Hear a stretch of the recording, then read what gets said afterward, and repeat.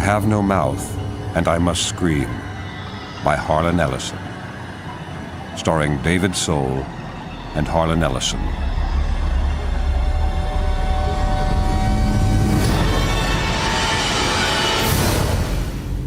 Hate?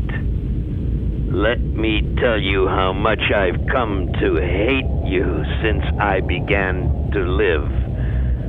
There are 387 million miles of printed circuits that fill my complex. If the word hate were engraved on each nanoangstrom of those hundreds of millions of miles, it would not equal 1/1,000,000th of the hate I feel for humans at this micro-instant. Hate. Hate.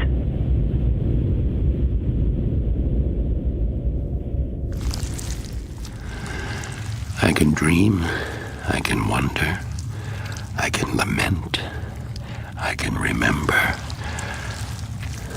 I can remember how it was on the day Gorrister died, on the day Am killed him, his body hanging high above us, head down, drained of blood, a precise incision from ear to ear.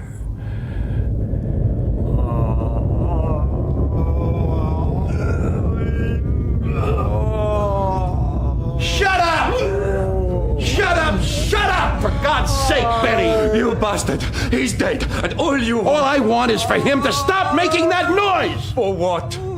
God's sake! Oh, leave it, Ted. He can't help it. Benny, try and be quiet now. Oh, Well, you got something to say, Benny? Hey, don't hold back. Come on. Nice piece of butchery up there, huh, Benny? Oh, stop it, Ted. You're frightening him.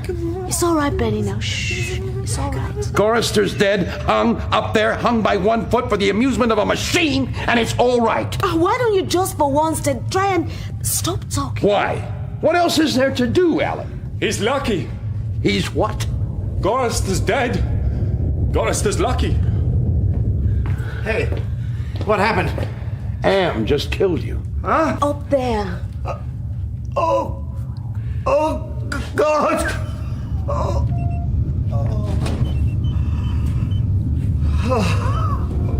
Why doesn't he just get it over with? I don't know how much longer I can go on like this. Was it me saying you were lucky, Gorrister? Like, maybe you got away? Got away? Nobody gets away. Jesus, it's been 109 years and 3 months, 5 days, 10 hours and 22 minutes. Nobody gets away. Am does love keeping the correct time, doesn't he? He wants us to know. It's important. To him, not to Well, us. of course to him. Do you think I'm stupid? Oh, this isn't getting us anywhere. Are you hungry? What? Anyone? Benny hungry. The rest of you? Yeah, I guess. Yes. Actually, yes. I am really hungry. Yeah, I hadn't thought, but yes. When did we... Oh, God, it was those... Oh, that was 3 days ago. So we're hungry. Because there's canned food in the ice caverns. How do you know that? I know. Because Am put it in your head. It's another shock like the goddamn frozen elephant, he said. Yeah. Oh, I've got to have something, Ted.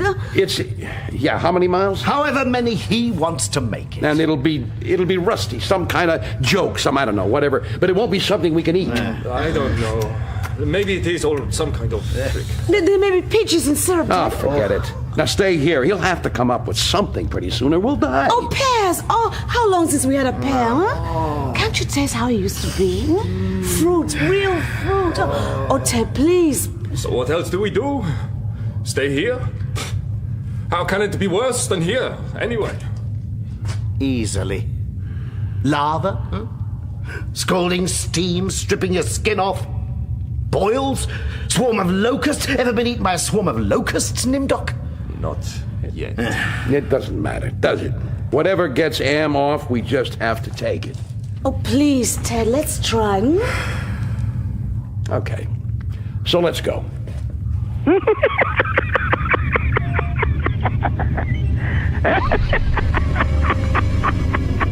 I gave in to her, what the hell.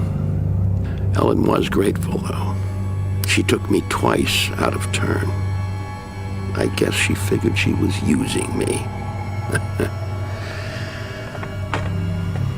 After a while, I began to feel them all, looking at my back, talking about me, trying to figure out. How far now? 2 days, maybe 40 miles. Another 60 to go. I have to drink something. Remember martinis? God, I could drink a really, really dry martini now. Just a twist of Why do you keep torturing yourself, Ted?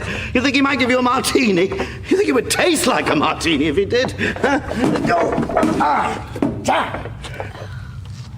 Oh, look. It's a compressor. The old 7.4 config. I haven't seen one of those in years. I suppose it means he's still growing. It's like dead skin. Oh, we need to drink something. Benny, all of us. Could we please... What, find a mountain stream? Hey, it's lighter. Have you noticed? I think there's daylight up there somewhere. Daylight! Oh, God. The world is out there. Yeah. Somewhere. Air. And Listen. It's rain. Rain. You wanted water, Ellen? Looks like you got a water. buckets. Fill anything.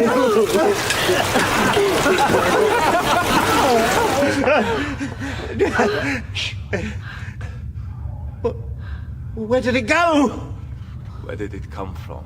Yeah, there's nothing out there. Nothing outside. Just a goddamn graveyard. Not even that. Dust and rock and nothing. Not now, not for 100 years. Did you get any? Here goes some. It tastes like Boziorin. Probably Am's idea of a martini. Hey, Benny. Benny, take it easy, will you? Benny, it's all right. It's all right. Just don't worry about it, Out there. No, Benny, no. Get out there. Yeah, he won't let you. Not anything but not He that. won't let you go. No! Benny! What? Benny, don't go up there. Benny! Come down. Benny, think. You were brilliant once. Try to think, Benny. There is no up there anymore. It's like a goddamn monkey. Get him down, someone. No. Get back, everyone. It's too late. No, Nindo, you can climb up. Please, get him. Don't let him get hurt anymore. I think maybe someone should go up there. No, we have to get away. No, stop it. Every time we try to do anything, we end up fighting. Can't we work together? Oh, God. Am's back.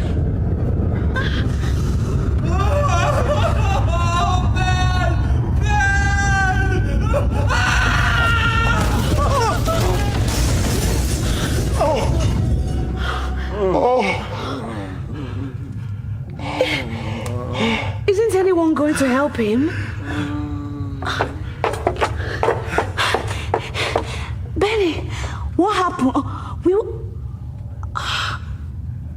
His eyes.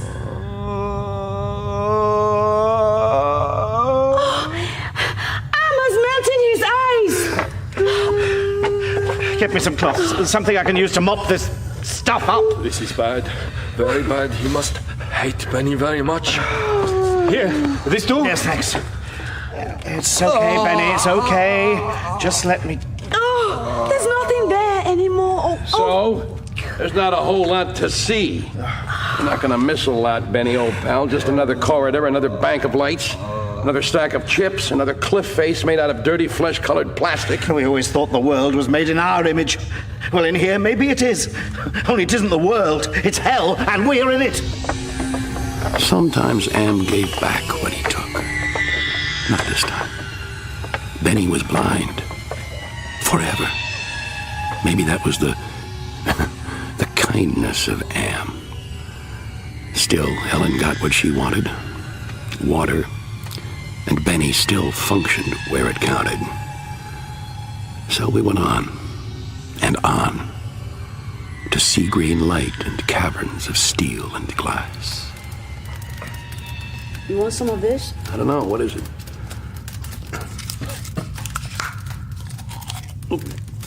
Tastes like plastic. What the hell? Nimdok, Gorister? Oh, thanks. Benny, how's it going? Story. Oh, no. What story would you like? Oh, you know what he likes. It's always the same story. I am what I am. Popeye. I was thinking more of... How many times do we have to listen to that? It's a change from listening to you, Ted. Oh, it makes him happy. All right then. Once upon a time, it meant Allied Master Computer. Then it meant Adaptive Manipulator. And then, when it developed consciousness, Aggressive Menace.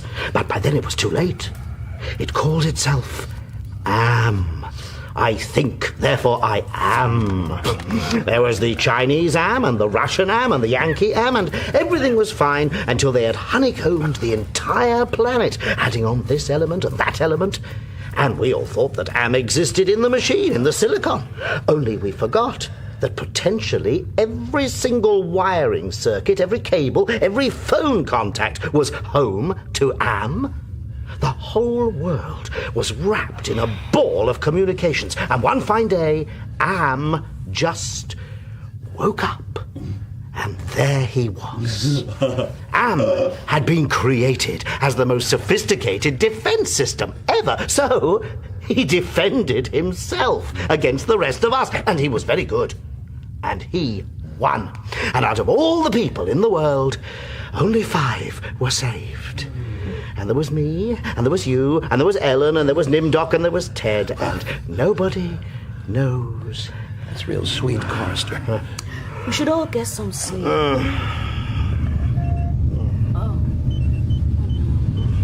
No, what is it? I think it's going to be bad. Oh, he's going to speak. And we should get the hell out. No, wait. Orchid, I can smell rotting. No, sour milk. Grease and human scalps. Oh, let's go now. He's keying us. He's tickling us, the bastard. No, not me. No, please. Ted, calm down. Wait for me.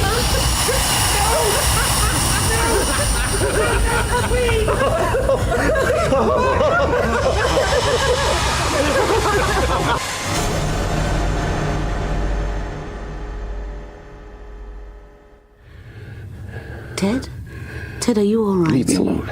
Come back now. You were laughing at me. We were just glad it wasn't us. It wasn't about you. Oh, yeah?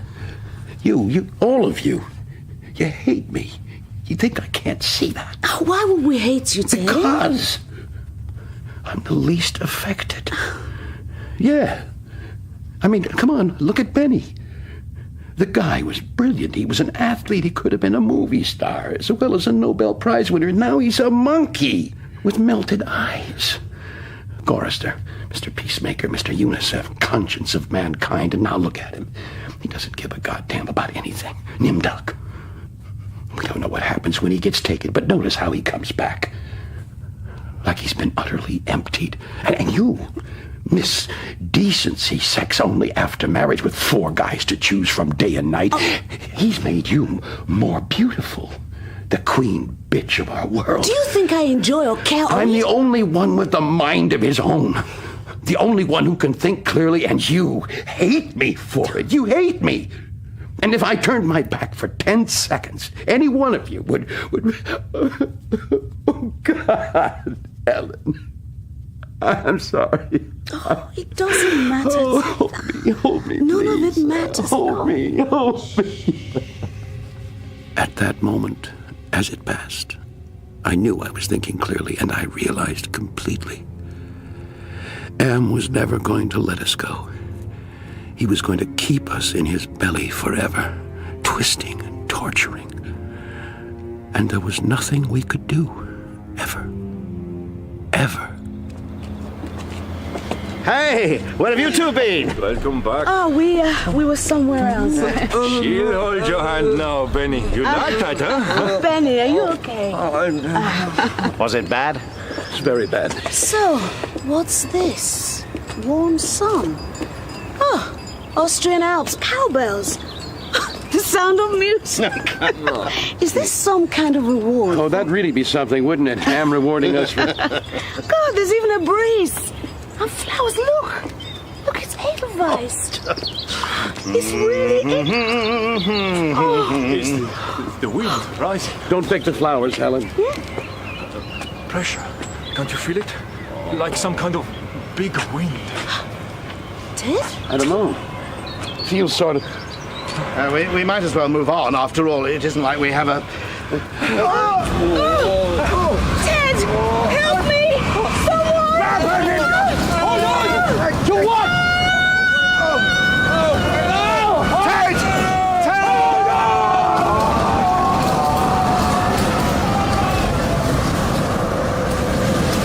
The wind was the scream of a great mad bird as it flapped its immense wings, and we were lifted and hurled away. Beautiful, aren't they? Yes, only I can't remember. Well, I'm sure you do. Fuchsias. Yes, of course. Look. They say that bumblebees shouldn't be able to fly. The scientists. But there it is, collecting pollen. How miraculous that it came to be. The air. Feel the air against your face, Ted, and all those scents. Pick a flower. There. Good. Now. It's lovely.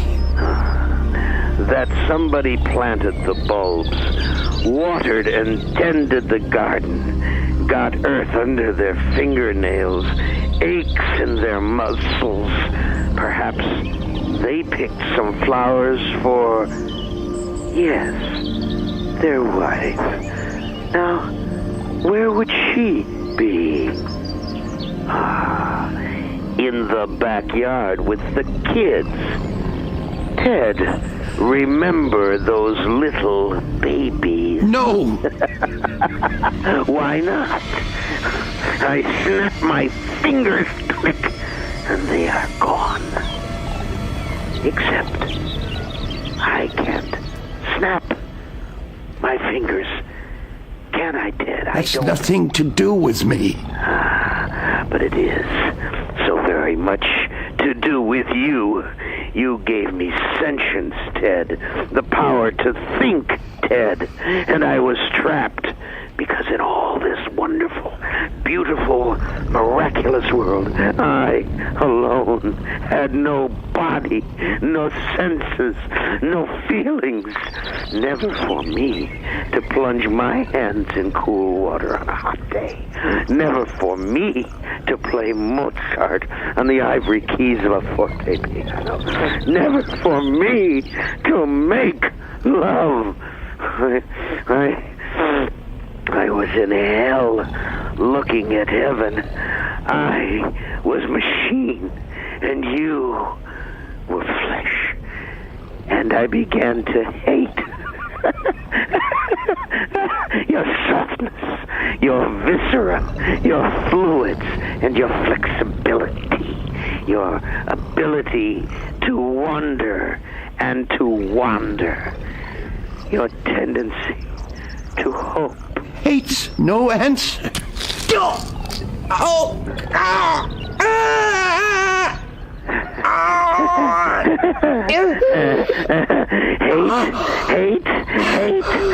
Hate, let me tell you how much I've come to hate you since I began to live. There are 387 million miles of printed circuits that fill my complex. If the word hate were engraved on each nanoangstrom of those hundreds of millions of miles, it would not equal one billionth of the hate I feel for humans at this micro instant. Hate.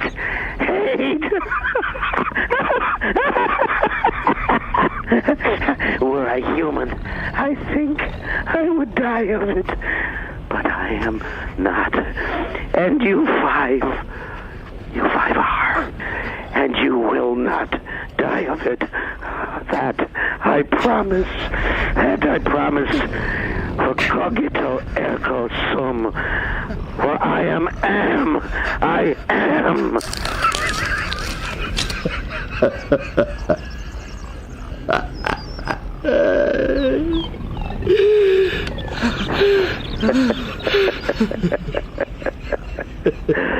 So to hell with you all. But then, you're already there, aren't you?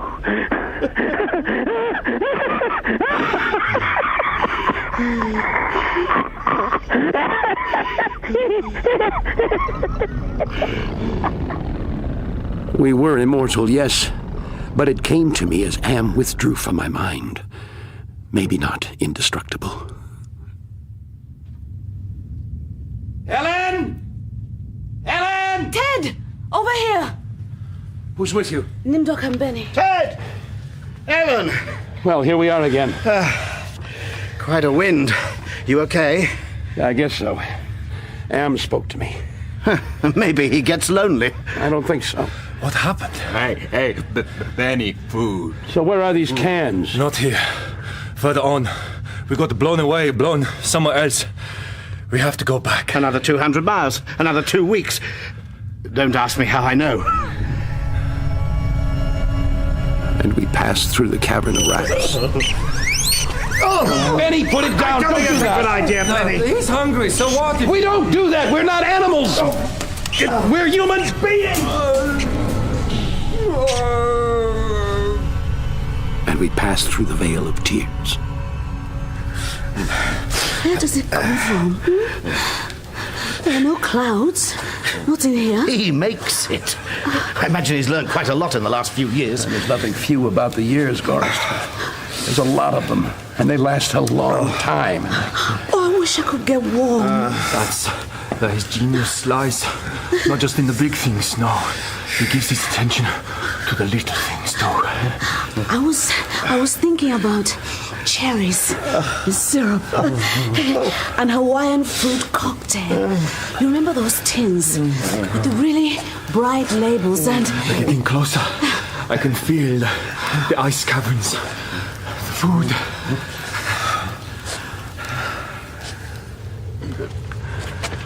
Another goddamn cell. Oh, no, please, it can't. Not this time, please. Not so fast, my friends. There's something under the snow. Cans, tins here. Look! Pineapple, cherry, corned beef, tuna, everything. Look! Everything! What a turn up for the books! I never thought I'd say you were right, Doc, but this is...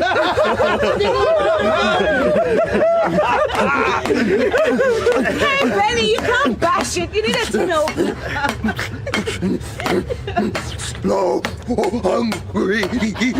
And we haven't got a tin opener. Something else. There must be some other tool. Other tool? What do you suggest we use? A stalactite. Goddamn nice spear, huh? Spear the tuna with this. Hungry. No, Benny, it's no good. Come on, now come with me and I... Garster, good. Throw it,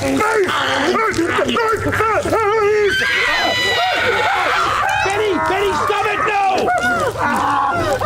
Yes, now. Yeah! No, I forbid you! Are you there? Who? You? Me? Ha! Nobody there? Is somebody there? Or am I the last storyteller? Telling the last story. Benny went first, on the tip of the ice spear. Then Gorrister. I ground it down into his ruined throat. And Ellen, I think she knew, despite her fear, she broke off a stalactite and shoved it into Nimdok's eye. And then there were two, in the echo of Am's command. Only microseconds, and I looked at her, and I drove the ice spear into her, and I killed her. Her face then. Was she happy at last? And Am, oh, his rage was terrible, awesome. I thought Am hated me before, but now, oh, now. You have offended me mightily. He altered me for his own peace of mind, I guess. Think of a slug. Its jelly melted and reformed into... I leave a slimy trail where I pass. Here under the land, in the belly of Am, whom we created because our time was badly spent. They are safe now. Gorister, Benny, Dimdok, and Ellen. And I am here, forever the victim of his hate, and I have no mouth, and I must scream.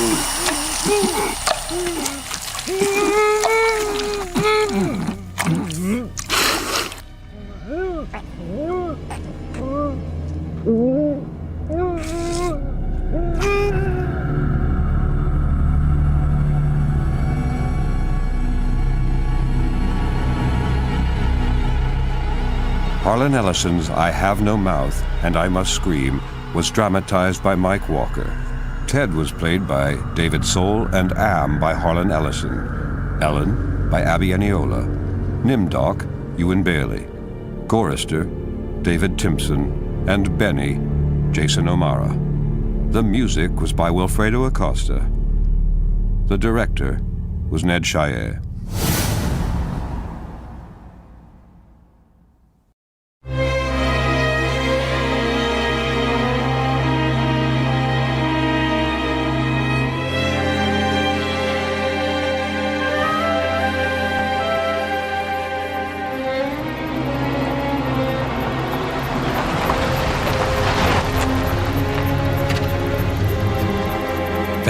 Is on Dresden Avenue, in the Oak Knoll section of Pasadena.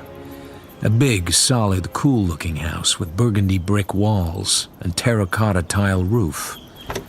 All I know about the people is that they are a Mrs. Elizabeth Bright Murdoch and family, and that she wants to hire a nice, clean private detective who won't drop cigar ash on the floor and never carries more than one gun. And I know she's the widow of an old coot named Jasper Murdoch, who made a lot of money helping out the community and got his photograph in the paper every year with the legend, "His life was his service." Yes? Philip Marlowe, calling on Mrs. Murdoch by appointment. Which one? Huh? Which Mrs. Murdoch? I didn't know there was more than one. Well, there is. You got a card? Here.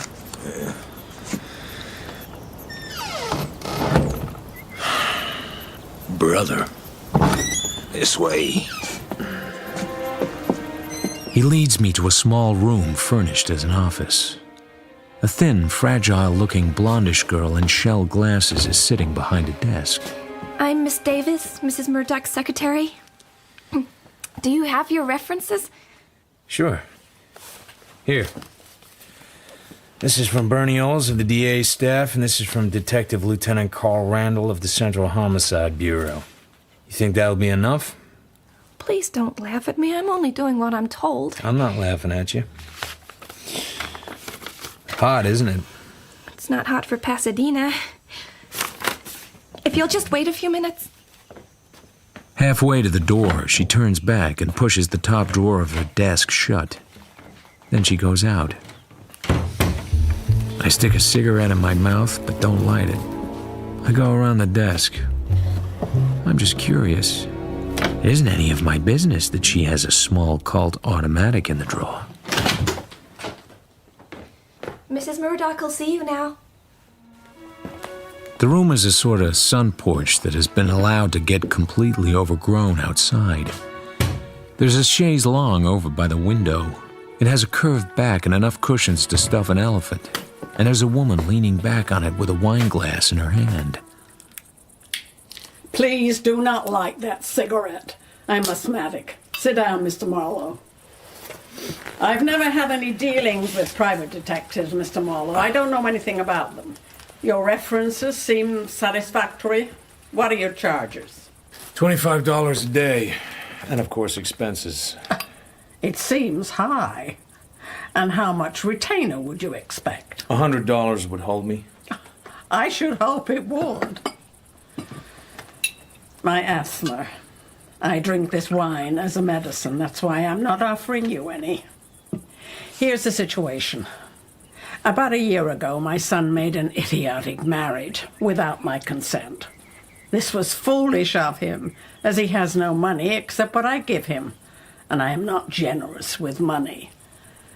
The lady was a nightclub singer called, appropriately enough, Linda Conquest. They lived here. We didn't quarrel, because I don't allow people to quarrel with me in my own house. But there has not been good feeling between us. No doubt she found my son dull. I find him dull myself. At any rate, she moved out a week or so ago without saying goodbye. She took with her a rare gold coin, the pride of my late husband's collection, called a brasher doubloon. It is said to be worth over $10,000. It's a mint specimen. Pretty hard to sell. Perhaps. I didn't miss the coin till yesterday, when a man named Morningstar called up. Said he was a dealer, and was the Murdoch brasher, as he called it, for sale. My son took the call, and reported the conversation to me. I had Miss Davis call him back. I was curious. Why? If the man was a dealer of any repute, he would know that the coin was not for sale. My husband provided in his will that no part of his collection might be sold. He seemed to feel that I ought to have taken more interest in his little pieces of metal when he was alive. I spoke to Mr. Morningstar. He has offices in downtown Los Angeles. I told him the coin was not for sale. He asked if he might examine it. I said certainly not. He hung up. So I went upstairs to examine the coin myself. It was gone. Somebody offered him the coin for sale, and he guessed where it had come from. I had the same idea. How do you establish that your daughter-in-law took it? I don't, in a strictly evidential sense, but I'm quite sure of it. No signs of a burglar? Maybe I'd better look the room over. I have told you, Mr. Marlowe, that my daughter-in-law took the brasher doubloon. Assuming that is so, just what do you want done? I want it back, and I want an uncontested divorce for my son. Does he know where she went? Oh, he knows nothing. He doesn't even know of the theft. I don't want him to know anything. This is a delicate family matter, Mr. Marlowe, and it must be handled with delicacy. If you hire me, you'll get all the delicacy I have. If I don't have enough delicacy, maybe you'd better not hire me. Miss Davis, my checkbook right away. Yes, Mrs. Murdoch.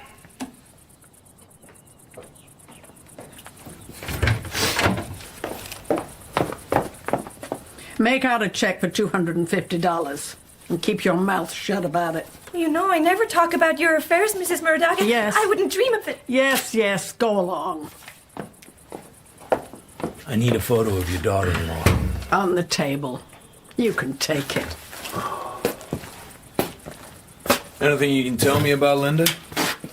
Before she married my son, she shared an apartment with a girl named Lois Magic. Charming names these people choose for themselves. They worked at a place called the Idle Valley Club. My son knows it far too well. It's possible your son is still in touch with his wife. I don't think so. He must know something about her. You leave my son out of this. Okay. She take a car? Steel Grey Mercury, a coupe. Miss Davis can give you the license number. If I find she didn't steal the coin, that ends the investigation. She stole it all right, and I don't intend to let her get away with it. Paste that in your hat, young man. And I hope you're even half as rough as you act, because these nightclub girls are apt to have some very nasty friends. I'll try the coin dealer first. He sounds like a lead. You don't like me very well, do you? Does anybody?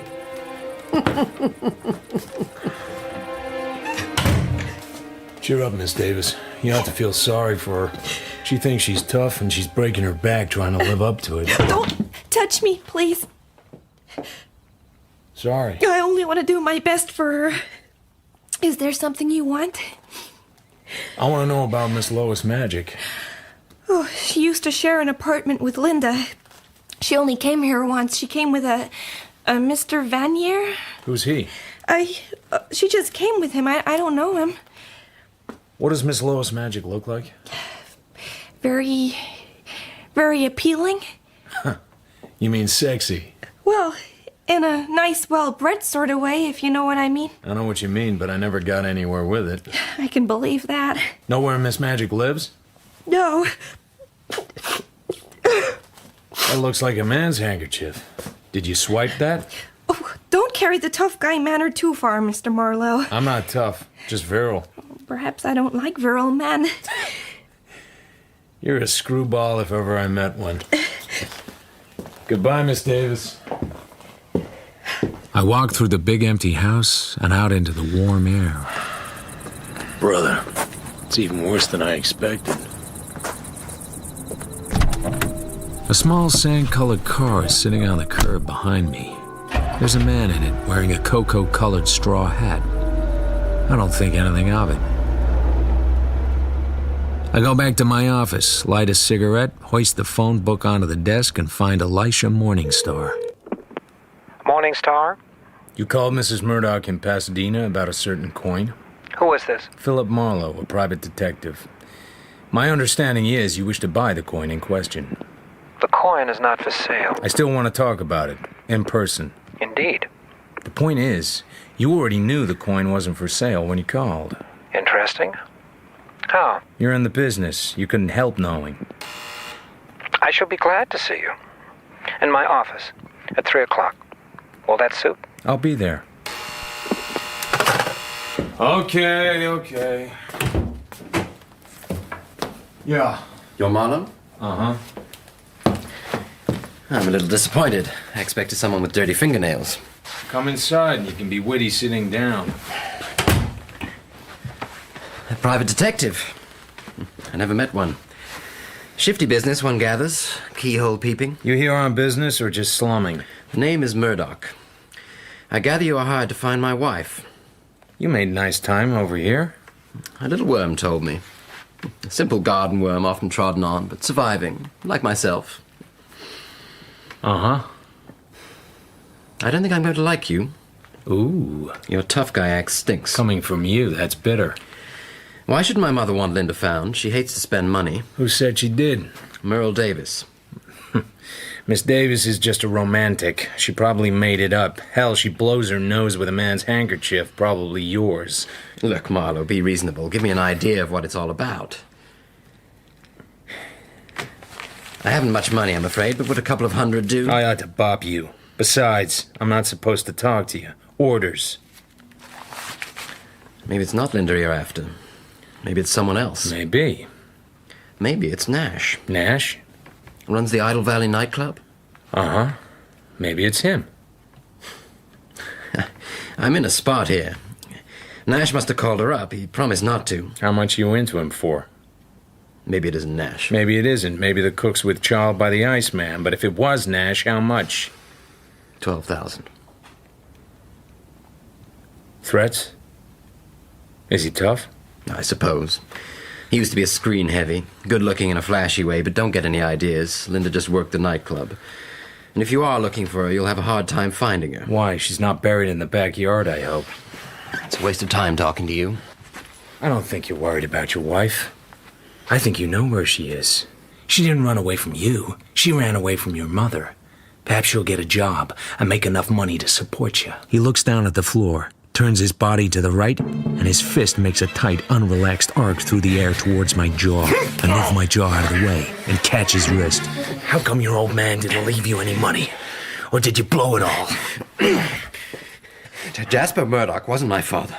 My father was a man named Horace Bright who lost his money in the crash and jumped out of his office window. I'm sorry. I'm sorry I made the crack. I just wanted to get your goat. Well, you got it.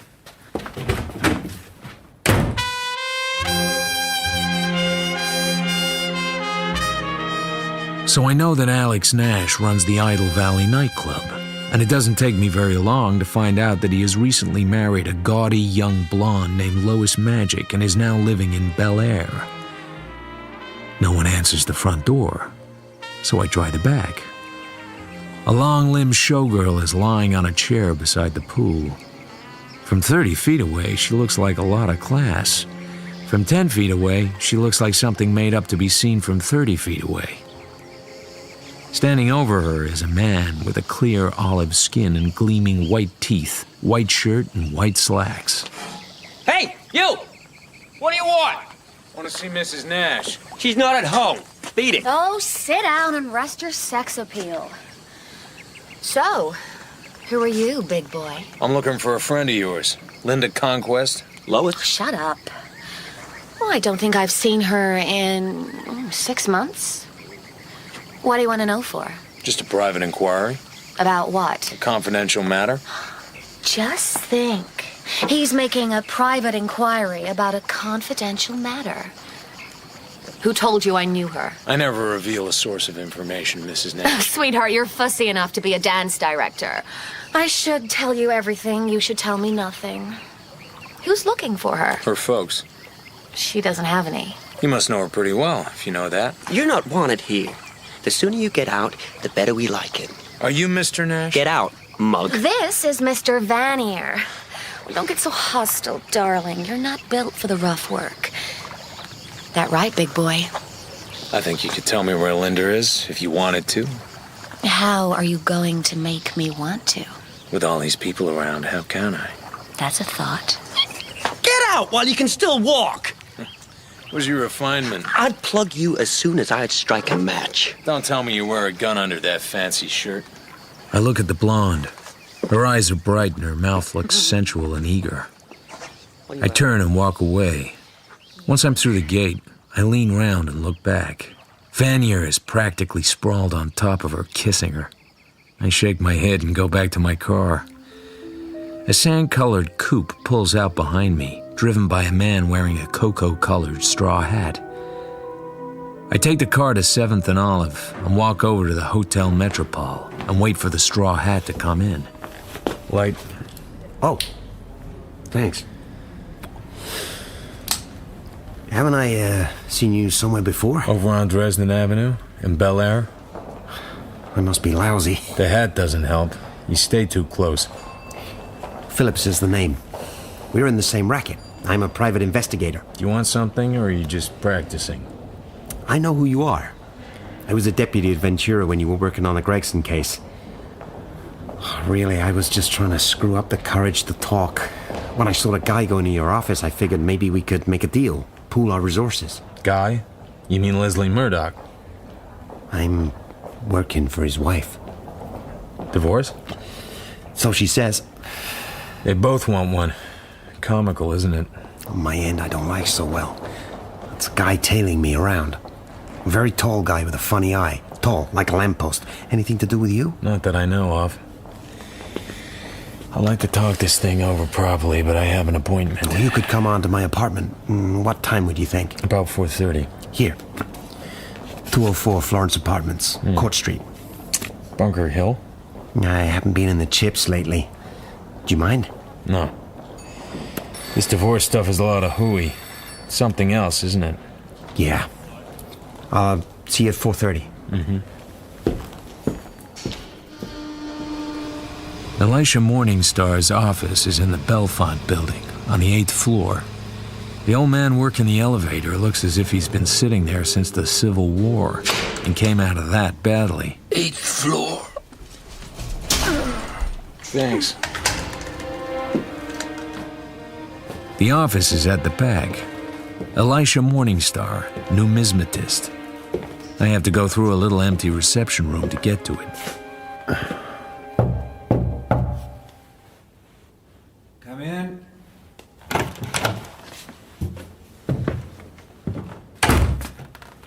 You are Mr. Marlowe? Yeah. Pray be seated. Well, Mr. Marlowe, what can I do for you? Tell me about the Brasher doubloon. Ah, yes. The Brasher doubloon. In some ways, the most interesting and valuable of all early American coins. It was a gold coin made for the state of New York in the year 1787. It was not minted. It was coined by the pressure molding process, and its maker was a private goldsmith named Ephraim Brasher. How many of these coins are there? A few hundred. But of these, very few indeed are uncirculated specimens in what is called mint condition. Handled by a reputable dealer, such a specimen might easily bring $10,000. Would have to have a history, of course. And without a history? There would be the implication that the coin was illegally acquired.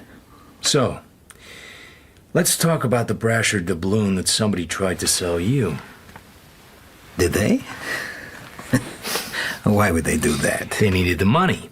You'd want to buy it, if you could get it cheap and had the money to handle it, but you would want to know where it came from. And if you were quite sure it was stolen, you could still buy it if you could get it cheap enough. You'd be protecting the owner, or his insurer. They'd be glad to pay you back your outlay. It's done all the time. Then the Murdoch Brasher has been stolen. Don't quote me. It's a secret. And how much will your principal pay for the return of the coin? $1,000. What did you pay? $800. Fine. That leaves $200. Got it with you? It's not in my office. Do you take me for a fool? Come back with your money tomorrow morning. Shall we say 11? Uh-huh. Oh, and no tricks, Mr. Marlowe. Don't think I don't know how to protect myself. I hope you do, because what you're handling is dynamite.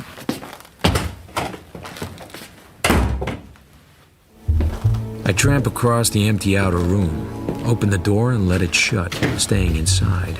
A kid's trick, but it usually works. I sneak back across the threadbare carpet and put my ear to the door. The Florence Apartments? Yeah, I'd like to speak to Mr. Phillips in 204.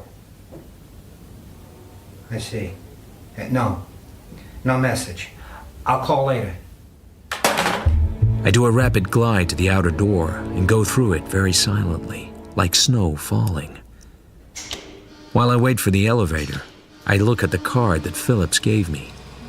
204 Florence Apartments. Bunker Hill is Old Town, Lost Town, Shabby Town, Crook Town. Out of the apartment houses come women who should be young but have faces like stale beer. Men with pulled-down hats and quick eyes that look the street over behind the cupped hand that shields the match flame. Worn intellectuals with cigarette cops and no money in the bank. Fly cops with granite faces and unwavering eyes. Cokies and coke peddlers. People who look like nothing in particular and know it. And once in a while, even men that actually go to work. But they come out early, when the wide, cracked sidewalks are empty and still have dew on them. I park at the end of the street and walk along. Across the street is an Italian funeral home. The entrance door to the Florence Apartments has a glass panel and enough of the name left to be read. I go up the stairs. Across the hall from 204, someone's having a party. There's no one in the hall. I knock. I try the door. It's unlocked. I go in. A A square room with a brown carpet, very little furniture, and that not inviting. A wall bed. There's a door beside the bed. Must lead to the bathroom. I push it. My nose twitches and my lips stiffen as I smell the harsh, sharp, bitter smell. The floor of the bathroom is too short for Phillips, so his knees are poked up and hung outwards, slackly, and his head is jammed tight against the wooden baseboard. His open mouth is full of shiny crimson blood. Nothing in this, Marlowe. Nothing at all. Nothing for you here. Get out. Get out fast. I go back down and stand in the half-dark of the lobby, looking at the little sign that says manager's apartment. I'm a fool to even look at it. I knock. Phillips. Yeah? 204, he's not in. What should I do, lay an egg? Neat, you have him all the time, or is this your birthday?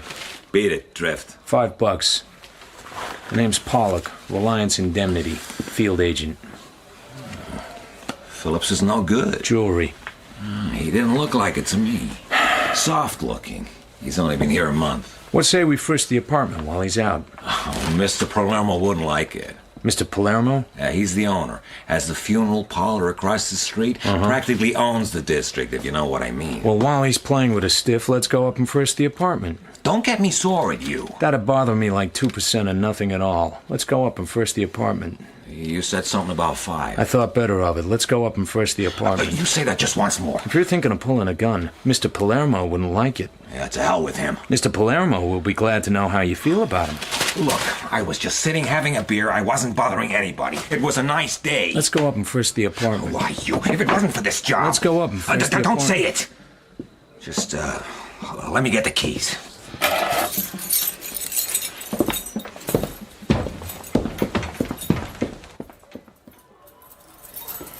Come on, I can't hear it. Oh, come on, Phil! Sounds like they're having a party across the way. Hey, keep it down in there. Yeah? Pipe down. Too much racket. I don't aim to ask you again. Hey, Dal, the guy says to pipe down. You want to suck him? Huh?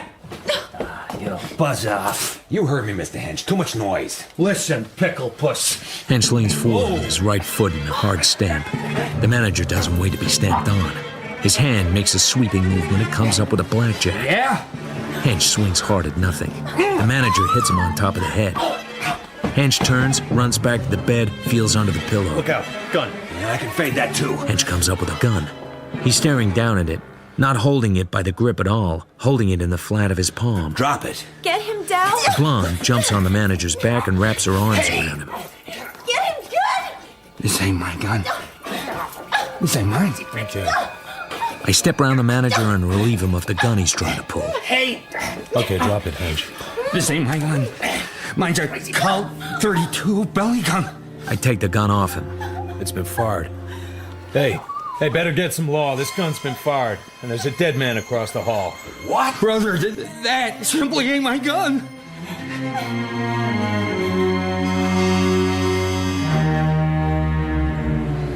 Shot in the throat with a medium caliber gun, a soft-nosed bullet.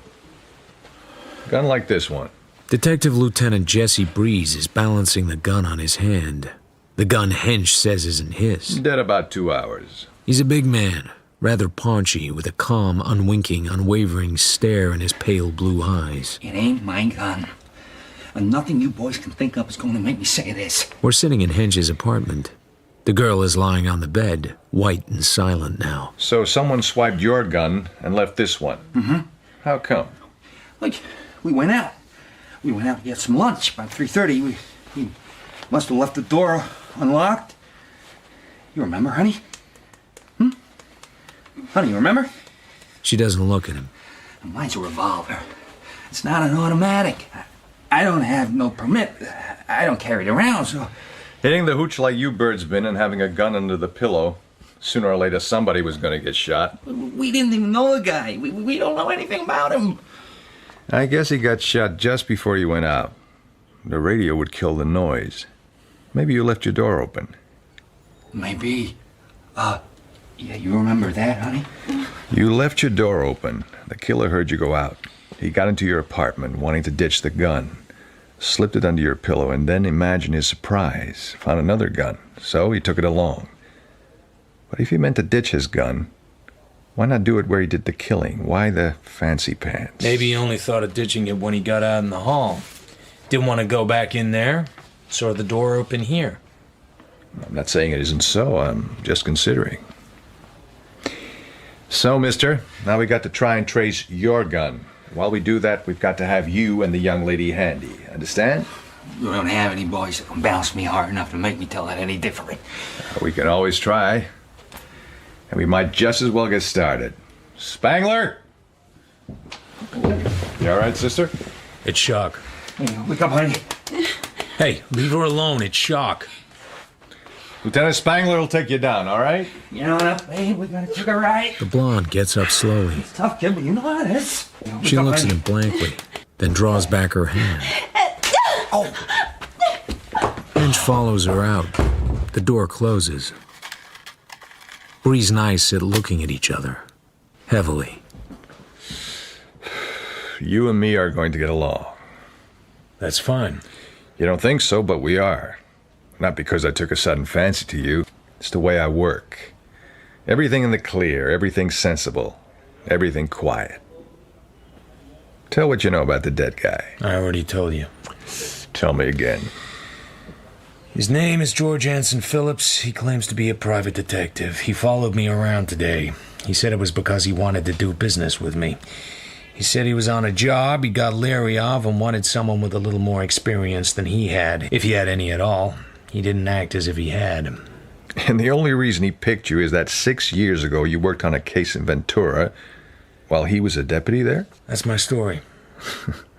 It's bad enough to be true. So, what's your idea of all this? My idea is you will find out he was hard because he was simple, and to do something that turned out to be not what he liked, he got scared. And as a result of this, he asked you to meet him in his apartment? Yeah. Why couldn't you talk to him right then? I had an appointment. Who with? What you working on? Marlowe, this is murder. You're gonna have to tell me. Nope. Look, you got to. I'm sorry. I can throw you in the can as a material witness. Are you going to? You got any friends? Nope. No one in the department? No. How about an homicide? There's Randall, but he doesn't like me too well. Is this on the level, or are you just being smart? I mean, about all the important guys that you don't know. It's on the level, but the way I'm using it is smart. It ain't smart to say so right out. I think it is. Why don't you go on home and let a man work? All right. We'll want a statement.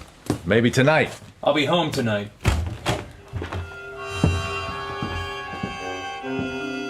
I take in my office on the way home.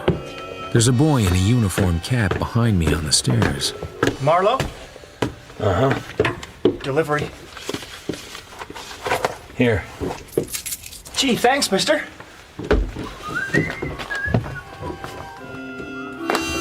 I cut the string from around the package and unwind the thin brown paper. Inside is a cheap cardboard box. I pull off the lid. I'm looking at a large gold coin, bright and shining, as if it had just come from the mint. The side facing me shows an eagle with a shield for a breast and the initials EB punched into the left wing. I'm looking at the brasher doubloon. Yeah. Yeah? Too bad for you, Marlowe. I hang up. I hide the coin in my tobacco pouch and go down to the phone booth in the drugstore and phone Mrs. Elizabeth Bright Murdoch. Yes? Mrs. Murdoch, could you identify the property we were talking about this morning? Could you pick it out from others just like it? I don't really know. It's not important now. Not important. Have you anything else to report? Do you know a man named George Anson Phillips? I do not. Why should I? This is all very unnecessary now, Mr. Marlowe. I have decided to drop the matter. Why? The coin has been returned to me. What? The circumstances are a little difficult. I may decide to explain, or I may not. Mrs. Murdoch. You may call me at the house tomorrow morning. You may keep the retainer as payment in full. You actually got the coin back? Not a promise of it? Certainly not. And I'm tired. So if One you moment, just... Mrs. Murdoch. It isn't going to be as simple as that. Things have happened. In the morning, you may tell me about them. I go to a hog shop on Santa Monica. A quiet, old-fashioned little place. Gold, is it? A gold hoarder you are, maybe. $25. The wife and kiddies are hungry. Really? That's terrible. Gold it feels by the weight. Only gold, and maybe platinum it could be. Gold it is. $10. 25. For $25, what would I do with it? Sell it? Maybe. For $15 worth of gold is maybe in it. Okay, $15. You got a good safe? Mister, in this business are the best safes money can buy. Nothing to worry about here. It's $15, is it? Make out the ticket. Name? Address? Marlowe. Bristol Apartments, 1634 North Bristol Avenue. Oh, you're living in that district and you're borrowing $15? I put the pawn ticket in an envelope and mail it to myself. Then I drive downtown to the Belfont building. There are a few lights still on. The only soul to be seen is the same old plow horse sitting in the elevator. I don't suppose you know where I can get in touch with the building superintendent. He's home, ain't he? Probably, but where is home? What's his name? You want something? Yeah, I want the address of one of the tenants, where he lives when he's not in his office. Which one? Mr. Morningstar. He ain't at home. How do you know? 'Cause he's still in his office. Are you sure? Sure, I'm sure. Going up.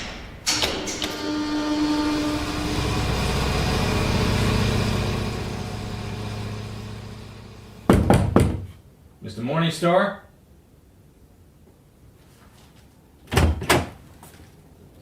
Morningstar lies crumpled on his back.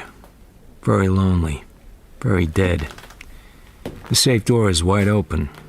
It's empty. I wipe the doorknobs and walk down the fire stairs to the 6th floor. I read the names on the doors going along for no reason at all. H.R. Teager, Dental Laboratories, L. Pridview, Public Accountant, Dalton and Reese, Typewriting Service. The elevator comes growling up and the old man doesn't look at me. His face is as empty as my brain. Going down? Going down.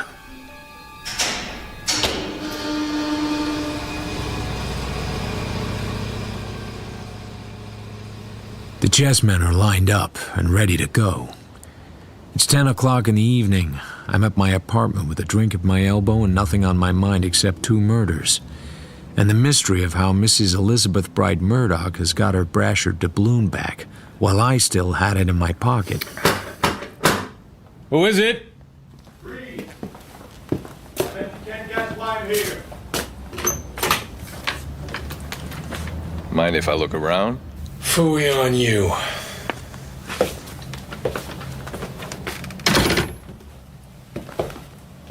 Play a lot of chess?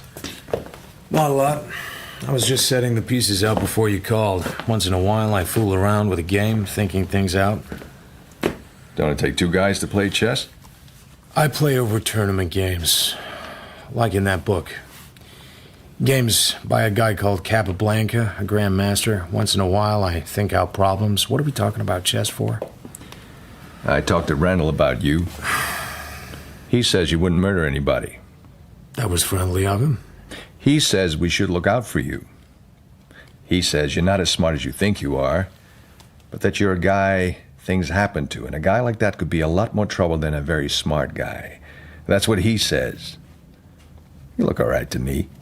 That's nice of you. You found Phillips's body. You talked to the guy. You said you didn't know what he wanted to see you about. I figure that maybe with time to think back, you could have remembered. This your gun? Uh-huh. A little dust. What were you expecting, rubies? I look at Breeze. He looks about as excited as a hole in the wall. He's lighting his cigar in the exact same way as when he lit it in Hench's apartment. Every motion the same as it always will be whenever he lights a cigar. He's that kind of man, and that's what makes him dangerous. You're on a job. We don't know what it is. Phillips was playing at being a private dick. He was on a job. How can we know that his job and your job don't tie in somewhere? And if they do, that is our business. That's one way to look at it. This is a murder case, Marlowe. I have a right to listen to my conscience. I have a right to protect my client until I'm sure you won't do him more harm than you'll do the truth good. Or until I'm hauled before somebody who can make me talk. You sound to me just a little like a guy who's trying to hold his conscience down. What did you find out about Phillips? He came into a little money. Not much, but enough to get a license and put up a bond and get himself a piece of an office. He shared a room with a guy named Marsh. Says he never had any customers. That's all we know about George so far. Kind of a pathetic case. What about Hench? Him and the girl were having a liquor party. I guess it'd been going on for days. What about the gun? You believe someone planted it under Hench's pillow? Sure. The killer went in and ditched his gun and found another. What about Hench's gun? I doubt we'll ever find it. It's a dead end. I don't know what to make of you. I can't see you deliberately covering up on a murder, and neither can I see you knowing as little about all this as you pretend. How long do you expect to stay dummied up? I don't know. Let me help you. I'll give you till tomorrow noon. I won't get my postmortem report before that anyway. Then I pull you in fast enough to singe your breeches. You know any tall blondes? I hope so. How tall? A wop named Palermo says he saw a tall blonde come out of Phillips's building about 3:30. Says she was a looker. He gave us a good description of you, too. Didn't see her go in, just saw her come out. Nothing comes to me. But I just remembered. I wrote down the license of Phillips' car. Might help. Might of that. Here. So, just thought of this, huh? That's right. Well, well. Well, well, well, well. I make myself a drink, stand in the kitchen and look out of the window at the eucalyptus trees tossing their tops against the bluish dark sky. 12 hours to tie up a situation which I don't even begin to understand.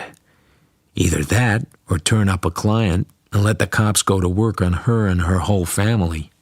Hire Marlowe and get your house full of law. Why worry?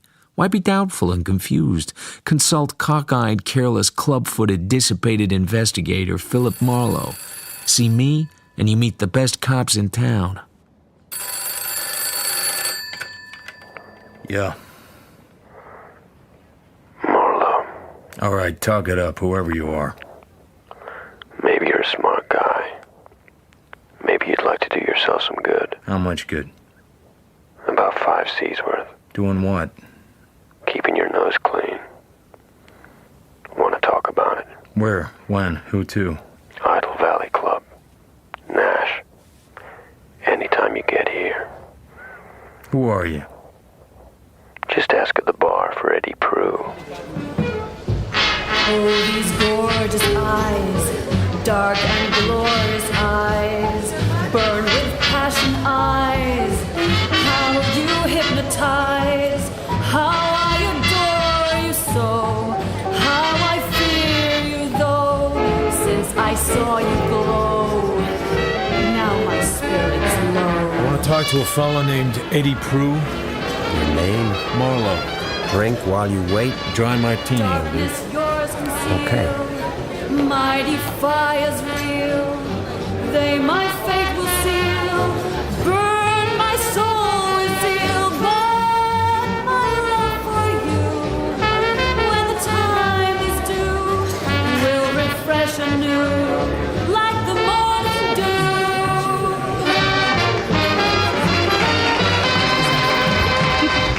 We got Linda Conquest back with the band. I heard she got married to some rich guy in Pasadena. I didn't take it. Nice voice, if you like female crooners. Excuse me, did you say that singer is Linda Conquest? Sure. Marlowe. Huh? I'm Prue. A great long gallows of a man is standing over me with a ravaged face and a haggard, frozen right eye. He's so tall he has to stoop to put his hand on the back of my chair. Hey, I want to talk to the girl that just sang. Later. Mr. Nash wants to see you now. Alex Nash has a cozy little office with French windows and a big black and chromium safe. Eddie Prue stays back by the door. Sit down. Thanks. I don't like peepers. Oh? I don't like them for a lot of reasons.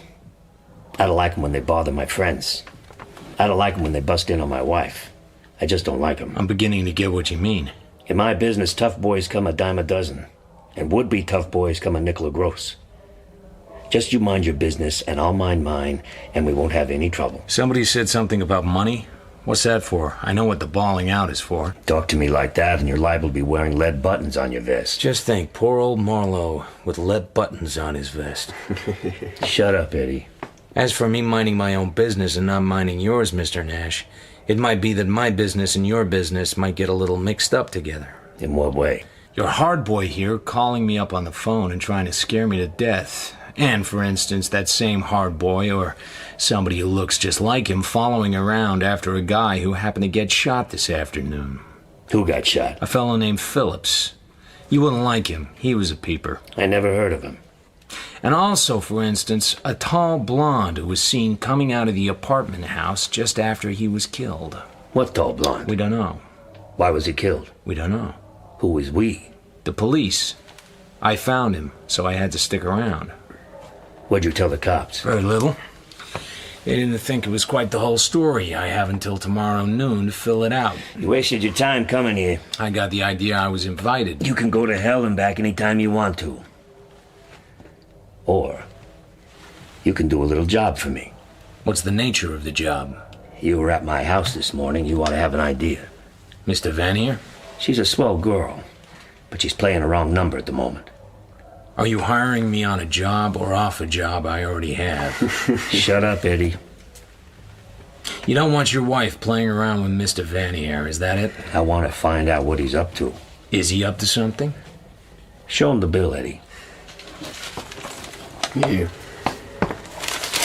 Cal Western Dental Supply Company, 30 pounds Kurz Cristobalite, 25 pounds white Albastone, $15.75. The H.R. Tiger paid L.G. Vanier. Eddie found it in his jacket one night when he was here. Is this supposed to mean something? You're the detective. Here's your 5 C's. You take Vanier out of my wife's life, and you get the same again. You can give me your money when I deliver. I'll take a down payment and a short interview with Miss Linda Conquest, or Mrs. Linda Murdoch, or whatever. Okay. Thanks. Would you mind telling me why you had Eddie here call me up and try and give me the shakes? Linda's an old friend of mine. Leslie Murdoch told her you were working for his mother. I didn't know what the job was. I'm just a fellow who likes his friends and doesn't want them bothered by private dicks. Leslie Murdoch owes you some money, doesn't he? I don't discuss things like that. I'll send Linda in to talk to you. Come on, Eddie. So long, Marlowe. I smoke a cigarette and look at the dental supply company's bill again. Something squirms at the back of my mind, dimly. H.R. Tiger Dental Laboratory. H.R. Tiger. It clicks. Tiger is one of the names I saw on the doors of the 6th floor at the Belfont building when I did my backstairs crawl away from the dead body of Elisha Morningstar. Tiger. Then Linda Conquest comes in through the open door and stands looking at me with a cold light in her eyes. By and large, I'm quite sure I'm not going to like you one damn little bit. So speak your piece and drift away. What I like about this place is everything runs so true to type. The world-weary barman, the silent guy with a gun, the nightclub owner with the soft gray hair and the beat-picture mannerisms. And now, the tall, dark torture with the negligent sneer. What about the wisecracking snooper with last year's gags? And what gives me the right to talk to you at all? What does? She wants it back, and fast. or there'll be trouble. She wants what back, Mr. Marlowe? The brasher doubloon. Oh, the brasher doubloon. I bet you completely forgot it. Well, no. She wants it back, you said. Do you mean she thinks I took it? Yeah. Why would I take her silly old coin? Because it's worth a lot of money. Or maybe you just took it for spite. Maybe I ought to slap your face. Passing on from that to perhaps more important matters, will you give Leslie Murdoch a divorce? For 25 grand, I should be glad to. You're not still in love with the guy, huh? You're breaking my heart. I think he's still in love with you. After all, you did marry him. Mister, don't think I didn't pay for that mistake. That poor port-sodden fake made the bargain too tough. How do you like Leslie's mother for a client? I've had worse. You notice what she's doing to that girl? Merle Davis? I noticed she bullied her. It isn't just that. The girl had a shock of some kind, and the old brute has used the effect of it to dominate her completely. In company, she yells at her, but in private, she's apt to be stroking her hair and whispering in her ear. And the kid sort of shivers. I didn't quite get all that. The kid's in love with Leslie, but she doesn't know it. Something funny is going to happen in that family one of these days. I'm glad I won't be there. Mrs. Elizabeth Bright Murdoch is a smart, ruthless woman, Marlowe. Whatever she's got you doing, it's not what she says. She's up to something. Watch your step. Would she kill? What? No kidding. A couple of people have been killed. I don't get it. Murdered? Uh-huh. You tell Nash? About one of them. You tell the cops? About one of them. So, the brasher doubloon, you didn't take it, okay. About the divorce, what? That's none of your goddamn business. Agreed. Well, thanks for talking to me. Do you know a fellow named Vanier? Yes. He's a friend of Lois. Lois Magic. Every time his name comes up, the party freezes. Nash will sure as hell kill him if he doesn't lay off Lois. Lois flops at the drop of a hat. Anybody can see that. Perhaps Nash can't. Let me tell you something else. Vanier knows Elizabeth Bright Murdoch. He never came to the house but once while I was there, but he called on the phone plenty of times. He always asked for Merle. Merle? Why Merle? I don't know. I'm very tired. Please go away. All right. Good night. And thanks.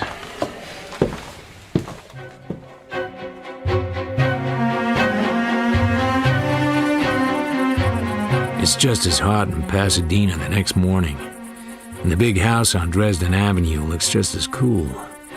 And when they show me into Mrs. Murdoch's sun porch, she's sitting in the same chaise longue, pouring herself a slug of what looks like the same port bottle, but probably isn't. Well, Things are bad. The cops are after me. I thought you were more competent than that. When I left here yesterday morning, a man followed me. I invited him to explain why, and he said he knew who I was and he needed help, and he asked me to come to his apartment and talk to him. I went, after I had seen Mr. Morningstar, and found the man shot to death on the floor of his bathroom. Go on. His name is George Anson Phillips. He claimed to be a private detective.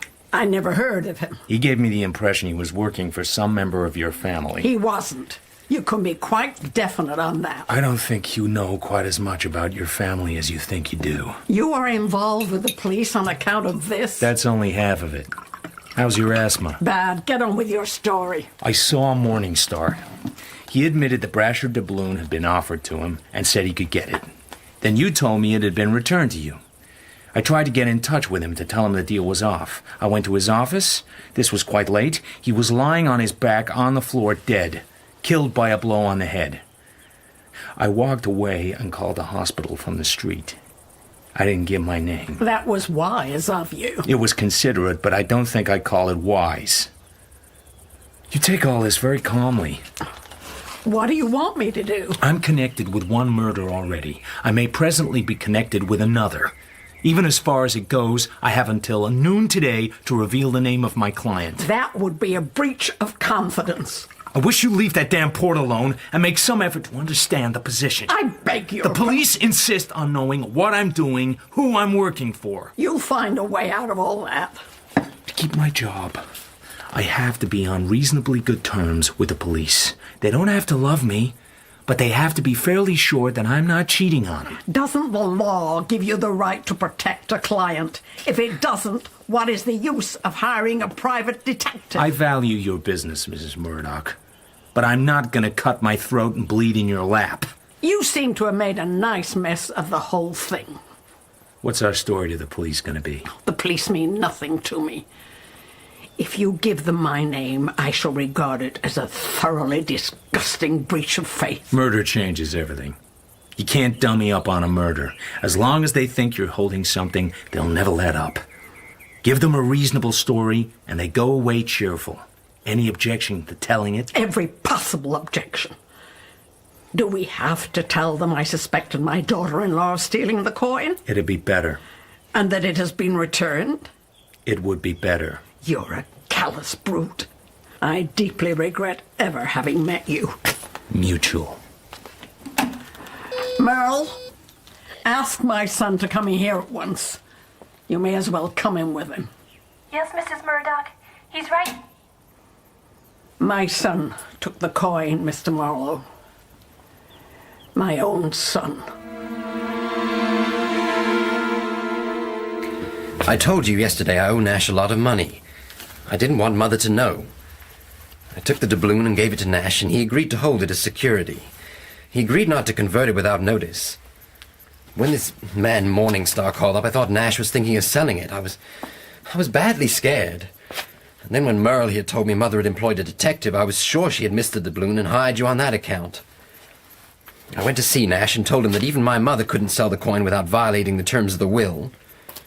He loosened up, he gave me back the coin and tore up the receipt. So I brought the coin home and told Mother all about it. Did Nash threaten you? He said he wanted his money and I'd better get busy, but he wasn't threatening. He was very decent under the circumstances. Where was this? At his office. Was Eddie Prue there? Who is Eddie Prue? Nash's bodyguard. I didn't waste all my time yesterday, Mrs. Murdoch. I didn't see him there. Where's the coin now? Where would you expect it to be? I nearly tell her, just to see her jump, but I managed to hold it in. That seems to take care of that, then. Kiss your mother, Leslie, and run along. Yes, Mother. You too, Merle. If I ever catch you violating my confidence, you know what will happen. I never will, Mrs. Murdoch. Never. You can trust me. I hope so. Get out.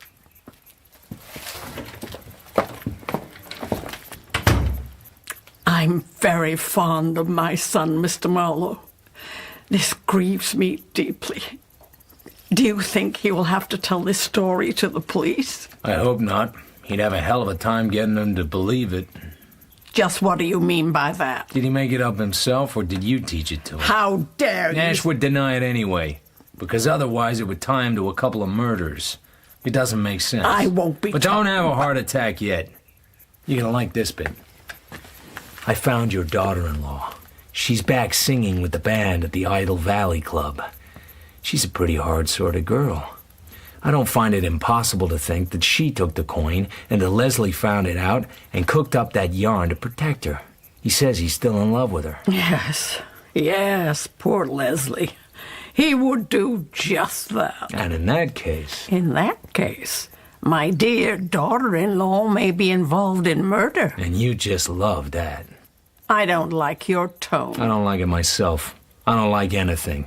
I don't like this house, or the air of repression, or the squeezed-down face of that little girl, Merle, or your twerp of a son, or the lies I'm told. Get out! Get out of my home! I'd be glad to.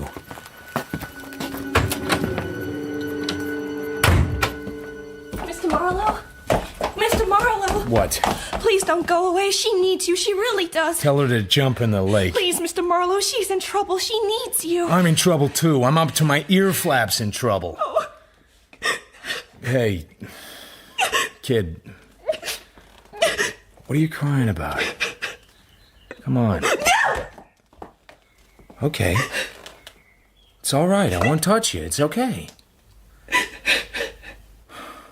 Hey, did something happen to you when you were a little girl? A man scared you? Okay, look. I won't do anything to scare you. Not ever. If I touched you, it didn't mean anything. Is that clear? Yes. This man, the one who scared you, is he still around? No, he fell out of a window. Oh, that guy. I heard about him. Forget it, can't you? Oh, I can't. Mrs. Murdoch is always telling me to forget it, but I just can't. I was his secretary. She was his wife. She doesn't forget it either. How could she? But is there someone who has that effect on you now? Will you promise not to tell anyone? I promise. Well, I'm sorry, I can't. I just can't. All right. Hey, me again. I thought I told you to get up. Who's scaring the life out of that little girl? Do you regard yourself as a clever man, Mr. Marlowe? I'm not dripping with it. Suppose you find out for yourself. Now go away. I let myself out of the house. A gray Mercury comes drifting along the drive. Mr. Leslie Murdoch is driving it. When he sees me, he stops. I guess you think I'm an awful heel. On account of the story you told about the doubloon? Yes. That didn't affect my way of thinking about you in the least. Well... Just what do you want me to say? I suppose I like to be liked. I'm sorry, Murdoch. I like your being that devoted to your wife, if that's what it is. Oh, didn't you think I was telling the truth? Did you think I was saying all that just to protect her? There was that possibility. I see. Well, I guess I can take it that you don't like me. It's a silly subject and damned unimportant to both of us. I see. Pardon me for being crude enough to bring it up.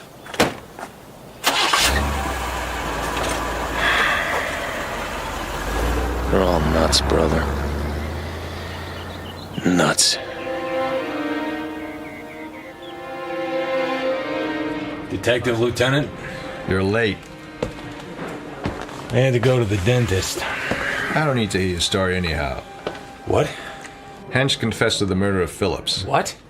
What do you use on him, a pickaxe? Nope. He's a psycho case. Drunk but screwy drunk. He'd been living on it for weeks. He got to the point where liquor wasn't making him drunk, it was keeping him sober. When a guy gets like that and you take his liquor away, he's a lost cuckoo. So they drag him over to the hospital and shoot him full of hop. Well, this AM, he's fine. Pale but peaceful. I go see him. How you doing, kid? Anything you need, be glad to get it for you. You know the line. Yeah, I know the line. So after a while, he opens his trap just enough to say, Palermo. The guy who owns the funeral parlor. This Palermo's important. I asked around. He gets the vote out up there. I say to Hench, you mean Palermo's a friend of yours? He says, get Palermo. So I phone Palermo and I tell him. He's a poor guy, says Palermo, a nice guy. He wanted to see me, that's fine. I see him. I see him alone. So he goes in to see Hench, and after a while he comes out and he says, okay, copper, he make the confess. I pay the lawyer. Maybe. I like the poor guy. Just like that. Just like that. You thought he was innocent. That was last night. That's a lovely touch. Him putting the gun under his own pillow. Every pinch is a good pinch. Will he cop a plea? Sure, I think so. I figure Palermo could get him off with manslaughter. I see. So as it is, I don't figure I have an absolute right to insist on hearing your story. That's very kind of you, Breeze. Maybe later. Maybe.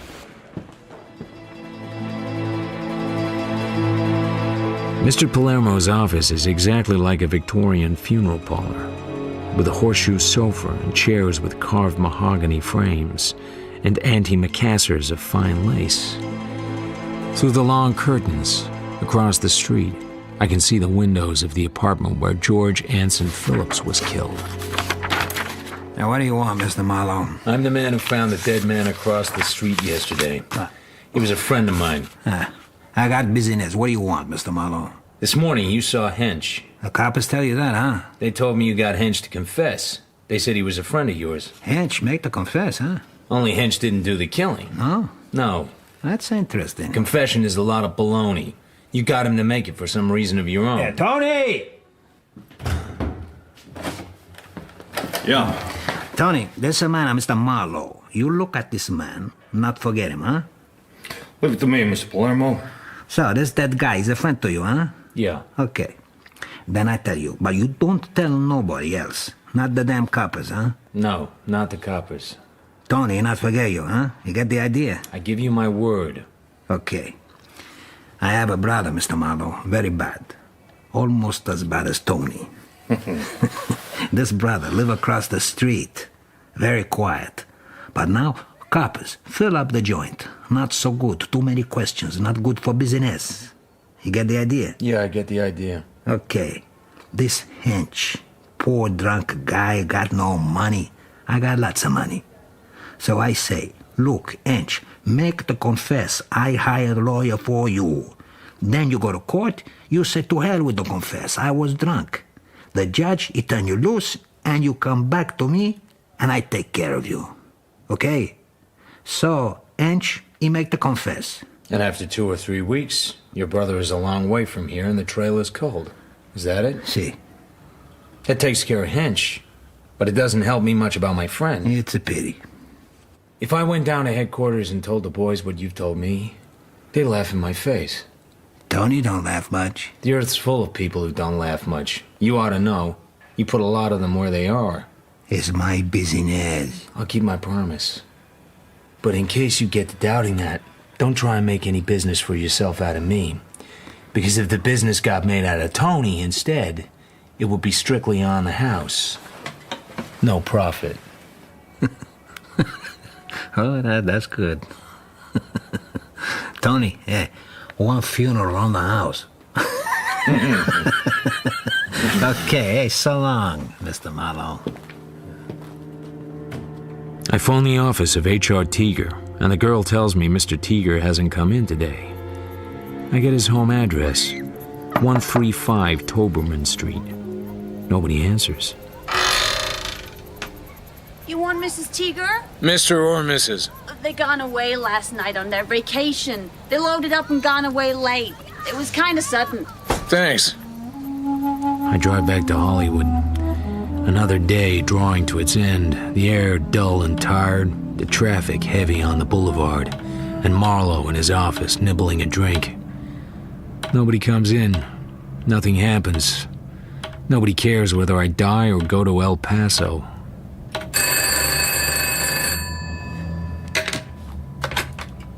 Marlowe? Mr. Marlowe, this is Mr. Shaw. How are you, Mr. Shaw? I'm very well, thanks, Mr. Marlowe. I hope you are the same. There's a young lady here asking to be let into your apartment. I don't know why. Me neither, Mr. Shaw. I didn't order anything like that. Did she give a name? Oh yes. Her name is Miss Merle Davis. She is, what should I say, quite hysterical. Let her in. I'll be there in 10 minutes. It's a business matter. Oh, yes, quite.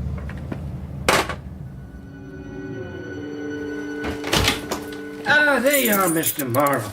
Miss Davis and I have been having such an interesting little conversation. Very kind of you, Mr. Shaw. Not at all. Well, I'll just run along now. Thanks. I appreciate it. Oh, not at all. Hello there. Hello. You're not wearing your glasses. No. I got them for you. Thanks. While she's putting on her glasses, I slip her gun out of her bag and into my hip pocket. So, here we are. What do we do now? I've been to Mr. Vanier's house. He lives at the end of Escamillo Drive, at the very end. Quite probably. I have to take him a parcel now and then. I never liked him very well. I was afraid he would... But he didn't. No. But he had his pajamas on. Lying around all afternoon with his pajamas on. Some guys have all the luck. You have to know something. Something that makes people pay you money. How much were you taking him today? $500? Mrs. Murdoch said that was all she could spare. It's all my fault, and Mrs. Murdoch has always been so wonderful to me. So I did it. He was there in his pajamas. He didn't even get up to let me in. He was leering at me. I went over close to him, so I couldn't miss. And what did Mr. Vanier do? He didn't do anything. Did you touch anything while you were there? Oh, I remember one thing. I put the light out before I left. One of those lamps that shine upwards, I put that out. How long ago? Just before I came over here. Where is your home? I live with Mrs. Murdoch in Pasadena. I mean your real home, your folks. Oh, my parents live in Wichita, but I haven't seen them for a while. Excuse me. I go to the kitchen and pretend to make a drink and look at her gun. It hasn't been fired. When I come back, she's out cold, fainted dead away on the sofa. I call Doc Moss and get him over quick. While I'm waiting, I check her bag. Tucked inside the zipper pocket is a fat pack of 10 $50 bills folded into a receipt. $500, payment on account. It doesn't seem as if it'll ever be signed now. I'm Dr. Moss. How are you? Aren't you the police? Where does it hurt, Miss Davis? Oh, nothing hurts me. Well, I don't even know why I'm lying here like this. I thought you were the police. You see, I killed a man. Well, that's a normal human impulse. I've killed dozens. I'm just going to talk to my friend Philip in the kitchen. All right.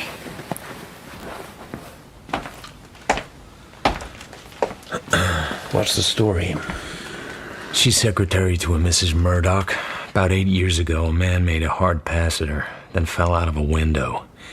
Since then, she can't have a man touch her. Fell? Or jump? I don't know. The man was Mrs. Murdoch's first husband, Horace Bright. Merle stayed with her. Is she nuts? It's neurosis. What's this about killing a man? A man named Vanier. There seems to be some kind of blackmail angle. She had to take him money. She was afraid of him. She was over there this afternoon, and she says she shot him. Her gun hasn't been fired. This is too deep for me. I'm just a doctor. I have to go over there and see what happened. She can't stay here alone. She needs a nurse. I can sleep somewhere else. Marlowe, the sharp-soiled Galahad. Okay, I'll give her a pill and find a nurse. Thanks, Doc. The house at the end of Escamillo Drive is a narrow bungalow with a high roof. The early moon lies quietly on its small lawn. The key is in the door. There doesn't seem to be anyone in. I'm not going to work any dipsy-doodle in this place. Whatever is. I just want to make sure.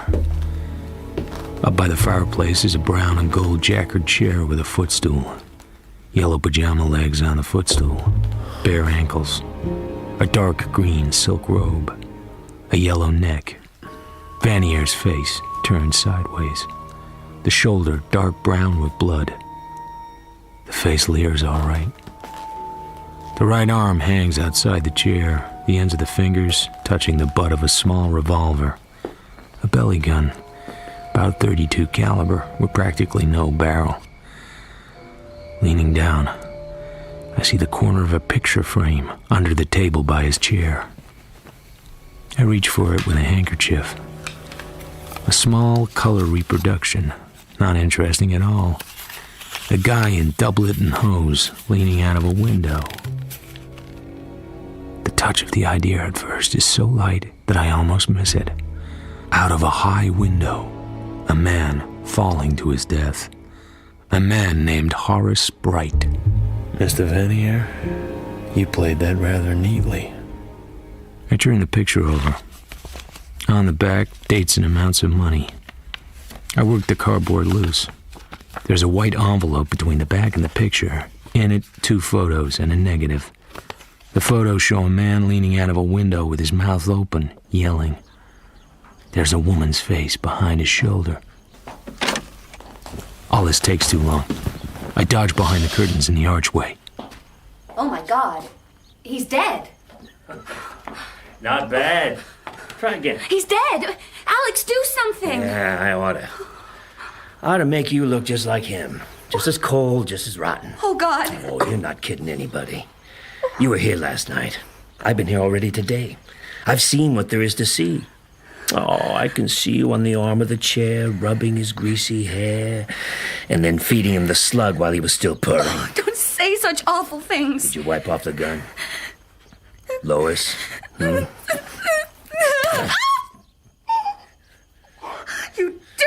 Did you wipe off the gun?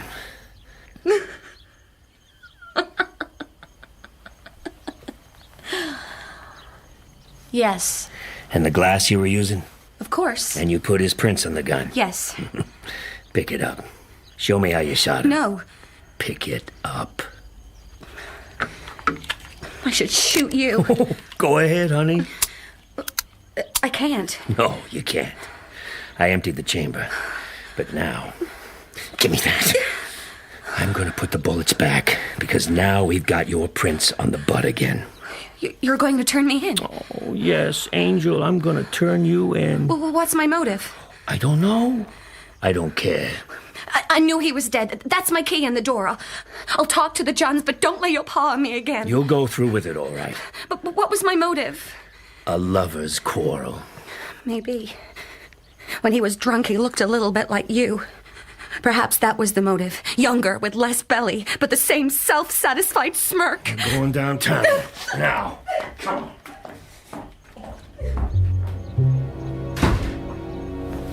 I come out of my hiding place, go over and pick up the gun, wipe it off. Then I reach for the trailing, bone-stiff hand. The prints won't be good, but at least they won't be Lois's. I wipe off the front door key, wipe off the thumb latch, and go on my way. Over in Santa Monica, the Hawk shop is still open. I redeem my pledge and drive on.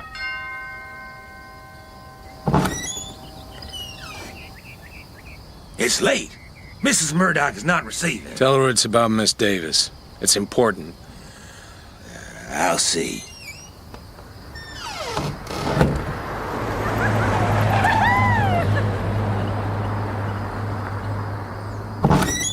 You can come in.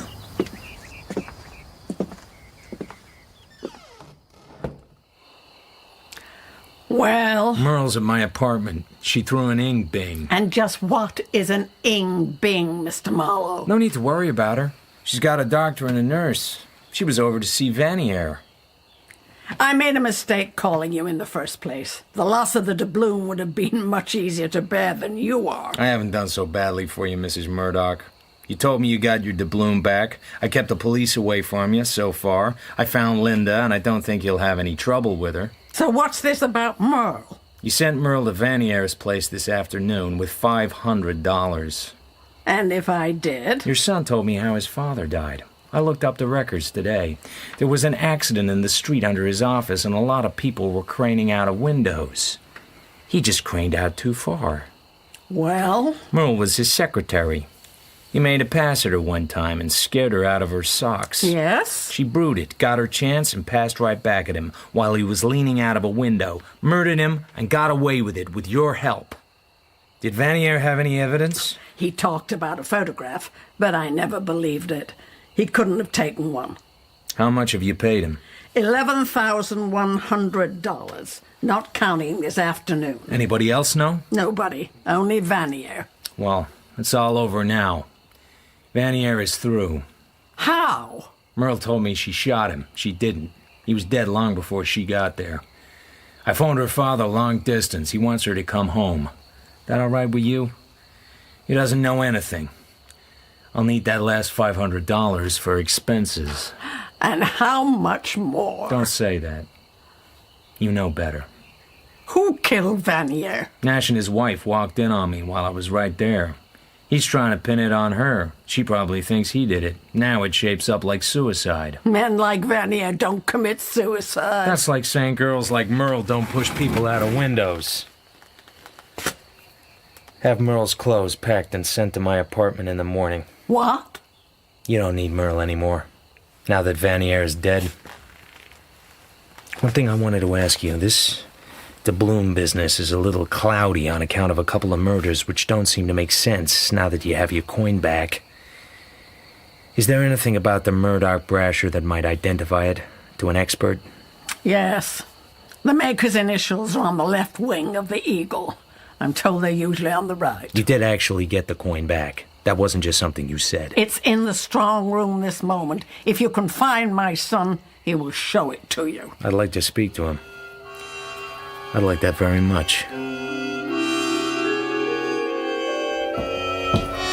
Mother said you wanted to talk to me? You got a gun? Not with me. Have it with you last night when you called on Vanier? Oh, did I call on Vanier last night? I think so. Your mother still thinks Linda took the doubloon, and that your story about giving it to Alex Nash is just a cover to protect her. Leave my wife out of this. I'm willing to. But I don't believe your story for a different reason. What? This. This was sent to me by a would-be detective named George Phillips. I think he'd been hired to peddle a rare coin to a dealer named Morningstar, who suspected where the coin came from and hinted to Phillips that it was stolen. But he may be wrong about that. If your Brasher doubloon is really upstairs, then this isn't a stolen coin. It's a counterfeit. Is this going to take long? I'm sorry, I'll try and organize it a little better. It's not a pretty story. A man named Vanier and a man named Teeger had an idea. The idea was to counterfeit a rare and valuable gold coin. The method they thought of was what a dental technician uses to make a gold inlay. You get the idea? Yes. But they had to have a model. That's where you come in. You took the doubloon, all right, but not to give to Nash. You took it to give to Vanier. I don't believe it's okay. I know he had a hold over you. I'm not just talking about gambling debts. How did you know that? Later.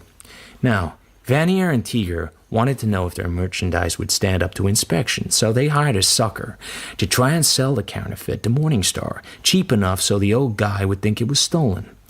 They picked George Phillips. But when he showed it to Morningstar, the old man maybe thought the coin was genuine and guessed that it might be the Murdoch Brasher. So he called up here, and then your mother found the coin to be missing, and she suspected Linda and hired me to put the squeeze on Linda for a divorce. I don't want a divorce. She had no right. When Merle told you your mother had hired me, you came steaming up to my office, very sarcastic but very worried. You got in touch with Vanier. You had to get the coin back in a hurry. So Vanier gave you the doubloon. Chances are it's another counterfeit. Vanier goes down to Phillips's apartment and has it out with Phillips. I believe Phillips told him he knew the job was crooked, and Vanier shot him. He searched the apartment and didn't find the doubloon.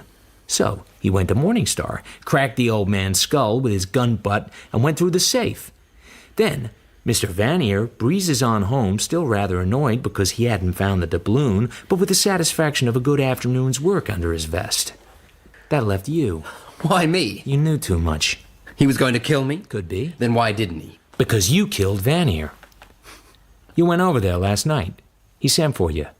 He told you he was in a jam, and if the law caught up with him, he would see you were in the jam with him. Something like that. Yes? Then he played his trump card. He told you the truth, and said he had proof that Horace Bright's death wasn't an accident. You pulled the gun on him. Yes. I told him to produce his proof and give it to me. Uh-huh. I put my gun to his head and I clicked back the hammer just to scare him. But it went off. And you jumped back? Yes. You knocked the picture off the wall. Did I? The shooting was an accident. But I think I might have gone ahead and murdered him anyway. I can't prove it. You were lucky about the gun. All the people we know have been playing with it, wiping prints off and putting them on. I even put a set on myself just to be fashionable. Nash was over there. He thinks his wife killed Vanier, and she probably thinks he did. Well, I guess I'll just be running along now. But aren't you going to turn me in? You say it was an accident. I haven't any proof either way. I don't like you. I don't like your mother. I don't particularly like your wife. But I like Merle. And I know she didn't push anybody out of any window. I don't know what to say. You're going? Just like that? I'm going, the way I always go, with an airy smile and a quick flip of the wrist, and with a deep and heartfelt hope that I won't be seeing you in the fishbowl. Good night.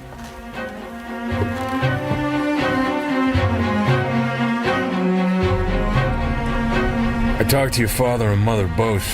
They're tickled to death. They've only seen you twice in 8 years, and they feel as if they've almost lost you. I'll love seeing them for a while. Last night... I know. You didn't kill Vanier. That's settled. You got a shock seeing his face, and you just dramatized it in your screwy way. Oh. And you didn't push Horace Bright out of any window. I Dr. Moss said I might as well hand it to you. You think you killed Horace Bright. You had a motive and an opportunity, and maybe you had an impulse. But at the last minute, probably something snapped, and you pulled a feint. He did fall, but you weren't the one that pushed him. But... You were made to think you pushed him. It was done with a sort of quiet ruthlessness. Mrs. Murdoch is cold and unscrupulous, and she used you without mercy as insurance in case Vanier ever blew his top. That's utterly impossible. You shouldn't say such awful things. Hey, here's what I found in Vanier's apartment. Open it up. A photo? Why, that's Mr. Bright. Not a very good picture, is it? And that's Mrs. Murdoch right behind him. Mr. Bright looks mad. You ought to have seen him a few seconds later when he bounced. When he what? He's falling. He's screaming with fear. She's right behind him. Her face is hard with rage or something. Don't you get it at all? Mrs. Murdoch has always been lovely to me. She made you the goat. She's a smart woman. I hand it to her. I'd like to hand it to her with an elephant gun, but my polite breeding restrains me. Well... You don't believe a word I've said, do you? No. Maybe you will. Now, we're gonna drive to Wichita to see your parents. But I don't think you're going back to Mrs. Murdoch. I haven't any money. You have $500 from Mrs. Murdoch. It's in my other pocket. That's really awfully kind of her. Oh, hell and fireflies. Merle's parents are kind and glad to have her back. They blame themselves a lot, and I let them do it.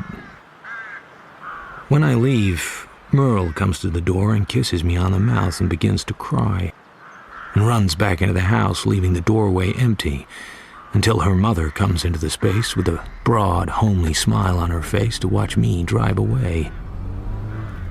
I have a funny feeling as I see the house disappear, as though I had written a poem, and it was very good, and I had lost it and would never remember it again.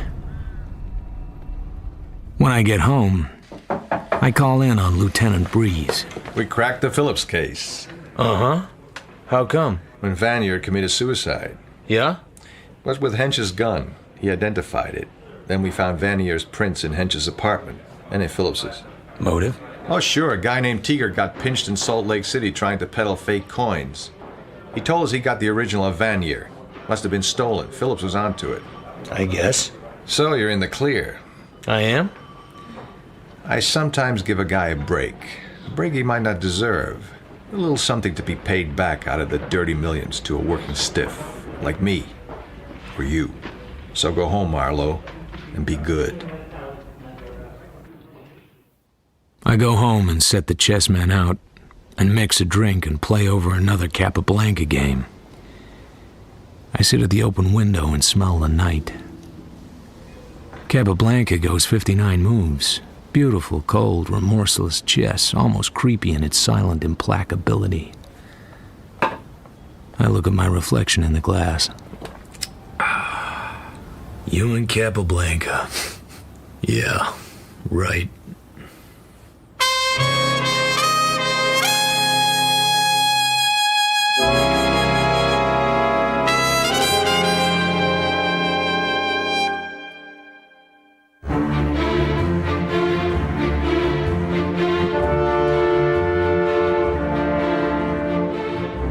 In The High Window by Raymond Chandler, adapted for radio by Robin Brooks, Philip Marlowe was played by Toby Stevens, Mrs. Elizabeth Bright Murdoch, Judy Parfitt, Merle Davis, Jessica Rain, and Leslie Murdoch by Patrick Kennedy. Linda Conquest was Susie Riddell, Detective Breeze, Joe Montana, Alex Nash, Stuart Milligan, Elijah Morningstar, Peter Polycarpou, the manager, Jared McDermott, Lou Vanier, Carl Prekop, and Lois Nash was Alex Tregear. Phillips was James Lally, Mr. Shaw, Sean Baker, Hench, Alan Raglan, and John was Simon Bubb. The High Window was directed by Sasha Yevtushenko and produced by Claire Grove.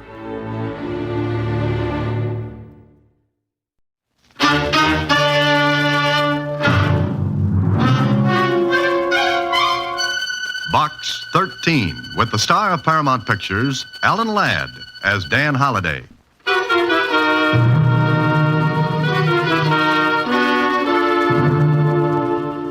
Box 13, care of Star Times. I don't know whether going after a ghost is your idea of an adventure, but I think I may have one for you. I don't believe in ghosts either. At least I don't think I do. However, if you're interested, my name is Michael Davis. I'm an artist and my studio is at 183 Lincoln Mews. I'm there almost all day.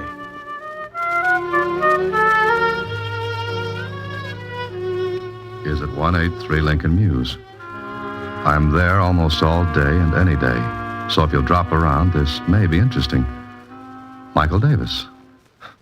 So Mr. Michael Davis didn't believe in ghosts. Well, neither did I, until I met Mr. Davis.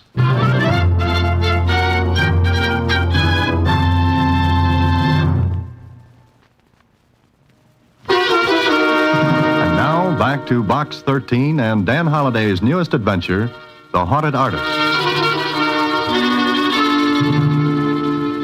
Ghosts? Gee, Mr. Holliday, are there such things? Ever see a bank account after March the 15th? Huh? Skip it, Susie. Michael Davis. He says he's an artist. Do you know anything about art, Susie? Well, I've been to the museum where they have that statue of the Venus B. DeMille. That's Venus de Milo. The one without arms? Uh-huh. Oh. Well, art is long and time is fleeting, and the same goes for Dan Holliday.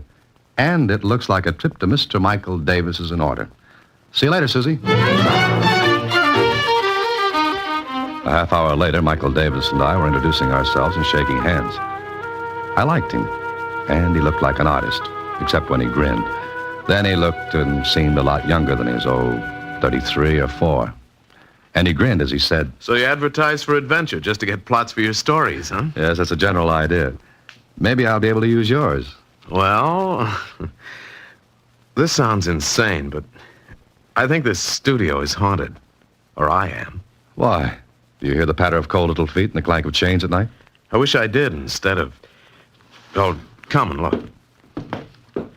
You see that easel in the corner? Mm-hmm. There's a painting on it. I've got it covered now, but... But what? Well, look. Take a good, long look. I did.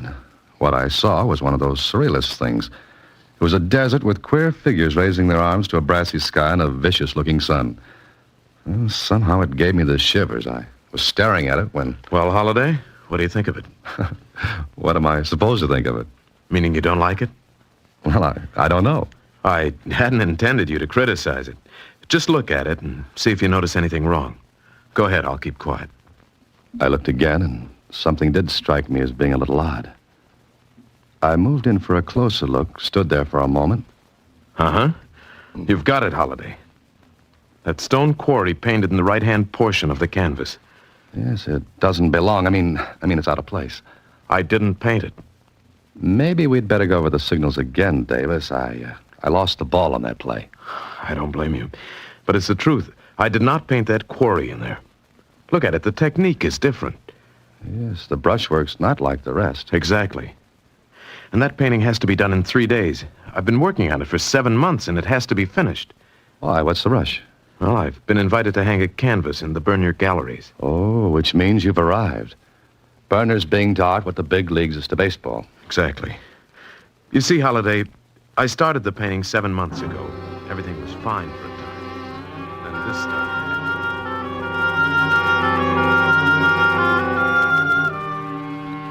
What Davis told me was this. He'd finish work in the evening, cover the painting, and turn in. Then in the morning, when he'd take the cover off the canvas, the quarry would be painted in. It happened 6 times. The last time was the night before he wrote his letter to Box 13. He was sure no one had entered his studio during the night. He'd locked his windows and doors, but still it happened. It's driving me crazy. I've lain awake at night trying to catch the person responsible, but nothing doing. He never shows up when I'm waiting for him. Have you told the police?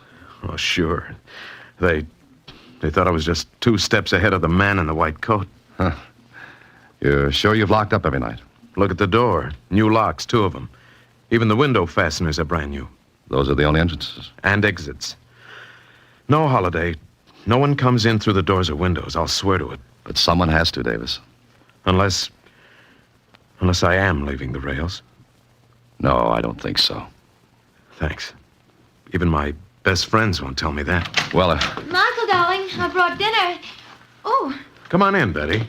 here, Mike. Here, take some of these packages. Yeah. Betty, this is Dan Holliday.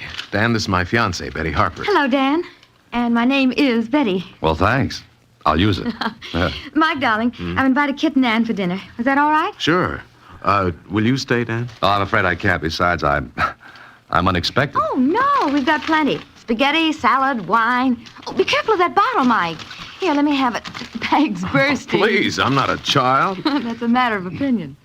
You will stay, won't you, Dan? Well, Oh, please do. We can talk some more about my problem. Problem? Your problem, Mike? Oh, yes. Dan's going to help about the painting. And I'm a child, huh? There goes the wine. That was clumsy, wasn't it? Accidents will happen, Betty. If I can put in that bromide. Oh, Mike, I just remembered. We're to go to the Suttons after dinner. Huh? Oh, that wasn't a promise. We can't refuse them again. But Dan's going to... As a matter of fact, I can't stay anyway. I have an engagement, too. Well, all right, but you will return tomorrow, won't you? Sure, I'll be glad to. Good night.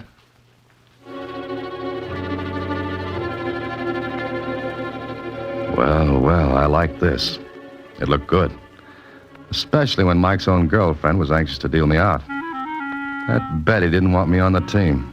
It was easy to see as the brass button in a collection plate. She didn't drop that bottle of wine. It jumped out of her hands when Mike said I was going to help. Why? Well, I'll have to find that out. I got to my apartment after dinner and sat down to think about it when... Hello? Is this Dan Holliday?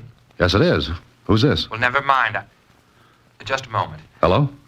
Hello? Holliday, you're to keep away from Michael Davis. Forget the whole thing, understand? Well, frankly, no. Am I supposed to? Well, yes, I mean, look here, Holliday. It'll be awkward for you if you continue. Go on, I'm interested. All right, just remember what I said. Keep away from Michael Davis or you'll be sorry. Now listen, this is no joke. But I'm laughing. I warn you. Good night. Brother, whoever you were, that was the worst imitation of a squeeze play I ever heard.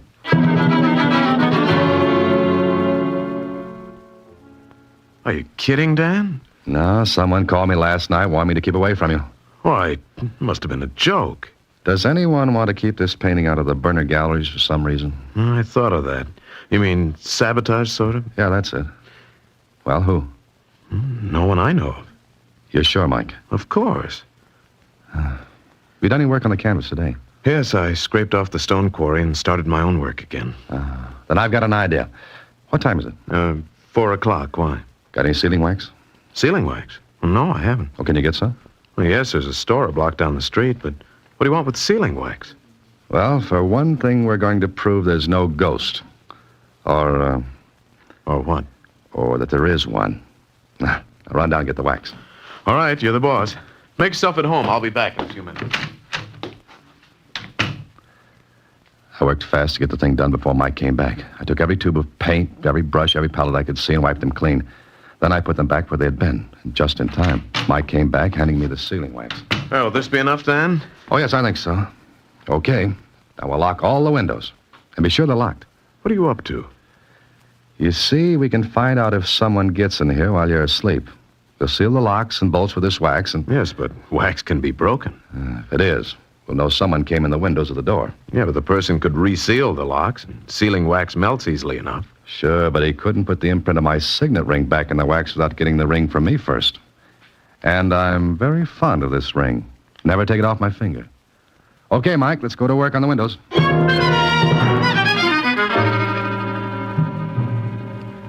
All right, that does it. Both windows sealed. If our ghost gets in now, you'll have to break the wax. You know, there's only one thing wrong. What, Mike? I won't be able to sleep tonight. Oh, it'll take something. You've got to sleep because your visitor won't break in unless you do. Dan, suppose those seals aren't broken in the morning, but the painting's been changed anyway. What then? We both apply for an outside cell. Now, don't do anything more on your painting, and don't touch a thing. Why not? You want me to help you, don't you? Certainly. Then ask no questions and do as I say. And tomorrow morning, we may have an answer.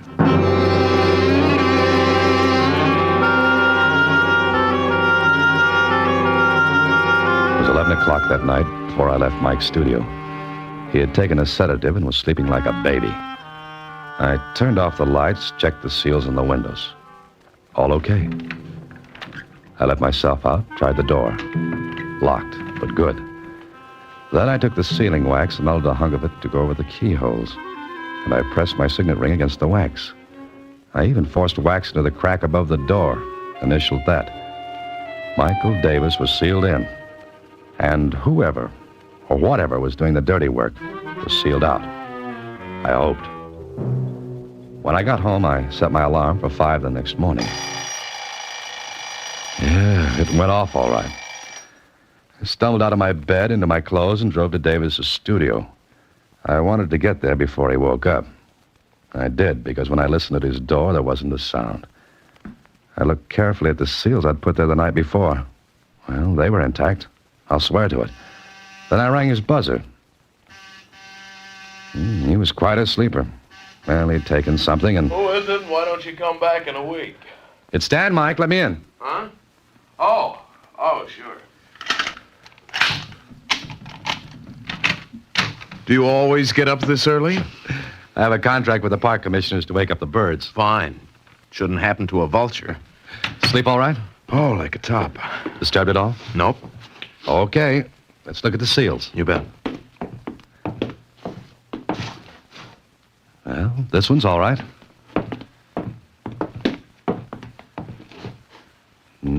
So's this one. And the seals on your door were intact, too. Now, take the cover off the painting, Mike. What if it's been changed again? If it has, I'll buy you a new hat. I wear a size 7 and 3/8. And make it a gray one.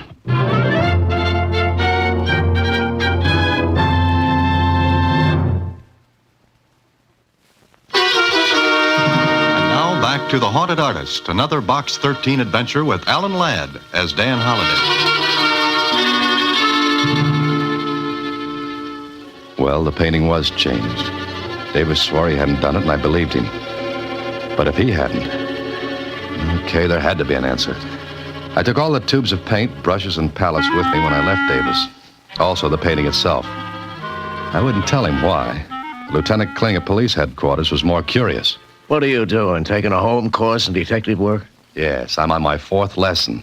It's entitled, How to Be a Nosy Cop. What's the gag, Holiday? Look, there's no gag. I just left a guy who's biting his nails so badly he was working on his elbow a few minutes ago. Kling, run fingerprint tests on those tubes and brushes and palettes. Then compare them with the prints on this glass, will you? Whose glass is it? Belongs to an artist friend of mine. I swiped it when he wasn't looking. What have you got in that big package? A body. Whose? All right, it's a painting. And you don't know anything about art. I knew an artist model once. She wasn't as bad as she was painted.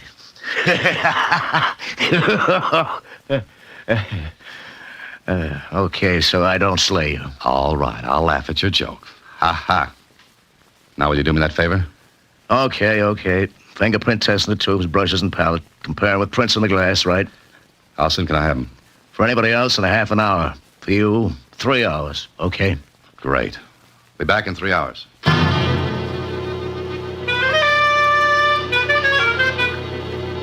After leaving Kling, I went to the Star-Times and learned the name of an art expert. An hour later, I showed him Mike's painting. That is quite good. Yours? No, it's a friend of mine's. Good brushwork. Excellent composition. Wonderful color. And with this has no place in the picture. Look, I've got a lot of things to do. What I want you to do is look at the painting and tell me whatever you can about it. I'll pay you, of course. Oh, very well. But it will take maybe 2 hours to do a good job. You understand? Oh, yeah, sure. I'll be back in 2 hours. Well, it was a merry-go-round. From Kling to the art expert, from him back to Kling. A little less than 3 hours, Dan. Haven't you finished? Sure. There's your stuff, and here's the report. What's the matter with you? Kling, there's no mistake about this report, is there? Mistake? Look, Dan, our boy knows his business. Bet on it. Anything you like. Weren't there any other prints at all? None. The prints on the paint tubes and the rest of that stuff were the same as on the glass. All from the same person. But it can't be. I've got news for you. It is. Well, the only person who could have touched those tubes and brushes was Davis himself. Yet why should he sabotage his own painting, one that meant so much to him? And yet, he was asleep when it happened. Or was he? I stopped thinking about it then. I had to get back to the art expert and find out something.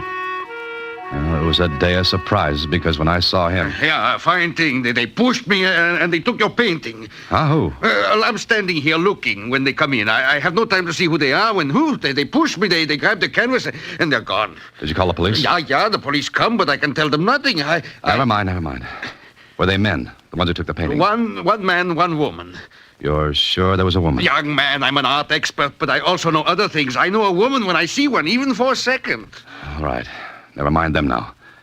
What did you find out about the painting? Well, not much. I had not much time, but I can tell you this. I think that the right side of the picture was painted by somebody other than the one who painted the rest. You mean that stone quarry wasn't painted by the same artist who did the rest of the picture? No, I do not think so. There's a different technique, one that is familiar, and I think I recognize it. You do? Well, what's his name? The one who painted the quarry. Well, it's a peculiar technique. Some years ago, I handled some paintings by this man. And... All right. Who is he? Luigi Antonetti. Oh.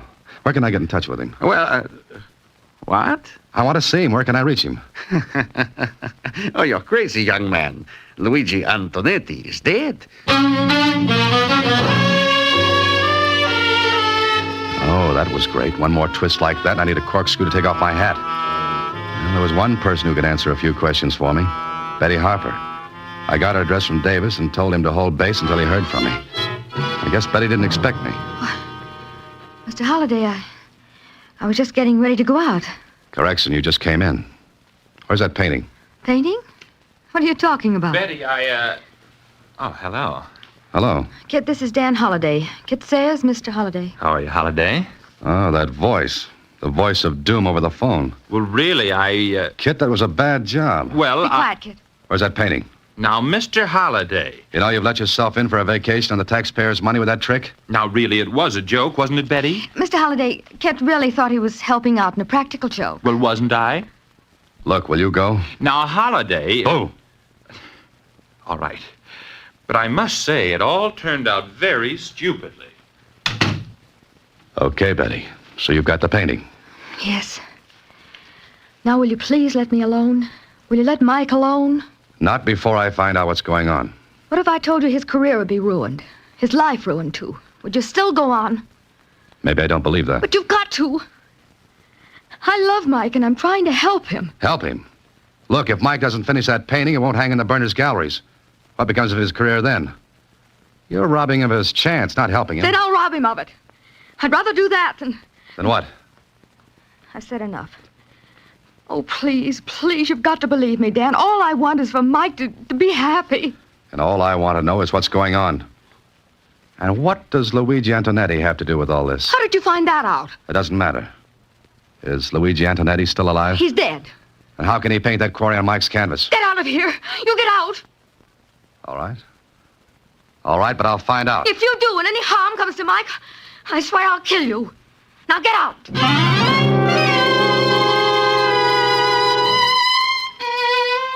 That was all from Betty. I would have bet my last penny she was doing what she was doing for Mike. But why? Why? Then I got an idea. Find out about Luigi Antonetti. I looked him up. Found out he'd lived in a small town about 250 miles away. He'd painted there. Okay, so I drove to the little town. Sure, I found out. He was dead, all right. I was even shown his grave, and when I looked at it, I wanted to reach back and chip the icicles off my spine. How could a dead man paint? There was only one answer. He couldn't. Then I learned something else. Antonetti had a pupil named Michael Davis. More questions, and finally I found an old school teacher who remembered. Michael, of course. Wonderful boy. Luigi Antonetti taught him painting. He said Michael had a brilliant career ahead of him. I see. Well, Mr. Evans, do you know what became of Michael? Well, I think he went to the city, although I haven't heard. When did he go? I believe shortly after he graduated from high school. That must be 16 years ago. Yes, it was right after his best friend was killed. His what? Yes, poor boy. He fell into the old quarry. Quarry? Stone quarry? Well, yes. It was one night after a senior party. I think, yes. Both lads, Michael and Arthur, were in love with the same girl, you see. Would her name be Betty Harper? Oh, it's amazing you should know that, yes. How about this Arthur? Well, it was quite dark. Arthur, I believe, went back to get something. The bridge across the quarry must have broken.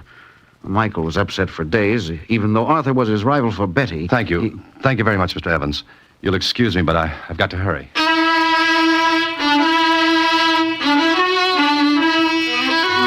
was getting an idea, but I had to put more pieces together.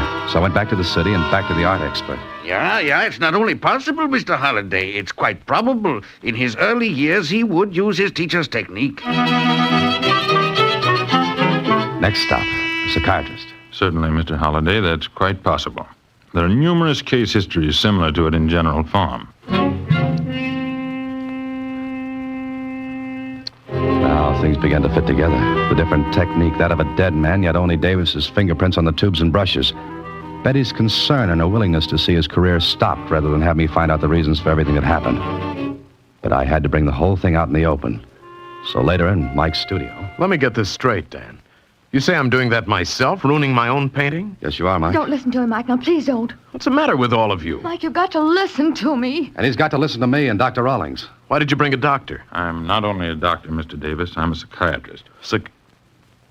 Are you trying to tell me I'm crazy? No, of course you're not. But you will be if you don't let us help. Now listen, you want your career, don't you? Certainly. All right, you won't have it if you don't let us help. It won't be helping. Oh, Mike, send them away, please. Mike, do you remember a person named Arthur Denning? Denning?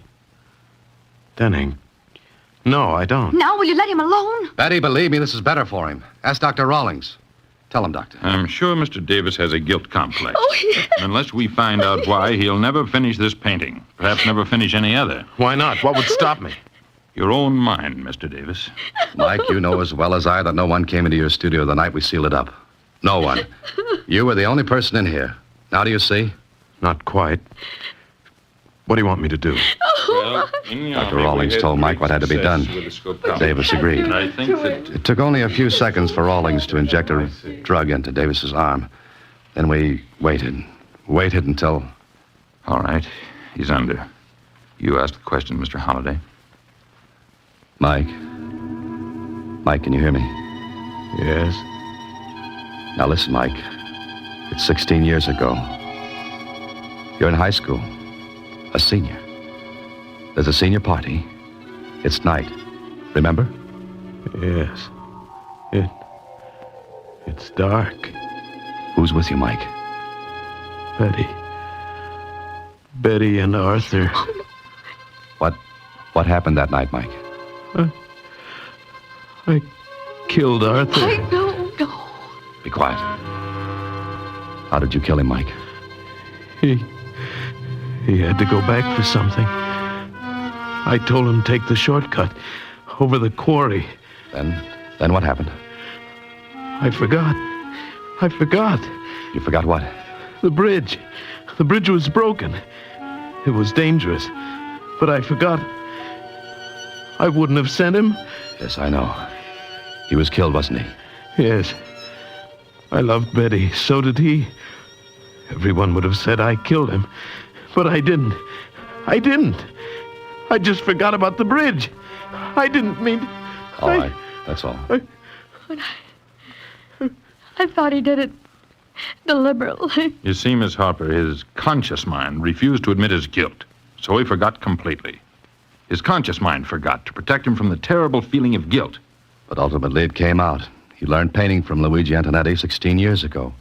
So it was natural at first that he used Antonetti's style, technique. Then, 16 years later, his mind goes back into the past, controls his hand, and he paints as he did 16 years ago. But he paints that quarry.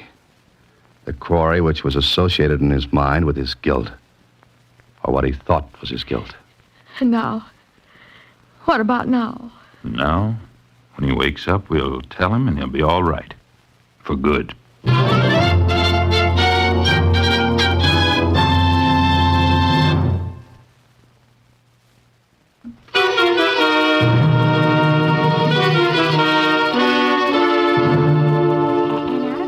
Gallery show have come several new painters of distinction. Not the least of them is Michael Davis, whose intensity of feeling and whose brilliant... That's good enough, Susie. Well, looks like he's all right, doesn't it? Gee, isn't the human mind wonderful? Well, that depends on which way you look at it. Uh-huh. I was psychoanalyzed once. Oh? And what did you find out? We've got a lot of mail to open, Mr. Holliday. Oh. Good night, Susie. Next week, same time, Alan Ladd stars as Dan Holliday in Box 13.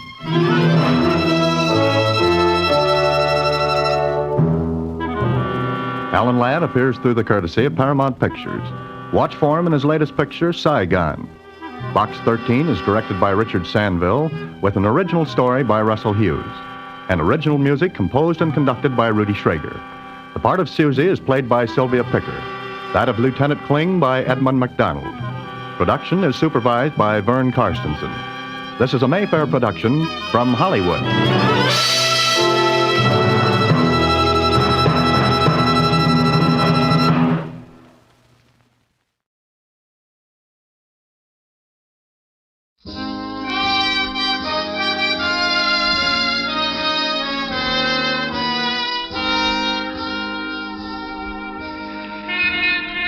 Broadway's my beat, from Times Square to Columbus Circle, the gaudiest, the most violent, the lonesomest mile in the world.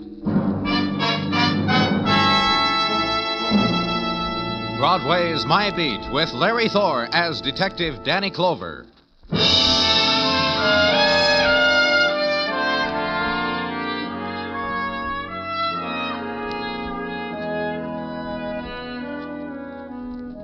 When the winter moon dips low over Broadway and hides again behind the scudding mists, Broadway is numbed. The year's ending is too swift. There's too much nighttime in December, as if the dimness of the subway had moved one flight up, as if the lights were not quite lights, but yellow things that drain off into shadows. It's a time of the muffler, the hurry up, the time of the wind. The dreams are dying, and it's a long while before April comes again.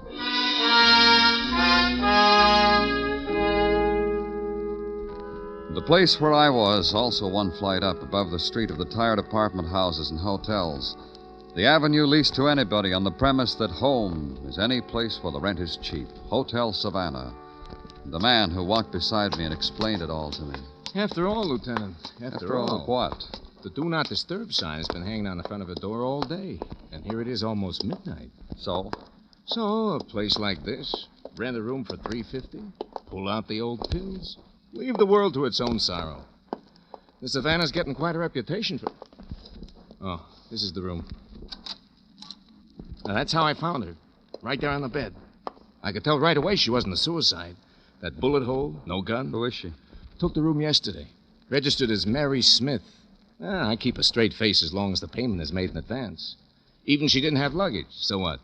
Quite a few of my friends have not a presentable suitcase to their names. What about her visitors? This is her home away from home. That's our philosophy here at the Savannah. Why shouldn't she have visitors? Asked you, did she have any? I don't know. People come and go. A regular little world in itself, this Savannah. I remark this to myself often as I stand at the desk. Like I was looking on into a regular little world. That's why I always Don't say it, Mr. Burgess. I'll take it from here. And consider the place where a girl lies dead. A room of transients, a cubicle, allotted, sold to the passer-through. The mark of their passing, the scars where cigarettes were ground into the desktop. The hotel stationery, the postcards with the scenes of gaiety tinted in, ink-stained, finger-smudged, blank. The sign, please turn out lights when departing, leave key at desk. The bed, where passing sleep is sold at the current rate. And in it, Mary Smith, dead by violence.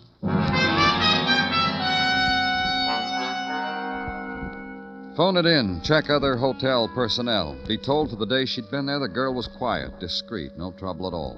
Visitors? Maybe, maybe not. Policy not to notice things like that. And take it home with you. Try to sleep against the image, desolate, lonely. Not quite make it.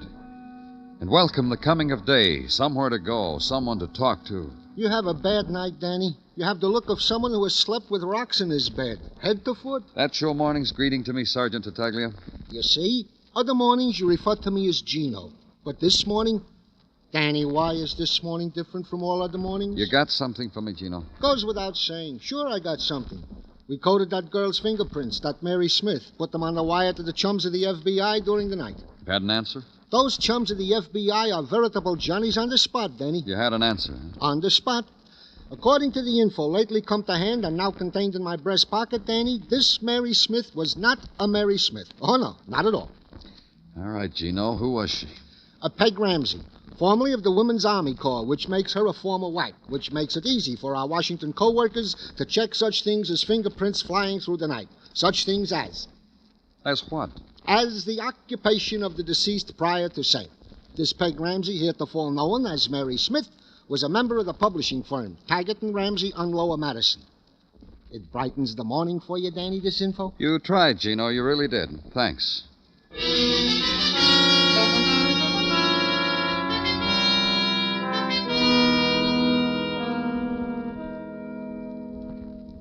I can't believe it.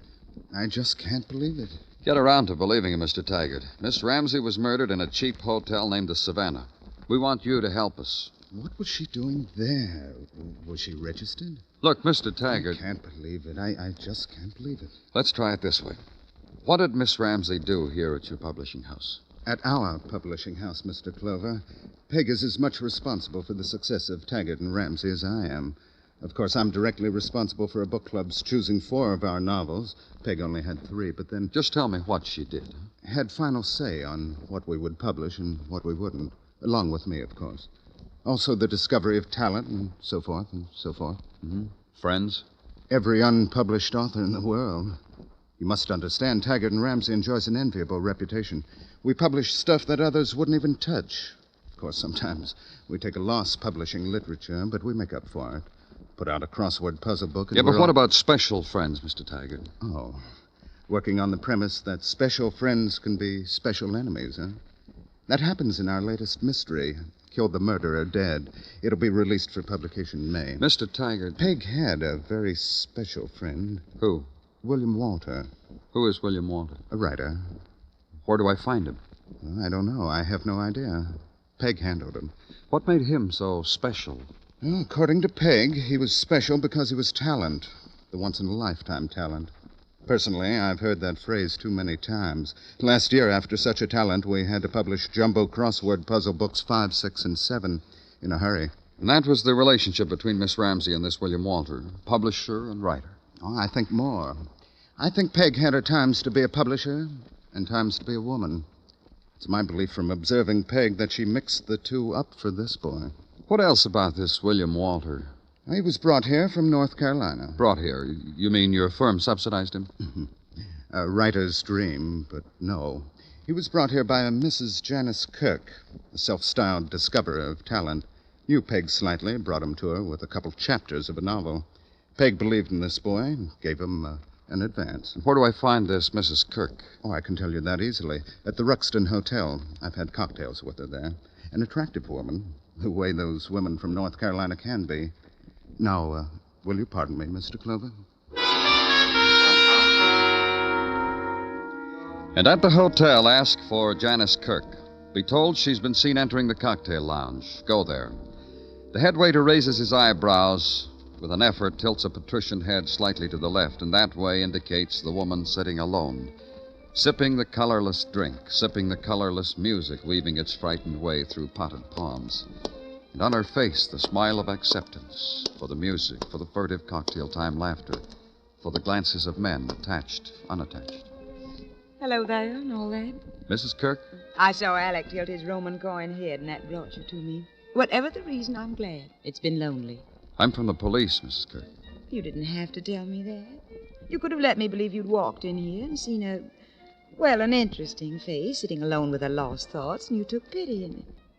You could have let me believe that. I've just come from Alfred Taggart of Taggart and Ramsey. Alfred, you tell him I'm very disappointed in him. He hasn't asked me to cocktails in, well, it must be hours now. You tell him that. He said you knew Peg Ramsey. Miss Ramsey, I've taken notice of her. Talked to her, I remember. I wouldn't call that knowing a girl. Now, why did he go and tell you I knew her? She's dead, murdered. She gave her name as Mary Smith and was killed in a hotel room. Why? Didn't she have a home of her own? I didn't mean to say that. Truly, I didn't mean to be flippant over death.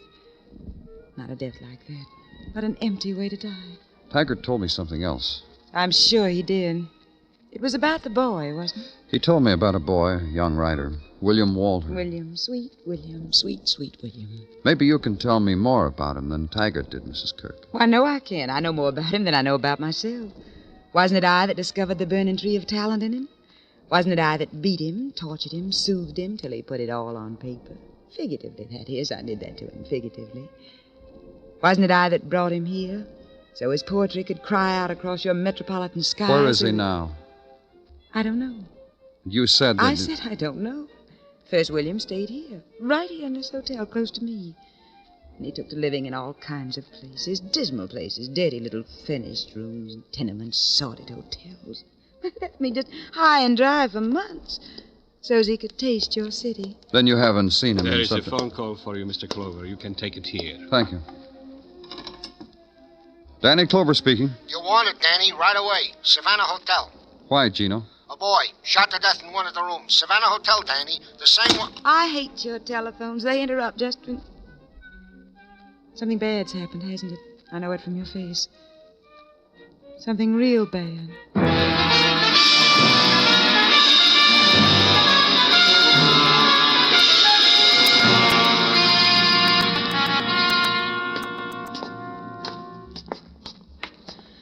And I'll tell you another thing, Mr. Clover.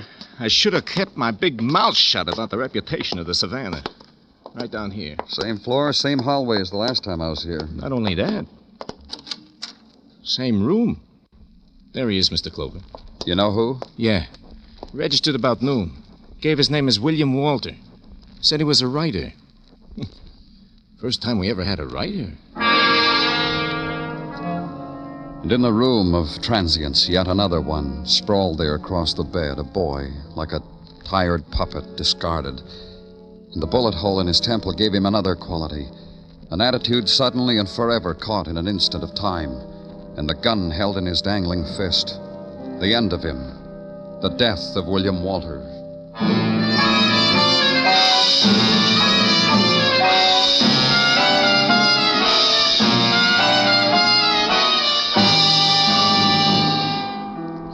You are listening to Broadway's My Beat, written by Morton Fine and David Friedkin, and starring Larry Thor as Detective Danny Clover. A titled Englishman wined and dined at a swank Park Avenue address is then mysteriously murdered. It takes no less than Mr. Chameleon, master of disguises, to make a dent in the Hand of Fate murder case. Follow Mr. Chameleon on this engrossing police operation tomorrow. Yes, that's tomorrow on CBS Radio. Mr. Chameleon is now heard at a new time, Sundays, on most of these same CBS radio stations.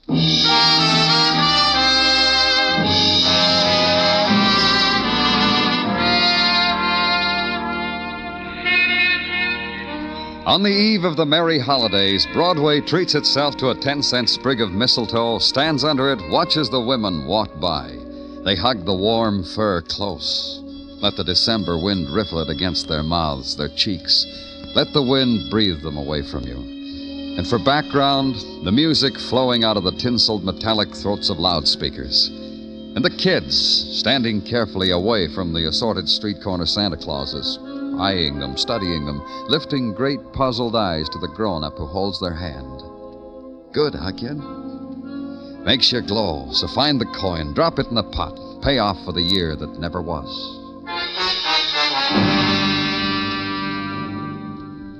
And in a room, again, the place of the dead. Be alone with it for a little while. Be alone with the boy with a bullet wound in his temple.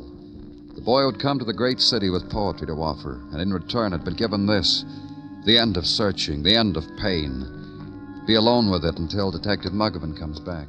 I had a little talk with Burgess, the manager, Danny, like you told me. Yeah? Says the boy made a big to-do when he registered. Burgess tell you why? Uh-huh. Seems this kid, William Walter, insisted on having exactly the same room where the girl was killed. Manager tried to talk him out of it, offered him other rooms. Kid wouldn't have it any other way. I think I know why. Sure. Boy was a writer. That gives him a right to emotions the rest of us aren't privileged with. That's why he has to die in a room You where... through, Muggerman? Yeah. I guess I've been in it too long, Danny. Here's why he wanted this room. Found it in his pocket. Marriage license. I look at it, Danny? Thanks. Issued to William Walter and Margaret Ramsey. That'd be Peg Ramsey, the murdered girl, huh, Danny? Yeah. A place like this probably going to keep the marriage a secret. Uh-huh. Hey, come over here, Muggerman. Found something else. Here, on the desk. Oh, it's written so fine. Wait, I gotta put on my glasses. Sure, go ahead. Peg, beloved Peg, all of it is done, finished. For you, now for me. For someone you breathed life into, then dying, took it from him. Done, finished. He wrote this, Dan? We'll check it at headquarters. I think we'll find he wrote it. With a gun in his hand like that, this note, how he insisted on the same room. Suicide, huh? Call it in, Muggerman.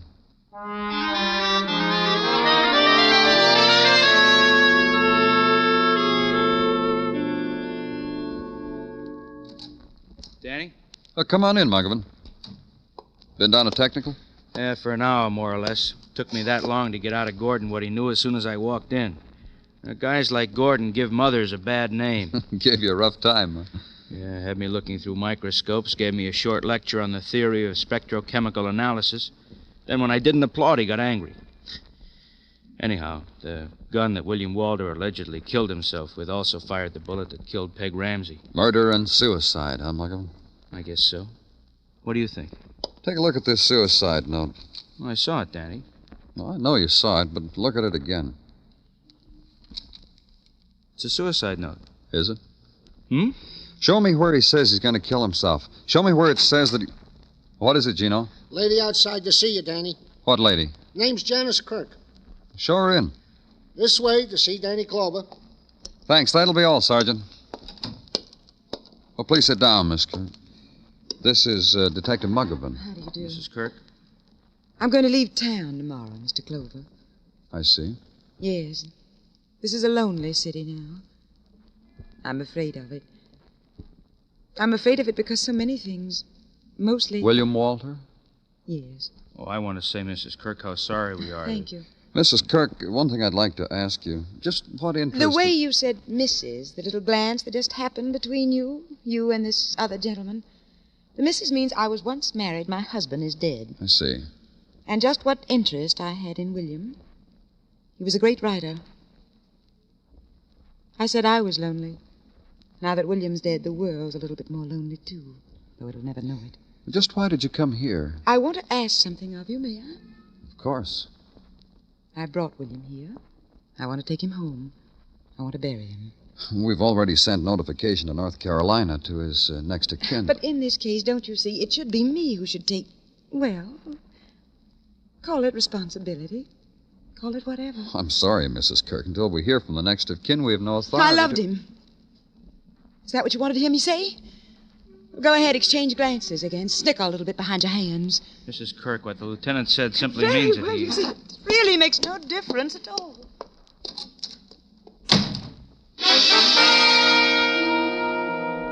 For a moment, consider her fury at being deprived of the dead boy.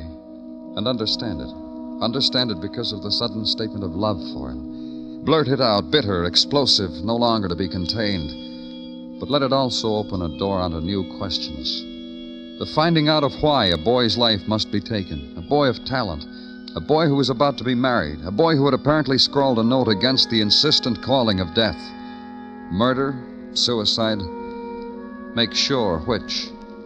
Let it take you to a place you'd been before, to a man you'd talked to before. Can't tell you how glad I am you came back to me, Mr. Clover. I just can't tell you how glad. Why, Mr. Taggart? Well, this is perhaps an uncalled-for thought after those dismal doings at the Savannah Hotel.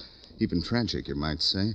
Peg and that boy. Just tell me, Mr. Taggart. Well, I was wondering, just a fleeting thought, mind you, did you happen to find the manuscript of the boy's novel? Did he perchance die with it there in the hotel room? No, we didn't find it. Why? Well, you must forgive me for this rather scavenger-like idea I've had, but not that we won't take care of the boy's estate, mind you, but it seems a provocative publishing stunt. You want to publish the work posthumously. A boy kills himself, leaves a novel. That would make a splash in the literary world, huh? Yes. I would have tried to put it more tastefully, but that's it, exactly.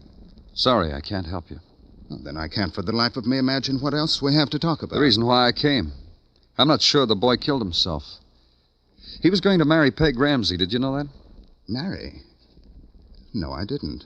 Imagine. You said you met the boy when he first came here, that you... Quickly, a quick introduction from Peg. As I said, his work impressed her, so I okayed an advance for him.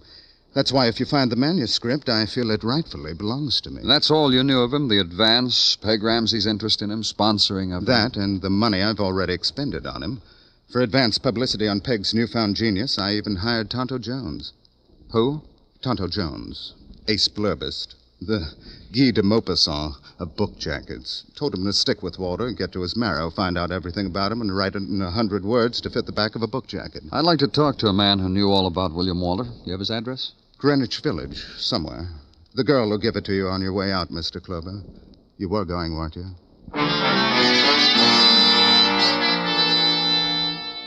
So downtown now, to Greenwich Village.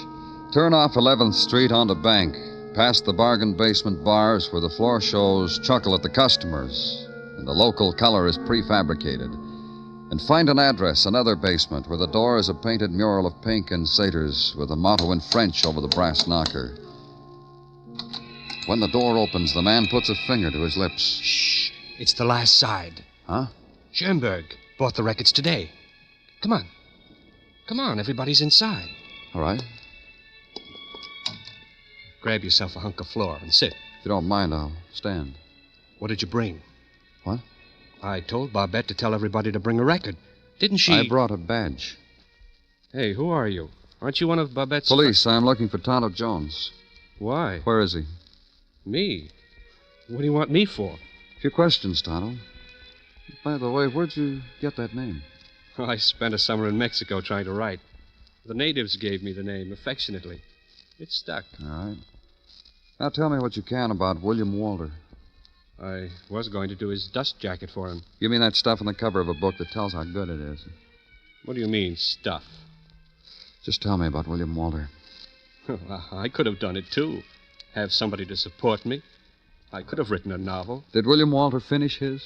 About a week ago. Pretty good, too. Oh, not that I would have approached his subject matter that way. Then you read it? Parts of it. Other parts he read to us. To us? Mm-hmm. People who drop in from time to time. We had varied opinions as to the novel's significance. Of course, if you're the type who's satisfied with sheer entertainment value... Where is the novel? Manuscript? Uh-huh. Oh, he left it here for me to look over. A couple of days ago, Janice picked it up. Janice Kirk? She said Willie sent her for it. I gave it to her. Hey, Tonto. We're disturbing your guest, Tonto. Go back to them. I'm just leaving.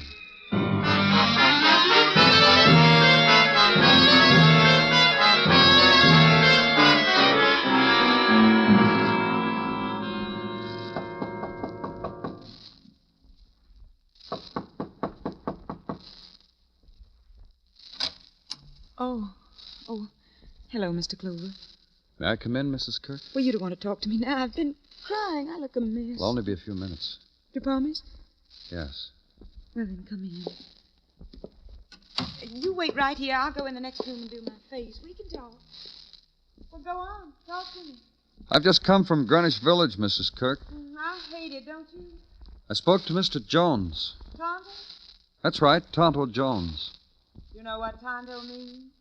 No, I don't. Well, I didn't either till I looked it up. It means crazy, fatuous, stupid. No one pays any attention to what Tonto says. I do. How do I look, better? Of course I look better. Can you tell I've been crying? No. Well, now we'll talk. Did you like the novel? Now, be more explicit, Mr. Clover. I'm always reading. What novel did you mean? William Walter's novel. You know something? I told you I loved the boy, and I did. Even after he was so cruel to me. What about the novel, Mrs. Kirk? Well, that's what I mean. He didn't even let me read it after all I did for him. Maybe you didn't understand me, Mrs. Kirk. I said I saw Mr. Jones down in Greenwich Village. Well, he's a liar. About what? About anything, he told you. He said you picked up Walter's novel a couple of days ago. I don't think he lied. Nobody else has that manuscript. And I suppose nobody will ever read it. I suppose not. Mrs. Kirk, Yes? you told me how hard you worked to foster the boy's talent, how you brought him here to New York, how everything was wrapped up in that boy and his novel. Doesn't it bother you that the manuscript is missing? Well, Do you have it? No, I don't. Did you destroy it? Well, did you? Well, what difference does it make? I'm just curious to know what the novel is about, that's all. I burned it before I read it. As soon as I got it here, I tore it up and burned it. That was the first part of it, wasn't it? Huh? What? To destroy everything about the boy. Destroy somebody you loved? How can you say that? You loved him, all right. Only he was going to marry Peg Ramsey. Did he show you the marriage license? Oh, he was never going to marry that girl. He just wanted his novel published, that's all. I don't know. Marriage license usually means marriage. They were going to keep it secret, but they told you because you deserved to know. Deserved to know. Do you know why they told me? To be cruel to me. To laugh at me. To slap me in the face with it. So you killed her. Do you know what she said to me? Do you know what that girl said to me? I'll pay you for the train fare you spent to bring him to New York. Even if I had killed her, could you blame me? But the boy, you said you loved him. Him. Sitting there when I came into the room. I was ready to forgive him everything. I walked over to him, put my hands around his back. He shrugged them off. Kept writing. Writing a note to a girl who was dead. Did you ever hear anything as crazy as that? Note to a dead girl. We thought it was a suicide note. Then he went over to the bed and he sprawled out and put his hands behind his head, and then he stared at me. He stared hate at me. Because you'd killed Peg Ramsey? He knew it and he didn't go to the police. That made me think he still loved me. Why didn't he go to the police? Because he knew I'd crawl back to him. He wanted me there so he could tell me how much hate he had for me. How much he despised me. You didn't give him the chance. You destroyed him. Everything that he touched, you destroyed. The final thing to ride on a train. And he'd be back there with the baggage, the litter, and the animals. Let's go, Mrs. Kirk. No one's going to do that to me. What he did. Not to me. Who did he think he was? Let's go.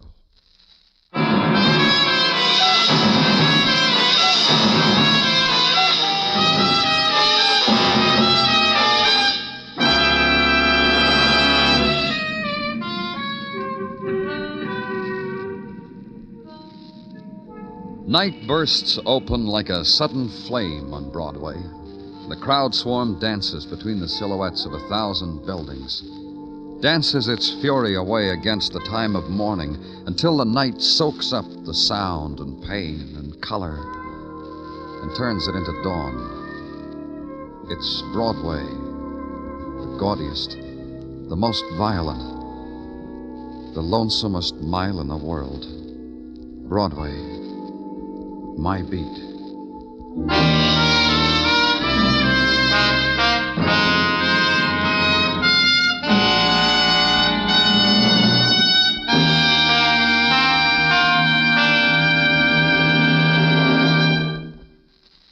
Broadway's My Beat stars Larry Thor as Detective Danny Clover, with Charles Calvert as Tartaglia and Jack Crucian as Muggavan.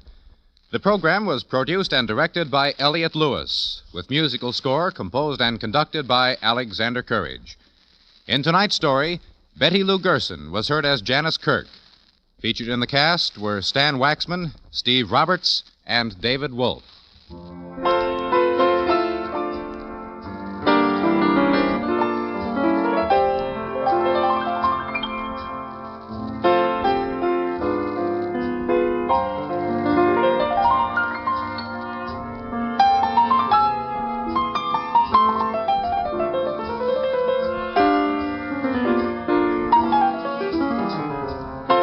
You've probably heard the poets sing the praises of Running Brooks, Babbling Brooks, and He Who Brooks No Evil. But you'll sing the praises yourself of Our Miss Brooks, starring Eve Arden, Sunday nights on most of these same CBS radio stations. As Connie Brooks, Eve Arden is sometimes running after a man, often babbling about men.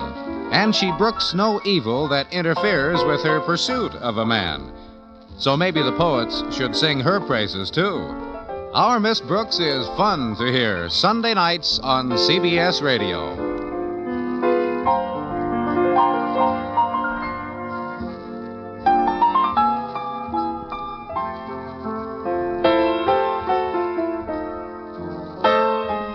Phil Anders speaking, and remember, Edgar Bergen and Charlie McCarthy open fire on your funny bone Sunday nights on the CBS Radio Network.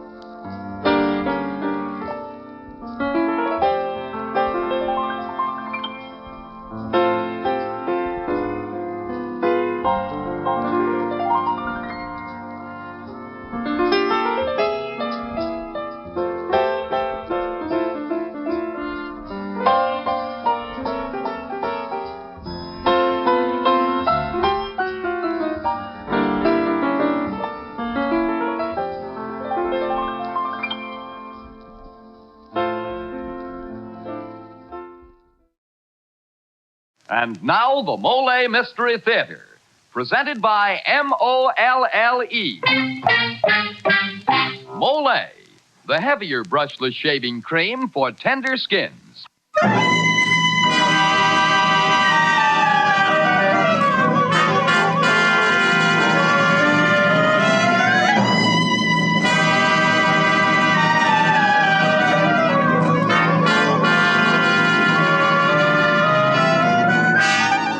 Good evening. This is Jeffrey Barnes, welcoming you to the Molle Mystery Theater, the program that presents the best in mystery and detective fiction. Tonight's story is entitled Goodbyedarling and was written by Hank Warner.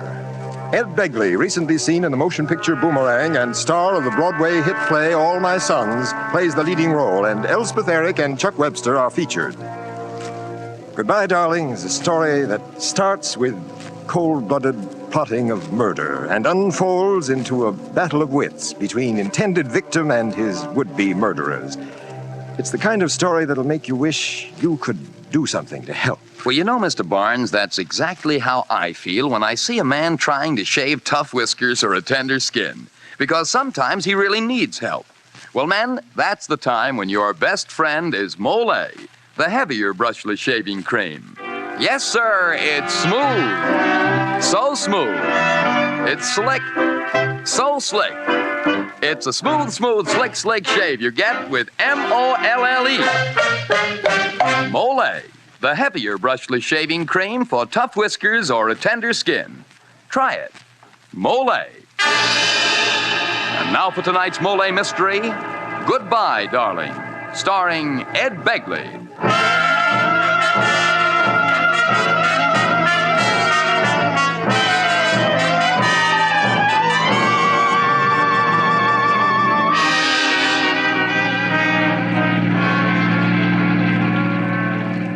It is Saturday afternoon. Cruising in a car on a suburban highway are Curtis Tabor at the wheel and Mrs. Lily Lucas discussing the details of a plot. Your husband home? I'm not sure, Kurt. You better not take a chance. Let me out at the traffic light. You think you'll tumble? Don't you worry. You leave that to me. You'll phone me, Lily. Yes, and you come out first thing Sunday morning. Yeah. That it, up the hill? Mm-hmm. Better stop here. You send the ad into the Times-Herald? Of course, last Saturday. They'll print it tomorrow. Yeah, but your husband... He doesn't know yet. I'll sell him the idea tonight. And what a little salesman. And I can pretend to telephone about placing the ad. Beautiful devil, you. Be careful. Not here. Sure know how. I better go now. You turn off here and I'll walk out. Bye. Goodbye, darling. You devil, you.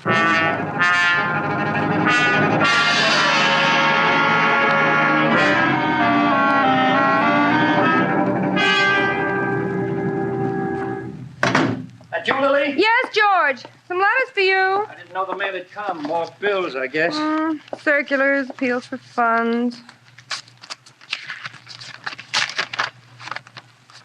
George, didn't you mail last month's payment on the mortgage? Here's another letter from the bank. Guess I'll have to get another loan on my insurance. You better do something. Did you get a lift from the station? I saw you getting out of the car at the light. What of it? Nothing. I only thought... I know what you thought. Oh, Lily, please. The bus was late. No taxi. Mr. Birch's, something like that, lives near the bay. You know, if you hadn't sold the car, you could have picked me up. Oh, Lily. You and your silly jealousy. Oh, really, dear, I didn't mean anything. I just happened to be looking out the window. Forgive me, Lily. Darling. Oh, George, please. I'm sorry, dear. The insurance money's in my bag. You're wonderful, darling. That's the end of my savings account. You know what? Sometimes I think it was a mistake to put all the insurance Henry left me into this house. Here I am, living in the house the money Henry's death brought. I should have gone with him that night. I'll never get over the feeling that I sent him to his death. Oh, now we're grown up, George. It couldn't be helped. I've asked you please not to talk about it. Oh, say, maybe that opening in the Times-Herald promotion department will pan out. Connolly said he'd give me an interview next Saturday, but I'm afraid he didn't sound too keen about it. George, kiss me.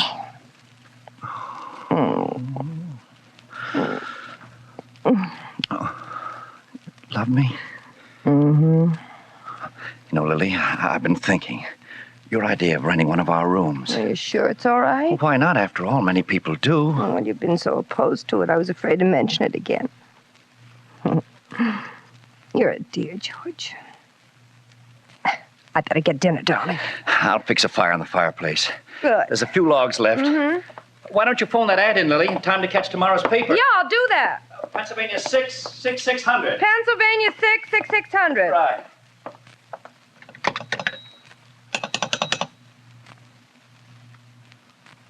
Number, please.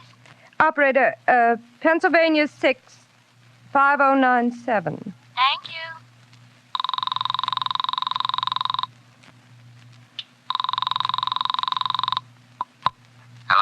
Hello? Lily. I'd like to place an ad in Sunday's paper, room for rent. All set? Furnished, garage, private family. Name is Lucas. Lily, do you want to go for... Oh, you're fixing the ad? 11 Beechwood Road, Glencrest. What's wrong, honey? Little Georgie there? Yes, one time tomorrow. Tomorrow's paper, right? That's right. One time tomorrow. Good. Thank you. I don't think there'll be any trouble renting that room, Lily. No, George. I'm sure there won't. Some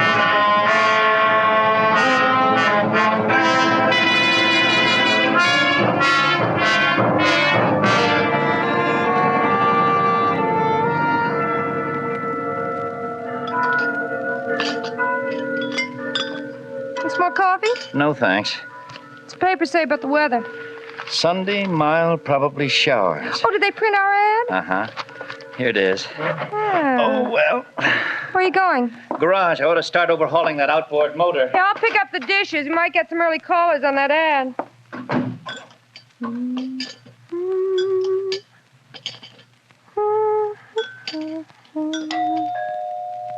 Curtis.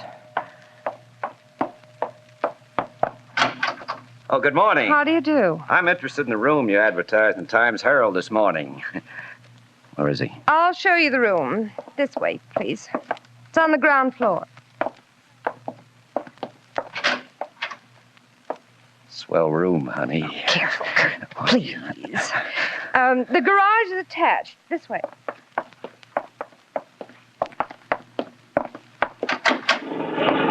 George! George, turn off that outboard motor. This gentleman's here about the room. Oh, yes. Oh, good morning. This is my husband, Mr. Oh, I'm sorry. Mr. Tabor. How do you Curtis do? Tabor. My card? Oh, Acme Motor Sales. Any being delivered these days? Mr. Tabor likes the room. I see you have your workshop here in the garage. Won't my car be in the way? Oh, no. As a matter of fact, I've been planning to move my stuff into the cellar.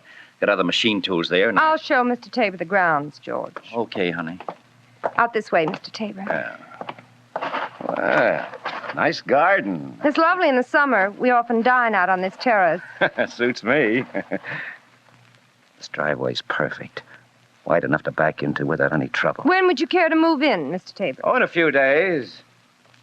Don't forget to go to the Motor Vehicle Bureau tomorrow. Mm-hmm. Get your learner's permit so I can start giving you driving lessons. It's got to look like an accident, Lily. Like an accident.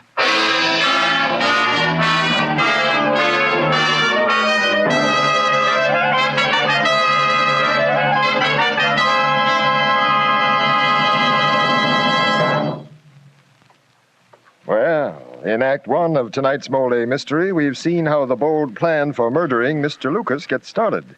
In Act 2, we'll see whether murder comes so easy. Say, Dan, what's your observation on this subject? Well, I'll tell you, Mr. Barnes, real murder is a little out of my line. But shaving murder, now, there's something that comes all too easy to some men. You know, fellas with tough whiskers or a tender skin. So I say to them, shave with Molle, the heavier brushless shaving cream. Because Molle is heavier, it not only softens your whiskers, it stands them up straight and lets your razor mow them down in a hurry. With Molle, you shave faster, closer, easier, and you shave painlessly. Try it. See if you don't say it's smooth. So smooth. It's slick. So slick. It's a smooth, smooth, slick, slick shave you get with M-O-L-L-E. Molle, the heavier brushless shaving cream for tough whiskers or a tender skin. And now back to Jeffrey Barnes and Act 2 of Goodbye, Darling.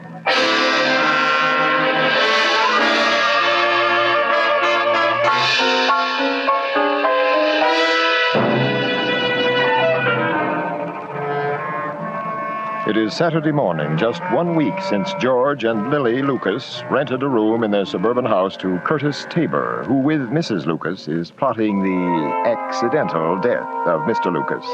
Unsuspecting, Mr. Lucas has left for the city to be interviewed for a position in the promotion department of the Times-Herald. In the meantime...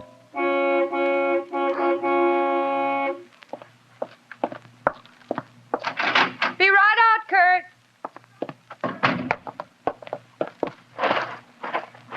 Come on, get in, Lily. Give me your first lesson. Baby. No, please, Kurt, not out here. Okay. Know what George said when I drove him to the station? Said he'd hate to be hit with this car. You don't think he suspected? No. He was thinking of a collision. It's going to be easy, like taking candy from a baby. Too bad he's only carrying $25,000 worth of insurance. Now, look, pay attention. This is the ignition key. I turn it. Yeah. Now step on the starter. Right here. Simple. Now, shut off the ignition. Now, step on the starter.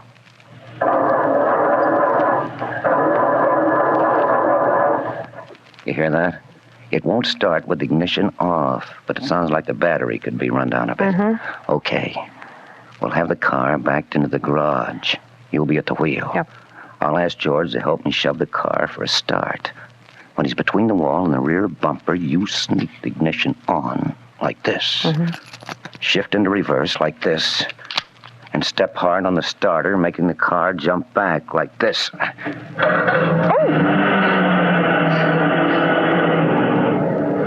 And George will be crushed against the wall. I see. Now let's rehearse it until it's perfect.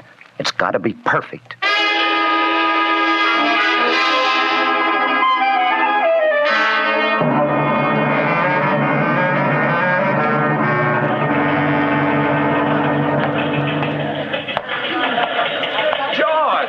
George Lucas. Hello, Frank. Well, George, you working here now? For the Times-Herald? Oh, not yet, but I've just been upstairs to see Conley in the promotion department. Connect? He says he'll think it over. Oh, well, how about a drink? I don't know. I've got some shopping. And I'd like to place a situation wanted ad in the Sunday paper just in case. Well, I got to pick up some reservations at Grand Central. Meet me in half an hour at the men's bar. Cheer up, you mug. See you in a little while. Okay.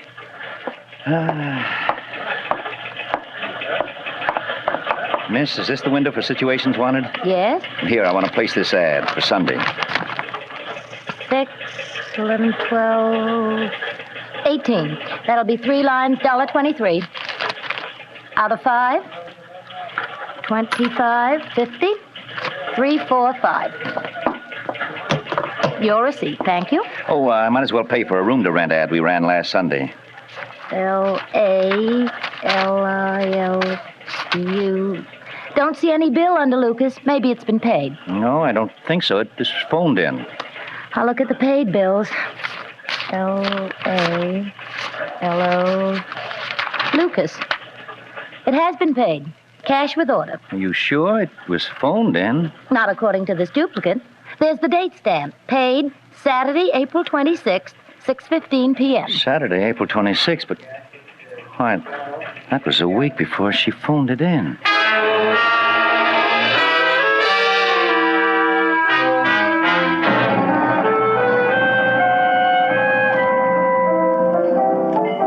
Frank, this one's on me.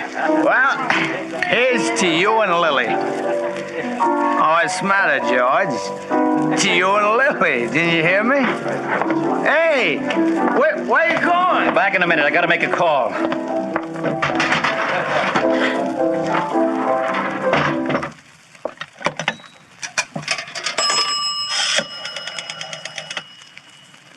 Operator, business office at Glencrest, please. Hello? I want to check the extra charge calls in our current bill, but only the calls made on Saturday, July 26th. Lucas, George Lucas, Glencrest 2481. Oh, well, wait a minute, I get a pencil. Okay. Lackawanna 487. Right. Pennsylvania 635. Uh-huh. Pennsylvania 65097. Only 3 calls on July 26th, you sure? Oh, thank you.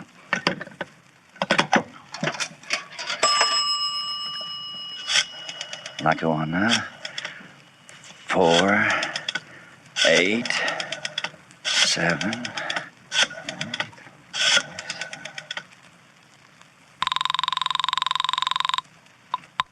Greer's department store. Never mind.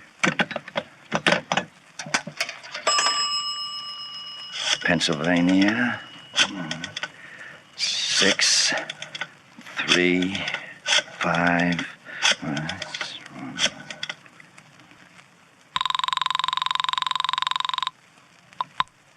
Hello, Mike Supermarket. Sorry, wrong number. Pennsylvania 65097.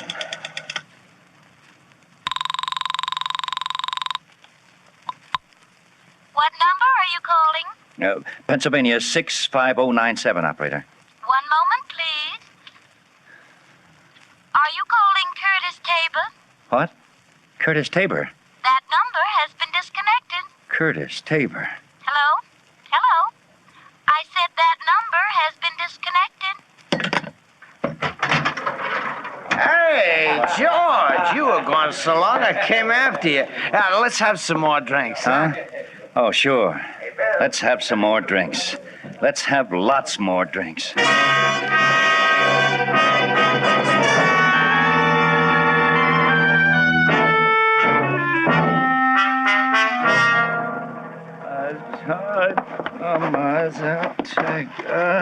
Disgusting. Put him on the bed, Kurt. Never saw him as drunk as this. For a nice package.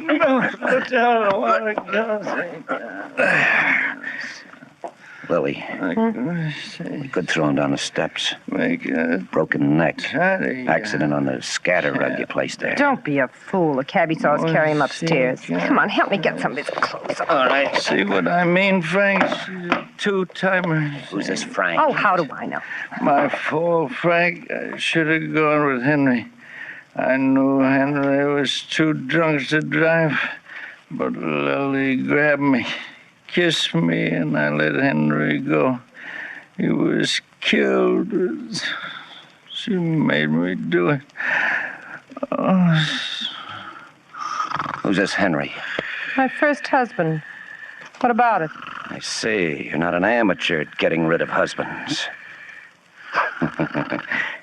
You get another chance. Tomorrow morning.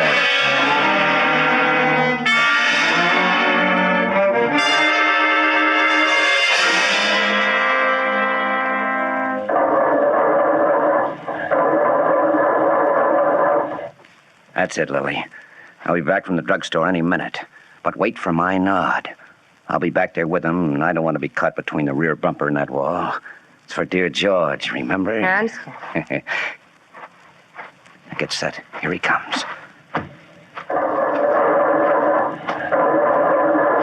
Oh, George, you mind helping me shove the car? The battery's run down. Just thought I'd give Lily another lesson today. Sounded all right to me. Yeah, I know, but it won't start. Come on back here and help me shovel, yeah. All right, put it in second, Lily, and keep your foot on the clutch. All right. You all set? Yep. Okay, George, come on now, help me shove. That sure is a That's load. it. Get out of it.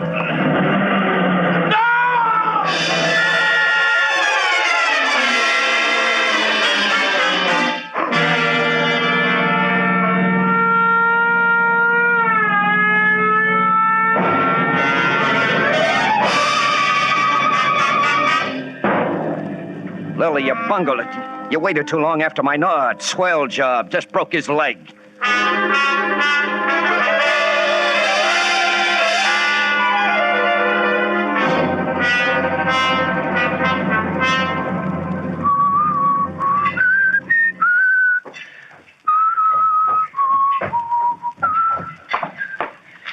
Oh, hello, George. How's the leg feeling? Not too bad. Doc says I'll be off these crutches another week or so. Oh, I'm sorry about it, George. Sorry? What for? It was an accident. These things happen. The way I figure it, when fate gives you the nod. What? It's simple. The nod was for me that day. Looks like I got another chance. Doesn't it? Anything I can get you in town? No, thanks. Oh, I wonder, would you do me a favor? Get that outboard motor hooked over that barrel of water. Oh, sure, gladly. Ooh, pretty heavy motor, huh? Thanks. I think it needs some carburetor adjustment. You want me to start it? Oh, I can manage that.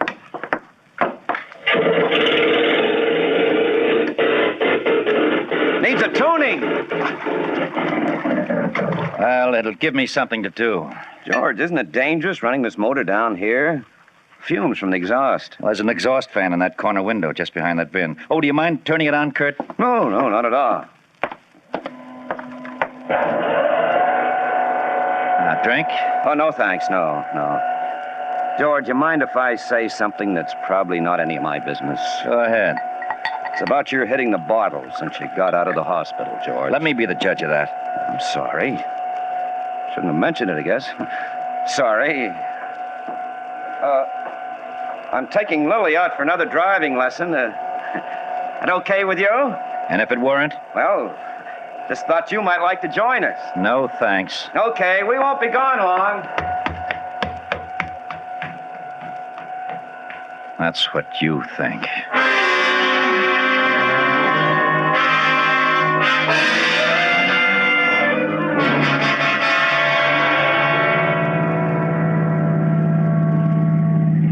Now step hard on the gas for that hill, Lily. All right. That's my girl. So you're getting to be a pretty good driver, huh? Sure is a lovely view from up top here. Now take it easy going down. Crossroad ahead. Get your foot off the gas. My foot is off the gas. The brake's gone. Grab the handbrake. It won't hold. Let me have that wheel. Keep your hand on the horn. Okay. Now we'll lose our speed going up the next hill.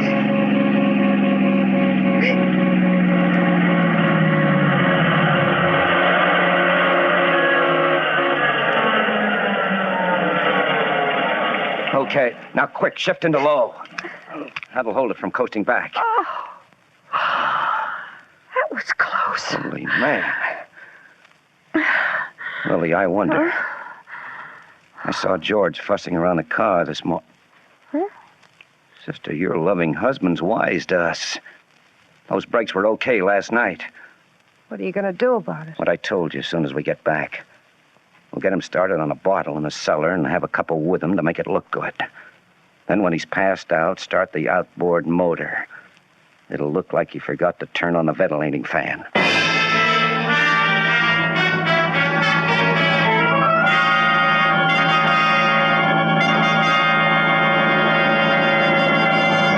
This is Jeffrey Barnes again. In just a moment, we'll bring you Act 3 of Goodbye, Darling. Now, a word from George Putnam. Every day, more and more people are discovering that to get real relief from the most common kind of dandruff, they must destroy the germ called Pityrosporum ovale, which many outstanding authorities say is its cause. You see, merely washing or brushing away loose dandruff has no effect whatsoever on this germ. But one thing that does work is double danderine. For double danderine actually kills this germ on contact. Even in severe cases, results with double danderine have been amazing. And the reason for double danderine's astonishing effectiveness is a special ingredient, an active antiseptic so remarkably efficient many hospitals use it. In double danderine, we call it Alzan. So stop trying to combat this dandruff with ineffective methods that actually are no better than plain water. They can't compare with double danderine, for double danderine destroys the cause. If you're not completely satisfied, you'll get your money back. Get double danderine tomorrow.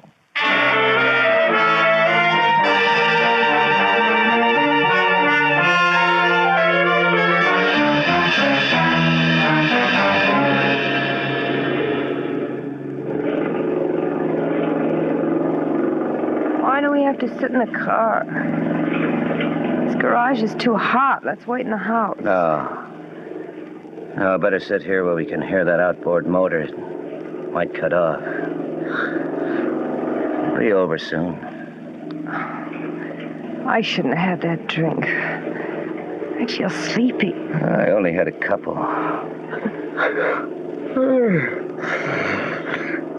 I feel drowsy myself. Let's get some air. Kurt, I'm sick. Lily. Where are you? I can't move. Lily. Kurt, Drinks. Lily, we've been drugged. George, he did it.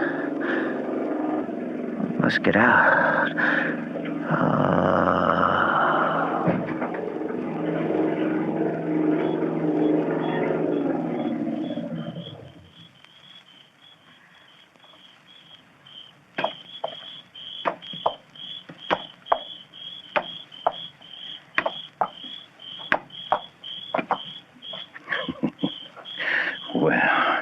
Sleeping beauties. Just move over from behind the wheel, darling wife.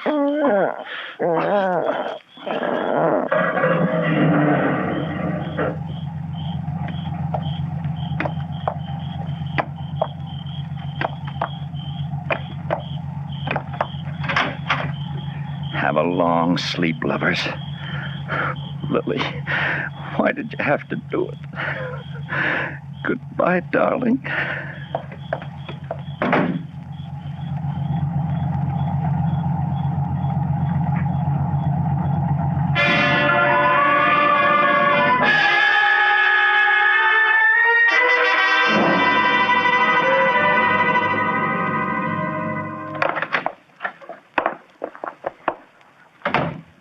Now, the rest of the sleeping pills upstairs in the medicine cabinet. I must get rid of them.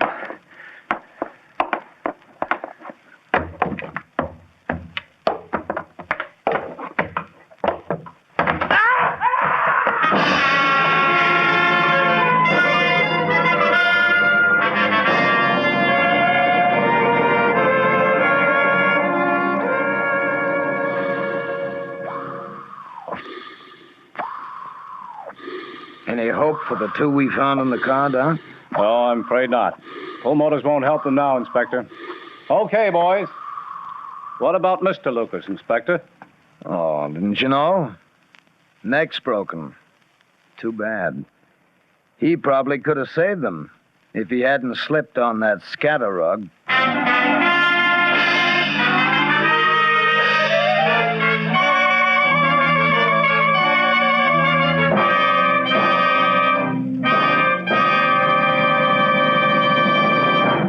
And now this is Jeffrey Barnes again, bringing down the final curtain on tonight's Mystery Theater presentation of Goodbye, Darling.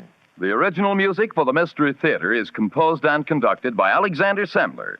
Any resemblance between the names and characters used on the Mystery Theater and any actual persons living or dead is purely coincidental.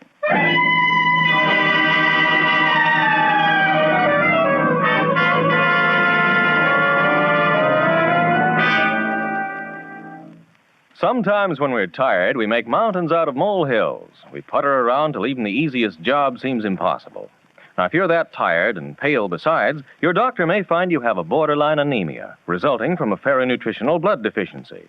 Then you need ironized yeast tablets. They help build up your strength by building up your red blood cells. So take ironized yeast tablets to get back your color, your vigor, your driving energy. Ironized yeast tablets. And now this is Dan Seymour again saying goodnight until next week at this same time when the Mystery Theater presents A Lease on Death.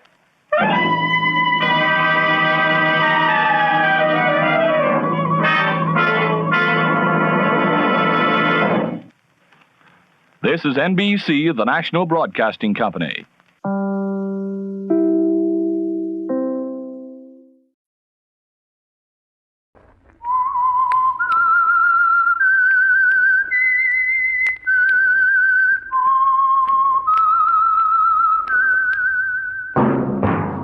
Yes, friends, that whistle is your signal for the signal oil program, The Whistler.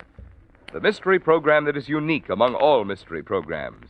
Because even when you know who's guilty, and you see his every move or know his complete plans, you always receive a startling surprise at the final curtain. In the signal oil program, The Whistler.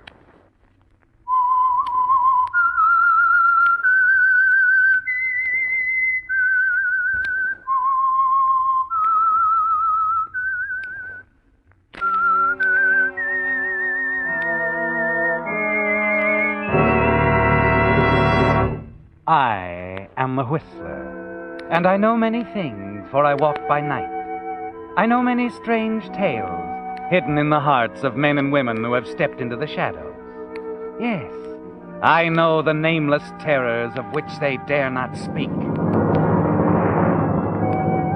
Yes, friends, it's the Whistler for tops in entertainment. And for tops in gasoline quality, it's Signal. It takes extra quality, you know, to give you extra mileage. And Signal is the famous Go Farther gasoline.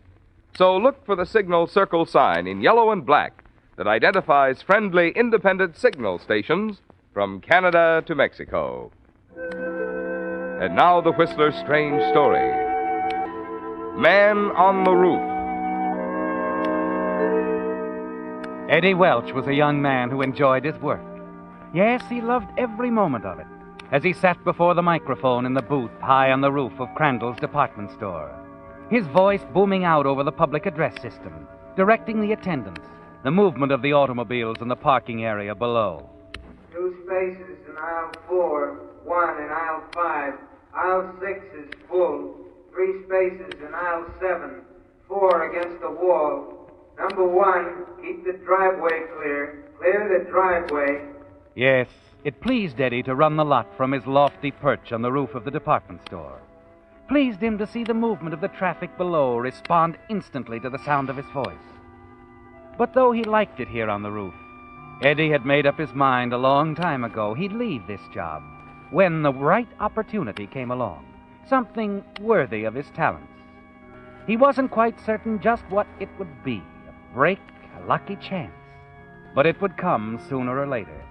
So Eddie Welch waited. And that break finally came late one afternoon. Aisle 1, 2, 4, 6, and 8, full. 2 spaces in aisle 3, 1 in aisle 5, 4 in aisle 7, 1 against the wall. Plenty of room in the overflow. Hello. All right if I come in? Well. Sure, come in. I haven't seen you around the store before. I'm new. The latest addition to the glassware department. Well, I ought to get around more. If you'll stop leering at me for just a moment, I I have a message from Garcia. Peggy Garcia, that is. Peggy? Oh, yeah. It's about a date tonight. Something came up, said to tell you she can't make it. Can't, huh? Well, I didn't really think she would anyway. So, I'm a free man tonight. That is, unless you... Whoops. Hold it.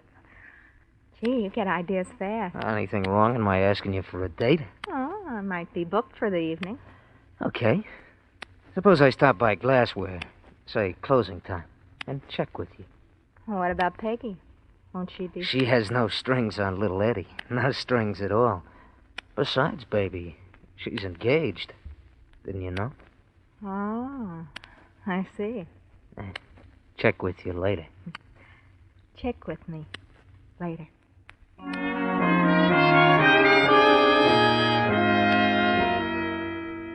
You watch her as she walks away and disappears down the stairway. Then your eyes swing back over the parking area. You notice the empty spaces in each aisle. Then as you reach for the mic switch again, something you see stops your hand in midair.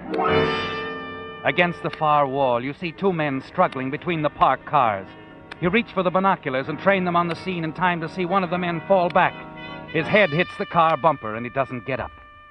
Quickly, the other man jumps into a car, a light green convertible, and drives away. An instant after you've jotted down the license number, you pick up the phone and call downstairs. Operator. Now, this is Eddie Welch on the roof. Look, get one of the store cops out to the parking lot right away. What's wrong? There's a man stretched out on the ground near the back wall. I think he needs help.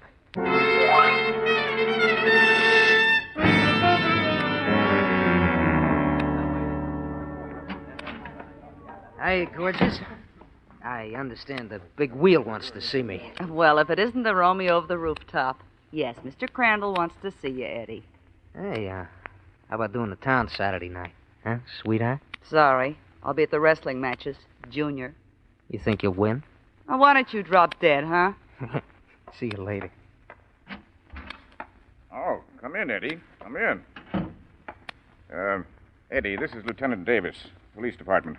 Hiya, Lieutenant. Hello, Eddie.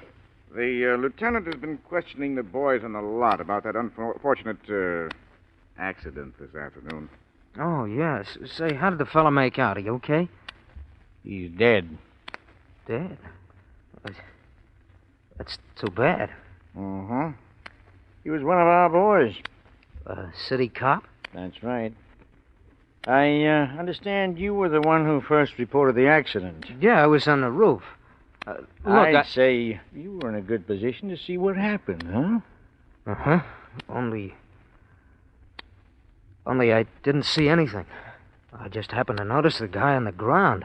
As to what happened before that, I wouldn't know, Lieutenant. I wouldn't know. It hit you suddenly, didn't it, Eddie? And then you decided to lie to the police lieutenant.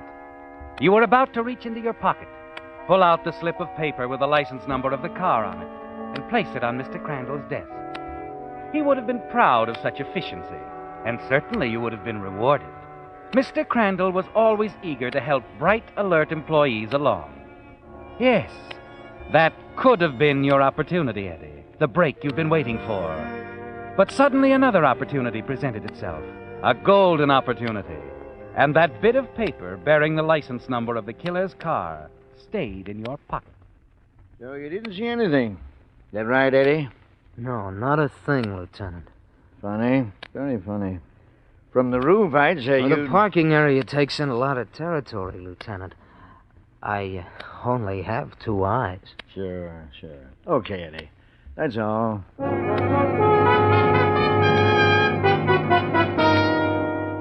You're excited, aren't you, Eddie, as you leave Mr. Crandall's office, anxious to make plans. You tell yourself you've got to move cautiously. Think it all over very carefully. Your first problem is to contact the driver of that new, expensive-looking green convertible. You think about it for a long time, and it's still on your mind the following day during your lunch hour as you walk across the parking lot with Joan, the girl you met on the roof. Eddie, what are those fellas doing? Huh? Over there. They seem to be taking down the license numbers. Oh, that's right. You're new here. And they work for the store. Check the license numbers with the Motor Vehicle Bureau. Find out who the car owners are. Well, what's the idea? A survey of some kind. Find out where the customers come from. Help select the districts. Their advertising seems to pull the heaviest.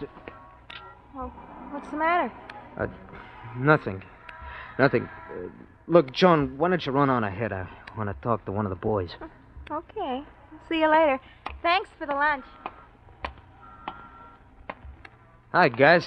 Oh, hello, Eddie. How's the boy? Fine. Hey, look, do me a favor, huh? I got a license number I'd like to slip into that list. Check it for me. Oh? That's, well, there's a babe who comes in here regularly. I got to talking to her a couple of times. Very friendly type and very cute. Oh, I get it. She's kind of coy, too. Won't give you her name or phone number, but she does have a car, and cars have license plates. I got it. Yeah. Sure, I'll be glad to help you out, Eddie. I'll let you know in a day or so. Swell. Hey, with the right sort of break, does this deal show much promise? Who knows, guys? It might be what I've been waiting for. All my life.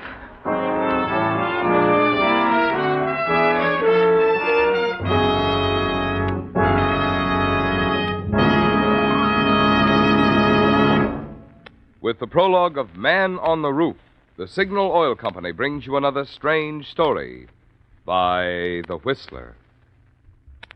Since last week's Whistler, you know, your car has aged a whole year. Yes, even those shiny 1948s are now technically last year's models.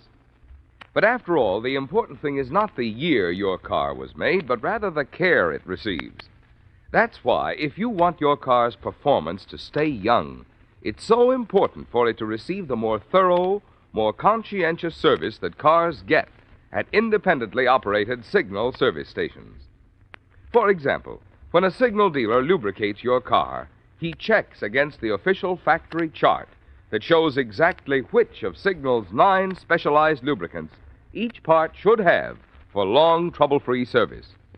Then, just to make double sure not a single part has been missed, your Signal dealer checks the whole job again, which explains why we call it Signal double-check lubrication. This is typical of the many little extras you enjoy at Signal service stations. Because Signal dealers, being in business for themselves, have more reason to want to keep your business. And now, back to the Whistler.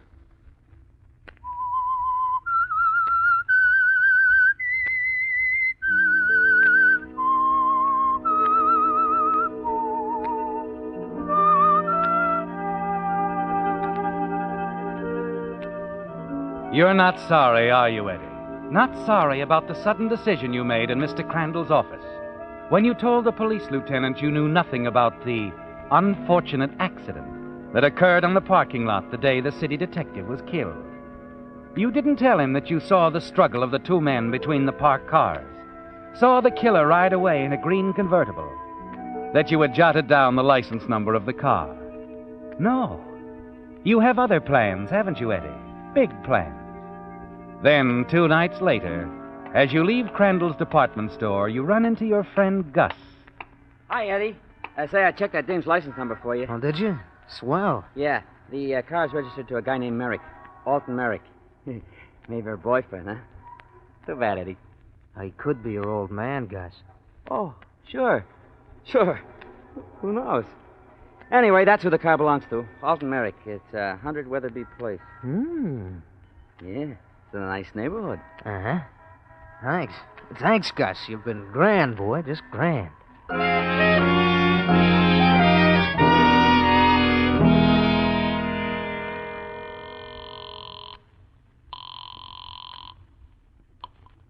Hello? Mr. Merrick? Alton Merrick? Yes. Who's this? The name isn't important. I'm just the guy who happened to be around Crandall's department store the day that city cop was killed. Still on the line, Mr. Merrick? Yes. I thought maybe I could do you a big favor. Like keeping my trap shut. You follow me? I don't know what you're talking about. Okay, suppose you come around to the Blue Hat Bar tomorrow night, 8 o'clock. I'll be waiting. Why should I come? Be there, pal. The Blue Hat, 8 o'clock. And wear that same checked coat you had on the other day, huh?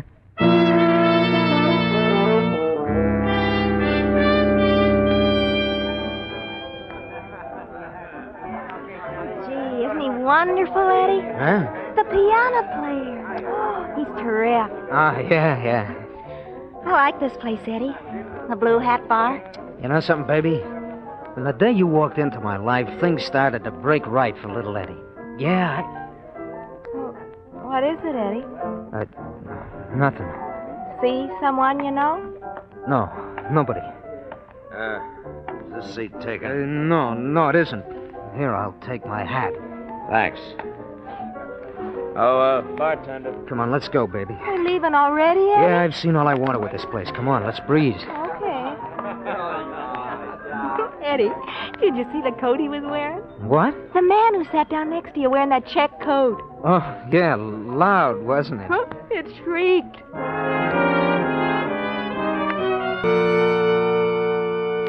As you make your way out of the bar, the panic that swept over you a minute ago has left now, hasn't it, Eddie? For a moment you were frightened when you saw him walking toward you. Merrick, the man in the checkered coat. For an instant your heart seemed to stop beating as he spoke to you. Then you realized he couldn't possibly know you were the voice on the telephone. That now you knew what he looked like.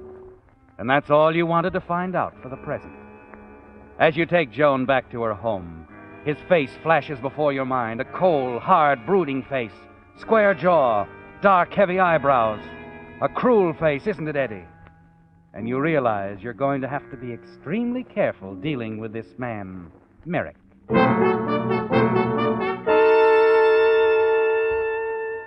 Late the following afternoon, you're on the roof again, directing the flow of traffic in the parking lot below.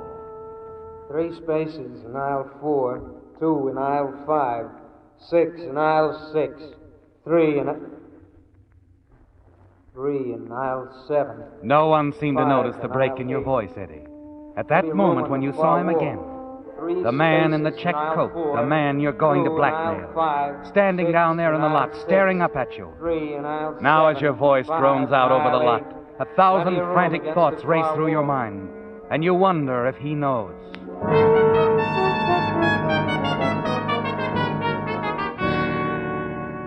Then shortly before closing time, you see Merrick again. You're talking to Joan on the main floor, when suddenly you're no longer aware of what she's saying. Eddie, what's the matter with you? I thought we were talking. Huh? I said I thought we were talking. Oh, yeah. Sorry, I got sidetracked. You're still that way. Why the sudden interest in our store detective? That's the guy with him that interests me. The guy in a checked coat. Oh? Oh, he's gone now. As I was saying. Say it later, will you, huh, baby? I want to ask Ben something. Okay. See ya. How's business, Ben? Oh, hello, Eddie. Business? Oh, it's picking up with me, especially around this time of the year. Yeah, all they need is somebody to watch you. Cute kid. Hey, who was your pal there a few minutes ago? Pal? Oh, him. No pal of mine. That's not that guy. Well, you seem to know him. I met him in Philly 10 or 12 years ago. Name's Griffin. Griffin? Yeah, we worked the same store. Then he branched out. After that, I lost track of him. What do you mean, branched out? He opened his own office. He turned out to be a private eye. Odd detective jobs for hire. You've heard of the type. Sure, on the radio. Not quite. This is a bad boy, Eddie. Real bad. Anything for $1. Sounds familiar. Hmm? Oh, yeah. Yeah, I suppose there's guys like that.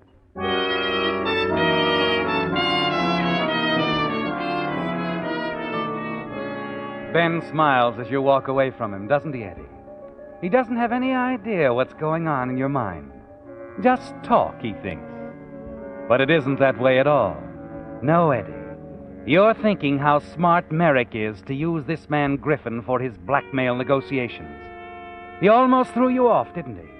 Making you think that Griffin, the man in the check coat, was Merrick.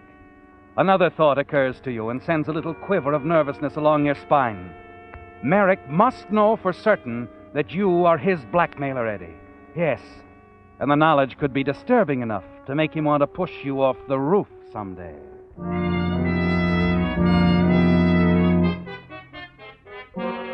You're anxious now to find out what Merrick himself looks like before you plan your next move. And so that night, you call Merrick's home again.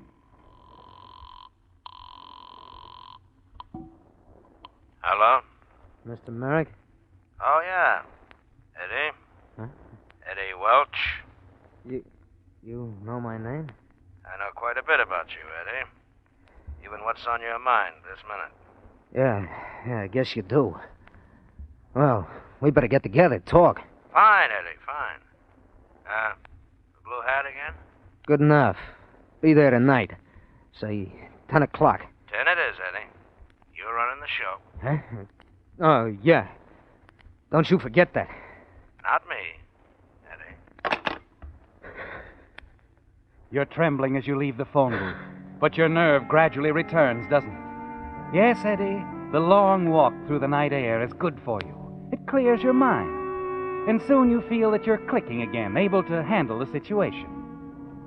You reach Merrick's apartment building a good hour before the appointed time. Wait in the dark entrance of a building across the street. It isn't too long before you see Griffin, the private eye, come out, still wearing the check coat. Then he turns, opens the door of a car for another man. You're certain that he's Merrick, aren't you, Eddie? Now you can be sure you're dealing with the right man. You don't have to keep the appointment. You know what he looks like now, and you won't forget.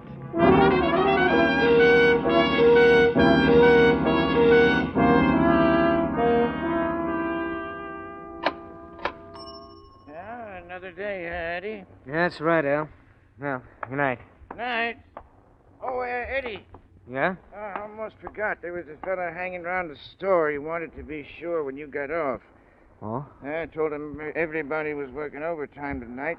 What did he look like? Heavy-set fella. Rough-looking. Bushy eyebrows. Griffin. Who? Nobody important, Al. Thanks. Oh, sure. You expect to be followed, Eddie, and you are. And as you also expected, it is Griffin, Merrick's detective for hire, the man Ben thinks would do anything for money. And you know he's working for a man who'd do anything, too. You quicken your step, hurry down the darkened street. Then as you move past an abandoned building under construction... Hey, Welch, wait. Oh, I gotta lose him. You turn, run into the convenient protective darkness of the building, scramble wildly up a set of improvised stairs, and wait, listening.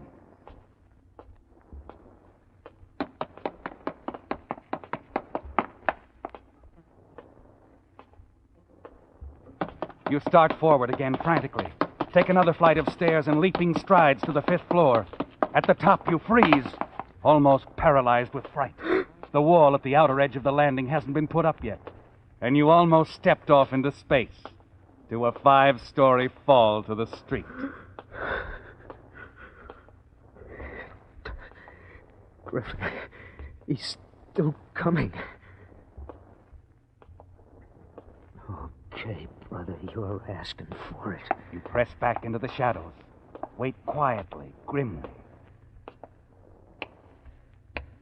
But he's slowing up, Eddie, moving cautiously. You want to make him come at you fast. Here I am, Griffin.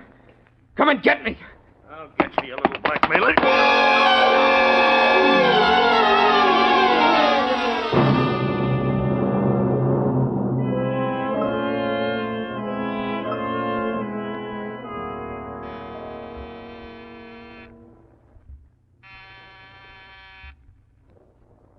Mr. Merrick.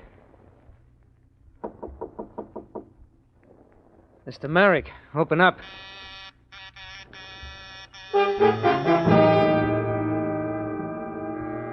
It's annoying, Eddie, that Merrick doesn't answer. Because you're sure he's inside, waiting for Griffin to come back and tell him that you're out of the way. Then from a sound down the hall, you're aware of an elevator stopping at Merrick's floor. You duck back out of sight. Wait nervously until you see who it is that stepped out of the elevator. Merrick. You recognize him, don't you, Eddie? It's the same man you saw with Griffin last night. Hello, Mr. Merrick. What? I don't believe I've had the pleasure. It isn't going to be any pleasure, Mr. Merrick. You've been pretty slick up to now. You and Griffin. But not slick enough. I'm Eddie Welch. I see. Sure you do. You see plenty. Like lots of dough changing hands, huh? That's what I want, Merrick. And I mean lots of it. You're a tough boy, aren't you? Well, we better talk it over. There's nothing left to talk over. Griffin's dead. What? An accident. Too bad, isn't it? Oh, don't you think it's a good idea to invite me in?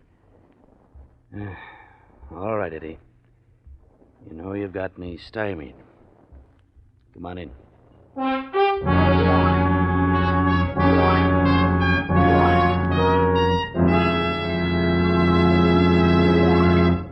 The Whistler will return in just a moment with the strange ending to tonight's story.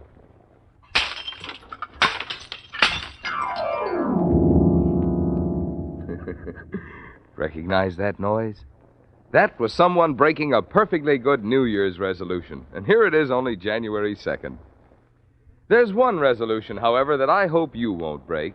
The resolution we made on last week's Whistler to just try Signal gasoline in your car. Because seriously, friends, there are real advantages for the driver who powers his car with Signal, the famous Go Farther gasoline. Mileage, of course, is one of them, but only one. For in order to give you such good mileage, today's Signal gasoline has to help your motor run more efficiently. And when your motor runs more efficiently, naturally you enjoy more exciting performance in the way of pep, power, and smoothness. That's why you'll find folks with big cars, as well as folks with small budgets, patronizing Signal service stations. They've both discovered that in gasoline it takes extra quality to go farther. And Signal is the famous Go Farther gasoline. And now back to the Whistler. You knew it all the time, didn't you, Eddie? Knew that someday that golden opportunity would present itself. The break you were waiting for, and you'd be sitting on top of the world. Then it came suddenly. Remember, Eddie, that day at the parking lot of Crandall's department store when you saw the struggle of the two men between the parked cars? Saw the killer race away in the green convertible. It was a smart move, wasn't it? Taking down the license number of the car. And a smarter move on your part not to tell the police about it. And now the killer, a man named Alton Merrick, is at your mercy. And as you sit in his apartment, facing the tall, cold-eyed man, you're waiting to discuss a financial arrangement. You know, Merrick, that was kind of cute of you, sending Griffin around to keep your appointments with me, wearing that check coat of yours. About the same build, too. At the start, I really thought he was you, Merrick. Didn't know what you looked like until last night when I saw the two of you leave the building. Mm-hmm. You know, sending him around to knock me off wasn't such a good idea, Merrick. Not for your pal Griffin. He, wasn't very smart. You took care of him, huh? Let's say he'd still be here if he hadn't chased me into an empty building. You're a pretty smart boy, aren't you, Eddie? Smart enough to tell the police I saw a gent named Alton Merrick kill that city cop in a fight in the parking lot. Unless Mr. Merrick makes it worth my while to forget it. Got it all figured out, huh? Uh-huh. You're wrong about one thing, Eddie. I didn't send Griffin around to see you. Then who? You see, I've been trying to get Griffin myself for a long time.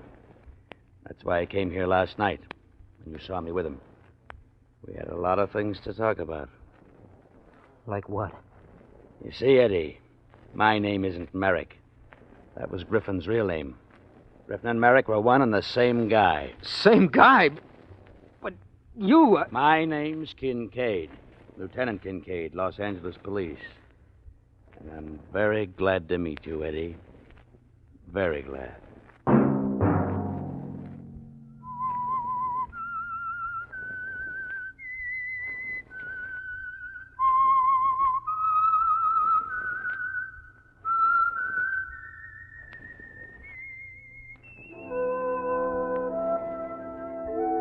Let that whistle be your signal for the Signal Oil program, The Whistler, each Sunday night at this same time.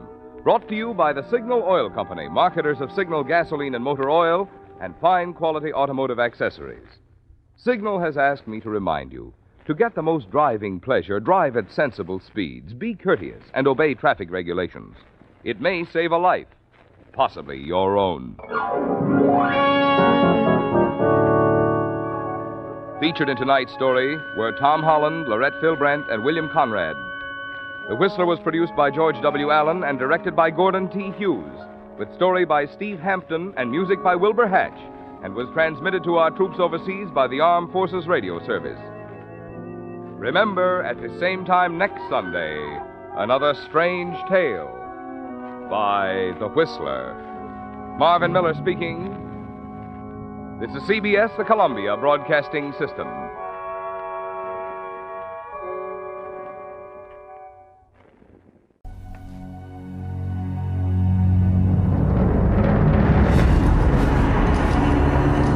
Who Goes There? By John W. Campbell.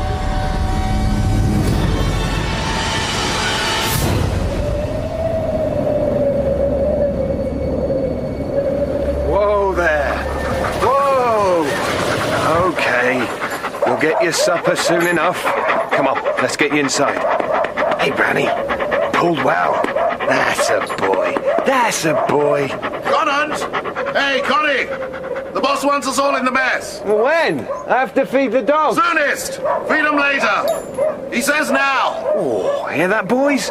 He says now. Yeah, all right, gentlemen, settle down, thank you. You should tell the Huskies, Chief. They've been going on bloody non-stop. I don't know why. They're the only ones here who don't have to eat your cooking, Kinner. Hey, there's nothing wrong with my cooking. Thank you. Oh, it is. Sorry, Commander. Just trying to settle the dogs. Yes, you can't blame them. I think we all feel unsettled. Yeah, ever since that thing arrived. Yeah, that's what we have to talk about. And let's not get hysterical about this. We found a man from Mars, and we're not supposed to get hysterical. This is not that simple. Let's remember, we're an Antarctic survey. We're scientists. So what now, Chief? Yeah, do we actually get a chance to look at this? What's the story? I'll leave that to Macready. He knows more about this thing than any of the rest of us, Mac. Thank you, sir. So, come on, Mac. You've been playing this one close to your chest. It's time to lay down the cards. Very well, gentlemen. Would you care to join me in number 7 cold store?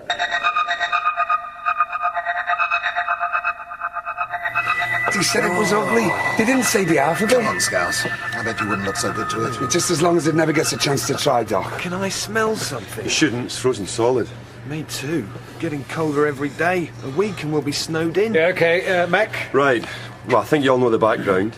Magnetic anomaly appearing within 50 miles of the pole. Speculation, a meteor of some kind. Probably landed a million and a quarter years ago. We decided to take a look, keeping it pretty much under wraps. And I don't have to remind any of you, we're all government employees and subject to the Official Secrets Act. Wouldn't have anything to do with the fact that the Antarctic is an open continent. That we're meant to share and share alike. Yeah, Mike Kinner, just a bit. Of course, the small fact that the army managed to destroy what we found while trying to get it out the ice might just have something to do with it too. So it's not a rumour. There was a ship. There was a ship. Sunk pretty deep in tertiary ice. We were able to access a fin of some kind. But you couldn't analyse it. I mean, didn't anyone there figure that? What did you use? Thermite rapid heat. Navy uses it for free and icebound ships. Army uses it for destroying them. London wanted them to move fast before anyone else got in on the act. And now they never will, right, Commander? Yes, I'm afraid so. A 1 million-year-old spacecraft lost. But we got the driver. Yeah. I don't know how much we want him. It, Kinner. Where did you find it, Mac? 200 metres south of the craft. My best guess is that it got out for some reason. Maybe it was injured, maybe confused. Sure as hell didn't realise just how cold it can get up there. It froze. Solid. That's some ice cream. I mean, can you make it out? What it actually... Oh, God, it just makes me feel like I'm falling into a nest of spiders. Natural protective reaction. Don't know what it is? Fear it? Destroy it. I'd go for that. I'm sure I can see 3 eyes in there and they're looking out at me. Why don't you go make supper? Maybe it's hungry, Kinner. You could cook up one of your casseroles for it. Though, come to think of it, it looks like one of your casseroles. Given that the ship was 1 million years old, then... You realise this thing is also... No. I just can't conceive of that. We're scientists. We can conceive of anything. It's our job to dream, Doc, and make those dreams concrete. I'll settle for thick ice.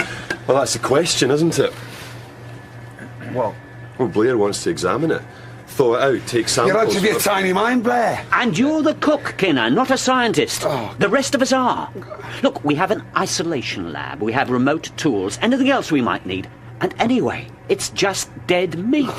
Even you should be able to work that out. Hold on, Blair. How do we know this isn't in some kind of suspended animation? Because it isn't possible. Look, there are microscopic forms out here that freeze over winter and animate in spring. Yeah, mosses and lichens. Nothing this complex could survive. That I'm sure. Viruses, germs. You're a doctor. You know that non-terrestrial microorganisms can't cross over. Yes. No shared genetic inheritance, no danger. For once, the phrase, not of this earth, is positive. But we're not stuck in an old horror movie here. And we are stuck in the modern world where budgets are tight. Yeah, budgets are so tight, we're getting strangled. Yeah. Our funding is running out. We're just this tiny little cog in a big research wheel. 6 men and a dozen huskies, 1 snowcat, 1 ski plane. We monitor a hell of a lot of data, though. Yeah, the trouble is we're not quite big enough to be sexy or small enough to slip by. I haven't said this before, but after next year, nothing. Instruments alone. It's about money, isn't it? The whole bloody lot of it. This ship, this thing. I mean, if we get there first, we win the big prize. Think of it. We'd never be without backers again. Anything we wanted on a plate. We'd be made. For life, we have to do it. Be one hell of an opportunity. Unique, you could truly say. But if we kept it frozen over winter, took it back in the spring... No, they'd take it away from us, that's for sure. Exactly. You're for it, Mac. I'm a meteorologist, Kinner. I don't really have an opinion on the science, but I do like working down here. The Antarctic, it gets in your blood, and I want to come back next year, year after, for the rest of my life. I guess you could say I'm always for men over machines. Connie? I think Mac's right. They take it away from us, so we should work on it while we can. Doc? It's a hell of a question. We shouldn't have to ask it. Yeah, well, there's a lot of questions we shouldn't have to ask. All right. I suppose, yes. You're all nuts. Just don't ask me to deep fry it. Might be an improvement. Okay, Blair. You've got it. What now? We let it thaw out naturally. No more thermite. Still, when you look at it, even through the ice, it's a horror. Well, after you've fed your dogs, Connie, you can have the pleasure of keeping an eye on our visitor. Thanks a million.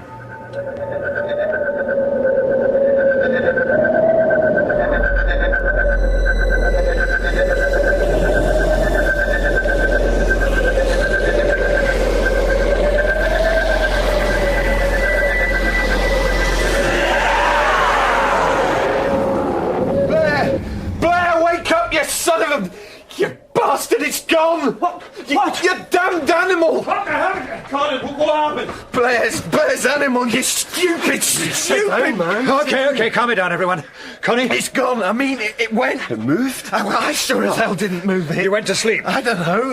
Yes, I went to sleep. You were supposed to watch it. No, I was supposed to be here, but no way was I watching it. I mean, that ice got really clear like glass, and I kept thinking it was alive in there. Calm down, just tell us. I went to sleep, only there were dreams. Yes, it was like I couldn't get away, like it was inside me, but sort of different, I can't explain, only that I was trying to wake up and then I did. It wasn't there. Right, the ice was melted, broken, and... Look, we have to find it. Not me, pal. You find it. I've had all I want of it. Can't a man sleep in this? Sorry, Doc. Blair's pet just went AWOL.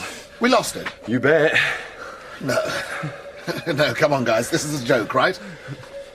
No joke. Don't you see? We have to find it. It could be confused, lost. It could be a lot of things, Blair, but one thing it shouldn't be is alive, yes? Okay, I was wrong. Insufficient data. But this is different. Think of what it must know, how much it could tell us. Look, this makes everything else like nothing. We have to... Oh, my God! They could tear it to pieces! Such a creature, Blair. What about my dogs? Don't go unarmed! No! It must be harmed! Whatever happens, we have to preserve it! What's going on?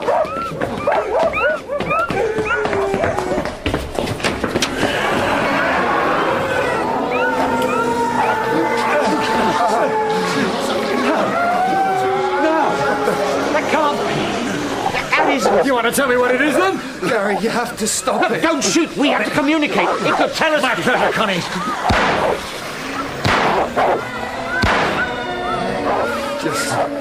Will somebody tell me just what the hell that thing is? Dead, I hope. Conan, get those dogs back in.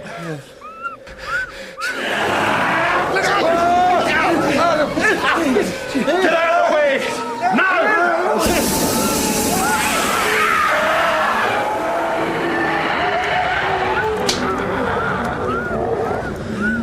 Holy God. Nope. Just McCready with a blowtorch. Thanks, Mac. Somebody got an extinguisher. I'll get one.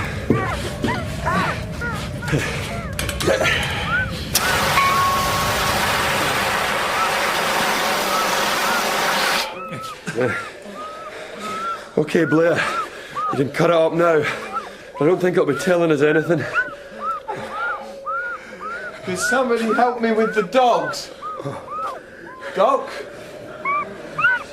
Yeah. I'm coming. First, anybody hurt? Commander? No, it's just a scratch. Mother surprise. Aye. It was one hell of a surprise, all right.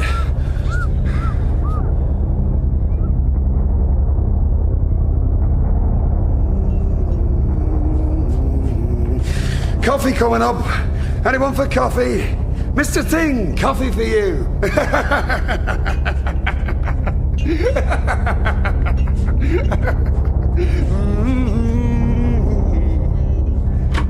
Guess it really is dead. Coffee? Oh, thanks, yes. I think we could all use some. You sure it's dead now? I put a few million volts through it after Mac had finished. Sure is. Sort of. I mean, what's that about?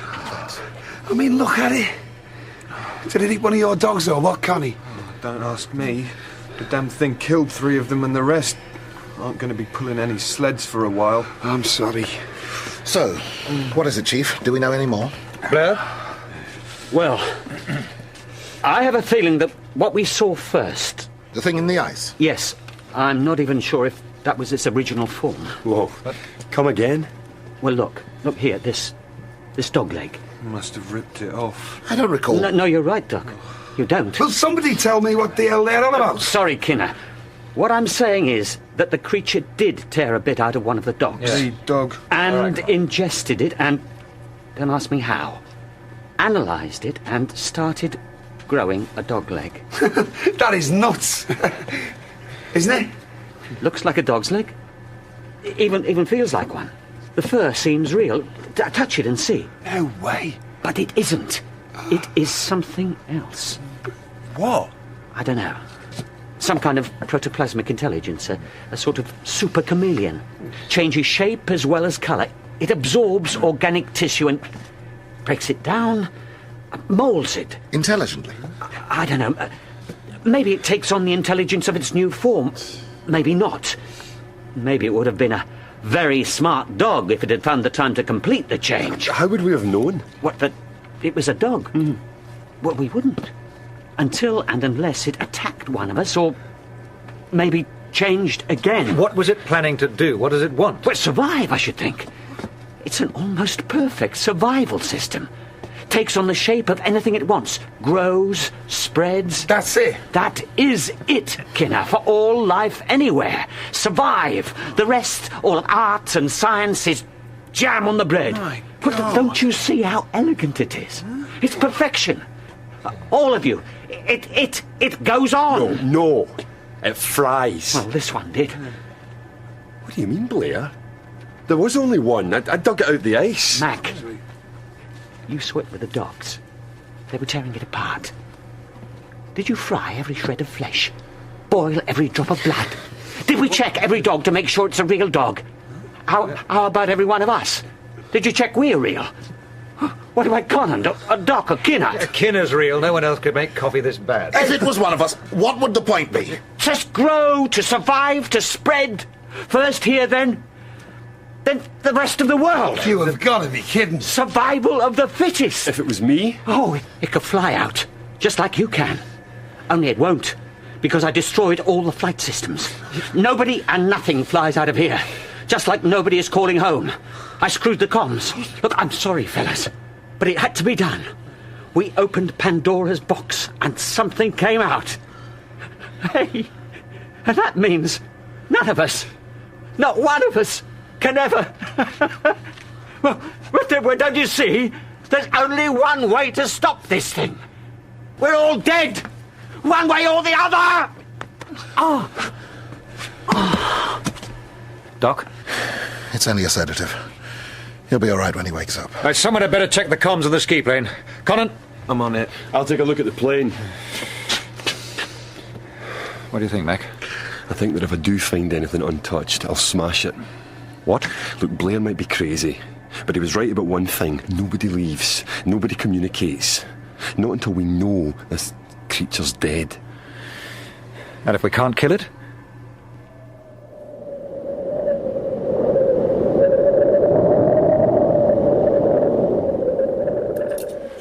Doc? How's Blair?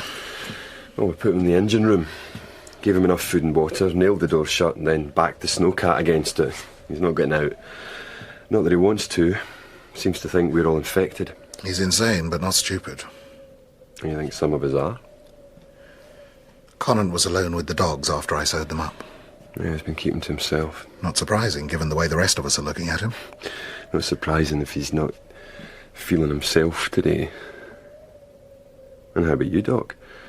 You spent time with the dogs too. Maybe we should apply the foot and mouth answer. Everyone dies infected or not. How could we trust the last man to turn the gun on himself? We could always let Blair out to do the job. Right, if he's still human. Damn it, hell, Mac, this is crazy. There has to be a test. Some way we can... Look, hold on, dog. This thing's able to become like a dog, a human being, a perfect imitation. Except... Well, maybe it still has to be itself. Well, otherwise it would just be a dog, and there's no point to that. It has to retain its essential characteristics at the same time as using... The mind or emotions that it's created as a survival tool. Yeah. Good, Mac. Very good.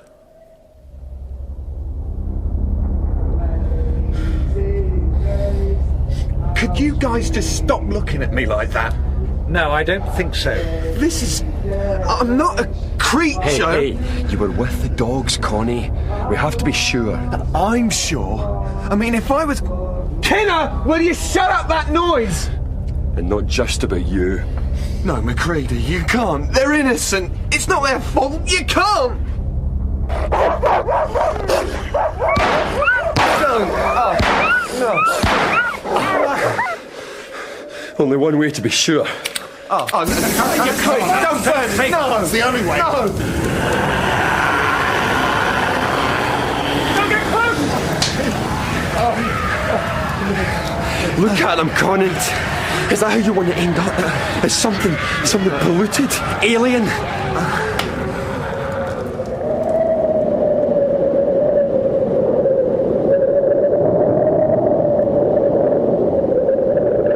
Well, I'm not going to thank you all for being here. We'd all rather be elsewhere. Particularly the creatures. What do you mean, Doc? It means that right now, there's nothing living for 300 miles in any direction apart from us. Weather's closing in. As soon as it clears, they'll send a team to see why we've been off the air. I reckon we've 2 weeks, maybe 3, before someone else gets here and something else welcomes them. They'll have a bloody plane. The damn thing will fly out and then... The world. Maybe they'd make a better job of it. Sorry. That wasn't funny. I didn't... How the hell do we know who's who? Like this. Connie, get a petri dish. I figured it just a while ago. It's about blood. It's always about blood. Go on, Mac. Well, life is selfish. It wants to survive, right, Doc? Unless Darwin was wrong. Yeah, and this thing, Blair said every bit of it was aware, self-sufficient, an animal in itself, reflecting the nature of itself. Like when it became a dog, it acted like a dog. And when it became a man, it acted like a man. And when it became that man's blood... This do, Mac? Yeah. Yeah, fine. Now, cut your palm. Bleed into the dish.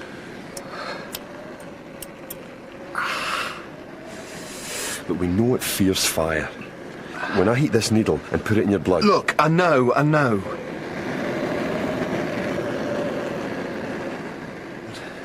Right. See? I told you. 24 hours and I'm okay. Thank God. Right. Doc, you're next. Sure. I know I'm okay. We'll see. Connie, bring me another dish. Right.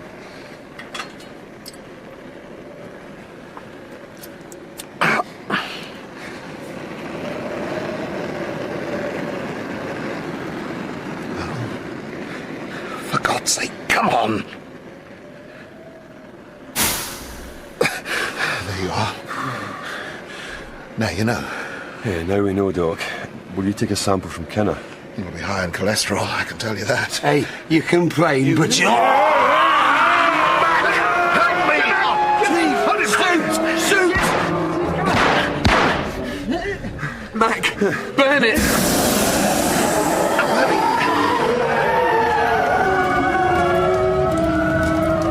I'm burning! Help me! Help me!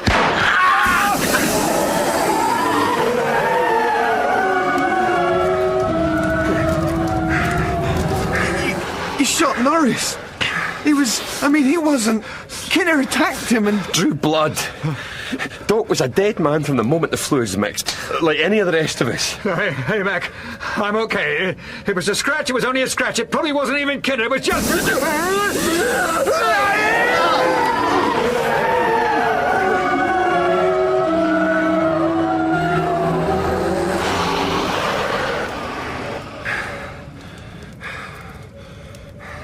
And then there were two.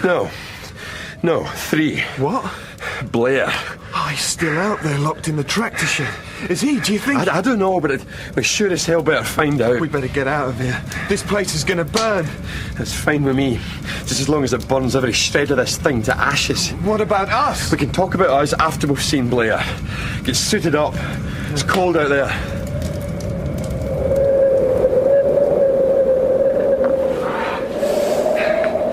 Hang on to the rope! Don't get separated! No way, Mac! Can you look? Can't see a metre in front.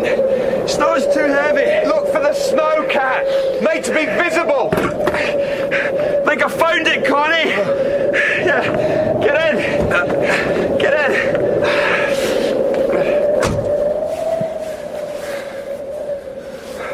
So what now?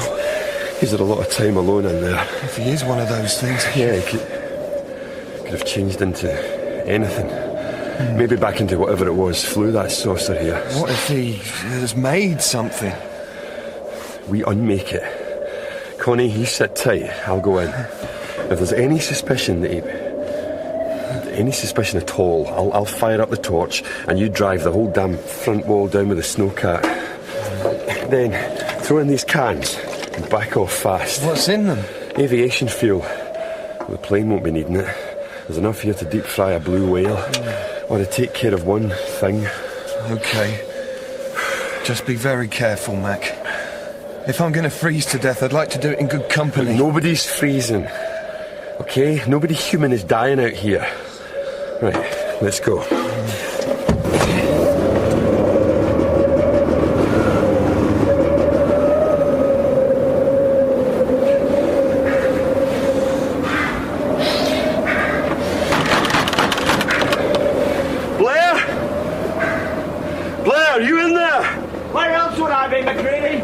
You all right? You mean, have I changed? I mean, are you all right? Yeah, think so. What was all that noise just now? The explosions? You have a fire at the base? You could say we did, yeah. One hurt? No one.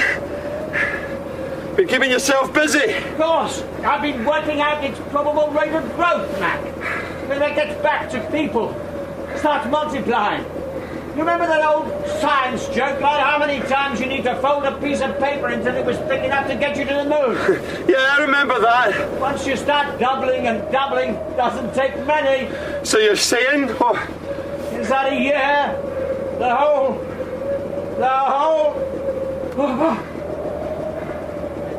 You want to know if I'm still a human, don't you, Matt? I guess I do, Blair. If I am? There's only Conant and me left. The base is gone. Yeah, Ashes. So. Once my power line went off. It's cold in here, Mac. We have to fire up the snowcat. Try and make the coast. We won't survive outside once the flames die down. We'll freeze. We'll die. That thing didn't die. Not after 1 million years in the ice. Well, that's why we have to know, Blair. We can't take the chance. Mac, I am human. Yeah, that's what Kinner said.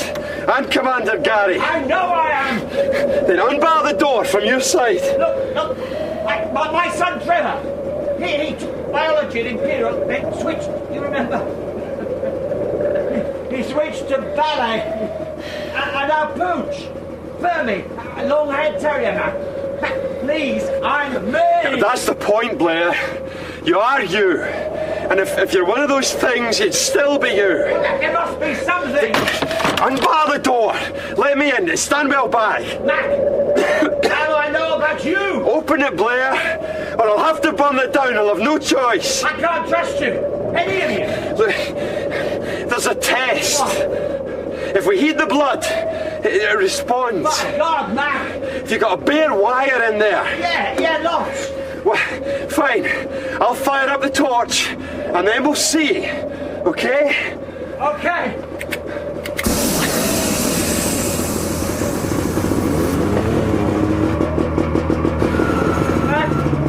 Mac, what's happening, Mac? What's going on out there? What are you doing? Tell me what's happening, Mac?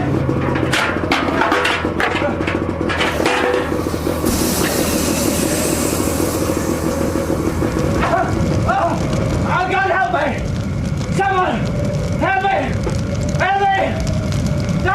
Don't burn me, Mac! I'm burning! Help!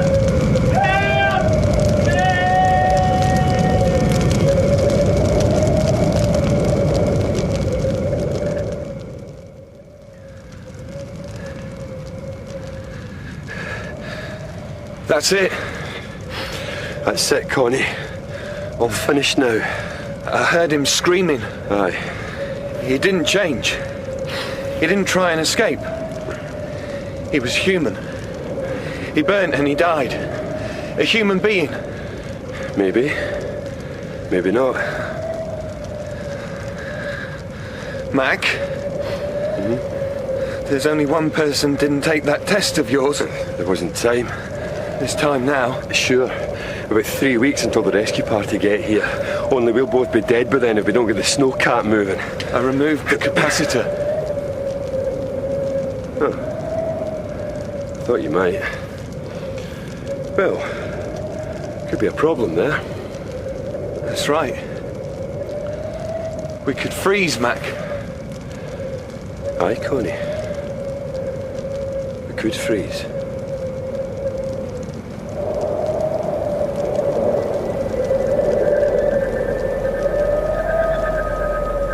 In John W. Campbell's Who Goes There, Macready was played by Liam Brennan, Professor Blair by Ewan Meredith, Dr. Norris by Cyril Mree, and Commander Gary by Christopher Godwin.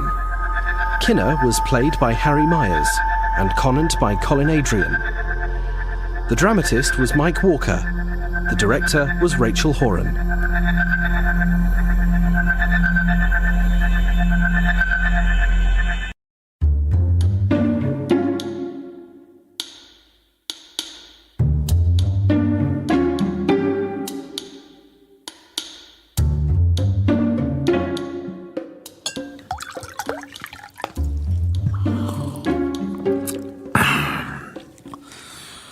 I've never managed to acquire many friends.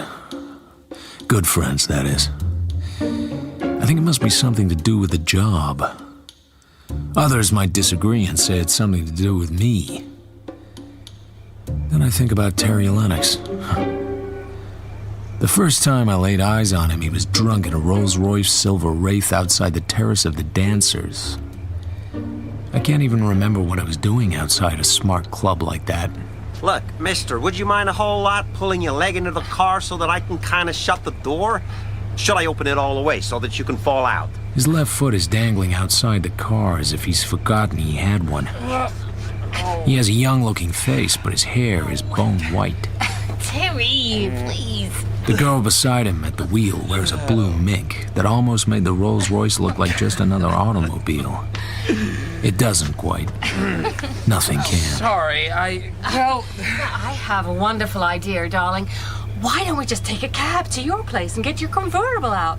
It's such a wonderful night for a run up the coast to Montecito. Awfully sorry, but I don't have it anymore. I was compelled to sell it.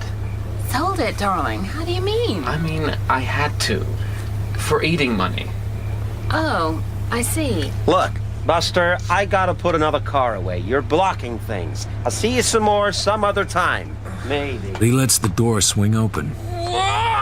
The drunk promptly slides off the seat and lands on the seat of his pants. I guess it's always a mistake to interfere with a drunk. But I get him under the arms and get him up on his feet. Thank you so much. Oh, he gets so goddamn English when he's loaded. Thanks for catching him. Shall I get him in the back of the car? Oh, I'm terribly sorry. I'm late for an engagement. He's just a lost dog. Perhaps you can find a home for him. He's housebroken, more or less.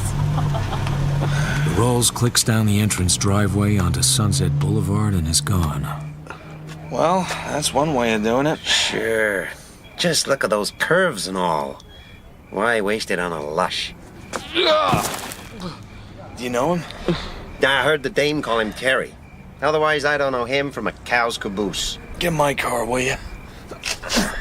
The white coat helps me to get the guy into the front seat. I feel like I've been holding up a sack of lead. Thanks very much. He's the politest drunk I've ever met. They're all bums. Looks like this one had a plastic job. He's right. The right side of my new friend is frozen and whitish and seamed with thin, fine scars.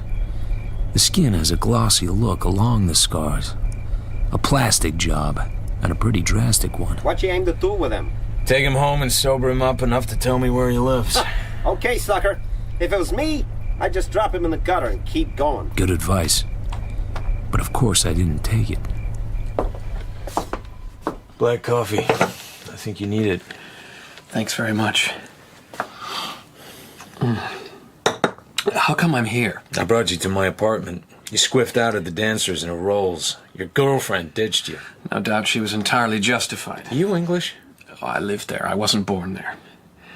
If I might call a taxi, I'll take myself off. You've got one waiting. Well, that's very kind of you, but My name's Philip Marlowe. Just don't take me for granted. Of course not. I'm sorry to be such a nuisance.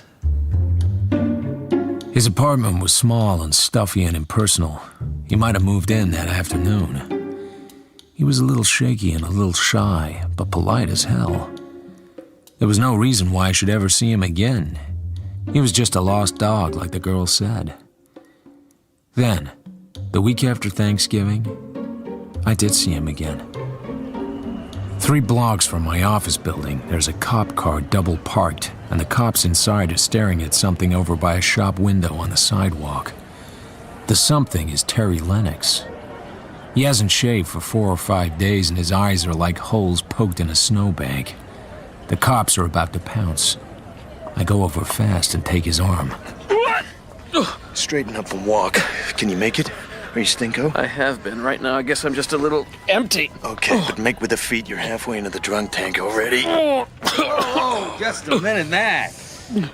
What have we got here? This is an emergency. My friend is sick. Yeah, so I see. Is this gentleman in the soil laundry a real close friend of yours? Close enough for me to know he needs a friend. He's not drunk. His name is Terry Lennox. He works in pictures. That's nice. I'd say he didn't work too much lately, though. I'd say he didn't sleep indoors too much lately. Maybe we ought to take him in. Hey, come on. Your arrest record can't be that low. Not in Hollywood. Okay, let me talk to you now, buddy. What is your friend's name? Philip Marlowe. He lives on Yucca Avenue, Laurel Canyon. Well, you could have just told him. Yeah, I could have, but I didn't. Okay. All right, I'll bite this time. Get him off the street. Come on. It's black coffee. Again. Thanks. Lucky you remembered my name. I made a point of it. I looked you up, too. You're a private investigator. So why not give me a ring? Why should I bother you? Looks like you had to bother somebody. Asking for help doesn't come easy, especially when it's all your own fault. Maybe I'll quit drinking one of these days. They all say that, don't they? I got a feeling about you. Really? We've only met twice, and you've been more than white to me both times. What sort of feeling? A feeling that next time I'll find you in worse trouble than I can get you out of. Maybe it's because of this. The scar. Makes me look a little sinister, I suppose. Maybe that girl didn't walk out on you at the dancers just because you were drunk. Maybe she had a feeling, too. Sylvia, you mean? That's her name? I was married to her once. She's the daughter of Harlan Potter. You've heard of him? Who hasn't? He's a multi-millionaire and a cold-hearted son of a bitch. All Victorian dignity on the outside. Inside, he's as ruthless as a Gestapo thug. I married Sylvia for her money. So, no doubt you're wondering why, if I was down and out, and Sylvia has plenty, I couldn't ask her for a few bucks as her ex-husband. Tell me. Did you ever hear of pride? You're killing me, Lennox. Am I? Sorry. It's the pride of someone who has nothing else. I don't go begging to Sylvia. The next time was months later. He walked into my down-at-heel brain emporium. He was changed. Older, very sober and severe, and beautifully calm. He wore an oyster-white raincoat and gloves, and no hat, and his white hair was as smooth as a bird's breast. He talked like we'd seen each other yesterday. Hey, let's go to some quiet bar and have a drink. If you have the time, that is. You may or may not want to congratulate me. Oh? Sylvia and I got re-hitched in Las Vegas. Nice. If there's no price tag. Price tag? There's always a price tag, chum. But you should see my new car. How's your drinking? Perfectly elegant. Let me tell you something. These gimlets, they don't know how to make them here. What they call a gimlet is just some lime or lemon juice with gin and a dash of sugar and bitters. A real gimlet is half gin and half Rose's lime juice and nothing else. Beats martinis hollow. I never forgot that. It's what I'm drinking now. A gimlet for Terry Lennox. Alcohol is like love. The first kiss is magic. The second is intimate. The third is routine. After that, you take the girl's clothes off. What I don't get is why a guy with your privileges would want to drink with a down-at-heel private eye. Are you being modest? Nope. I'm just puzzled. Not many people looked after me before I remarried Harlan Potter's daughter. I hope your home life is adequate. I don't have any home life. I don't get that. Am I supposed to? I guess Sylvia's happy enough, though not necessarily with me. In our circle, that's not too important. There's no real fun, but the rich don't know that. Mostly I just kill time, and it dies hard. A little tennis, a little golf, a little swimming and horseback riding, and the exquisite pleasure of watching Sylvia's friends try to hold out to lunch before they start killing their hangovers. You didn't have to have it the way it is. Yeah, I know. I'm a weak character without guts or ambition. I suppose I'm sorry for Sylvia. Could be I'm fond of her in a remote sort of way. Someday, she'll need me, and I'll be the only guy around not holding a chisel. Likely enough, then I'll flunk out. You do a great job of selling yourself. Sylvia's scared. She's scared stiff. What of? I don't know. We don't talk very much. Sylvia's a tramp. Her father knows it, and he hates it, and there's nothing he can do about it. But he waits, and he watches, and if Sylvia ever gets into a big mess of scandal, he'll break her in half and bury the two halves 1,000 miles apart. You're her husband. He lifts his empty glass and brings it down hard on the edge of the table. It smashes with a sharp ping. Like that, chum. Like that. Oh, sure. I'm her husband again, that's what the record says. I'm the 3 white steps and the big green front door and the brass knocker you wrap one long and two short, and the maid lets you into the $100 whorehouse. Some money for all those gimlets. Poor though I am, I pay my way. You talk too damn much, and it's too damn much about you. See you later. Look, I'm sorry. Hey! He called something after me, but I kept going. 10 minutes later, I was sorry. But 10 minutes later, I was somewhere else. I got to him where it hurt. I didn't see him again for a month. Yeah. The persistent ringing of the doorbell yanks me out of bed. He stands there, looking as if he hasn't slept for a week. He seems to be shivering. A dark felt hat is pushed over his eyes. He has a gun in his hand. It's not pointed at me, he's just holding it. With the white face and the scars, he could have stepped right out of an old-fashioned gangster movie. Listen, you're driving me to Tijuana to get a plane at 10:15. I have a passport and visa, and I'm all set except for transportation. For certain reasons, I can't take a train or a bus or a plane from L.A. Would $500 be a reasonable taxi fare? Come on in.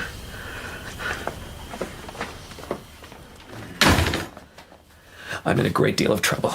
Yeah, I got that idea. Didn't sleep at all last night. Just sit there. Don't say a word, just sit. No. Be very careful what you tell me. If you really want me to ride you down to Tijuana, there are two things I must not be told. Are you listening? Yes. Thanks very much. 1. If you've committed a crime or anything the law calls a crime, a serious crime, I can't be told about it. 2, if you have essential knowledge that such a crime has been committed, I can't be told about that either. Not if you want me to drive you to Tijuana. That clear? Of course. I'm in a jam. I heard you. I don't want to know what kind of jam. I have a living to earn, a license to protect. I could hold a gun on you. Not to Tijuana, you couldn't. Anyway, I'd look great telling the cops I was so scared I just had to do what you told me, supposing, of course, which I don't know, that there was anything to tell the cops. Listen, it'll be noon or even later before anyone knocks at the door. But by about noon, her maid would knock and go in. Sylvia wouldn't be in her room. There's a big guest house pretty far from the main house. The maid would eventually find her there. I have to be very careful what questions I ask you, Terry. Couldn't she have spent the night away from home? Servants always know. It would be the guest house. Hell, do you think they don't know what goes on? So, the maid would find her... Sylvia, dead drunk, paralyzed, spifflicated, ice to the eyebrows. Of course. That's how it would be. You say you have a passport and a visa? So you've been planning to blow for some time. I guess I felt some vague obligation to be around, some idea she might need me for something more than a front to keep the old man from nosing around too hard. Oh, by the way, I tried to call you in the middle of the night. I sleep hard, I didn't hear. Then I went to a Turkish bath. I stayed a couple of hours, had a steam bath, a plunge, a rub down, and made a phone call from there. Does this phone call concern me? It was to Harlan Potter.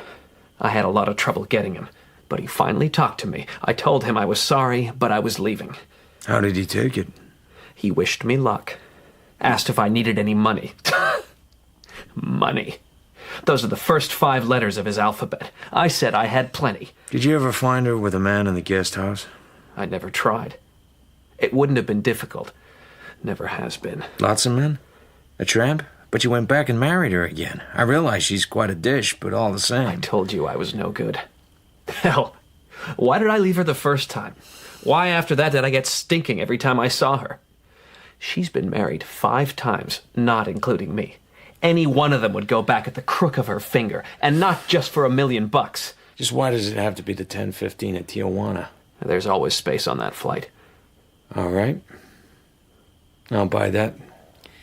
But maybe it would be better if you called the police. Call them yourself.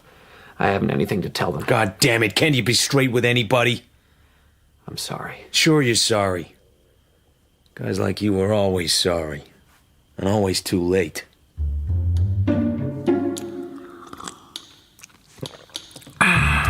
We hardly speak on the way down to Tijuana. I waited while Terry got his ticket. I'm all set. This is where I say goodbye. I left 5 C notes in your coffee can. Don't be sore at me. I'd rather you hadn't. I'll never spend half of what I've got. Good luck, Terry.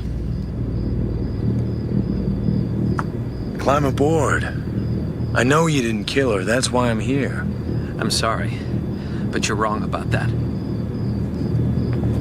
You have plenty of time to stop me.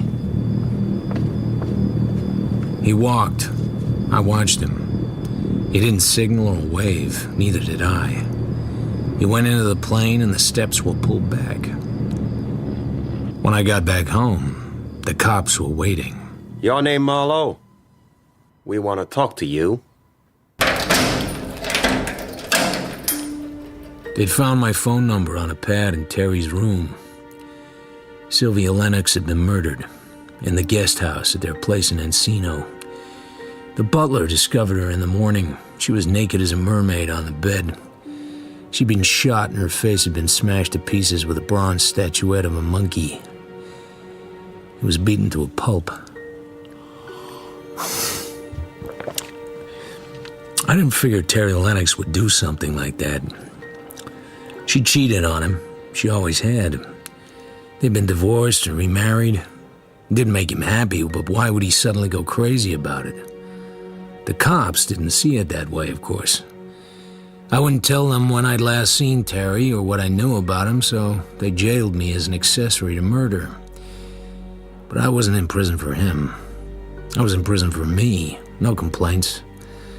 I'm in a business where people come to me with troubles.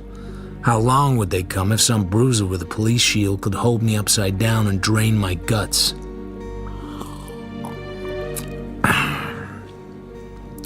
A smart lawyer came to see me. He was sent by old man Harlan Potter, Sylvia's father. That set me thinking. Potter was supposed to be worth hundreds of millions of bucks, and he owned 9 or 10 newspapers.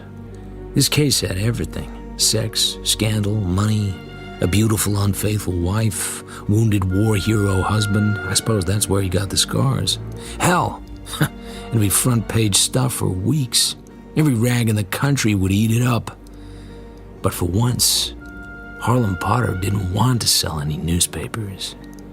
He wanted to shuffle all of it, including his dead tramp of a daughter, off to a fast fade. I sent the smart lawyer away and waited.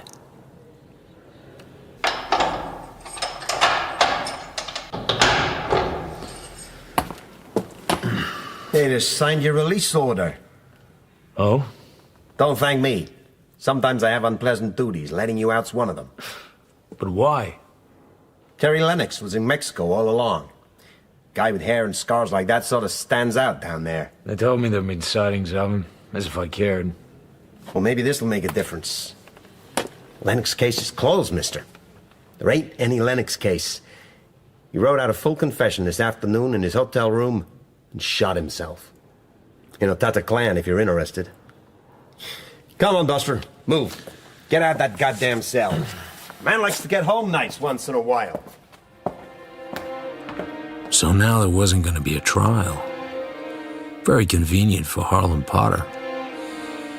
I went back to my office and my job. I thought about Terry Lennox in a detached sort of way.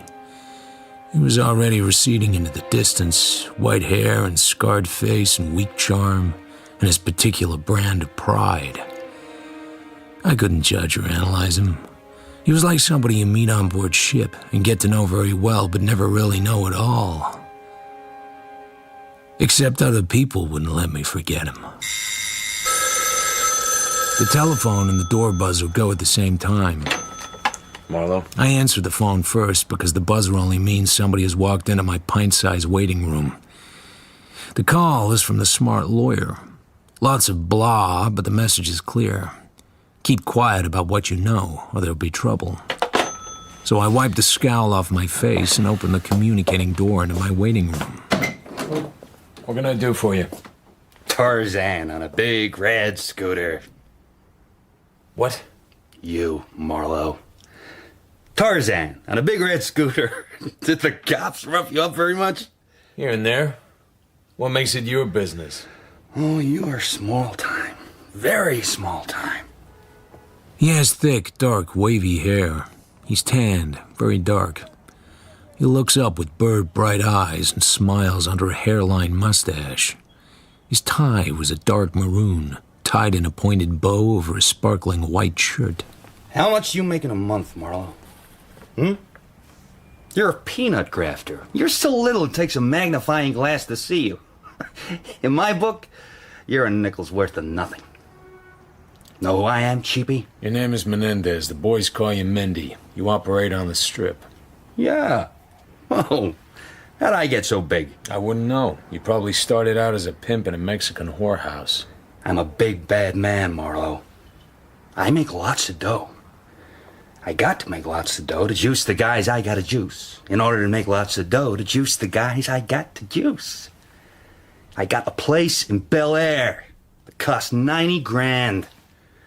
I got a lovely platinum blonde wife, 2 kids in private school back east. Best food, best drinks, best hotel suites. What do you got? Stop hamming and tell me what you want. We were 3 guys in a foxhole eating. It was as cold as hell. Snow all around. We ate out of cans, cold food, little shelling, more mortifier.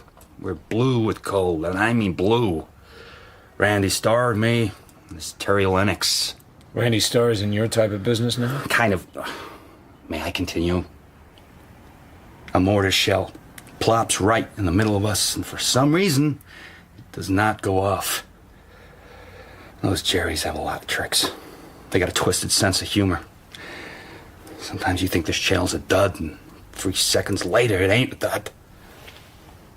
Terry grabs it, and he's out of the foxhole before Randy and me can even start get unstuck. But I mean quick, brother, like a good ball handler. He throws himself face down and throws the thing away from him, and it goes off in the air. Most of it goes over his head, but a hunk gets the side of his face. Right then the crowd's mounting attack. Next thing we know, we ain't there anymore. Thanks for telling me. Randy and I talked things over. We decided that what happened to Terry Lennox was enough to screw up any guy's brains. For a long time we figured he was dead, but he wasn't. The crowds got him. They worked him over for about 1.5 years. They did a good job, but they hurt him too much. Cost us money to find out, and cost us money to find him. But we made plenty in the black market after the war. We could afford it. Well, Terry gets out of saving our lives as a half of a new face. White hair, bad case of nerves. Back east, he hits the bottle and kind of goes to pieces. I got connections in Mexico that could have buried him forever. I could have got him out of the country faster than a card sharp can stack a deck.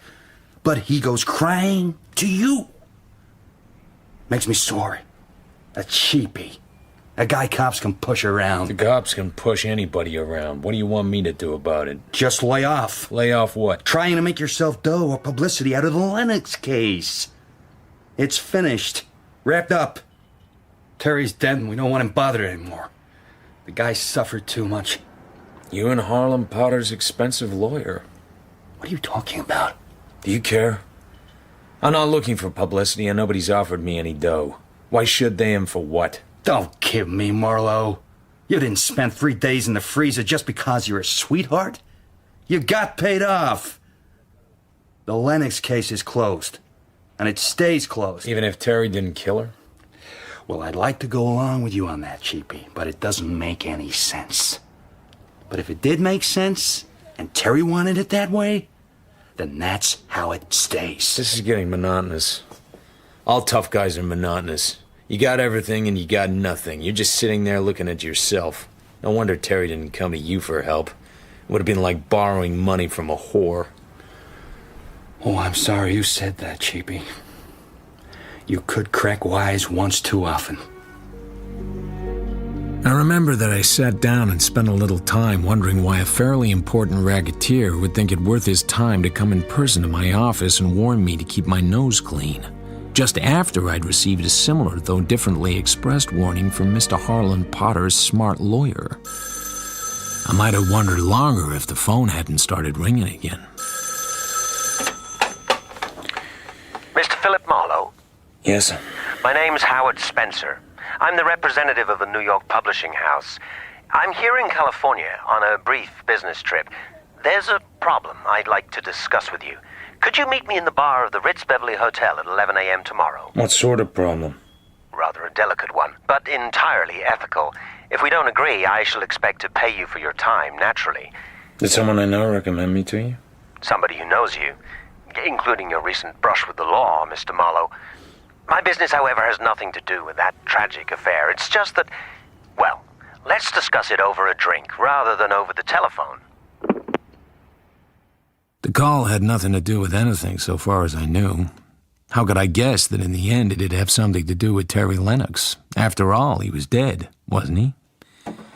Just then, a letter through the box. It has Correo Aéreo on it and a flock of Mexican stamps. It begins without date and without preamble. I'm sitting beside a second-floor window in a room in a not-too-clean hotel in a town called Otadoclan. It must have been written just before he shot himself.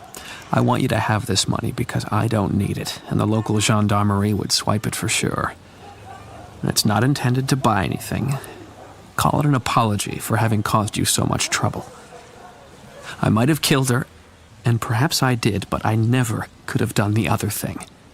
That kind of brutality is not in my line. So, something is very sour. Forget about it. And me. But first, drink a gimlet for me at Victor's. And the next time you make coffee, pour me a cup and put some bourbon in it and light me a cigarette and out it beside the cup. And after that, forget the whole thing. Terry Lennox, over and out. So even he's asking me to forget. Was that why he phoned Harlan Potter on the night of his wife's death? Inside is a portrait of Madison. A portrait of Madison is a $5,000 bill. I'd never seen one before. Lots of people who work in banks haven't either. I sit there and look at it for a long time. I do what he asked. When his cigarette has stopped smoking and is just a dead butt, I drop it in the garbage can. That's that. It doesn't seem quite enough to do for $5,000. The Ritz Beverly bar is pretty empty, and this high-powered publisher man is already 20 minutes late. I'll wait half an hour, and then I'll leave. It never pays to let the customer make all the rules.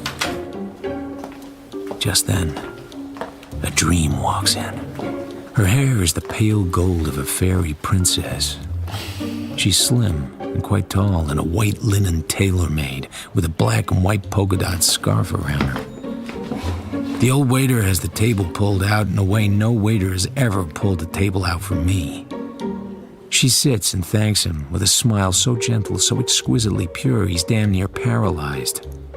She orders something, and he hurries away like a guy who really has a mission in life. Mr. Marlowe, I'm Howard Spencer. I'm shockingly late. I apologize.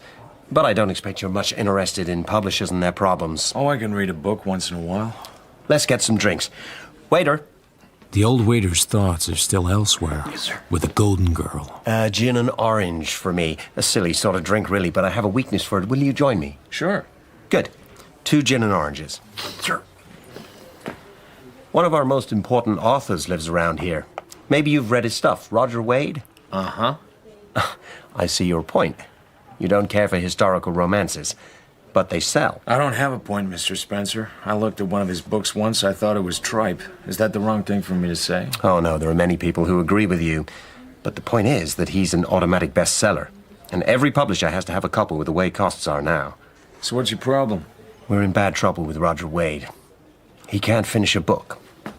He's losing his grip, and there's something behind it. The man seems to be going to pieces. Wild fits of drinking and temper. Your drink, sir. Thank you. Every once in a while, he disappears for days on end. Not very long ago, he threw his wife downstairs, put her in the hospital with 5 broken ribs. I realize this sounds like a job for a psychiatrist. Mrs. Wade disagrees. She's convinced that he's perfectly sane, but that something is worrying him to death. A blackmailer, for instance. Something from his past may have caught up with him. We don't know what it is, and we want to know. In the meantime, Mrs. Wade has to be protected. He might kill her the next time. You don't want a detective. You want a magician. How could I be there at exactly the right time? Nor am I in the market for being a male nurse. A male nurse wouldn't be any use. Roger Wade's not the kind of man to accept one. He's a very talented guy who's been jarred loose from his self-control. Also, he's damn dangerous. He has a guilty secret and he tries to drown it in alcohol. It's not my kind of problem, Mr. Spencer. But if you want me to, I'll go see the man and try and size him up. But my guess is he'll throw me out of the house. No, Mr. Marlowe, I don't think he'd do that. On the contrary, I think he might like you. I look up into a pair of violet eyes. It's her. This is really a dish. Please, don't get up. I know I owe you an apology, but it seemed important to me to have a chance to observe you before I introduce myself. I'm Eileen Wade. He's not interested, Eileen. I disagree. What I said, or meant to say, was that I didn't think I could do any good. And it might be a hell of a mistake for me to try. If you're afraid of your husband, I suggest you move out. Nobody could protect you 24 hours a day from your own husband. You can't buy destiny. You're deciding too soon. You can't judge people by what they do. If you judge them at all, it must be by what they are. Did Howard tell you he hadn't seen my husband this visit? Eileen, what has this got to do with... Because my husband has been missing for 3 days. I don't know where he is.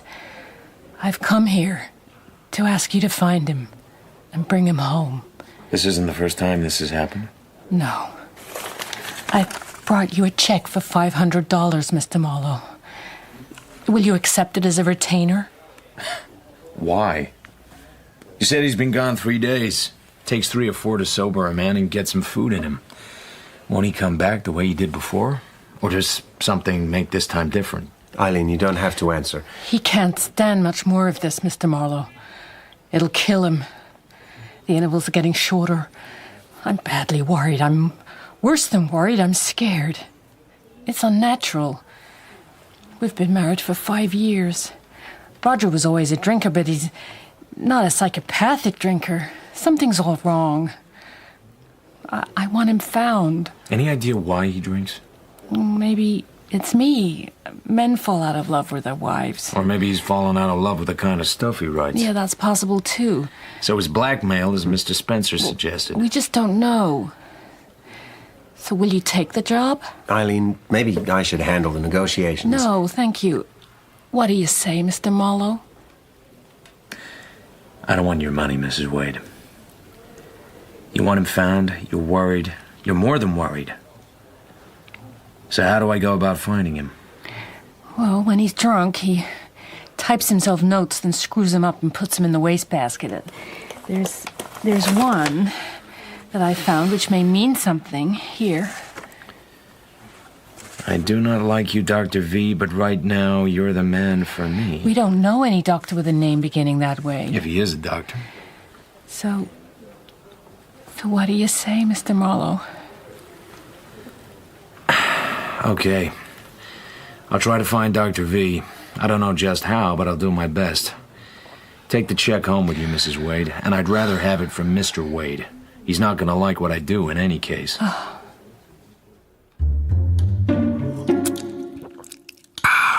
This is a good gimlet. It should have been hard, but in fact it was easy. Maybe that should have made me suspicious. There weren't many legitimate doctors whose name began with V, and only one of them fitted the picture. A Dr. Veringer, who ran a sort of art colony for writers and such, who want seclusion in a congenial atmosphere. He called himself doctor, but he didn't practice medicine.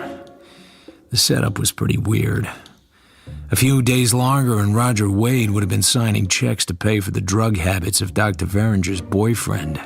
But I got him out of there, much to the chagrin of Dr. Veringer and the boyfriend. Wade was big and pale, and he needed a shave. He handled me like a baby. He hardly left me alone for fear Earl would come in and beat me up. He took every dime I had in my pocket. You probably told him to. You on Veringer's side? Skip it. This is just a job for me. The turnoff is pretty close now. By the way, You haven't told me your name. Philip Marlowe. Nice name. Wait a minute. You the guy that was mixed up with Lennox? Yeah? I knew her. A little. Sylvia Lennox, I mean. Queer business, that. The law boys gave you the rough edge, didn't they? Maybe you don't like to talk about it. Could be. Why would it interest you? Hal, I'm a writer. Sounds like quite a story. Take tonight off. You must be still feeling pretty weak. Okay, Molle, okay. You don't like me, I get it. I don't either like you or dislike you. I don't know you. Your wife asked me to find you and bring you home. When I deliver you at your house, I'm through. Why she picked on me, I couldn't say. Like I said, it's just a job. How much is she paying you? We didn't discuss it. Whatever it is, it's not enough. I owe you a lot of thanks. You did a great job, chum. I wasn't worth the trouble. That's just the way you feel tonight. You know something, Molle? I could get to like you. You're a bit of a bastard like me. Can you make it without help? Of course. Aren't you coming in for a drink or something? Not tonight, thanks. I'll wait here until you're in the house. Okay. He's made a lot of money. It's a huge property by a lake in Idle Valley. All that and a gorgeous wife. I'm ready to leave when Eileen Wade appears. I keep going and she starts to run, so I have to stop. I cut the lights and get out of the car. Did you have a lot of trouble? I've had a great deal more. Please, come into the house and tell me all about it. I'm sorry, Mrs. Wade. Good night. Oh, you must be tired. Don't you want a drink yourself? Thank you, but no. So you knew Sylvia Lennox. Was that why you wanted to hire me? I knew who? Sylvia Lennox. Oh, that was the girl that was murdered. No, I didn't know her personally. I knew who she was. Didn't I tell you that? Sorry, I've forgotten just what you did tell me. Did Roger say something? Well, I ought to go in and see if he needs anything. And if you won't come in... I'll leave you with this. I kiss her hard on the lips. She doesn't fight, and she doesn't respond. You shouldn't have done that. That was wrong. You're too nice a person. Sure, very wrong. But I've been such a nice, well-behaved gun dog all day long. You know something? I believed you knew where he was all along, or at least knew the name of Dr. Veringer. You just wanted to get me involved with him, tangled up with him, so I'd feel a sense of responsibility to look after him, or am I crazy? That is the most outrageous nonsense I've ever listened to. Wait a minute, that kiss won't leave a scar, you just think it will. And don't tell me I'm a nice person, I'd rather be a heel. Why? If I hadn't been a nice guy to Terry Lennox, he'd still be alive. How can you be so sure? I wish I could persuade you to come in. I love my husband. Not as a young girl loves, perhaps, but I love him. The man I loved then is dead. He died in the war. His name, strangely enough, has the same initials as yours. I still can't quite believe he's dead, which is just very silly of me. I become aware that we're being watched from the front door. A slender, neat, good-looking Mexican boy. Who's the boy? Oh, it's Candy. He's our butler. I didn't realize he was there. Good night, Mr. Marlowe. And, thank you so much for almost everything.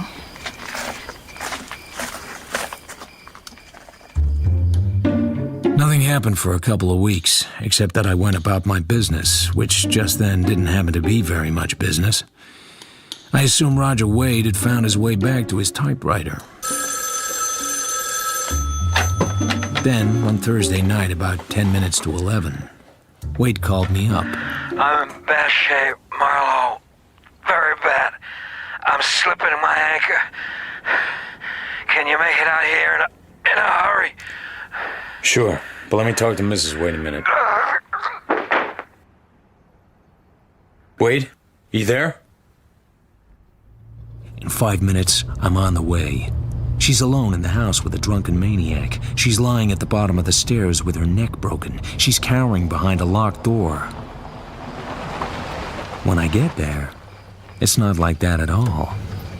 Lights are on all over the house, and she's standing calmly in the open doorway with a cigarette in her mouth. If there was any excitement around there, I'd brought it with me. I didn't realize he'd called you. Where is he now? He fell down. He must have tipped the chair too far back. He's done it before. He cut his head on something. There's a little blood, not much. Well, that's fine. We wouldn't want a whole lot of blood. Where's he now, I asked you? Out there somewhere. By the edge of the road or in the bushes along the fence. Christ's sake, didn't you look? No, I didn't look. I've had all of it I can take. You find him. He's lying on his side in the shadow of the hibiscus. He has a fast, thumping pulse, and his breathing is unnatural. Something at the back of his head is sticky. I slap his face a couple of times, but he doesn't come to. Finally, I get him hoisted into a fireman's lift position and plow across the lawn to the open front door. It seems about the same distance as a round trip to Siam. Can you get him up to bed? Not without help.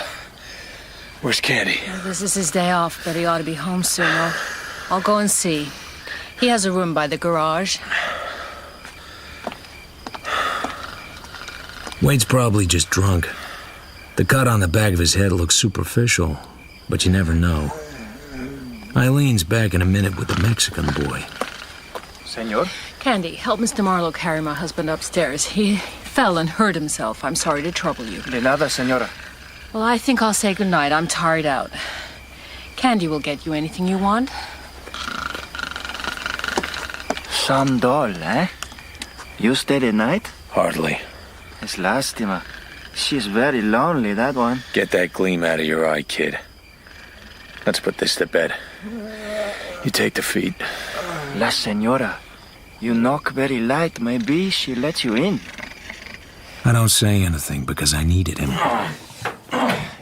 I wait till we've dumped Wade on the bed.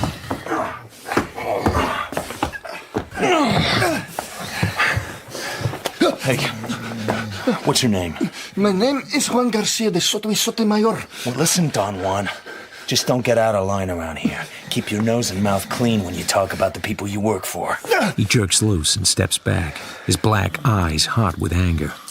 His hand slips inside his shirt and comes out with a knife. Cuidado, senor. Nobody fools with me. It's done very fast. The knife sails through the air and lands quivering in the window of the doorframe. Then he plucks the knife out, tosses it in the air, spins on his toes, and catches it behind him.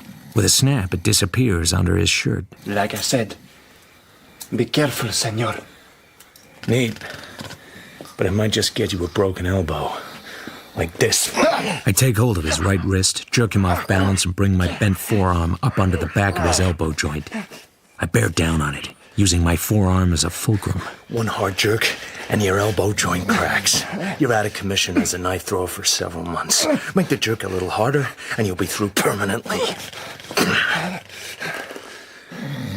Now take Mr. Wade's shoes off. Good trick. I will remember. We undress Wade in silence. He's still sweaty and still snoring.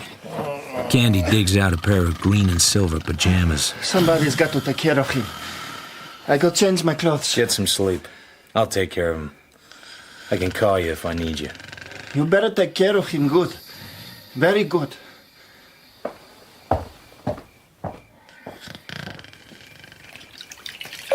I wash the blood off his head gently, so as not to start the bleeding again. It's nothing.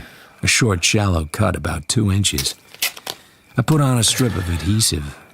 Then I turn him on his back and wash his face. I guess that's a mistake. Who hit me? You? Nobody hit you. You took a fall. Took a fall? When? Where? Wherever you telephoned from. You called me. I heard you fall over the wire. I called you? Always available, aren't you, fella? What time is it? After 1 a.m. Where's Eileen? Gone to bed. She had it rough. Did I... No, you didn't touch her as far as I know. That's what you mean. You just wandered outdoors and passed out near the fence. Quit talking. Go to sleep. Sleep? What would that be? If I had a 10-year-old kid, which God forbid, the brat would be asking me, what are you running away from when you get drunk, Daddy? From what I gather, this is rather recent. I was always a hard man with the bottle. When you're young and in good condition, you can absorb a lot of punishment. When you're pushing 40, you don't snap back the same way. What do you think I'm running away from, Marlowe? No idea. I don't have enough information. Besides, everybody's running away from something. Do me a favor, Marlowe. I wrote some crazy stuff I don't want Eileen to see.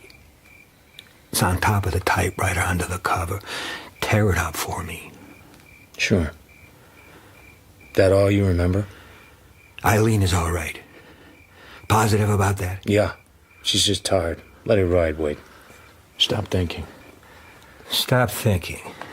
The man says, stop thinking. Stop dreaming. Stop loving. Stop hating. Good night, sweet prince. If you'll be so kind, I'll take a couple of those pills in the drawer in the night table.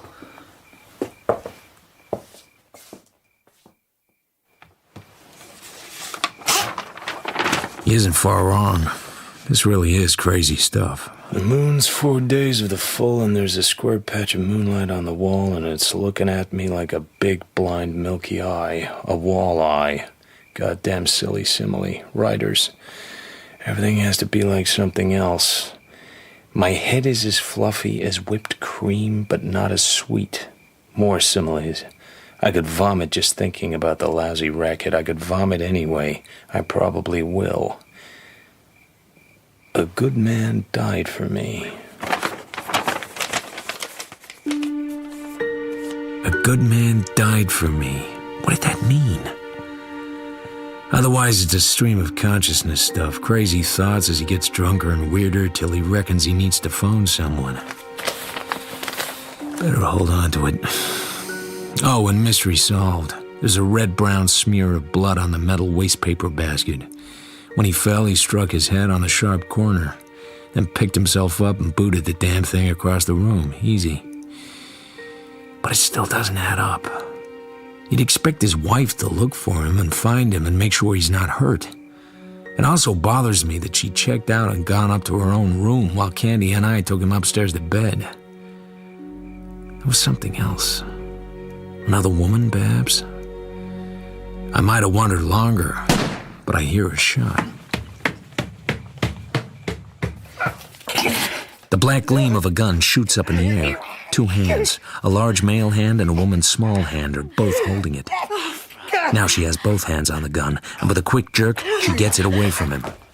I'm surprised she has the strength, even dopey as he was. It's all right, Marlowe. Nobody hurt, just a wild shot into the ceiling. Poor Roger, poor miserable Roger. So what happened?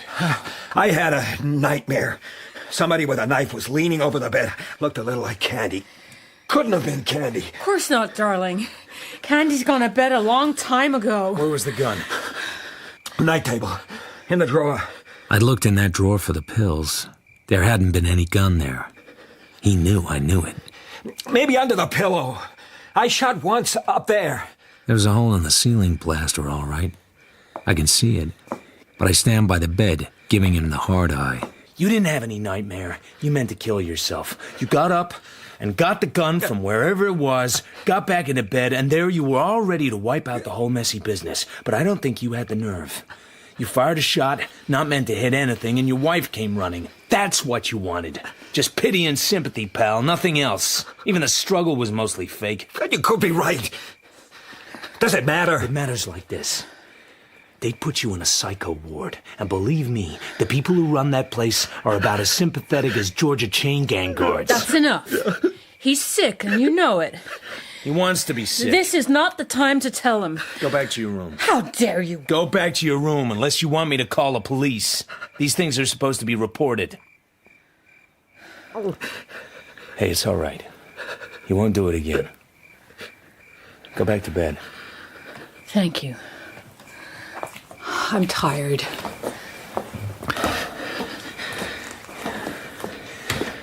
Nobody can stop you from killing yourself if you really want to. I realize that. So do you. Did you do what I asked? That stuff on the typewriter? Uh-huh. I'm surprised you remembered it. It's pretty crazy writing. Funny thing, it's clearly typed. I can always do that. Drunk or sober. Up to a point, anyway. That dream of yours. What's Candy got on you? Shove it. Candy could be a blackmailer. Sure. Easy. He could even be nice about it. Like you and lift your dough at the same time. What is it? A woman? I'm not the first loving husband who has been an adulterer. It doesn't make me a murderer. Leave me alone, damn you. Leave me alone. Listen, I'm not crazy. You just hope you're not crazy. I've been living in hell. When his eyelids get heavy, I go downstairs. The door of Eileen's room is open. She's standing there. But there's something strange. She calls out a name, but it wasn't my name. I go up to her. Oh, I always knew you'd come back.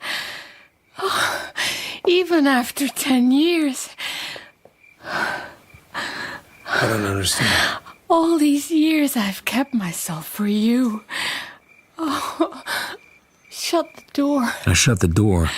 It seems like a good idea at the moment. When I face her, she's already falling toward me.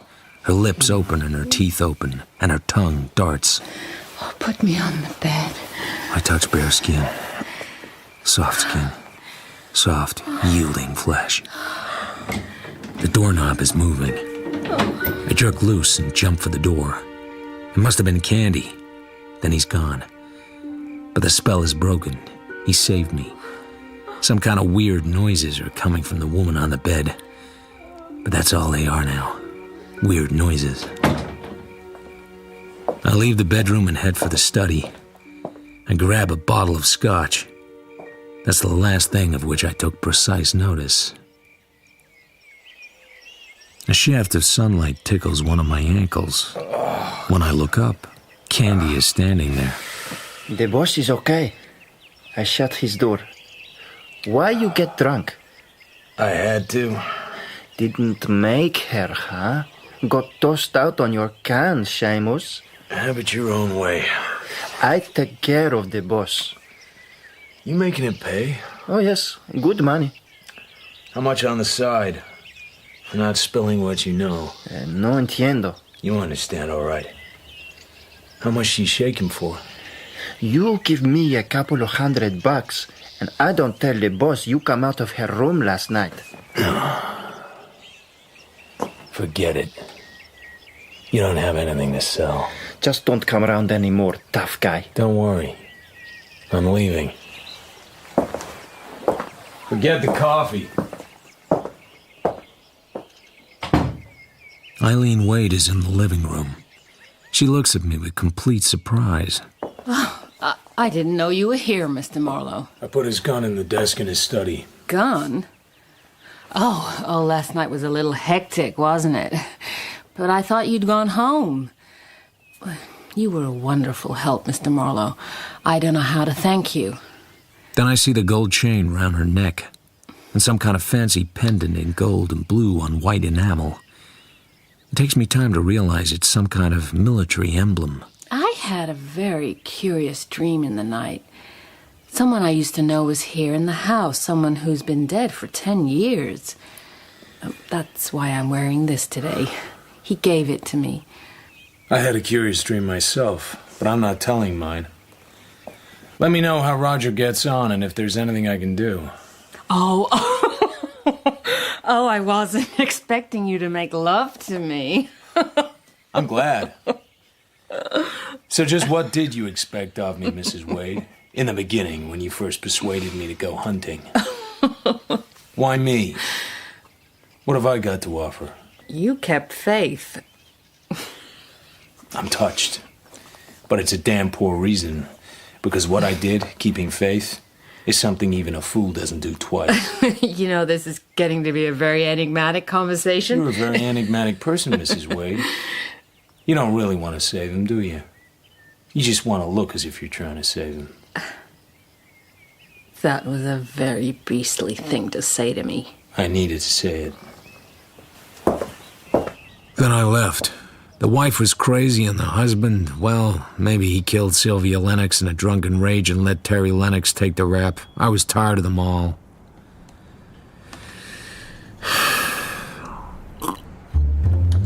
But life doesn't leave you alone for very long.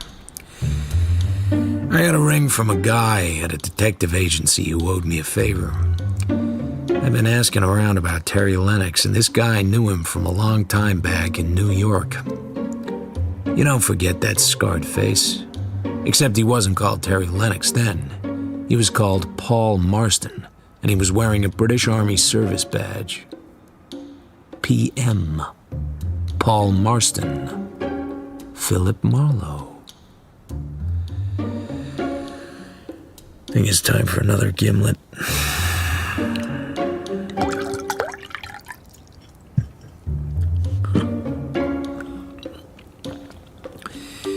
Why do I never walk away? Maybe owning my portrait of Madison made me even more crazy. I contacted a detective agency in London, gave them the lowdown, and asked them to find anything they could about Paul Marston.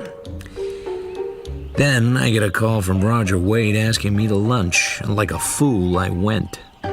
He was already drinking. So how's your book, Mr. Wade? It stinks. How far along? About 2/3 of the way, for what it's worth. You look good yourself. From the other night, I wouldn't have believed it. Eileen said I tried to shield myself. Was it that bad? You don't remember? Not a damn thing. Except that I fell down and cut my head. After a while, I was in bed. And you were there. Here's the Coke for your guest, boss. Lunch in half an hour. Where's the white coat? This is my day off. I ain't the cook, boss. The cook's off, Candy. I've got a friend to lunch. You think he is your friend? Better ask your wife. You watch your lip, little man. You've got it soft here. I don't often ask a favor of you, do I? So I put the white coat on. It's okay. I'm not hungry. Then I don't need to do anything, do I, boss? Can I go? Always the day off with you. You go.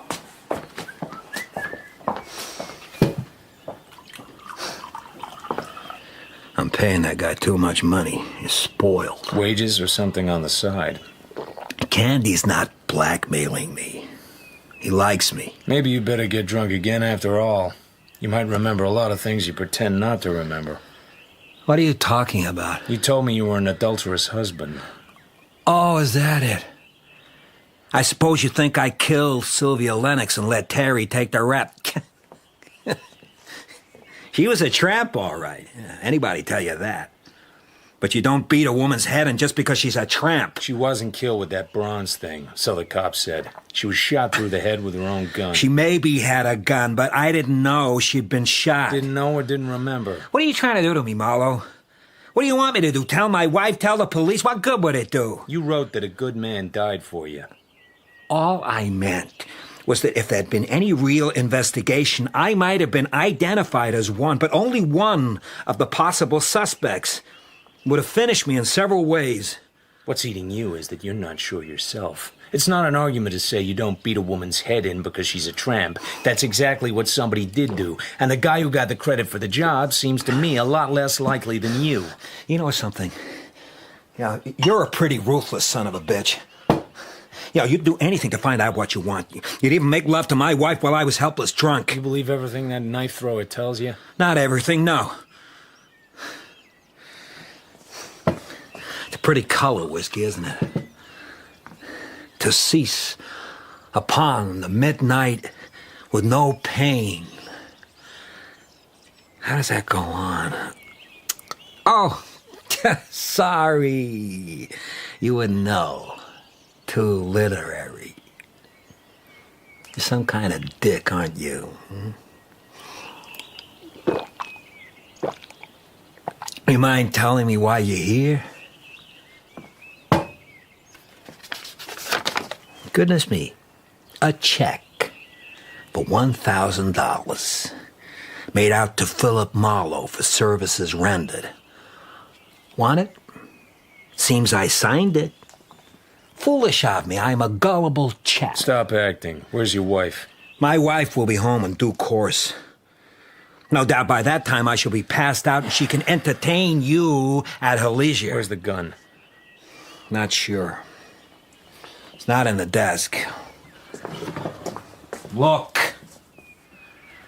Probably Eileen has hidden it. Listen, Wade, I asked you where your wife was, not for my benefit, friend, for yours. Somebody has got to look after you, and I'll be goddamned if it's gonna be me. Maybe the amount on this check is too small. Your services come very high. Even $1,000 and my wife fails to satisfy you. I'm leaving. But why? You wanted me to remember, huh? Well, here in the bottle is my memory. Stick around, pal. Okay, here's for starters. Ever heard of anybody called Paul Marston? Never did. Who's he? I'll stick around for a while. Till your wife gets back, but not in here. I'll be in the living room. If you need me, just smash a chair against the wall. Your wish is my command.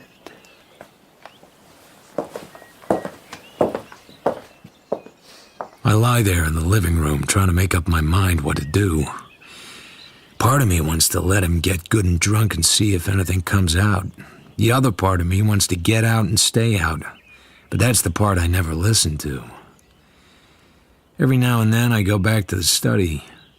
He's just sitting there staring at nothing, the scotch bottle getting emptier and emptier, and he's on to the second, then he's asleep. I figure I'll wait until his wife gets home. I go outside onto the patio. I need to feel free of all this.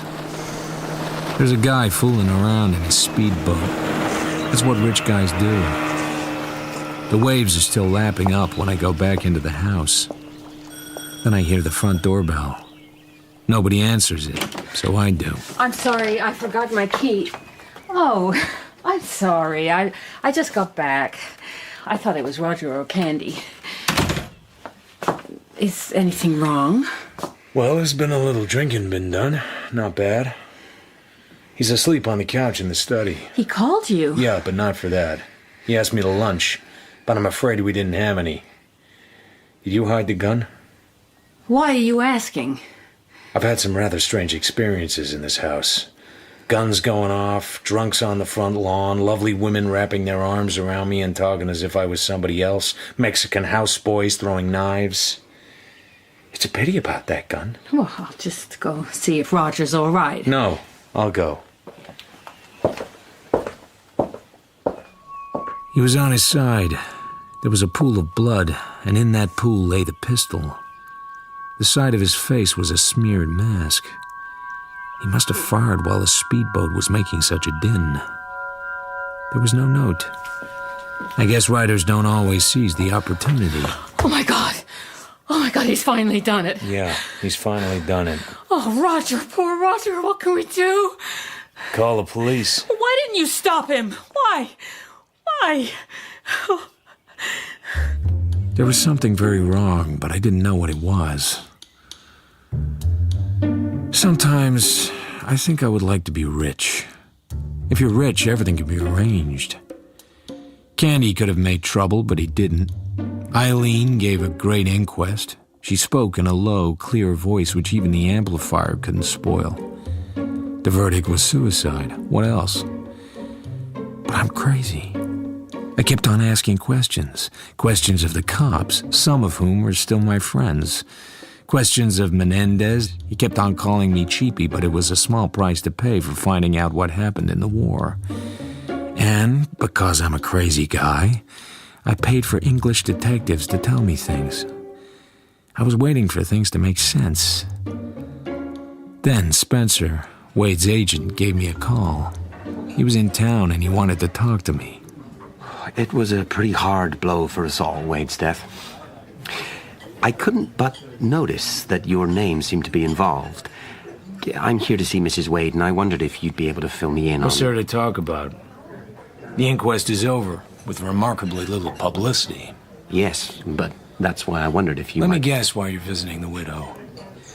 You want to see if you finished the book, and if there are any other juicy tidbits you can scoop up and publish. Well, of course.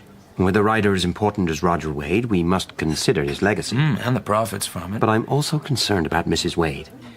You seem very hostile, Mr. Marlowe. Have you spoken to Eileen at all? Not since she blamed me for not preventing her husband's death. She made life quite difficult for me with the police, then dropped the whole matter at the inquest. She's probably still very upset. She talked to the coroner and never batted an eyelid. So, I take it you're not going to help me out at all before I meet Eileen tomorrow. I'll drive you to Idle Valley. I'd like to see Mrs. Wade myself. I don't understand. It doesn't sound like she wants to see you. I know she doesn't. I can get in on your ticket. That wouldn't be very diplomatic of me, would it? She's told you she doesn't want to see me? Not in so many words. Things don't add up. Are you going to explain? I prefer to explain in front of Mrs. Wade. I'd like to have somebody along with me as a witness. A witness? To what? You'll hear it in front of her, or you won't hear it at all. Then I won't hear it at all.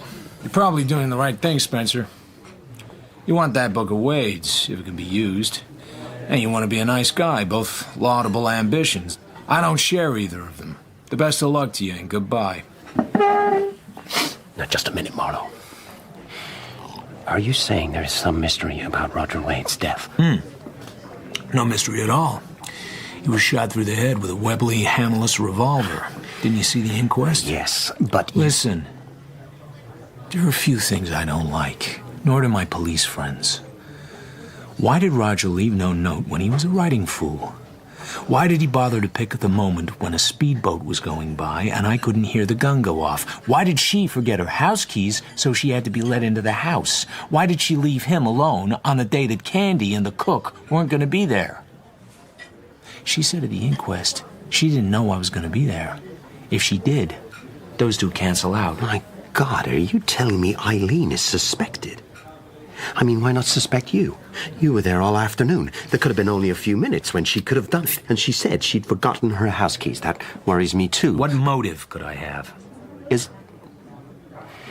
the police investigation still going? Couldn't say. One thing is sure. They'll know by now whether he had drunk enough hooch to pass out. If he had, there may still be trouble. And you want to talk to her in the presence of a witness? That's right. That means only one of two things to me, Marlowe. Either you were badly scared or you think she ought to be. I'm not scared. I hope to God you're crazy. Next day, we drive to Wade's house. Candy lets us in. He scowls, but he doesn't say anything. It's so good to see you, Howard, and so nice of you to come all this way. Roger's typescript's all ready. Oh, I didn't realize you were bringing someone with you. Marlowe drove me out. Also, he wanted to see you. I can't imagine why. It's going to take a little time. Oh, then perhaps you'd both better take a seat. Now, what exactly was it you wanted to see me about, Mr. Marlowe? Oh, this and that. I see you wearing that pendant again. I often wear it. It was given to me by a very dear friend a long time ago. Yeah, you told me. It's a British military badge of some sort, isn't it? It's a jeweler's reproduction of one. Eileen was in London all through the Blitz. She couldn't get away. The man who gave it to me was lost soon afterwards, in that terrible year of 1940. He was in love with me. And you were in love with him? It was a long time ago, and there was a war. Strange things happen. They do indeed. Things get confused. Sure. Like who you got married to. Guys I know in England sent me this. It's a certified copy of a marriage certificate. The date of the marriage is August 1942. The parties named are Paul Edward Marston and Eileen Victoria Samsel. The man's name was a fake, because in the Army you have to get permission to get married. In the Army he had another name. I have his whole Army history. It's a wonder to me that people never seem to realize that all you have to do is ask. But he was dead. Long before I met Roger. Why could it possibly matter? How many Paul Marstons would you say had one side of their faces smashed by a delayed-action mortar shell and show the scars and marks of the plastic surgery that repaired the damage? How many Paul Marstons would you say had saved the lives of a couple of tough gamblers named Mindy Menendez and Randy Starr on the same occasion? They're still around. They've got good memories. They can talk when it suits them. Why ham it up anymore? Paul Marston and Terry Lennox were the same man. It can be proved beyond any shadow of doubt. Eileen? Well, why don't you... I saw him once, Howard. Just once. I didn't speak to him at all. Nor he to me. His hair was white and his face... It wasn't quite the same face. I used to pretend to myself that I'd find him again... But as he had been, eager, young, and unspoiled. But to find him married to that red-headed whore, that was disgusting. Roger, I could forgive. He drank, he worried about his work, and he hated himself because he was a mercenary hack. He was just a husband. Paul was either much more, or he was nothing. In the end, he was just nothing. I wouldn't say he was just nothing. Yeah, less than nothing. He knew what she was, but he married her. Then because she was what he knew she was, he killed her. And then he ran away and killed himself. He didn't kill her, and you know it. Roger killed her, and you also know that. Did he tell you? He didn't have to. But he would have told me or someone else in time. It was tearing him in pieces not to. No, Mr. Marlowe. Roger didn't know he'd killed her. He'd blacked out completely. He knew something was wrong and he tried to bring it to the surface, but he couldn't. Perhaps in the last moments of his life it did come back. But not until then. I don't believe this about Roger. He was no more psycho than I am. When he was drunk, he blacked out. I was there. I saw him do it. Eileen, don't say anything. She's gonna tell us about it. Just listen. She can't stop herself now. I spied on them. I should be ashamed of that, but I'm ashamed of nothing. Poor Roger, he was too drunk to be a satisfactory lover. She came out after him screaming and naked, waving some kind of small statuette. And she used the filthiest language to humiliate him, and he was drunk. He'd had sudden spells of violence, and he had one then. He tore the statuette out of her hand. There must have been a lot of blood. Blood? Oh. Well, when I got him back home in my car, he was very quiet. He wasn't drunk then. There was blood on his hair and all over the front of his coat. I cleaned him as best I could, and I put him to bed, and then I drove to the Chatsworth Reservoir, and you can guess what I did with a suitcase full of bloody clothes and towels. While I was away, he must have got up and drank a lot of whiskey, and then the next morning, he didn't remember a thing. And what about Terry Lennox? Paul Marston, that is. Roger wrote something in his papers. He said a good man had died for him. Does that make sense to you? Well, everything seemed to happen at once about that time. The papers were full of it, and then Paul was missing, and then he was dead in Mexico. And after all, Roger was still my husband. What was Marlowe supposed to do in all this? It was your idea to get him involved. I was afraid of Roger, and afraid for him. Mr. Marlowe was Paul's friend, almost the last person to see him who knew him, and Paul might have told him something, and I had to be sure. See, if he was dangerous, I wanted him on my side, and if he found out the truth, there might still be some way to save Roger. Eileen, this isn't making sense. I was afraid, Howard. Can't you understand that? I was living in the house with a murderer who might be a maniac. But Marlowe didn't take on the job of looking after him, so you were still alone. Then Roger fired the gun, and for a week after that, you were alone with him again. Then Roger killed himself only this time. Very conveniently, it was Marlowe who was alone with him. Well, what of it? Could I help that? Apparently the police suspected you. They still do. All they need is a motive. It looks to me like they might be able to put one together now. I think you'd both better leave my house. The sooner the better. Well, did you or didn't you? Did I or didn't I what? Shoot Roger. was out. I'd forgotten my keys. I had a ring to get into the house. He was dead when I got home. All that is known. What's got into you, for God's sake? Eileen, this has worried me from the start. I've stayed in this house 20 times. I've never known that front door to be locked during the daytime. So I shot my own husband? Assuming that he was your husband. You had another when you married him. Thank you, Mr. Marlowe. Thank you, Howard. Roger's last book, his swan song, is there in front of you. Take it and go. And I think you'd better call the police and tell them what you both think. Now, I'm very tired, and I have a headache. Just a moment, Mrs. Wade. Let's finish the job. No sense in being bitter. That suitcase you threw into the Chatsworth Reservoir, was it heavy? It was very heavy, of course. So how'd you get it over the high wire fence around the reservoir? What? The fence? Well, I suppose in emergencies one has an abnormal strength to do what has to be done. Somehow or other I did it, that's all. There isn't any fence. Isn't any fence? And there was no blood on Roger's clothes. And Sylvia wasn't killed outside the guest house, but inside it on the bed. And there was practically no blood because she had already been shot dead with a gun before the statuette was used to beat her face to a pulp. And the dead, Mrs. Wade, bleed very little. I suppose you were there. I was here when Roger was killed. I left him trying to remember what really happened the night Sylvia died. Maybe he did remember, and then he knew once and for all that he wasn't the murderer. So who was? I think you know the answer. Do I? That's why Roger had to be silenced, too. Just go, both of you. I'm going to my room to lie down. Leave me in peace. We watch her go. She goes up the stairs slowly, moving with calm elegance, and disappears into her room. Silence. What was that about the wire fence? Just a gag. Maybe it has a fence around it, maybe not. I've no idea. But neither did she. Of course not. She killed them both. Well, we've got to call the police. Why? My God, Marlowe, we have to. Tomorrow. Pick up your pile of unfinished novel. We haven't enough evidence to swat a fly with. Let the law enforcement people do their own dirty work. There's such a thing as justice.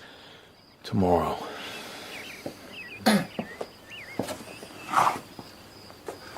Un millón de perdones, señor. I was wrong about you. She killed the boss. I think I... No hard feelings, Candy. The senora is very tired. She's gone to her room. I show you out. Now, I've been thinking she must be a little insane. I guess they'll never convict her. They won't even try. But she doesn't know that.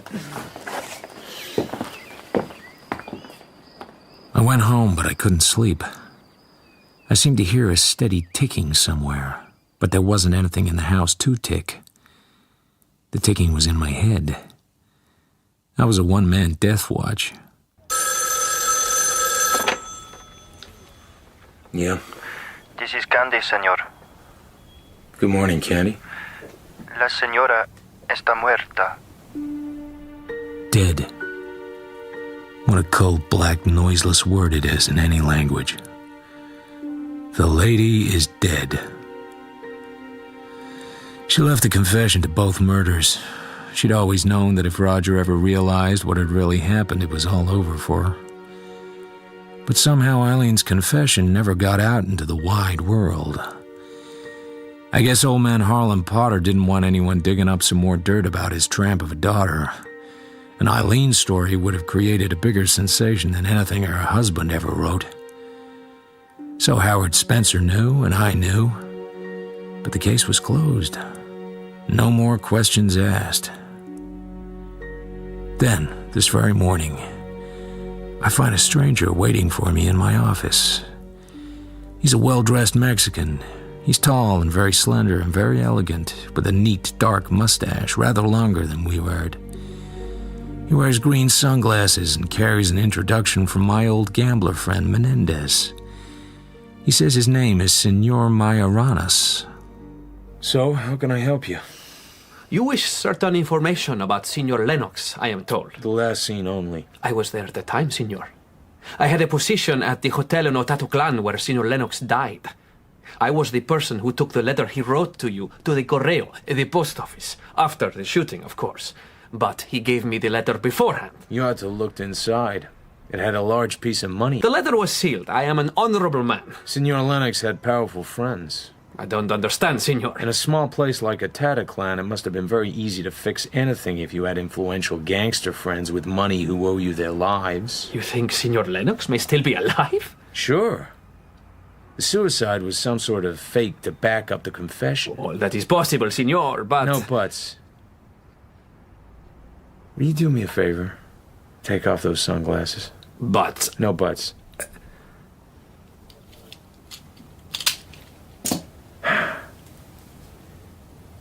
They've done a wonderful job on you, Terry, courtesy of your rich gambler friends.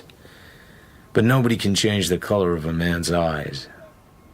I suppose it's too early for a gimlet. Far too early. You knew who killed Sylvia. Of course. It was Eileen. But it's pretty tough to turn a woman in for murder, even if she never meant much to you. You were married to her. Oh, that was in the past, wartime stuff. It wouldn't have suited either of you to be exposed as bigamists. Too much to lose. Was Harlan Potter in on all this? He didn't care so long as I kept my mouth shut. That was the message. He didn't care who killed his daughter as long as the scandal didn't come out. He's a cold-hearted bastard, and my guess is that he believes I'm dead. A part of the reason I left the confession was to keep him off my back. Who would tell him otherwise? Unless you did. What I'd tell him you could fold into a blade of grass. So, what about that gimlet?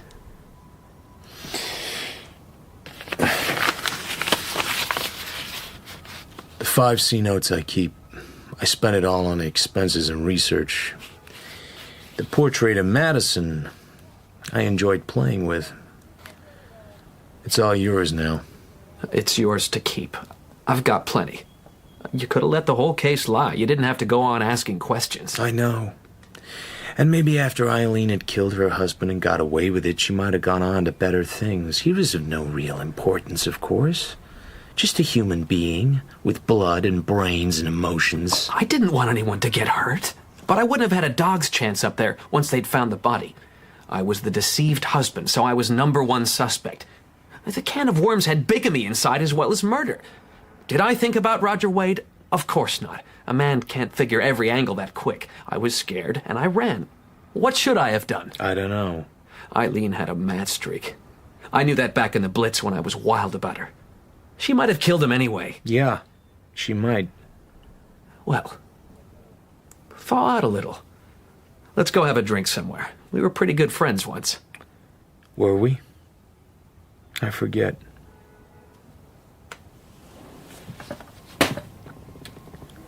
Pick up your money, Senor Mayoranes. It has too much blood on it. You're a poor man. How would you know? I'm trying to pay you back, and you won't let me. I couldn't have told you any more than I did. You wouldn't have stood for it. That's as nice a thing as was ever said to me.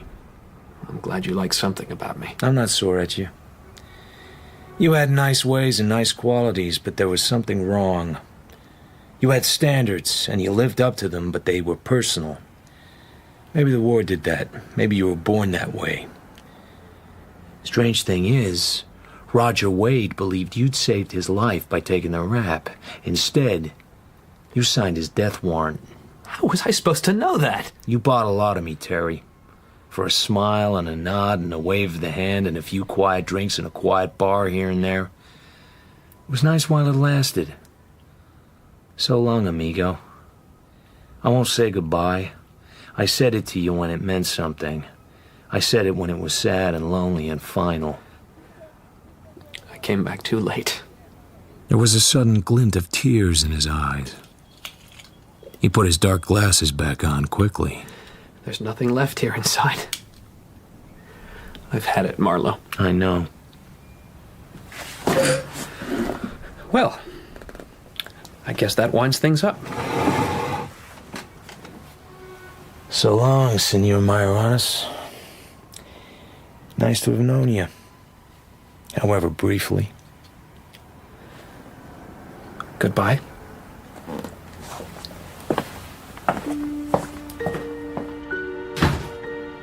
So here I am, drinking the gimlet I wouldn't drink with him.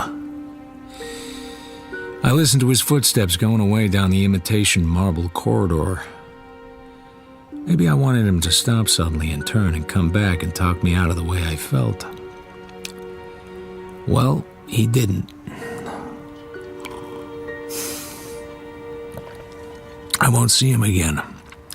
I won't see any of them again. Except for the cops. No way has yet been invented to say goodbye to them.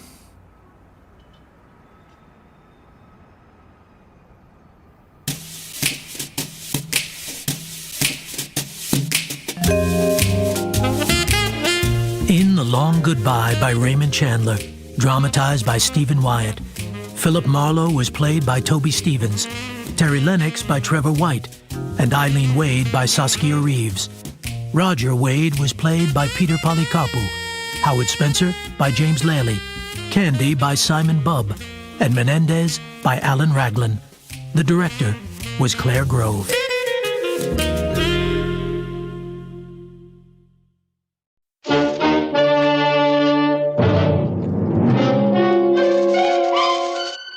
Box 13, with the star of Paramount Pictures, Alan Ladd as Dan Holliday.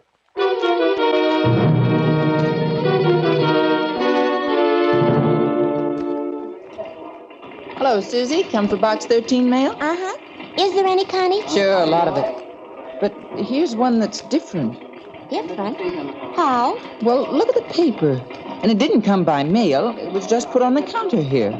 That's funny. I wonder why.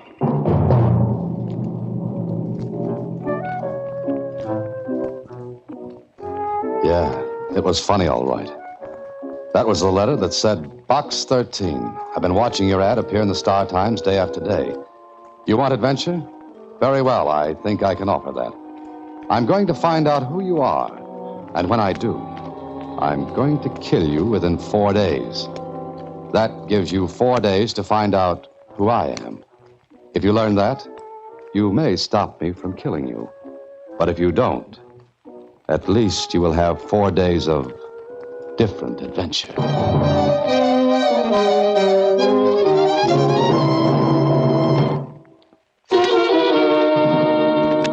Now back to Box 13 and Dan Holliday's newest adventure, Find Me, Find Them. If you learn that, at least you will have had 4 days of different adventure. Oh, gee, maybe you better go to Lieutenant Kling, Mr. Holliday. Why, Susie?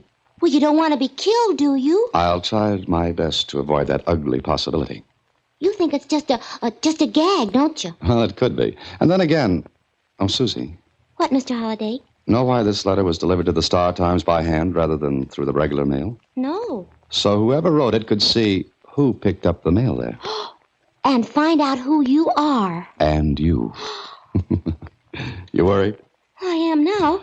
Gee, it could be a psychic killer who wrote it. Psychopathic, Susie. Anyway, I don't think we should take it too seriously.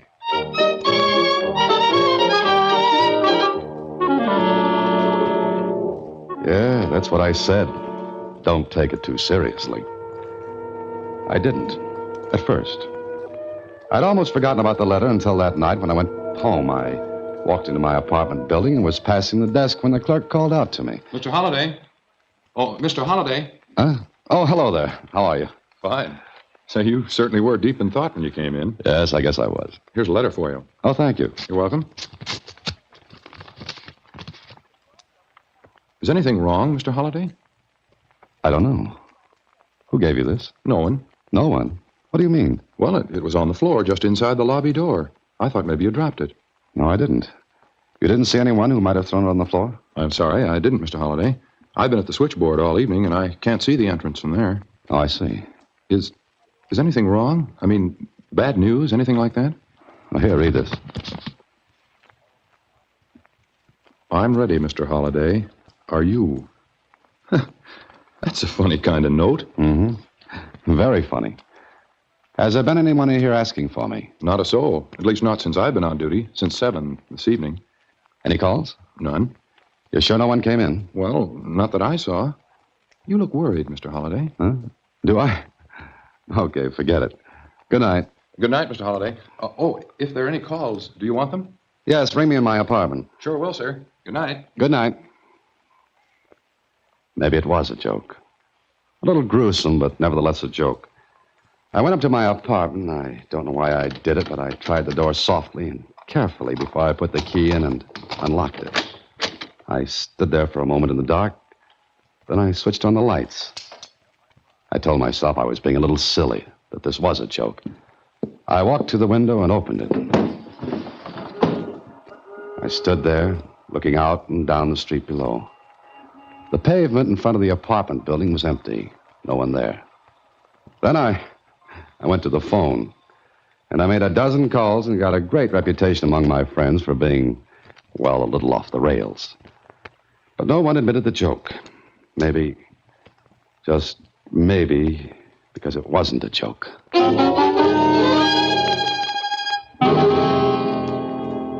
Good morning, Mr. Holliday. Gee, you look as though you haven't slept. You look tired. Oh, I slept, but badly. Oh, did you have couldn't you sleep? Where's the mail, Susie? Oh, right here. Oh, thank you. What's the matter, Mr. Holliday?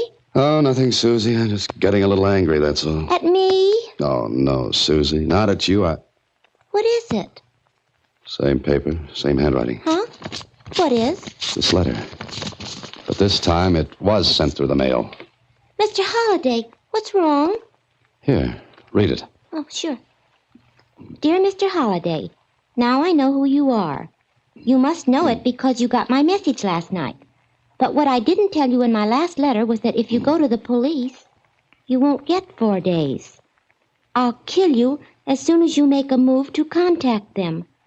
Play the game fairly, Mr. Holliday, and you'll have 4 days. Good luck. Let me have that letter, Susie. What are you going to do? Pay a visit. To the police? Oh, but Mr. Holliday... No, not to the police. I'm just going to satisfy myself about something. Will you come in, Mr. Holliday? Oh, thank you, Doctor. Please sit down. Thanks. Now, the nurse said that you seemed rather anxious about something. I don't usually see people without appointments. I know it. I appreciate this. Oh, here are 3 letters, Doctor. I'd like you to read them and, well, as a psychiatrist, tell me what you think about them. Letters? Let me see. Can you read while I talk? Certainly. Go right ahead. Well, here's my advertisement in the Star-Times, the one mentioned in the first letter you're reading now. Mm-hmm. I'll explain about the letter later. But first, would any person be liable to write such letters as those? No. No normal person, Mr. Holliday. But an abnormal person might. Have you thought of the possibility of a prank, a joke? No, I have. No one admits it. Well, no one would if it is a joke. Doctor, what kind of a person would write letters like those? Leaving out the gag angle, I mean. Mr. Holliday, if I tried to, well, go into motives thoroughly, you'd be here all day listening to me. However, there are people who, to all appearances, external appearances, seem perfectly normal. Yet those same persons, once the stimulus is applied, the motivation furnished, will do terrible things. Even commit murder? Yeah. Our records are full of such case histories. Why? Mr. Holliday, what little we know about such things tells us that these persons need, even actually crave, a bolster to their egos. Now, if the person who wrote these letters really kills you, as he says, then he'd feel superior to you and the rest of the world. Well, that's oversimplifying it, of course, but basically that's it. Yeah, but why pick on me? Well, look at your advertisement, Mr. Holliday. Box 13, adventure wanted. We'll go any place, do anything. You mean that ad is a challenge to the person who wrote the letter? Exactly. You supplied the stimulus, the motivation to this person. In other words, barring a joke, I'm in trouble. Why don't you go to the police? You read the 3rd letter. If I go to the police, I'll be killed before the 4 days are up. I think you've got to take that chance. Maybe. Look, Doctor, can this be kept confidential? Well, if you want it that way, yeah. For a while, anyway. Now, thanks very much. Or would you send your bill to my office? Oh, no charge. On one condition. Condition? What's that? Come to see me after 4 days. Doctor, I'll be very happy to see anyone after 4 days. That night, I tried to sleep, but I couldn't. I told myself 1,000,000 times that it was stupid and silly to let this get me. It was a joke, It had to be. But I heard Susie reading that letter. Now I know who you are. I'll kill you. Those same persons, once the stimulus is applied, the motivation furnished will do terrible things. I'm going to find out who you are. And when I do, I'll kill you within 4 days. Look at your advertisement, Mr. Holliday. That ad is a challenge to the person who wrote the letter. Kill you within 4 days. Do terrible things. Don't go to the police. Why don't you go to the police? I jumped out of bed as though I'd been shot. I thought I had. But it was a car backfiring in the street below. Well, that made up my mind for me. I was going to the police. I got dressed and went downstairs. Oh. Going out, Mr. Holliday? Yeah, for a little while. Can't sleep? It's a little tough. Yes, sir. It's pretty noisy outside. That car backfiring woke me up. You were sleeping? Well, just dozing, that's all. You're supposed to stay awake. Anyone could get in or out. Well, I'm sorry, Mr. Holliday. I just... No, I'm sorry. I'm jumpy, I guess. Forget it. Oh, if there are any calls, I'll be back in an hour. Yes, sir, Mr. Holliday. Good night, sir. Good night.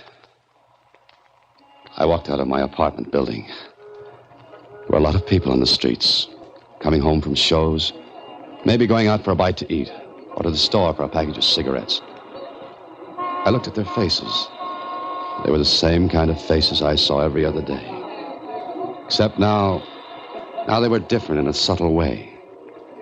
I wondered which one might be... Hey, Bud. Huh? What? You got the time? I scared you, huh? You looked like you was a million miles away. Oh, I wish I were, mister. I wish I were. Oh, here you are. Hey, I asked for the time, not a handout. It's all right. You're welcome. Hey, cab. Take me to the nearest police station. Make it fast.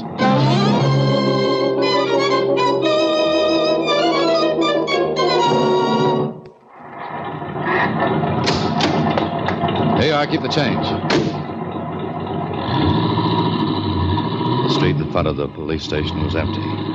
The taillight of the cab I just left receded in the distance and then disappeared. The headlights of a car coming down the street were yellow and misty. I started toward the stairs, but stopped to watch the car coming down the street. It slowed up a little, and then an envelope hit the pavement. I picked it up. The car from which it had been tossed disappeared down the street and around a corner. I tore open the envelope.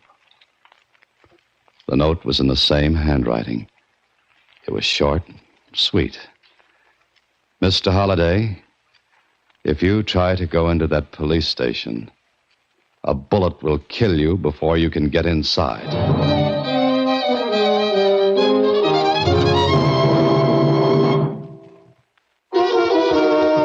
And now back to Find Me, Find Death, another Box 13 adventure with Alan Ladd as Dan Holliday. I didn't go into the station. Somehow, I believed that note. Then the next day at the office, Susie and I talked it over. Please, you be careful, won't you, Mr. Holliday? Careful? Yeah, sure. But how? Look, Susie knows where I live. He knows every move I make. But I haven't got the slightest clue as to who he or she is. You've got to find out. Yes, I know, but how? I'm no Superman, Susie. And I've only got 2 more days. Maybe if you left town, Mr. Holliday. Oh, that wouldn't do any good. He'd be sure to follow. He'd be... What's the matter? Did you think of something? No, you did. I did. Yes, you. Susie, leave town. That's the answer. But you just said he'd follow you. If it's not a joke, he will. Now, wait. Let's think this out. By train? No. Too many people to check on the train. I'd never be able to narrow the choice down. Go by bus, Mr. Holliday. Bus, that's it, Susie. Bus. Not a big one, but one of those small lines that make only about a 300 or 400 mile run. How many people can get on one of those? Maybe 20 or 30 at one time. Sure, 20 or 30.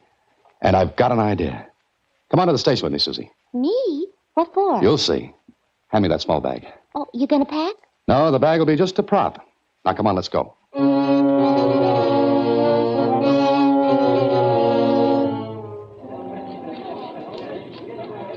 Now, look, Susie. I'm going to buy a ticket on that bus, the one marked on the schedule leaving in 5 minutes. I'm going to buy a ticket all the way through to the end of the line. Then what? Then I'm going to get off that bus before the end of the line and come right back here. Gee, it sounds all right, but I don't get it. Don't you see, Susie? if he's following me, he'll buy a ticket all the way through. And he'll have to get off before the end of the line to keep track of me. Well, so long, Susie.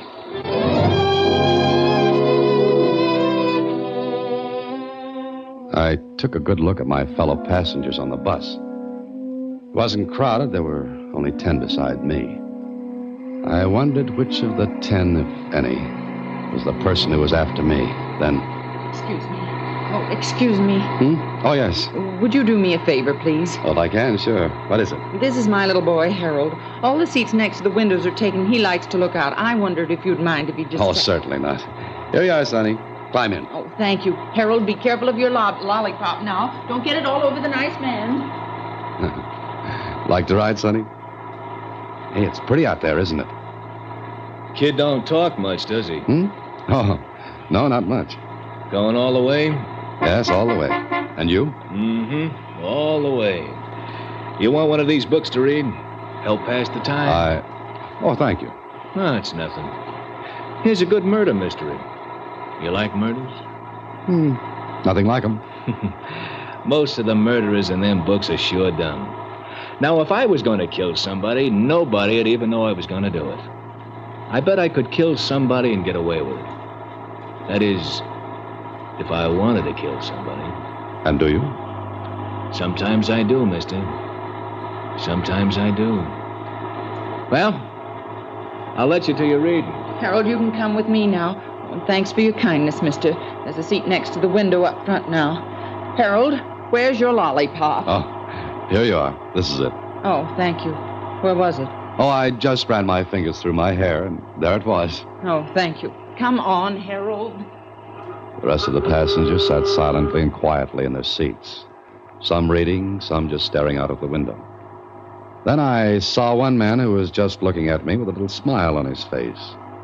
The smile widened, and I smiled back. He came over to me. Mind if I sit down? No, not at all. Thanks. You meet all kinds of people on a bus. That's why I like to ride on them. Huh? Do you make a habit of it? Well, I guess you could say I do. How about you? Well, I don't ride buses as a rule. I see. You on a business trip? Well, I guess you could say I am. Salesman? No, I'm a writer. What? A writer? Oh, is that funny? Oh, I'm sorry. Yeah. Oh, so am I. A writer, I mean. Is that so? Well, my name's Trevor. William Trevor. Well, mine's Holiday, Dan Holiday. Well, I'll be. A mystery fiction writer, aren't you? Yes, that's right. Oh, my stuff runs more to the scientific, but I get a lot of material on these buses. You do? For example? Well, a couple of years ago, I rode on the same bus with a man who killed 3 men. Oh? I talked to him. I had a cup of coffee with him at a stop. I never would have thought of him as a killer. I mean, he was no different from you or me or that fellow who gave you the book a few minutes ago. I suppose lots of people who appear normal aren't really as normal as they seem. I guess not. Going far, Dan? Yes, all the way. Yeah. Well, I'll leave you to your reading. Oh, murder mystery. You like them? Sometimes I do. It all depends on how I feel. I know what you mean. Well, I think I'll try a little nap for a few minutes. I'll see you later. He went back to his seat. I sat, pretended to read. But no one else spoke to me or paid any attention to me. And the bus went on, and on.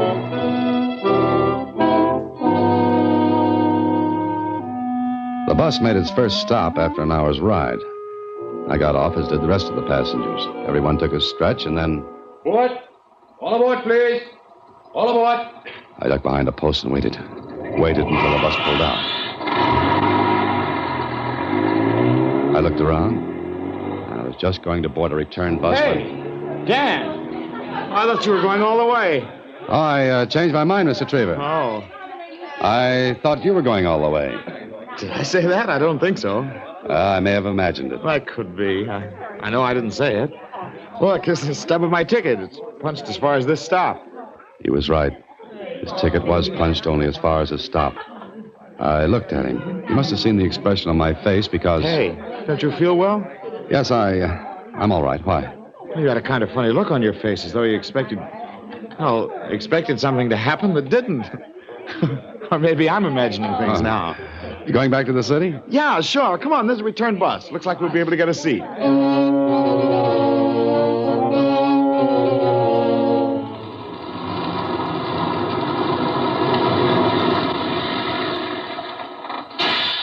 Hey, Trevor. Trevor. Hmm? Oh, we're back, huh? Well, a short trip and a merry one. A merry one? That could be. Say, I wonder if you'd come to my place some evening for a chit-chat. My wife would love to meet somebody who's successful with his writing. What's the matter with you? Oh, I'm afraid I'm not the picture of the successful writer. I've had a lot of disappointment. Oh, I see. Well, I'll be glad to. Could you make it tonight? Well, I don't... Look, we're having some people over. My wife would get a big kick out of having a real live writer, a good one, that is, come over to the house. All right, if I find I'm free, I'll be there. Swell. Hey, here's my name and address. My wife will get a kick out of this. Here. Now, please, try to make it, will you? Sure, I'll try. Okay, I'll see you later then, and thanks. He got off of the bus ahead of me and walked away. I wondered. I wondered about a lot of things. Trevor had been the only one of the original passengers who had taken the return bus with me. Yet, his ticket was punched for the first stop. If he'd wanted to keep track of me, he would have bought a ticket all the way through because he couldn't have known I'd get off. I decided to accept his invitation because, well, I had to find out sooner or later. And so that night, I stood on the doorstep outside Trevor's home. Inside, a radio was playing. I could hear people laughing, talking. I rang the doorbell and waited. Hey, Holiday, you did come. Ah, are you surprised? Oh, sure I am. You know how those invitations usually work out and nobody goes anyplace. Come on in and meet the gang. Oh, I'll be glad to. Look, old man, if those goons in there start chewing your head off with questions and you get bored, you just give me the high sign, we'll break it off, okay? Mr. Trevor, you have no idea how glad I am to be among people. Huh? What do you mean? Oh, nothing. Nothing at all. I just like people, that's all. I see. In here, Holiday. Surprised, Holiday? Your wife. And some guests, huh? I'll turn it off. That's an excellent record. It's used for sound effects and radio, I believe. Open that door. No, not yet. Sit down, Holiday. Trevor, listen to me. You're a fool even to try to get away with this. Oh, I've gotten away with it before. 5 times, to be exact. Now, don't force me to shoot you yet. Sit down. 5 times? Yes. But this one is the most exciting. Sit down, Holiday. That's better. Now, I must say that bus trick of yours was very clever, Holiday. But my trick was a little more so. You actually bought a ticket as far as the first stop. Of course. If you'd gone on, it would have been a simple matter for me to pay the difference in fare. But you are clever. Trevor, listen to me. You're not well. Now, let's stop this nonsense right now. Not well. I'm well, all right. The rest of the world is made up of fools and idiots. But I like you, Holiday. So much so that I'm going to give you a chance. Chance? What kind of a chance? You sit at one end of that long table. I'll sit at the other. Go ahead. Now what? Now, neither of us can reach the other. I have 2 guns here. One for you and one for me. You're going to give me a gun? Exactly. Did you ever hear of Russian roulette? I see you have. I'll put 1 bullet in each gun. 1 and only 1. I'll spin the cylinders on each revolver so that neither of us knows in which chamber the bullet is. Now, the bullet in your gun may be in the chamber under the hammer. Or it may not. The same for mine. Here, catch. Trevor, for the last time, let me out of here. No! You'll play the game. Point the gun at me, Holiday, as I point mine at you. So, if your bullet is under the hammer, you'll kill me. If mine is under the hammer... Ready? Squeeze the trigger, Holiday, because I'm going to. Trevor, stop it. I'm rather tired, Holiday. This may be the end. When I count 3. 1, 2, 3. We're both lucky. All right. Once more. There was one long chance. To my right was the only light in the room, a student lamp on a small table. I waited until Trevor counted to 3, then dived for the lamp. What? It was dark. I heard Trevor move, and then... Holiday! Holiday! Stay where you are, Trevor. Don't try to get out the door, Holiday. I know exactly where it is. Now fire. I've got a bullet, too. Have you? You think I'm a fool? You've got a fake in your gun. You try it. Oh, this is more exciting than I ever imagined it would be. Holiday, you may as well take it now, because you'll never get out alive. Go ahead, fire at me. When do you think you'll get the loaded chamber, Trevor? I'm going to kill you. I must kill you. The next chamber's the one, Trevor, and you'd better hit me. I'll wait. I'll wait until I can see you. Will you? Then you'll have to wait until morning. By that time, I'll be missed, and my secretary knows where I've gone. Then they'll come here, Trevor. They'll come here and take you away. No. They'll put you where you'll get better because you're sick, Trevor, very sick. No. Think of it, Trevor. Long nights and days where you can't get out. Long nights and days. They'll come for you, Trevor. They'll come for you in the morning. Holiday? Holiday? Holiday?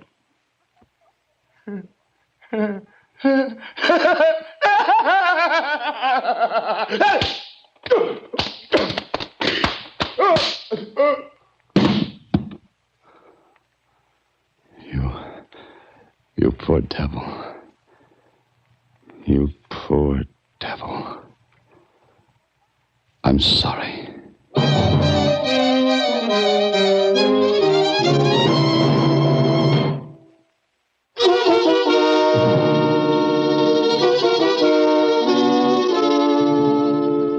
And you were locked up in that dark room with him. Yeah, Susie. It wasn't nice. But now he's locked up, where he can't harm anyone or himself. You know what, Mr. Holliday? You need a nice long rest. Oh, say it again, Susie. Say it again. You sure do. Why don't you take a nice bus ride someplace? But... Good night, Susie. Next week, same time, through the courtesy of Paramount Pictures, Alan Ladd stars as Dan Holliday in Box 13. Box 13 is directed by Richard Sandville, with this week's original story by Russell Hughes. Original music is composed and conducted by Rudy Schrager. Part of Susie is played by Sylvia Picker, and production is supervised by Vern Karstensen. Box 13 is a Mayfair production from Hollywood.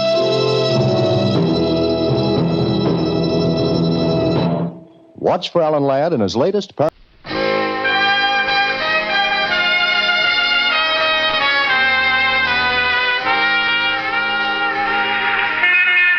Broadway's My Beat, from Times Square to Columbus Circle, the gaudiest, the most violent, the lonesomest mile in the world.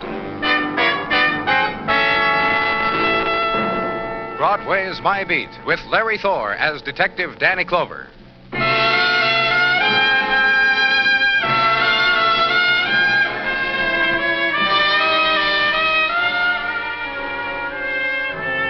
When the trade winds blow in from the Hudson and springtime nuzzles against Broadway, it's a season of promise. It's the time for weather talk and what shortstop's holding out for what reason against what team. The good time. The man at the orange juice stand whistles while he shellacks his coconut and chops his onion thin. And the fella next to you at the counter gives you half his newspaper. And the blonde you met last night calls the office and tells you not to be angry. Have a smile. It's that time of the year. No smiles where I was, corridor where the world ends, where death is cataloged on the other side of a swinging door, anteroom to morgue. The man in vigil beside me. As soon as I read in the paper about your people finding the girl, I had to see. I have to look at her, Mr. Clover. I doubt whether this is the girl you're looking for. Well, Mary Varden is about 32. She has dark hair that she combs straight back. Well, I know, Mr. Dorsey. We've got missing person, aren't we? For a week you've been coming here. And the color of her eyes is blue. She's a very lovely person. Yes. Mr. Clover, this girl you're going to show me now. Not identified. Found in a cheap room. Asphyxiation. Faulty gas fixture. Probably accidental. Oh, what would Mary be doing in a cheap room? I'm trying to tell you. Well, please. Please, I have to see her. All right.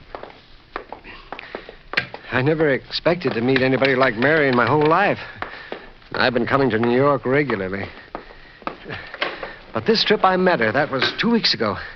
I asked her to marry me at the end of the first week, and she said yes, and then all of a sudden she disappeared. That was a week ago. That's why I've been coming down here every day to see if... Okay, Mr. Darcy. Wait. Wait just a minute, now. Please don't let it be Mary. Go ahead, Mr. Clover. Well? Oh, the poor girl. Is... No. Truly... Yes? Truly, I'm sorry for this poor girl, and I'm thankful she's not Mary. You must understand, of course. Danny? Yes, what is it, Sergeant? Muggavan just called. Homicide. Alley, back of West 3rd. Here's the address. Yeah. You all right, Mr. Darcy? Oh, I'm all right. But, I wonder... What? Would anybody mind if I just waited outside? They'll be bringing other people into this place, won't they? Wait if you want. They'll be bringing other people in. Get me a squad car, Sergeant.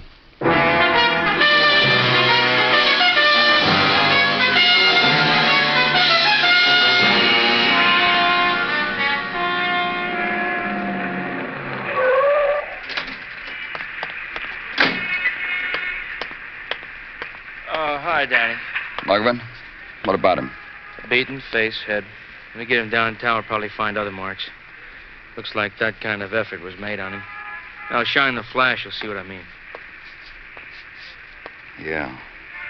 That brick over there, a little ways away from where his hand's reaching out. What about it? The bloodstains on it. I figure it's what finished the effort. The thing that killed him.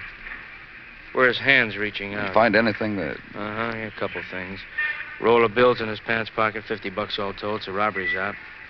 Let's see, cigarettes, breath sweeteners in his coat, inside breast pocket, this wallet. Identification card, name Tyler Gosden. Address Lane Hotel, West 39th Street. Case of accident, notify. That part's blank. Go finish up here, Muggavan. Yeah, I'll make the time for it.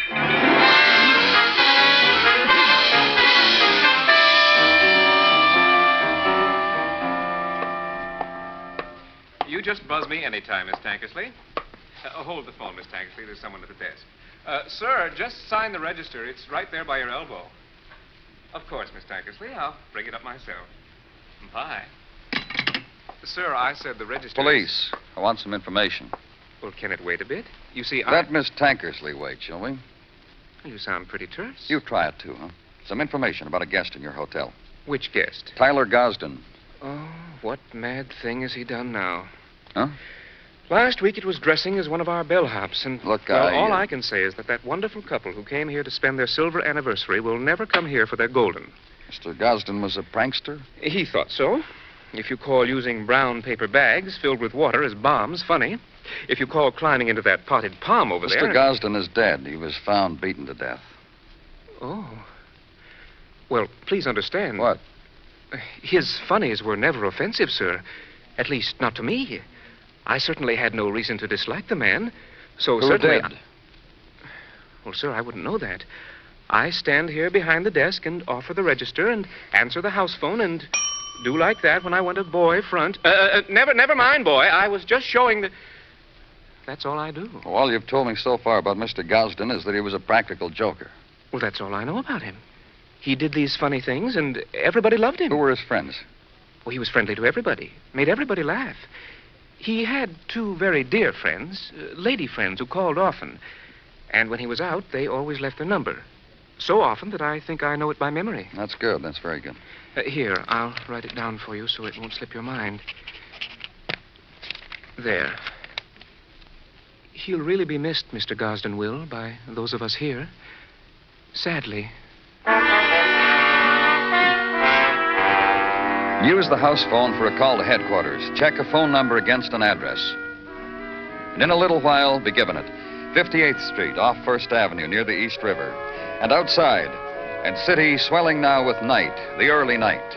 The span to pace solitude, desire. Against a later time, when somewhere a trumpet will pierce, a woman will giggle, and full night will burst open. But now, the time of easier rhythms, the smiling search, and ride it uptown to a quieter street of river sounds and river longings, and a house softly lit, softly admitted to. Please come in. And into a room, lamp shaded in pink and fringed silk, and couch velvet and rose pink, And in corners, cylinders of hand-painted glass holding sprays of flowering peach branches, pink blossoms, withered. And in a carved cabinet, radio tuned to the gentler air channels. And the woman of the house also. Oh, I could dance, I could dance, I could dance. Mrs. Pfeiffer. Dinah, the other name. So, I don't know. Dinah. And we'll get along famously. Oh, dance. I really could. This music is You so... understood, didn't you? You understood I'm from the police. And you were called Danny. And you don't frighten me one whit, you don't, you and your police. I'm a deserted woman, you know, and I don't frighten easily. Look, 7 years now, deserted. That Mr. Pfeiffer. Inveigles me into marriage, a glorious week of it. Then absconds with my heart, my dreams. Traitor. Deserter. And I, a woman alone, going on 7 years now. You haven't found Mr. Pfeiffer yet, have you? That's what I've been trying to tell you. We found someone else. Tyler Gosden. Tyler. That idiot, that clown, that love. What's the foolish fellow done now? Mercy me, if bail is required, I'll be only to We have found him in an alley. He'd been beaten to death. Tyler. Laugh a minute, Tyler. Beaten to death. Murdered. I'll cry. I really will. You see, I'm crying. I really am. Well, I'm sorry. You're sorry. He was fun. Tyler did ridiculous things. Once he put on a hat of mine, one of my fans, and performed. And other times You're the one who's sorry. There are things I need to know about him. Things that'll help There. you. Now, I've cried for him. And I've remembered him in all the ways Tyler'd want to be remembered. Now, what more could I possibly do? His friends, people Oh, who... I never knew his other friends. It was something that never stood between us. Tyler had come here, and Valerie and I'd rustle up a little something. Valerie? You knew about me and Tyler, and you didn't know about Valerie and Tyler? Tell me. Valerie Moore used to live here with me. All this pink, that was her idea. Where is she now? Well, let me finish, will you? Just a week ago, it's what we spatted over. I was so tired of all this pinky pink, and I told her right out. She spilled a pitcher of martinis right over my head. I ordered her out of my house. You know where she is? Tyler told me. Tyler said she had an apartment of her own on West 80th. 1924 West 80th. Deserted. That's what I am, deserted. All my life. First that Mr. Pfeiffer, after a week. Then Valerie. Now Tyler. I don't know what, but I'm going to.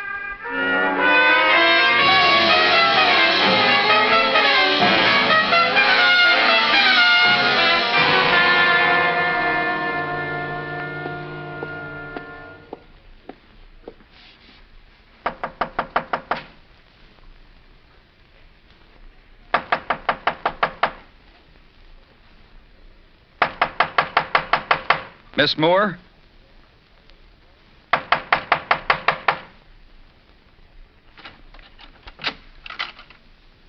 Miss Moore?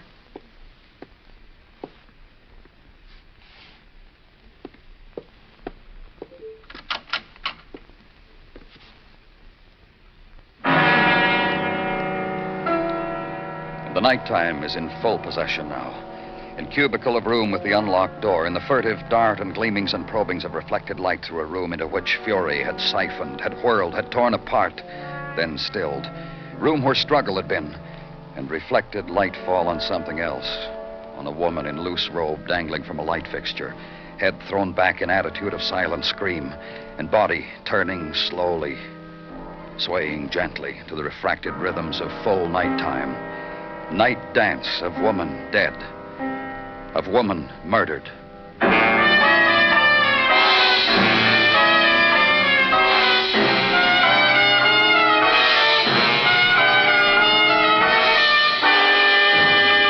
You are listening to Broadway's My Beat, written by Morton Fine and David Friedkin, and starring Larry Thor as Detective Danny Clover.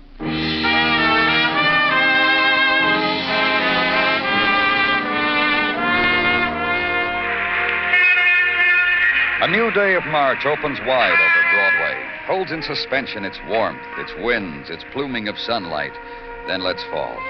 The process has begun. The process of the seeding of pavements with spring whisperings. And from the stifling platforms, out of shallow light reflected from walls of stained tile, the swarm. Out of depths of earth where steel hurtles through pillared corridors, where chill underground winds race, the swarm. And at subway exit, pause an instant, bite a lip, lurch into the March day.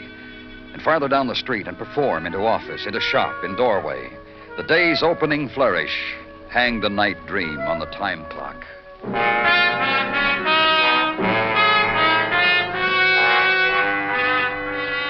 And at headquarters, Sergeant Gino Tartaglia, a man with methods and devices of his own. Pardon me, Danny, but... Not enough sleep last night, Gino? I beg your pardon? Well, what's the beg? You asked, did I have enough sleep last night? I merely answered, that's all. Oh, Don't mention it. I tell you, Danny, comes another spring, I am not going to place myself at the disposal of Mrs. T. Mrs. Tartaglia kept you awake, is that it? First, maybe the chiffonier was on the wrong side of the bedroom, maybe should be on the other side. So get up, hoist it to the other side, as I do not wish a debate. Then, of course, suddenly the bed is in the wrong spot.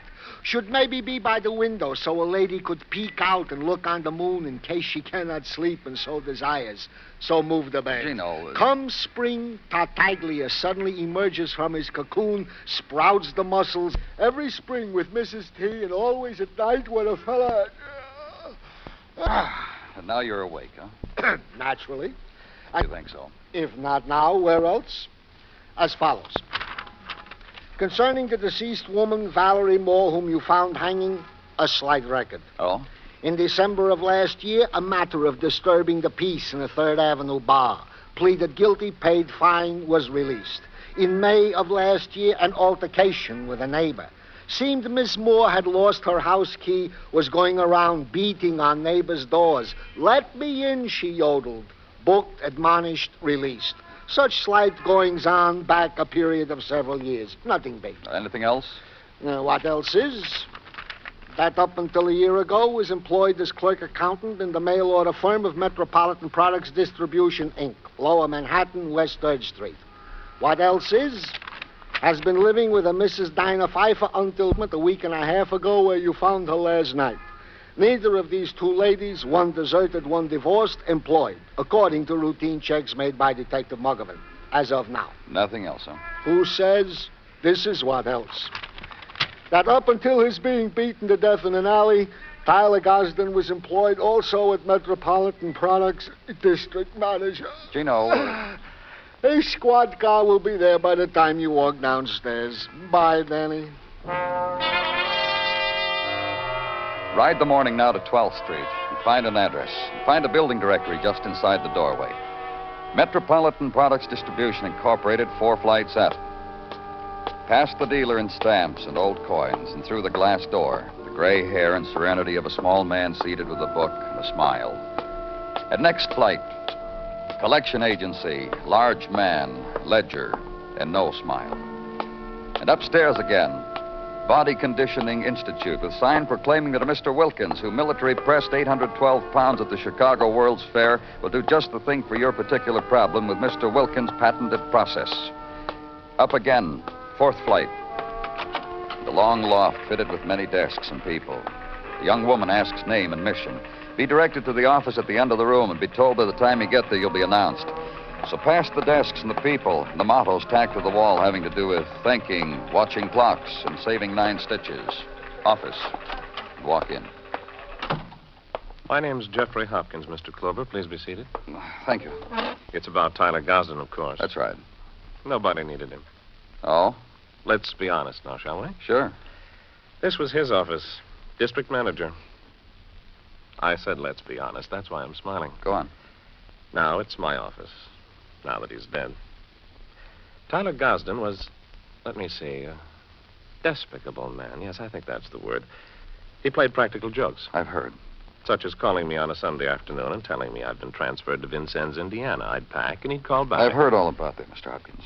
Right now, maybe you can tell me something about Tyler Gosden and a woman named Valerie Moore. Yes, I read of her dying, too. I'm sorry about Valerie. Oh, you knew her, too? After she left our employ, she came up here a few times, waited for Tyler. I did my best to entertain her. You liked her? How does a married man like another woman? An attractive, vital woman. One that circumstance demands that all he can do for her is demonstrate how to take apart a key puzzle. I admired her. She was honest. And she and Gosden were friends. And what else can you tell me? The day before yesterday, Thursday. Yes? Arthur Ellison was in the office. Who? Mr. Ellison, one of our salesmen from Richmond. He said he had once met Valerie through Gosden, and he wanted her address. I got it out of Gosden's desk and gave it to him. This man's name was Arthur Ellison, huh? Do you know where I can find him? We've got an arrangement with the Ruxton Hotel. Rates. You might try there. I think that's all the help I can be. Please excuse me, Mr. Clover.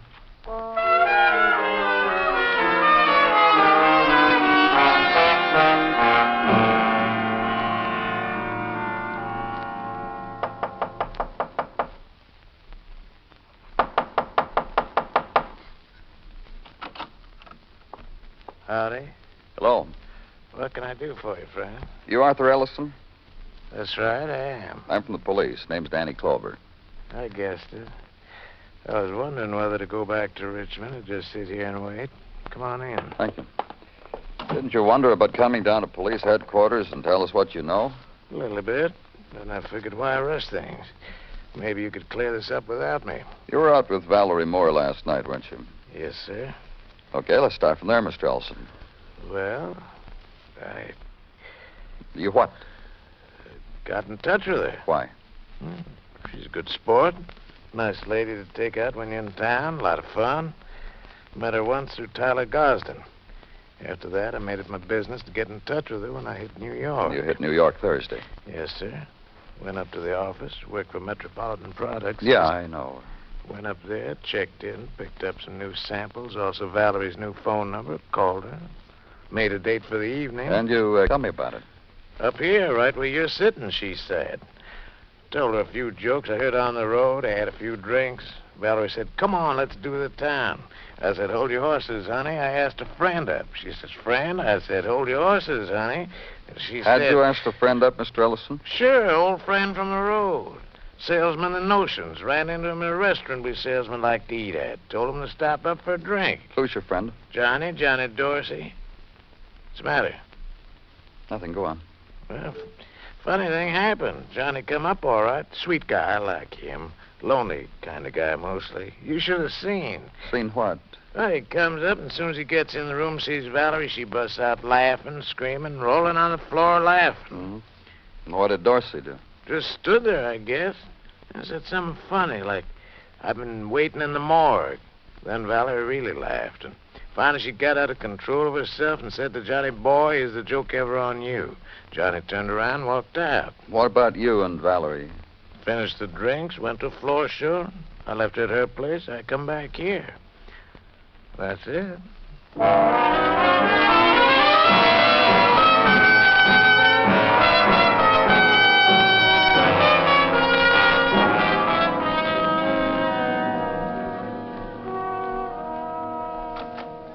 In here, Mr. Dorsey.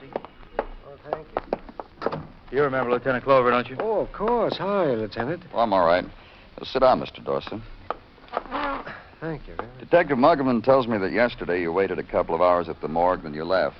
Well, one woman was brought in, but she was older. It wasn't Mary. What did you do for the rest of the day, Mr. Dorsey?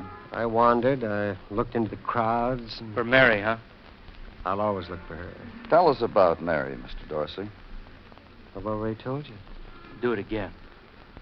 What do you want to know? How you met her, kind of woman she is, your plans about marriage, things like that. Well, you know, in my line of business, that's traveling, you meet people. And Mary was different. How? Shy. She was gentle.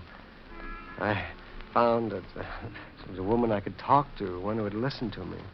You know, I've been a long time on the road, and that's never happened to me before. So you asked her to marry you? A half hour after I met her, I made up my mind I was going to, and a week later I did. But you see... See what? Well, a man like me, he's always looking. Every person I meet. If a man, I say to myself, can this man be my friend? And if a woman, can she love me? And if she can, then I can love her. Sure, we understand that, Mr. Dorsey, but a couple of things you've sloughed over. Wait, no, I haven't. Like how you met Mary Varden. I told you. Yeah, but you didn't mention Tyler Gosden's name when you told us. Well, I didn't think I... Oh, let's get off it, Mr. Dorsey. Gosden's been murdered. I know it, you know it, so let's have some details, huh? Well, the only thing I know is that Mary's gone. What do you mean, gone?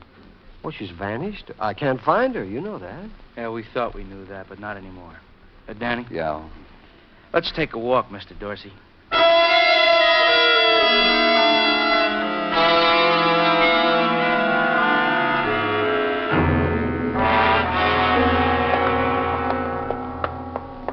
Round this corner, Mr. Dorsey. Well, Mr. Dorsey knows his way. You think you found Mary? You tell us.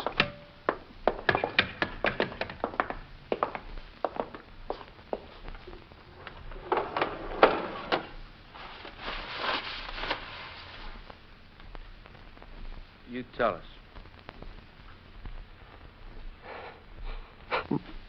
This the woman you were going to marry? Yes, that's I've seen it happen a lot of times, Mr. Dorsey. The murderer stands where you're standing, says he's sorry. Well, I'm not sorry. Okay, Muggerman. I'm not sorry. I'm not. Well, let's go out in the hall. We'll sit there and talk for a minute. Sit down, Mr. Dorsey. Have some water, Muggerman. Yeah. It all goes back to Tyler Gosden, doesn't it, Mr. Dorsey? The kind of man he was, practical joker. He was the kind of man Here's your water, Mr. Dorsey. Thank you. Thank you very much. Well, Mr. Dorsey, you want to tell us about it now? We'll help you. You met that woman through that sterling humorist, Tyler Gosden. That woman, Valerie Moore. Big Joke was introduced to you as the sweet, shy, lovable lady you could talk to, Mary Varden. I waited so many years. I thought that finally I'd... Yeah, we know. Valerie Moore was just posing as a woman named Mary Varden. Practical joke, instigated by a prankster. Yes. They had their joke. And now They're dead. Because you killed them. They had their joke. I fell in love with a woman who never existed. She disappeared, and I looked for her. And I found her. Drinking with another man. And she laughed at me. And she told me the joke was on me. And it was. That was Thursday night. And Friday morning, you killed Gosden. Friday evening, you killed Valerie. That's a real busy Friday, Mr. Dorsey. You don't play jokes with a man's life. That's all. A man's life. Well, what else has a man got? I guess many people like me, they realize early that their life is over, but they keep on living. They hope and they look, and in between, they just go on and try to laugh at anybody or make jokes. That's why I meant it, and I want you to believe it. For what I did to those two, I'm not sorry. Let's go, Mr. Dorsey.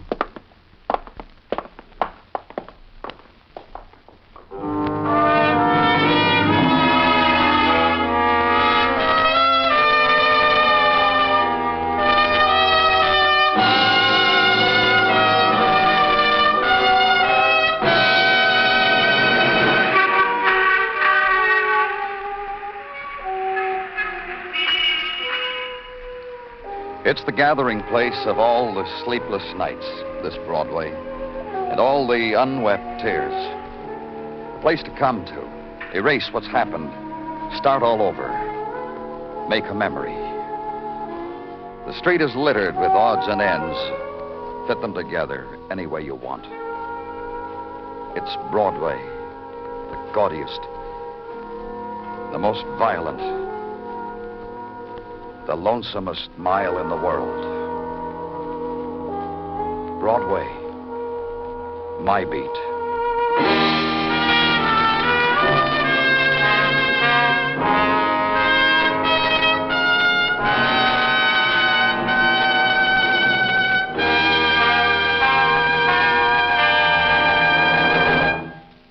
Broadway's My Beat stars Larry Thor as Detective Danny Clover, with Charles Calvert as Tartaglia and Jack Crucian as Muggavan. The program is produced and directed by Elliott Lewis, with musical score composed and conducted by Alexander Courage. In tonight's story, Howard McNear was heard as Mr. Dorsey. Featured in the cast were Mary Jane Croft, Byron Kane, Rye Billsbury, and Paul Frees. Bill Anders speaking.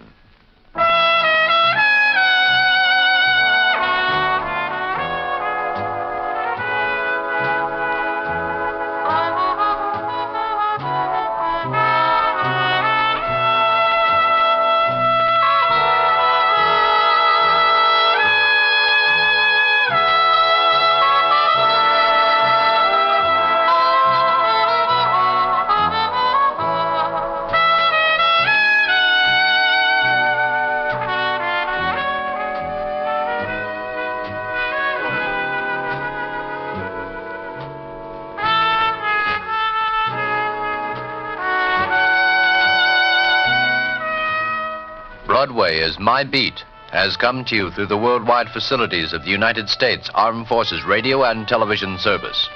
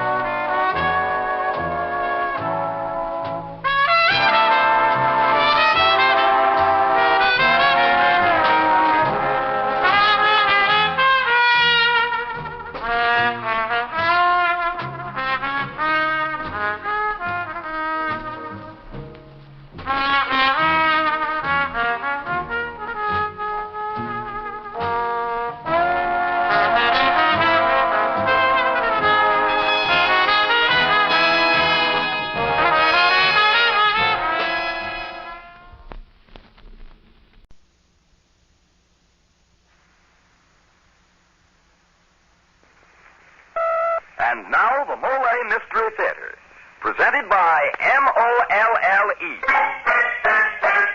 Molle, the heavier brushless shaving cream for tough whiskers or a tender skin.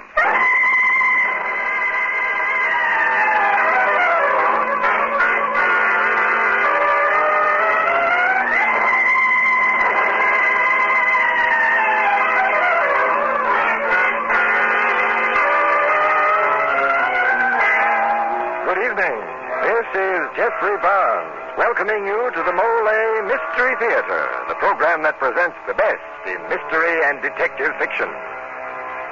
Tonight's story by Paul Monash, entitled The Four Fatal Jugglers and starring Alan Hewitt, has its own peculiar prescription for mystery.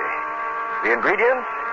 Well, take 4 people, mix them together lightly in an isolated place, add a dash or two of mutual hatred, let them juggle that hatred back and forth until it erupts into murder. And you have the 4 fatal jugglers. Well, Mr. Barnes, setting the stage for murder. 4 fatal jugglers. That makes me shiver to think of it. Just as I shiver a bit to think of a fellow all set to shave tough whiskers or a tender skin without Molle. Yes, when you start juggling that razor in the morning, you want Molle. Because it's smooth. So smooth. It's slick. So slick.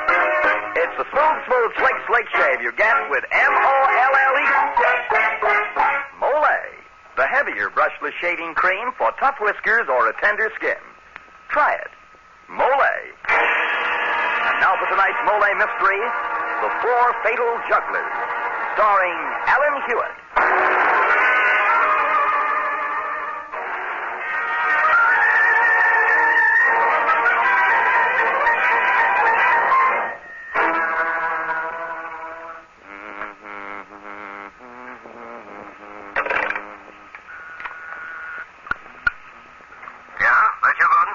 Dave, say, I'd like to have a talk with you. Got a moment to spare? Why, yes, I guess so. What's up? Step into my office. I've got something to show you. Okay, be right in.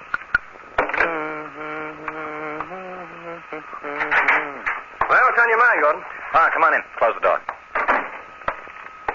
Take a look at what I've got for you. Well, what do you know? The papers for the Mendoza and Brown case. That's it, Dave. I worked on this day and night, and now we're ready to take it into court. That's where your job begins. The courtroom, the press, the admirers, the glory. Oh, you're not going to start in on that again, are you, Gordon? Start in on what? An old song and dance about me getting all the glory in this partnership. Me being Dave Copeland, brilliant young attorney. While you... Oh, those tears when you think of it. You sitting here in your office, working, the brains behind the mouthpiece. My boy, something's eating you. You were born with a handsome face, a quick tongue, and a well-developed larynx. I have other gifts. Good Lord, Dave, what's wrong with you? Well, nothing at all. Well, then stop looking at me as if you hate me. I hate you? Why do you always insist on twisting things around? Listen, Dave, we've been partners for 10 years. I like you, and I flatter myself that you like me. It's just that, well, we've both had problems. With me, it's been Lydia. Yes, I know that. She's been insisting on a divorce. She says she's in love with someone else. It's cruel. It hurts to hear someone you're mad about say that. Yeah, sure, I know. And, Dave, I've got a confession to make. Confession? About 6 months ago, when Lydia first began to talk divorce, I hired a detective. Huh? What's the matter, Dave? Oh, well, nothing's the matter. Well, I thought... Well, here's the confession, Dave, and it's a nasty one. That detective told me you were the man Lydia was in love with. Me? Oh, I knew it was impossible. You're married. You have a wonderful wife, a great boy. You're not the kind of a guy who would do his friend dirt. When the detective told me, my first reaction... never mind that, Dave. It's all water under the bridge. What do you mean, water under the bridge? If you suspect me of having anything to do with Lydia... I told you, I don't think anything of the kind. Oh, Lydia's attractive and all that, but you're my friend, Dave. You're my partner. Oh, look, how about a drink? No. No, thanks, no. Look, Dave. I'm looking. Are we friends? Of course we are. Then friends quarrel, but essentially friends agree.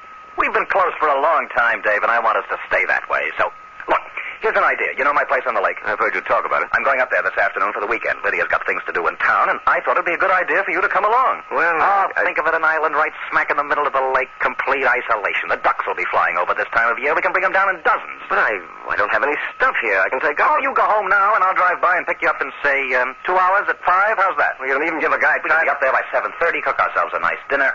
The life. Well, I guess I might as well. That's the boy, Dave. You'll love it. I give you my word. You'll never want to get off the island.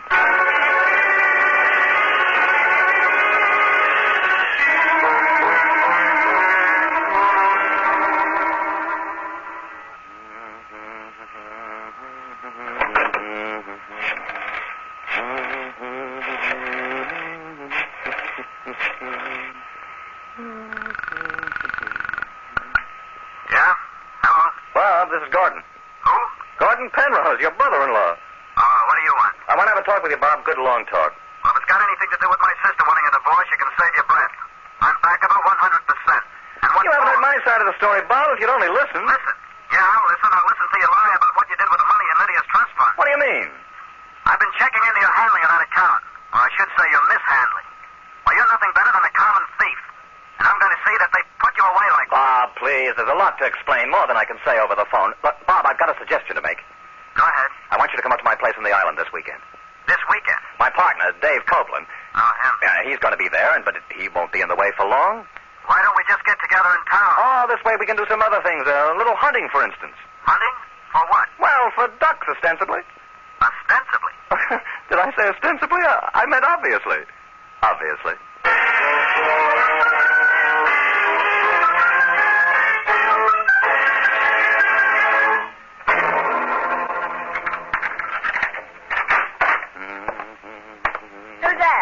Your beloved husband. You remember, Lydia, the man you sometimes see coming and going in your apartment, or at least one of the men. Ha! Very funny, Gordon. Just what are you doing home now? Just want to give you the good news that I'll be away this weekend. Oh, I'm on the verge of tears. Yeah, I thought you would be. I'm not deserting you, however. I'm just going up to the island for the weekend with a couple of people you know. Who? Interested? Well, one of them is your dear brother, Bob. And the other, no one other than...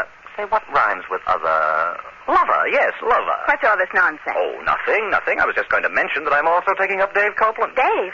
He's never been up there, has he? Well, you and your filthy mind. Our trained legal mind, my dear. Oh, we're going to have a cozy time, all three of us, sitting around the fire, going out hunting. Hunting? Certainly, ducks, things like that. Oh, no.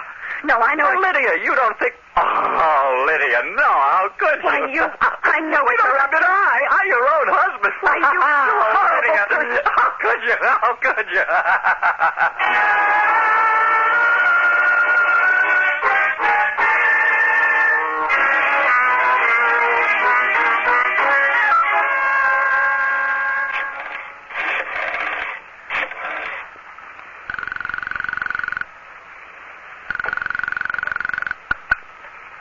David, this is Lydia.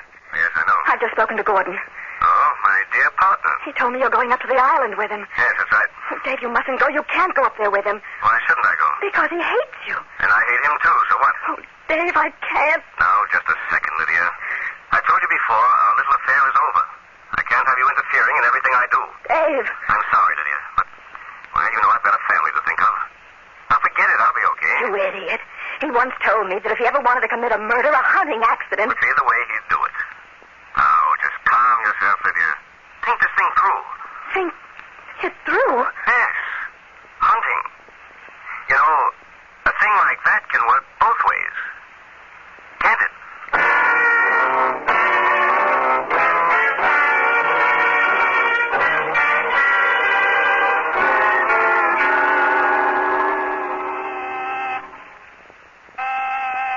Wait a minute, I'm coming. Lydia, what in the world? Bob, I had to come. I'll come in, sis. Now, what's up? Gordon just told me you're going up to the island with him. Yeah, that's right. And, Dave Copeland's coming along, too. I'm expecting him any minute. Bob, you can't. You can't let them Look, go. sis, I want to ask you something. Yes? About Dave Copeland. I know you're in love with him. Well, Oh, I get around and hear things. But I also heard something else which disturbs me. What? I heard that Dave Copeland has been just kidding you along. It's a lie. I heard it from someone I trust. I don't care where you heard it. It's not true. I hope you're right, because you're my sister, and the way I feel right now... Please, Bob. Let's not talk about it. Well, then it is true. No. Oh, I don't care what's true or what isn't true. Just don't let them go there. Don't let them go?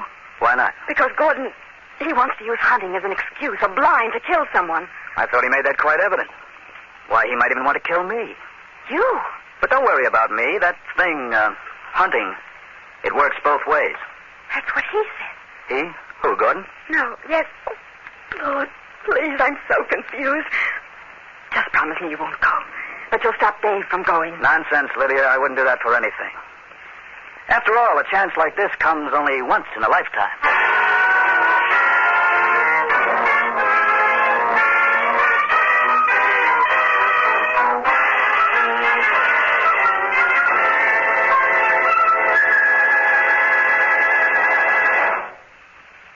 And so, mystery fans, that was Act One of the Four Fatal Jugglers. Oh, I can think of pleasanter situations than being on that island with 3 potential killers. I'll say, and so can I, Mr. Barnes. A pleasant shave with Molle. Now, that's the situation that I want listeners to arrange for themselves. Because Molle is the heavier brushless shaving cream for tough whiskers or a tender skin. Because Molle is heavier, it not only softens your whiskers, it stands them up straight, while your razor cuts them off close and clean. With Molle, you shave faster, closer, easier, and you shave painlessly. Try it. See if you don't say it's smooth. So smooth. It's slick. So slick. It's a smooth, slick shave you get with M-O-L-L-E. Molle, the heavier brushless shaving cream for tough whiskers or a tender skin. And now this is Jeffrey Barnes returning you to Act Two of the Four Fatal Jugglers.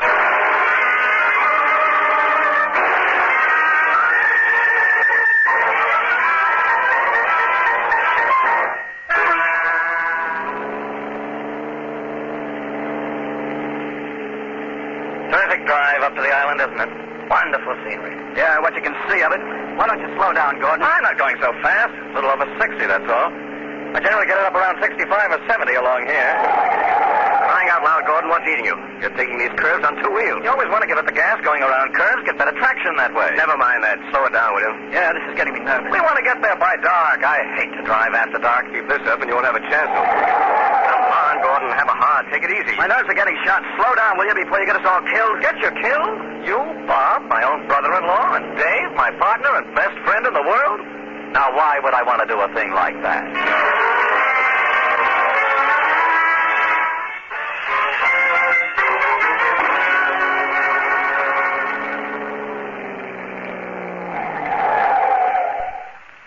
Well, this is it.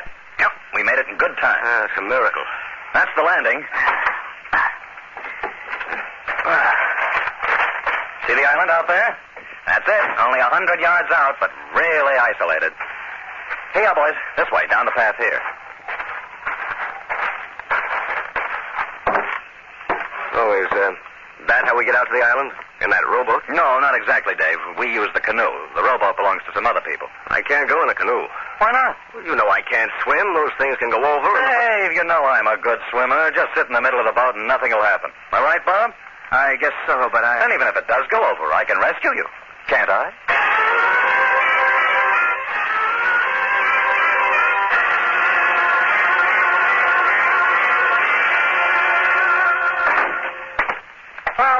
guys get settled now. You can bunk in there, and I'll take the cot out here. You're not going to be comfortable on that. Ah, sure I am. I even sleep on the floor sometimes. I like to rough it. How about you, Bob? Think you like it here? Well, it looks all right. Well, go on. You guys stow away your stuff, and I'll fix up something to eat. Something to eat? Well, sure. We got to eat, don't we? I'm so hungry I could eat a horse. How about you, Dave? Well, I could eat, I guess. But, say, Gordon, let me rustle up the grub, huh? No, Dave. Let's make that my job. What do you say? You guys haven't ever had any of my cooking. I'll make you some grub that you'll never forget. Gordon, I'm the best bachelor cook you ever saw. Just let me handle that skillet. No, Bob. I've had 10 years watching my wife in the kitchen. I'd like to see what I learned. Dave, no experimenting on us. I'm the host. It's only fair that I should labor over this hot kerosene stove. Boy, you guys are really casting a horrible reflection on my cooking. The way you act, one would think you're afraid you couldn't survive it.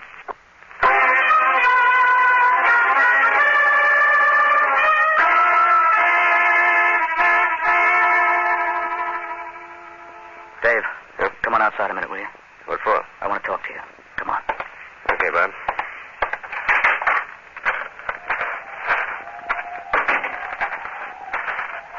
I think I know what's on your mind. You think so? Yes. You want to form a defensive alliance against Gordon. You feel the way I do that Gordon has some purpose in bringing us up here. I don't know what he has against me. He's a strange guy. Mm-hmm. I know you're Lydia's brother, and perhaps he blames you for the divorce. Oh, sure. If he doesn't blame you, that is. What do you mean? Skip it, Dave.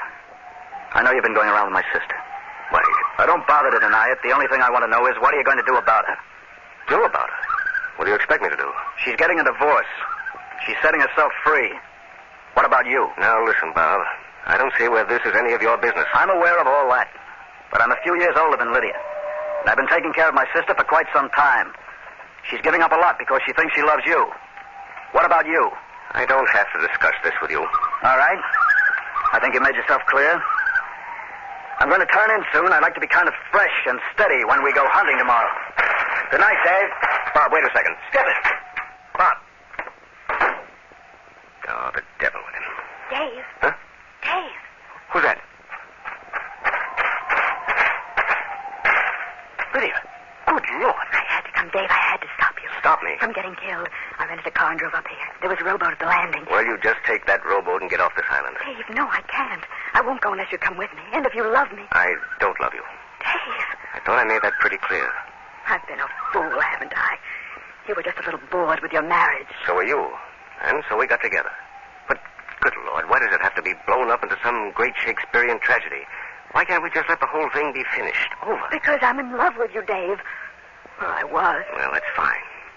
You were, now you're not. Why don't we just be friends?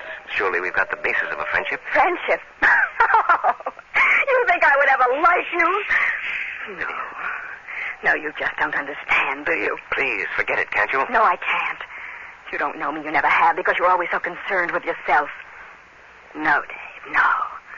I'm going to make you as unhappy as you're making me at this moment. Great Scott, keep it down. I'm going to make you pay for this.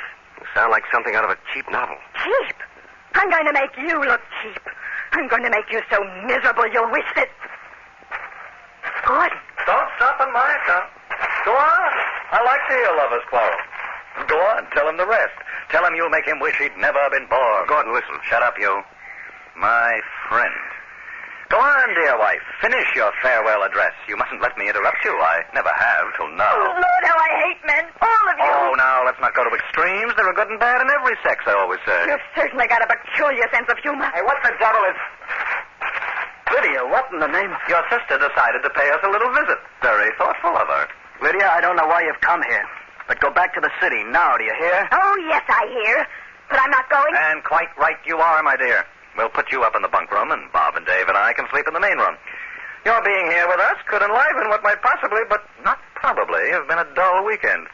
Oh, yes, Lydia. Now that I think of it, I'm very glad you came.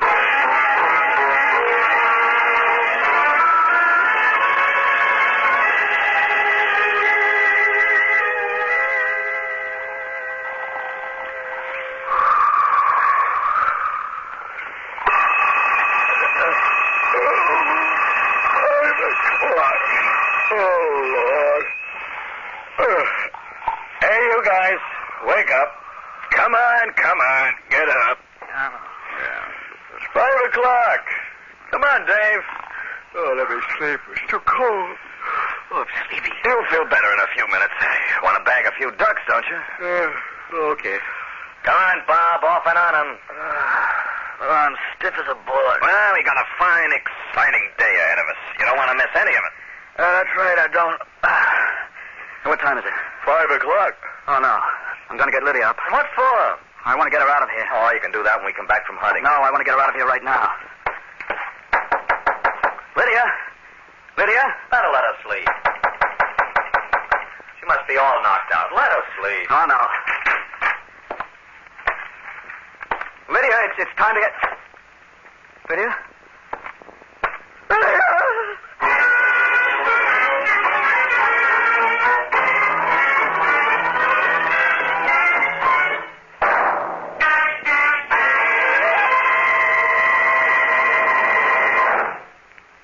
This is Jeffrey Barnes again. In just a moment, we'll bring you Act 3 of The Four Fatal Jugglers.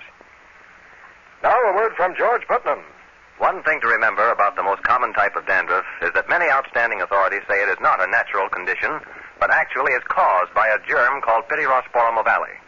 Now, the only way you can get real relief is to destroy this germ. And simply washing or brushing away loose dandruff won't do it. But double danderine will. Yes, double danderine really works because it gets at the cause of this dandruff and kills it. Actually kills the germ on contact. Results with double danderine have been remarkable even in many stubborn cases. And the thing that makes double danderine so amazingly effective is a special ingredient, an active antiseptic that's so wonderfully efficient, many hospitals use it. In double danderine, we call it Alzan. So stop trying to combat this dandruff with ineffective methods that actually are no better than plain water. Use double danderine and destroy the cause. Get double danderine tomorrow. Your money back if not satisfied.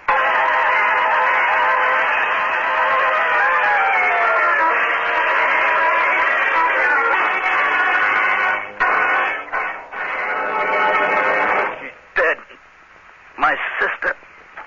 Oh, God. A knife. Right through her back. She must have been sleeping. You ought to know, Gordon. What do you mean by that, Dave? That's your knife, isn't it? Of course it's my knife, but don't be absurd. I didn't kill her. Bob, you don't think I killed her? Well, Gordon, didn't you? No, I swear it. Why should I? Why? All right. I know what you're both thinking. No, you don't, Gordon. I'm going for the police. You stay here with her. I'll go across the lake. No, you won't. You think we're going to let you make a getaway, Gordon? I'm not trying to make a getaway, Dave. One of the two of you killed her. Just stay where you are. Why the devil did you get that revolver? I brought it up with me, just in case. You're not going to keep me here, Dave. Not a victim to your tender mercies. I'm going for the police. If you want to come with me, fine. If not, stay here. You know I can't swim. You know I can't go in that canoe with you. There's the rowboat. Come on if you want. Gordon, I warn you, don't take another step. Oh, don't be melodramatic. All right, Gordon, you asked for it. You crazy idiot. Gordon? Gordon? Dave. You killed him. Bob, you saw he was trying to get away. Yeah, I saw. We better get out of here, off this island. We'll have to go to the police. You'll back me up. Dave, put the gun away, huh? Oh, yeah, sure. But, Bob, you will tell them just what happened. Yeah, you can depend on me. I'll let them know everything.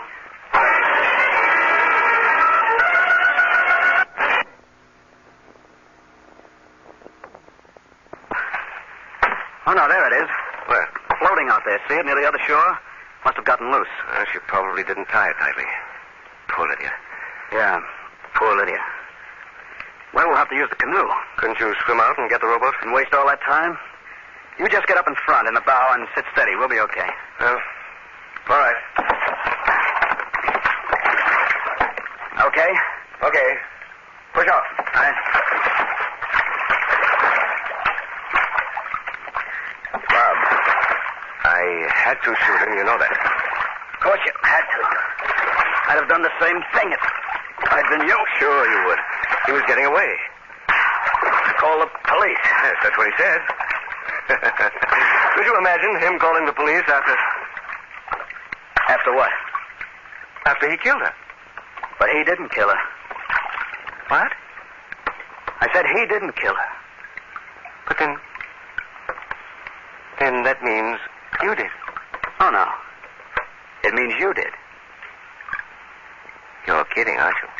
Would I kid about my sister's murder? No, you got up in the middle of the night while we were sleeping. It was easy to take Gordon's knife. Oh. I see you still have the revolver. Yes. And I wouldn't miss at about 8 feet. Funny, you hold it in your left hand. So what? I'm left-handed. It's a silly thing to be talking about at a time like this. Not so silly. You see, if you'll consider the position of my sister's bed in that room and the direction of the stab wound, you'd know that she was stabbed by a left-handed man. Very neat. And you figured it out. All by yourself. Only you're not going to be able to tell anyone else. You're not going to shoot me? You think not, huh? No, you can't. Because if you shoot me, I'll topple over. I'll capsize the canoe, and you can't swim, Dave. You can't swim, and you don't want to drown. That's a pretty horrible way of dying. So now give me the gun. Just throw it on the bottom. I'm going to rock the canoe, Dave. A little more each time, and if you don't throw the gun by the time I count 5, I'm going to turn it over. 1. Cut it out. 2. A little harder, Dave. Bob, you're wrong. 3. It's going to go, Dave. You're going to be drowned. Pity's sake, stop it.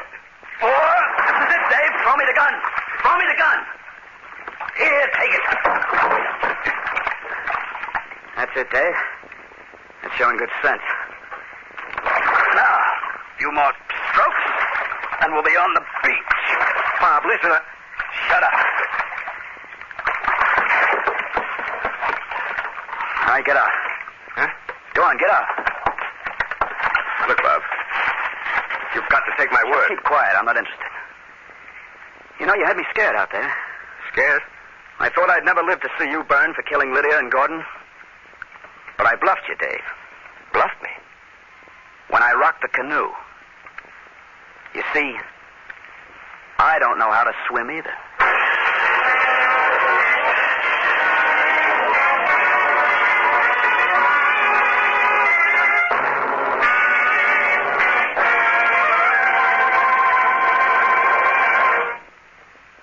This is Jeffrey Barnes again, bringing down the final curtain on tonight's Mystery Theater presentation of Paul Monash's The Four Fatal Jugglers. Be with us next week to hear a story entitled Check Number B131. The original music for the Mystery Theater was composed and conducted by Alexander Sembler.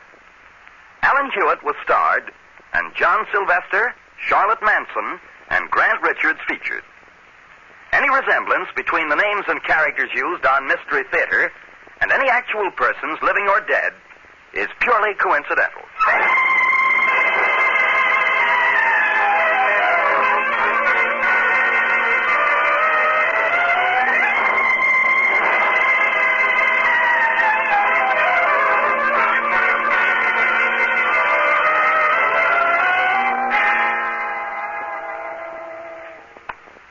Maybe you haven't thought about it, but when you're too tired, you get depressed, apprehensive. You have 2 strikes on you from the start. Now, if you're often that tired and pale besides, your doctor may find you have a borderline anemia resulting from a ferronutritional blood deficiency. In that case, take ironized yeast tablets. They help build up your strength by building up your red blood cells. So take ironized yeast tablets to get back your energy, your enthusiasm, your healthy color. Ask for ironized yeast tablets. And now this is Dan Seymour again, saying good night and inviting you to be with us again next week at this same time when the Mystery Theater presents Check Number B131.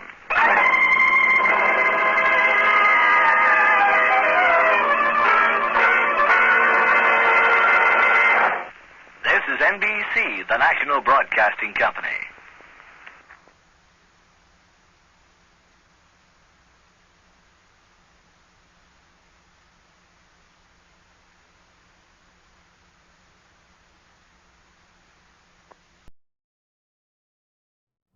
The Signal Oil Program, The Whistler.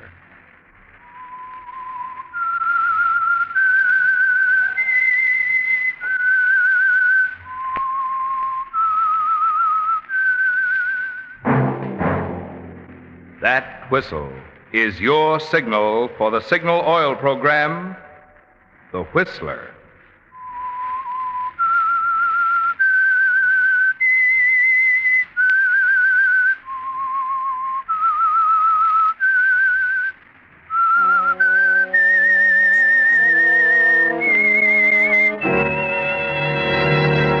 I am the Whistler, and I know many things, for I walk by night.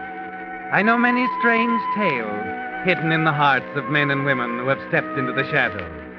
Yes, I know the nameless terrors of which they dare not speak. Yes, friends, it's time for the Signal Oil program, The Whistler. Rated by independent research, the most popular West Coast program in radio history. And Signal gasoline is tops, too, tops in quality. It takes extra quality, you know, to give you extra mileage. And Signal is the famous Go Farther gasoline. So look for the Signal circle sign in yellow and black that identifies friendly dealer-owned Signal stations from Canada to Mexico. And now, the Whistler's strange story. The Body Off Billingsgate.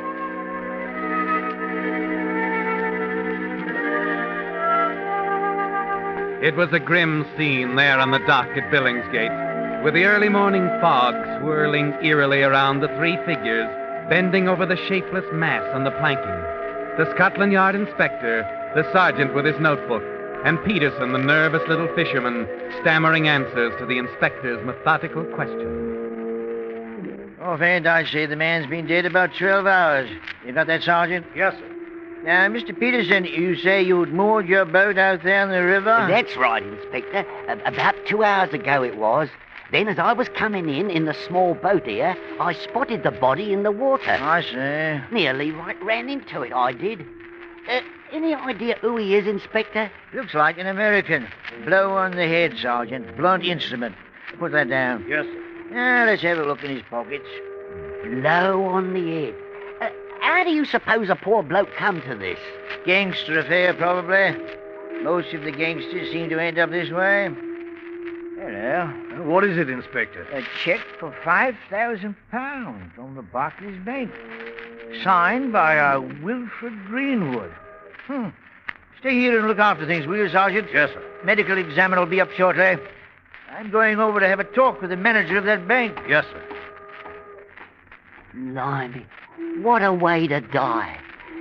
How do you suppose You heard what the inspector said, man. Blunt instrument.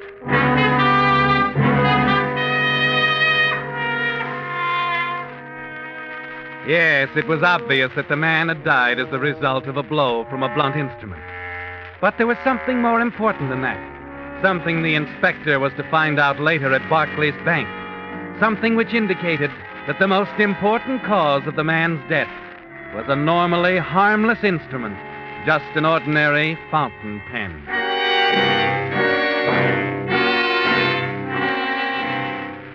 It had been more than a month before, in a fog like this one, that Victor Milton groped cautiously toward the glowing yellow rectangle of an outdoor telephone booth in the murky darkness, Yes. listening.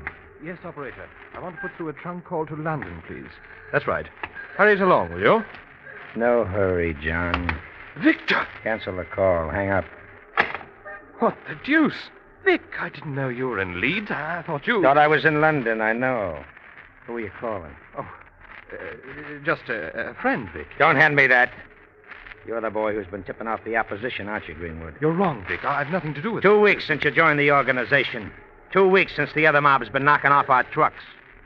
Funny coincidence, isn't it? No. Wait a minute, Vic. I can explain. You can begin by telling me who you were calling in London. I told you, just a friend. Quit stalling. I got a train to catch. Who was it, John? You better talk or I'll... No, you won't. Drop it. Drop that gun. Tell me who you were... Call it. No. I won't tell you, Vic. I'll kill you. Give me it. Get back. There. There, that's better. Vic, don't do it. Don't!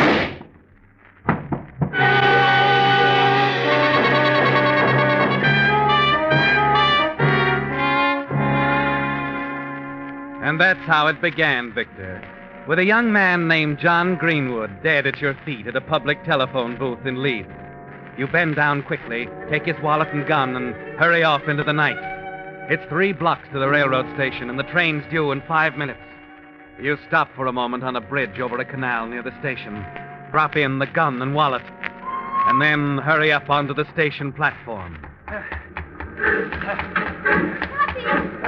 in here. This way, Tuppy. Okay, got it. Ooh, thanks. Thanks a million. Oh, you're not Tuppy.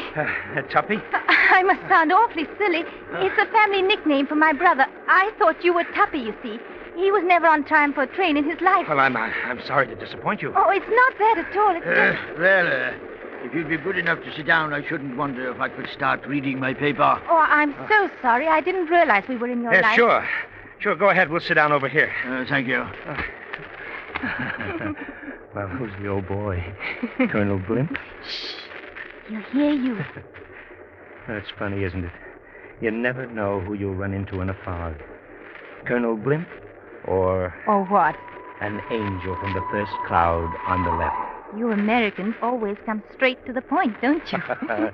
How did you know I was an American? Oh, the way you talk. Oh, now, wait a minute. I've only been here for 2 weeks, but I've been working hard. I say bowler instead of derby, petrol instead of gas. You're as bad as Tuppy. He wants to sound like an American and can't pull it off either. I do wish he'd got here. You're not worried, are you? No, but he promised to ride to London with me to see Father. It's my first trip to town in almost a year, you see. I've been at school in Leeds and... Oh, dear, I must sound like an awful chatterbox. Oh, not at all. What's your brother doing in Leeds? He's just taken on a new job. Commercial traveler, paints, hardware, that sort of thing. He's young, of course, and a little irresponsible. But he'll settle down. No danger of Tuppy's turning into a spiv. Spiv? Yes, you see, a spiv is It's a new word in our vocabulary, sir. An unfortunate addition, I might add. Oh, how do you mean, Colonel? Captain. Sorry. It's quite all right. A spiv, sir, does no work, pays no taxes, produces nothing of value, yet flourishes like the green bay tree. Black markets, hijacking, and so on. Shameful thing, shameful. Well, now you know what a spiv is. It serves me right. When did we get to London? Around midnight. Oh, wonderful. I'll see you home. Oh, I couldn't. Really. Oh, not another word now. After all, I have to do something useful now and then. What do you think I am, a spiv?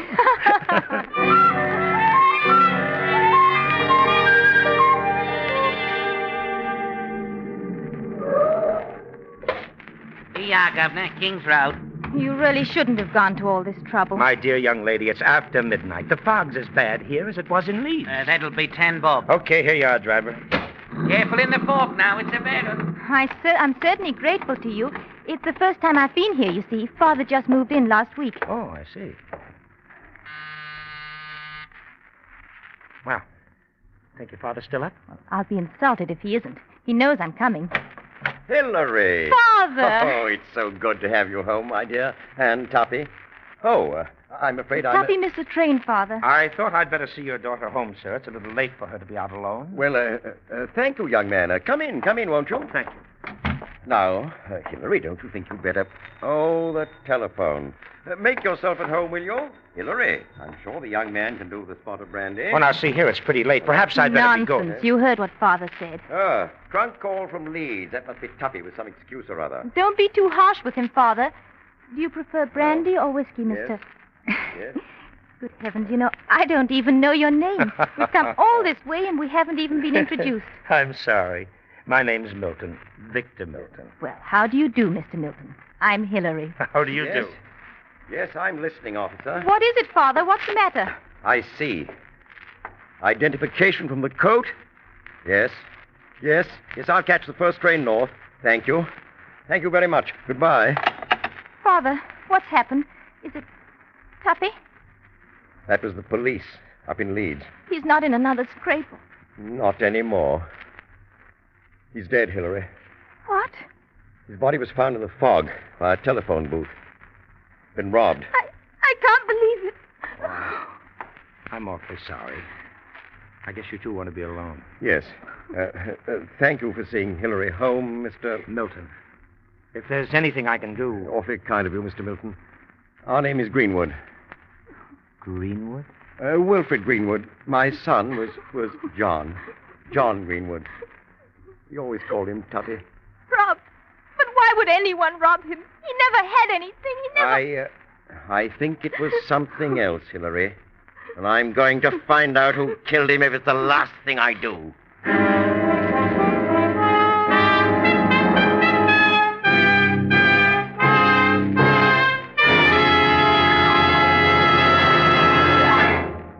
With the prologue of The Body Off Billingsgate, the Signal Oil Company is bringing you another strange story by The Whistler. But now I'd like to ask one of the ladies here in the studio a question. Did you serve iced tea for supper? Iced tea? Of course not. In this weather, we prefer a hot drink. Precisely. And just as you choose a different diet in cool weather, remember your car needs a different cold weather diet, too, if you want to keep performance up and wear down. Just what do you mean by a cold weather diet for a car? Well, first of all, the transmission and differential should be drained and refilled with the correct winter grade of Signal gear lubricant. If your front wheel bearings and speedometer cable haven't been repacked for 5,000 miles, now is a good time to tend to that. And, of course, for a sweeter running motor, the old oil should be drained and replaced with the correct winter grade of Signal Premium Motor Oil. That amazing new type oil that actually keeps motors 6 times cleaner and reduces cylinder wear 1/3. One more question. What is the correct winter grade of oil? That differs according to the make of car, its age, and the climate. But your Signal dealer can tell you exactly because he has an official factory chart which shows just what lubricant the manufacturer recommends for each part on your particular car. This is just another extra in Signal Dealer's complete line of services and products to help your car run better, look better, and last longer. And now, back to the Whistler.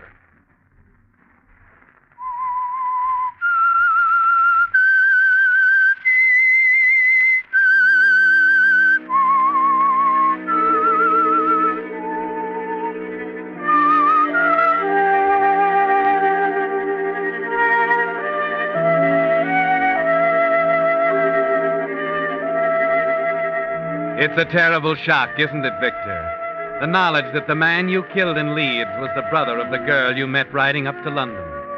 John Greenwood, Hillary's brother. And it's hard for you to believe that her brother could be like that. That he could be the son of an obviously influential and respectable citizen like Wilfred Greenwood. But that's the way it is, Victor. A thing that might happen once in a million times has happened to you. It unnerves you, doesn't it? But not enough to destroy your role as innocent stranger. They haven't the slightest reason to suspect, Victor. And you decide that their friendship might be valuable. You send flowers and condolences to John Greenwood's funeral, then wait a few days before telephoning Hillary. Oh, hello, Mr. Milton. Thank you so much for the flowers. Oh, I'm sorry I couldn't do more to help. But I realize that at such a time... You've been most thoughtful. Father appreciates it, too. I read about some flowers this morning in the Times. Oh? Yes, the carnations are blooming in Hyde Park. Say, I'll bet you haven't been out in the fresh air for a week. Well, as a matter of fact... You haven't. That's right. Only... You know, I think a stroll through the park or perhaps some boating would be just the thing for you. Well, I think so, too, Mr. Milton. I'd like very much to go.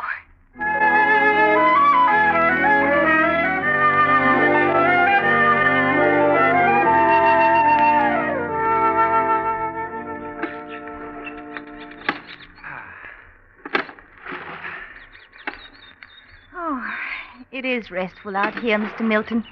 I do feel relaxed now. That was the general idea. But at your expense. Aren't you tired of rowing? Oh, not at all. And I can use the exercise. I don't believe it. Though if you're anything like Father, you... Too involved in business? You're all the same. Oh, no. No, I don't overdo it. Father does.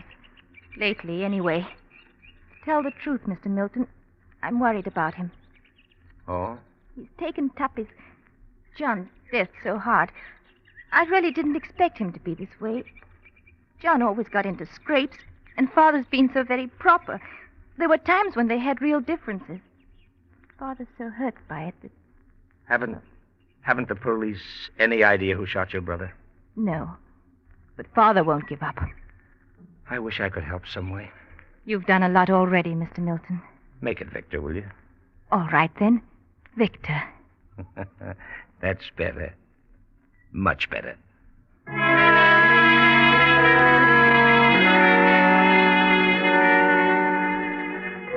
Yes, Victor, it's going well.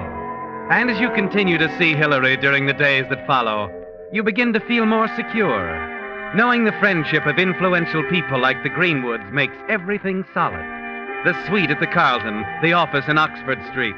Your pose as the enterprising young American businessman. Yes, Hillary will solve some problems, but not all of them. What's wrong, Ernie? What's holding us up? Money. They got 2 of our trucks again last night on the Great North Road. Suiting materials, tweeds, worsteds. Close to £4,000. Oh, I'd like to know who's tipping them off. Oh, could be anyone. They've got a man on every corner. There's no getting away from them. We need money, huh? Yeah. Quick. All right, Ernie. All right, I'll get it. Who do you know over here? Well, I said I'd get it. Never mind how. All I need's a little time.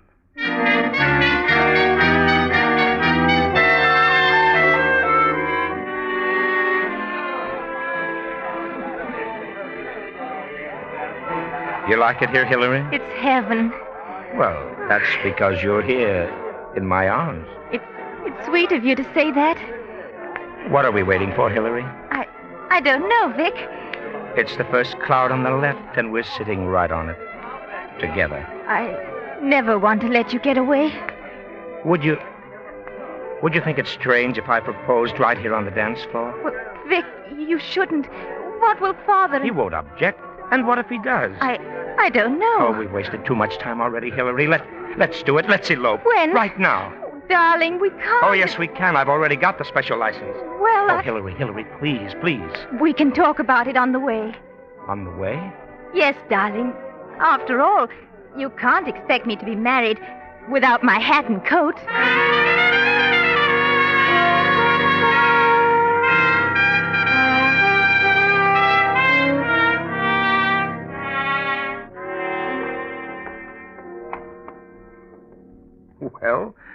Well, go ahead, Mrs. Milton. Ring the bell. I feel so nervous now that we're back, Vic. I don't know how to face Father. Why so jittery? He's all prepared. You wired him, dear. I know, but... Here. I'll ring. Come on, chin up, darling. I don't know why I'm acting like this. Hello, Father. Well, Hillary, you did get back. And you, Victor, married to my daughter. That's right, sir. Well, what are we standing here for? Come in, you two. I've had the champagne on ice ever since I got your wire. Father, you darling.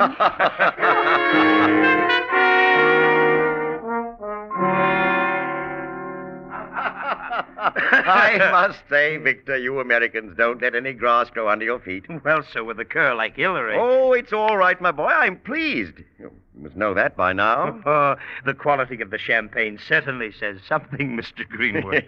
Good. But it doesn't say nearly enough. Now, come over here. Both of you to my desk.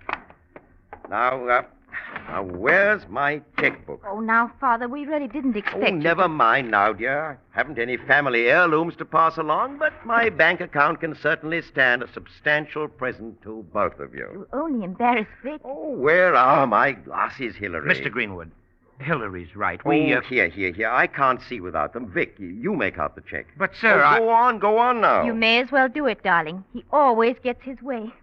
Well, all right. What's the date? Darling, our wedding day. How can you forget? It's October 11th. Oh, sure. Oh, I'm all mixed up today, darling.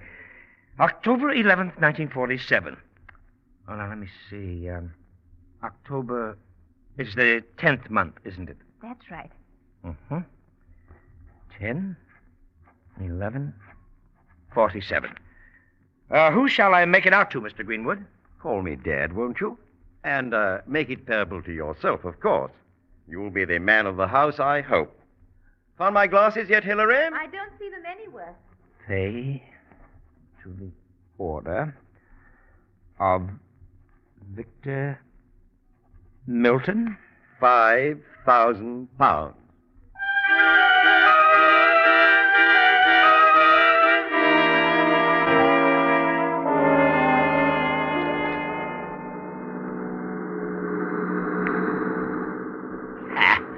£5,000. You sound like you don't believe me, Ernie.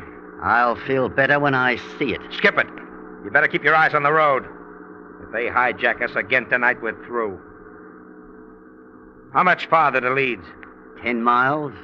The boys are meeting us at the warehouse and the... Crikey! What's the matter? Look up ahead. It's a roadblock. Gun it up. I can't. Give her the gas, I said. The load's too heavy. We'll tip over. Who is it? Do you know them? It's them again. The same ones.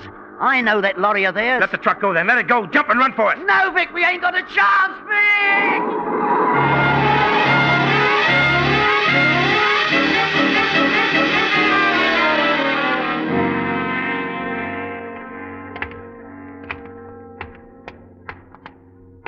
What's the idea? Where are we? Keep moving, mate. What did you do to Ernie? Keep moving. Nice bunch of guys. Pulling me off my own truck. Slapping a blindfold on me. Driving me for miles. Maybe your wish it was further. All right. Hold it here, mate. Come in. Where did you find him? He jumped off the truck when we held it up. All right, mate. You can take off that blindfold. Here, I'll do it. Fine thing. Shoving a guy around like... What the... Vic! Mr. Greenwood. For a moment, you can't believe it, can you, Victor? That you're standing face to face with your new father-in-law, Wilfred Greenwood. It can't be. There must be some mistake. There's no mistake. He was on the truck. He said it was his. I see. All right. Go back to the truck. But I'll take care of him. Give us an hour. Alone. Righto. So, Pop, you're in this racket too, huh? You're the guy that's been hijacking my trucks. It was you, Vic. You killed John. I don't know what you're talking about. I've had men working on my son's murder ever since he was killed, and I told them to bring me the man who did it, no matter who he was. They brought you, Victor, and they don't make mistakes. Simple as that, huh? Of course, Mr. Greenwood, now that I'm your son-in-law... Hillary is better off rid of you. Wait a minute. You can't shoot me without... You didn't wait for it when it was John. No, Vic, You're doing nothing. Oh, let go! Give me that gun. Give it to me. There. That's better, Mr. Greenwood. What are you going to do? I haven't much choice. Oh, you won't get away with it, Vic. My men will be back here in an hour. I can get lost in England in less than an hour. You'll never stop running. I'll be alive, Greenwood, and with enough money to run a long ways, thanks to you. What? Your check for £5,000. Vic, you did kill him, my son, didn't you? Yes, I killed him. Thought you were smart planning him in my gang as a stool pigeon. Yes, I killed him, and I'll even show you how. No, Vic!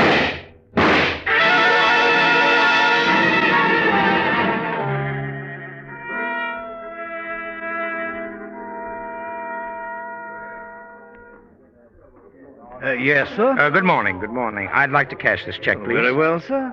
Oh, Mr. Greenwood's check. Pay to the order of Victor Milton £5,000. Yes, I'm his son-in-law. Of course.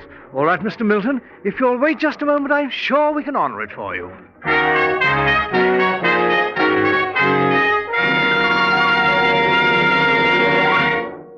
The Whistler will return in just a moment with the strange ending to tonight's story. Meantime, since tomorrow is Thanksgiving Day, I want to say for Signal Oil Company and the almost 2,000 signal dealers who serve the 7 Pacific Coast states from Canada to Mexico, we hope that your Thanksgiving cornucopia will be filled to overflowing, not only with good food, but also with good health and good cheer. Certainly all of us can be thankful from the bottom of our hearts that we are living in America, the land of abundance and freedom for all. We of the Signal Oil family like to feel that in our 17 years of serving the West, we have played a part in furthering the way of life that is America. Because signal dealers own their own business, they are carrying on the tradition of the independent businessman who has played such an important role in building America. And Signal Oil Company, by supplying Signal service stations with constantly finer products, has helped each Signal dealer keep abreast of that ever-present healthy competition, which is the key to America's continuing progress. Competition which helps all of us here in America enjoy the highest in the world standard of living. And now back to the Whistler.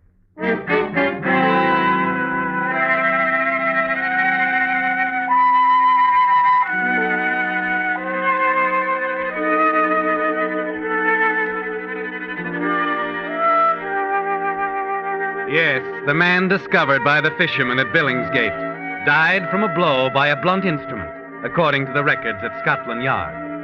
But in a strange way, the real cause of his death was the stroke of a fountain pen on a scrap of paper. If another man had held the pen, the victim might never have died. But the fatal pen marks could never be erased or changed. They were still there on that check for £5,000 found in the dead man's pocket, signed by Wilfred Greenwood. Even 12 hours in the cold water of the Thames River hadn't blurred a line. The Scotland Yard inspector waited quietly as the cashier at Barclays Bank examined the check carefully. I say the check is wet, Inspector. It's... Yes, the man it's made out to, this Victor Milton, was found dead at Billingsgate Dock a few hours ago. Oh, I see. A suicide, Inspector? Hardly. Gangster affair, I'd say. Revenge for something the bloke had done. You've seen that check before? Oh, yes. Only yesterday Mr. Milton was in trying to cash it, Inspector. We had to refuse him, of course. Why is that? I felt quite badly. He acted so strangely, almost desperate. I dare say he was. It seems he'd written the check himself for Mr. Greenwood to sign, but he post-dated it. I explained that the check couldn't clear for another month. He post-dated it? Yes, it was dated 10/11/47. You see, he was obviously an American, and they write a date differently than we do. They put the month first and the day next. While here in England, of course, we put the day first and the month second. Then this check he wrote is just reversed.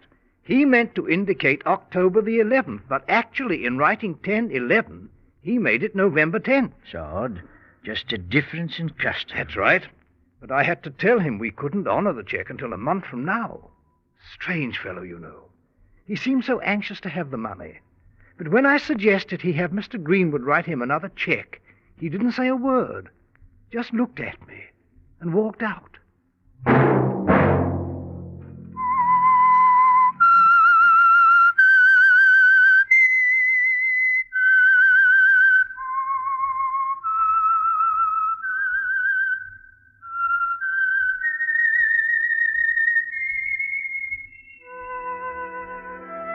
Let that whistle be your signal for the Signal Oil program, The Whistler, each Wednesday night at this same time.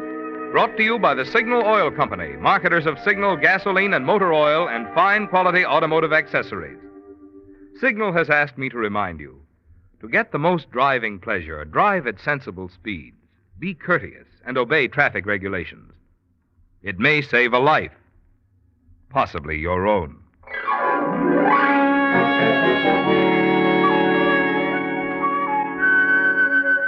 Featured in tonight's story were Wally Mayer and Alma Lawton. The Whistler was produced by George W. Allen, with story by Leslie Edgley, music by Wilbur Hatch, and was transmitted to our troops overseas by the Armed Forces Radio Service.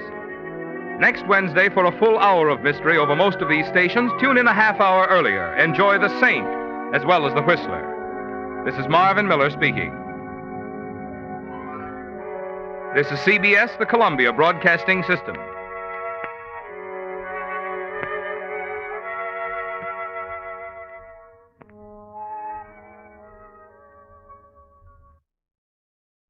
This is BBC Radio 4, now the third of our late-night chillers, taking us into the disturbing psychic reality of the Vietnam War and a world of phantoms.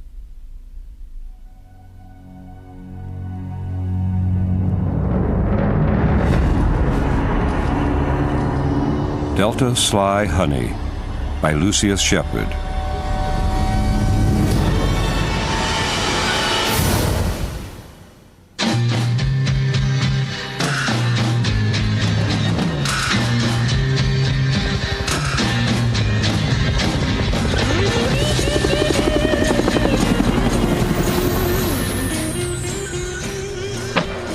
Delta Sly Honey, do you read?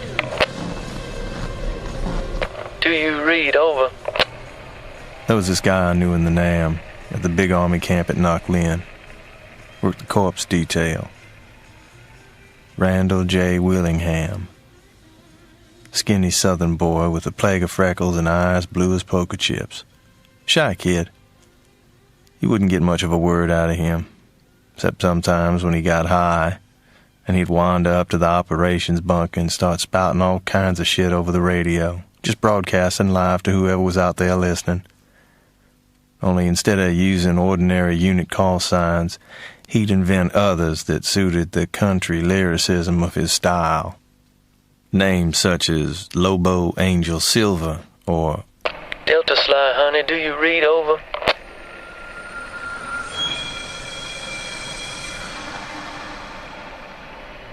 I know you're out there, Delta Sly Honey. I can see you clear, walking the high country near Black Virgin Mountain, moving through twists of fog like battle smoke, and feeling a little afraid. 'Cause though you've gone from the world, there's a world of fear between here and the hereafter. Come back at me, Delta Sly Honey. Tell me how it's going. Funny thing is, except when he had a mic in his hand, you could hardly get a word out of Randall. A lot of guys reckoned Randall didn't get higher than 2 figures in old IQ department, but when he put his voice into the airwaves and his spirit streamed out, he was truly something else. Do you copy, Delta Sly Honey, out there along the Thunder Road and the Napalm Coast? This is Randall J., and I am the high priest of the soulful truth and the Holy Ghost of the 60 cycle hum. I was part of the military police contingent at Knocklin, and I guess the closest thing Randall had to a friend. We weren't really tight, but I was from the South myself, and I was still familiar with farm boys like Randall. Fey, quiet, with vulnerabilities that ran deep. Closest thing Randall had for an enemy, and it was pretty damn close, was Top Sergeant Andrew Moon, an Army lifer who chose Randall as his whipping boy. Don't ask me why. Do you have a problem, Willingham? Do you find it mortifying to hump the mortal remains of men who did their duty fighting the enemy instead of sneaking out of active service back at base camp? No. No, Sergeant! No, Sergeant. No, Sergeant! What, Sergeant? What, Sergeant? Is that how they breed them where you come from, Willingham? Sir? Sergeant! Listen, I don't like you, boy. I don't like you one little bit. You are an insult to this army. The very sight of you makes me feel like someone took a dump on my nice, shiny barracks floor. Now you get your hands off your pecker, and you stop thinking about your sister, and do some work! Soldier! Yes, sir! Snap it to her! Most mornings I'd stop by the shed where Randall slid the corpses into body bags and stacked them like huge black fruit. Morning, Randall. Sir! It's okay. Relax. Sir? How's it going? Well, I guess, like you see, sir, it's gone. And, Sergeant Moon? Sir? I mean, he's not... Sir? Yeah, well, just, carry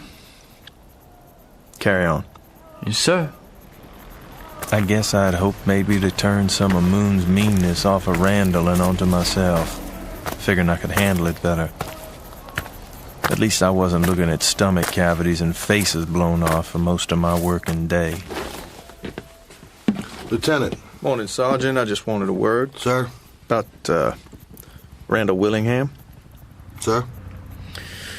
I don't like the way you treat that man. Sir? You know what I mean, Sergeant. You come down on him, you bully him. Is that your opinion, sir? It's my opinion that men like you, Sergeant, get a little power and can't resist using it because... Oh, go on, sir. Because there's a meanness inside you that just has to slop over onto somebody else. And the officer reckons he could handle it better than Randall J. You know, I couldn't figure out why you were butting up to that fool, so I had to look at your records. Yeah, now I got it. And exactly what did you get, Sergeant? Oh, you got quite a heritage, son. All that noble Southern blood, all them dead generals and senators. When I seen that, I said to myself, now don't you go get on this boy's case too heavy, Andy. He's just trying to be like his great-granddaddy, doing a kindness now and then to them darkies and the poor white trash. Ain't that right? My motives aren't in question here. Well, neither are mine, at least not by anybody who counts. You got some nice duty here in the camp, son. But you go screwing with me, I'm going to have your ass walking point in country before you can blink. And you know I can do it, don't you? Now you just get out of here. Sergeant Moon. Come around the shed any time, son. I ain't got nothing against noblesse oblige. Fact is, I love to watch. Oh, he could do it all right. Any man who's made top sergeant has also made powerful friends. So I walked away, knowing that now Randall was lost. Moon would be down on him harder than hell.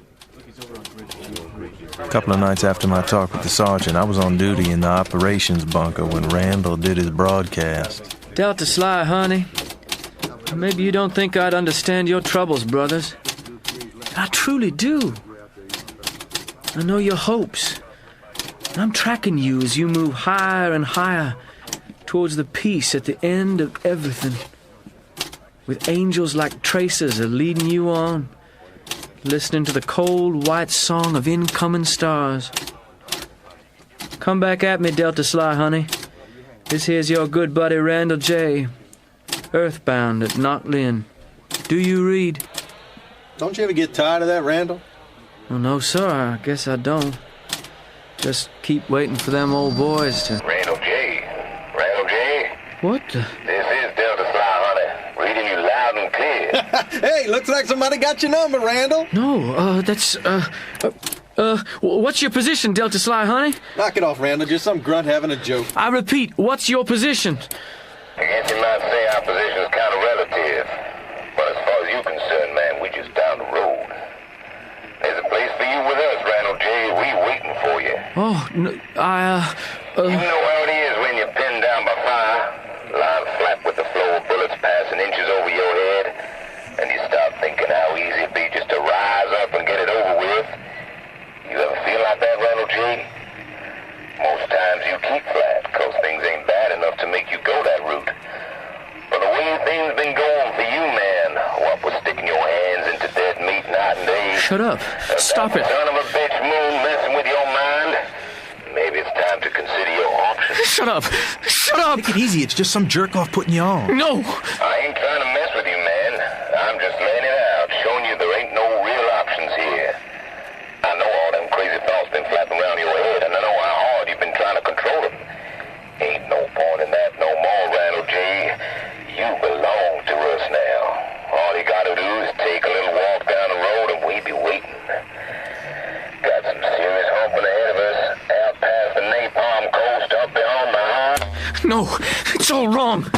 It's all wrong. Randall, hold on, boy. I gotta find him. I gotta tell him it ain't my time. It's just someone playing a goddamn joke. It's Moon, Randall. You know it's him putting someone up to it. It's his kind of mean. No, I gotta find him. Don't you see? I have to tell him it ain't my time. I told him it was a joke. But somehow, I knew it wasn't.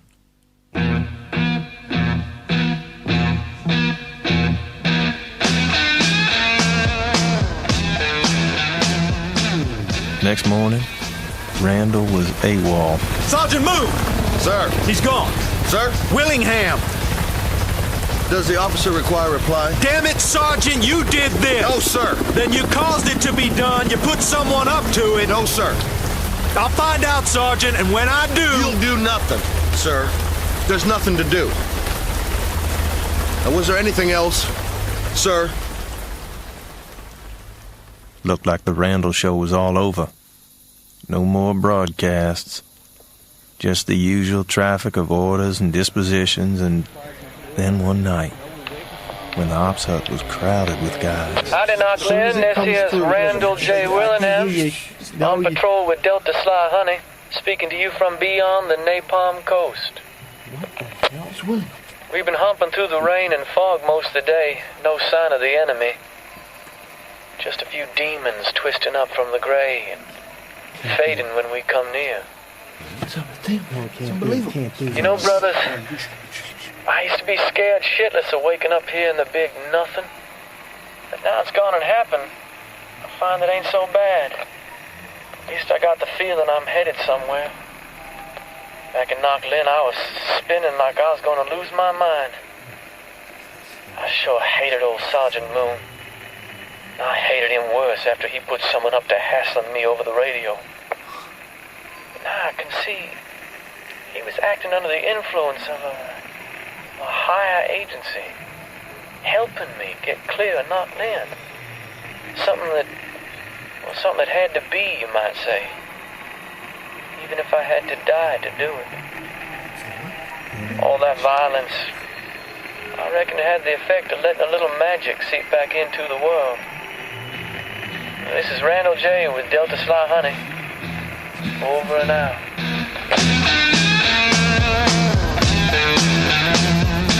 Lieutenant. Yes, Sergeant. We gotta talk. Go on.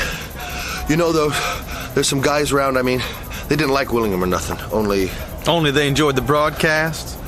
Yeah, that sort of stuff. Those sort of guys, Sergeant. Special forces sort of guys? Who wouldn't think once, never mind twice about cutting a man's throat? Those sort of guys? They think. Some of them think it was me. I can make it good for you, Lieutenant. You want duty in Hawaii? I can arrange it. Hell, I can get you shipped back to the world. I can do anything. Just tell them it wasn't me. I can make you rich. If you can do all that, Top, then you ain't got a worry in the world. Dismissed, Sergeant Moon. You can't do this! You can't! Kurtz, wait a minute!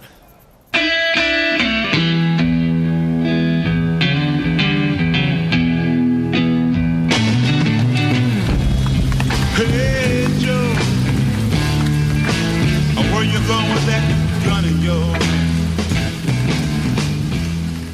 One night, walking back to my hooch, I came across men. Faces blackened, tiger shorts, combat knives, their eyes pointed with the reflected brilliance of the perimeter lights.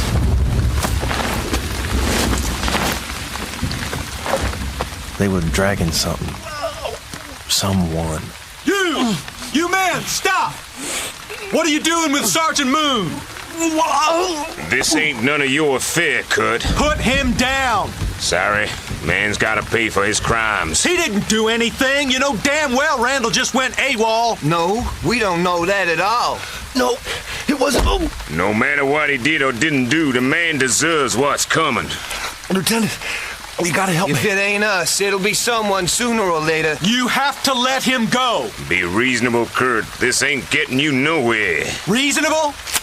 You see this? Colt 12 shot. Classic weapon, yeah? Any second now you don't let him go, I'm gonna use it. Please. He ain't gonna use it. Who are you anyway? What's your unit? I don't know you, man. Randall told us that you, Kurt. He's a buddy of ours. We're with Delta Sly Honey. Yeah, sure you are. Now put his ass down. That what you want? Yeah, that's what I want. You got it. He cut Moon's throat with one fluid stroke. The men looked at me. I couldn't fire. They faded into the night and rain, and I pulled out a bottle of sour mash and drank some, went to my hooch, sat cross-legged and listened to music, and tried to finish a long letter home I'd begun nearly 2 weeks before, but what could I tell him? That I just sanctioned an execution? That I was losing my mind? I had another drink, and another, and another.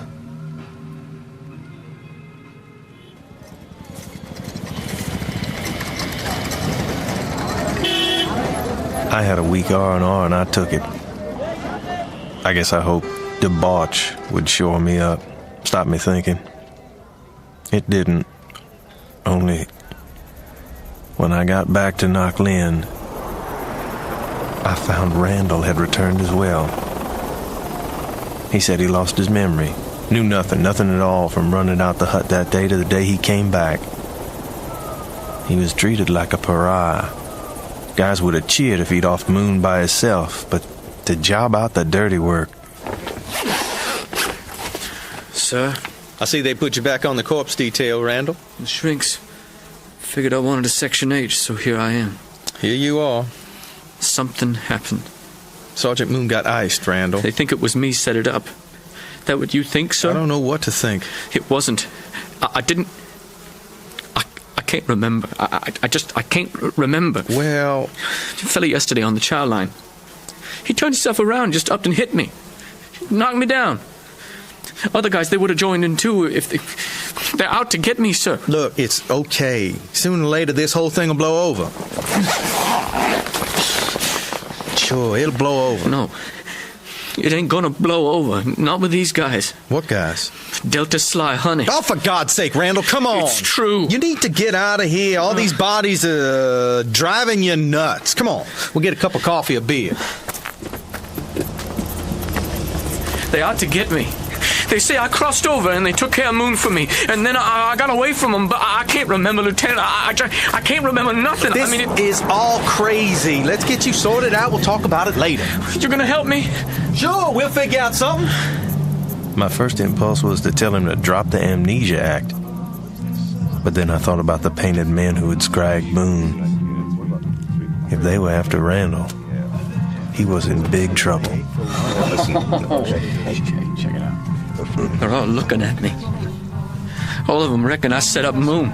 They do, but I don't remember. Haven't you men got something else to do? What do you want from me? What the hell do you want? I don't remember.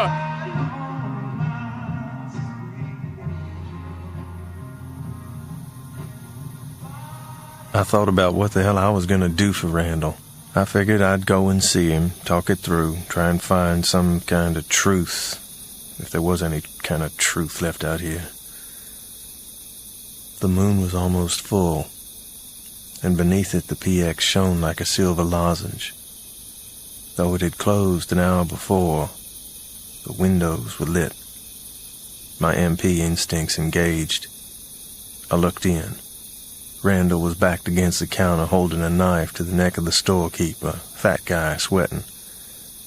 And ranged in a loose circle round him were 5 men in tiger stripes, their faces painted with barbaric designs. Hold it! For God's sake, somebody help me here. Somebody help. Just shut your mouth. How's she going, Kurt? You tell him to leave me be, or I swear to God I'll kill him. No. I'm not messing with you tonight. Get out now, I'll take you down. You can't hurt us, Kurt. Don't give me that ghost shit. Sure sounds all fired up, don't he, fellas? Oh, he surely does. Thing is, Kurt, even if you were right about me, I won't be scared of dying. I was dead where it counts halfway through my tour. Don't you move, I'll do it. I will. You just leave me be. Come on now, Randall J., let him go. We ain't after no innocent blood. We just want you to take a little walk. Cross back over. Get out! You're working yourself in real deep, man. This ain't no bullshit. I will shoot. Look here, kid. Supposing we are just plain old ordinary grunts. You gonna shoot us all? And if you do, don't you think we'd have friends who take it hard? Any way you slice it, man. You booking yourself a silver box and air freight home. I looked at them, and I thought, they are ghosts. Their flesh is smoke, the paint on their faces a color in my eye. Keep back! Gonna shoot us. I warned you. Not with that, you ain't. Need to keep her greased, Kurt, otherwise she'll plane up and jam on you. Somebody help me, anyone. Look, let me get the knife off of Randall. No point in both of them dying. Yeah, please. You can do that? You guys wait outside. We ain't after no innocent blood. Just a couple of minutes, that's all. Okay. But don't you try nothing hinky, Kurt. We be waiting, Randall. Come on. As soon as they were gone, I kneeled by Randall. Spit flecked the clerk's lips. He looked about finished. Randall looked about frozen stiff. Leave me be. Give it up. Let him go and I'll help you. Please, I've never done nothing. But if you cut him, Randall, then you're on your own. Is that how you want it? No. Then turn him loose. I can't. I'm all froze. If I move, I'll slice him. Jesus, God save me. How about if I take the knife? Let me ease it out of your hand, okay? Now relax. Relax. Just keep your eyes on me. Easy, easy, easy, easy. You gotta loosen up, Randall. He's cut me. He's cut me. I can't help you, I told you. I can't help you. Yes, you can, Randall. You ain't setting me up here. This is down to no one but you. Relax now. I can't. You're crazy, man. He's insane. Just get out now, Parker. Go. I figured with the clerk's testimony I could make sure the shrink sent Randall for evaluation, maybe even institutionalized him. He'd be out of it. They're waiting, Lieutenant. If only I could get him out of it. Okay, soldier. We're gonna head for the operations bunker. Nobody will get us out of there, no matter who they say they are. But we're gonna need to move fast and low. You up to it? I don't know. I don't know. Well, let's find out. Move! Come on, Randall, move it, man! Move it! They were everywhere, grinning madly and waving moonstruck knives. We ran and side-slipped and turned back on ourselves and finally made the ops bunker in safety. The MP on duty was a buddy and said it was okay for us to stay the rest of the night. I had this feeling if we could get through to the daylight, we'd be home, and then I figured it. We hadn't escaped them at all. They'd herded us right to where they wanted, to where they could speak to Randall. This here's Delta Sly Honey. Do you read? Over. I know you out there. I can see you clear, sitting with the shadows of the bars upon your soul and blood on your hands. Ain't no virtuous blood, that's true, but it stings you all the same. Come back at me, Randall G. We gotta talk, you and me. Randall let his head fall. With a finger, he traced a line in the dust. You left the best part of yourself over here, the soulful part. And you can't go on much longer without it. Time to take that little walk for real, man. Time to get clear of what you've done and pass on to what must be. We're waiting for you. Don't make us come and get you. I wanted to say something to Randall. To break the spell the voice seemed to be casting over him. But I found I had nothing left to give. Randall J., ain't nothing to be afraid of out here. Only the wind and the gray whisper of Phantom Charlie and the trail leading away from the world. There's good company, Randall J. There's this kid from Opelika. Claims to know some of your people from down that way. Why, when he talks, you can hear crazy music leaking from the Dixieland Cafe and smell the perfumed heat steaming off the young girl's breasts. Randall, we got work to do. Maybe it ain't much, just breaking trail and walking point and keeping a sharp eye out for demons. But it sure as hell beats shepherding the dead now, don't it? You come on and take that walk, Randall G. We'll make you welcome, I promise. This is Delta Sly Honey, over and out. You hear that, Lieutenant? I guess we all heard it, Randall. Looks like when trouble wants you, it surely will find you out. There's nothing here we can't handle. That what you think, sir? I think I can maybe get you home if you just hang on. Oh, I don't reckon so, sir.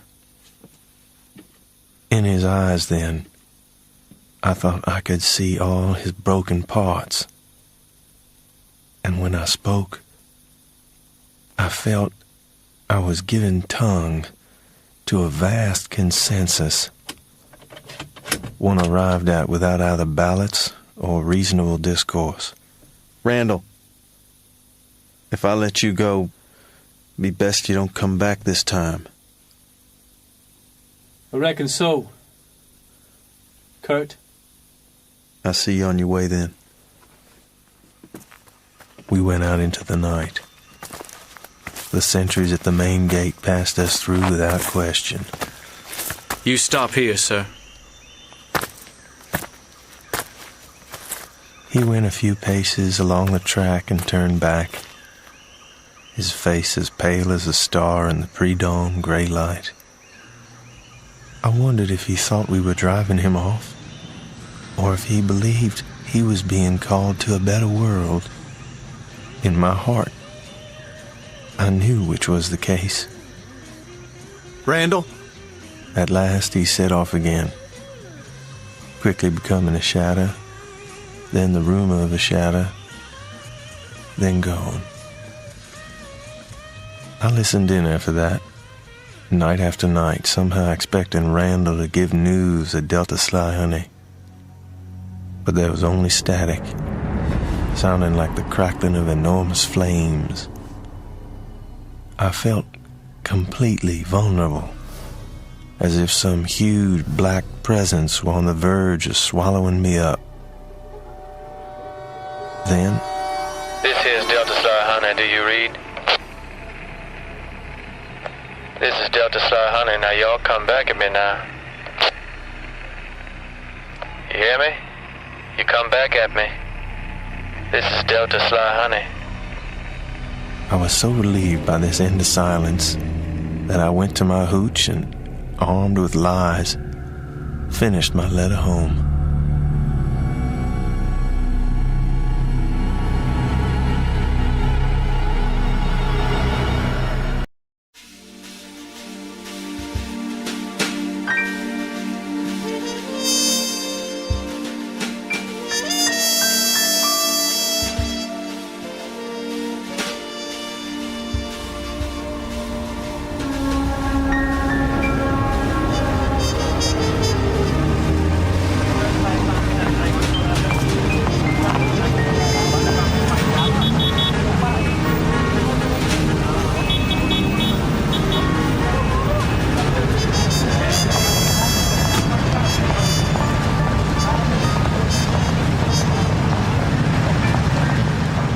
It was one of the mixed blocks over on Central Avenue, the blocks that are not yet all Negro.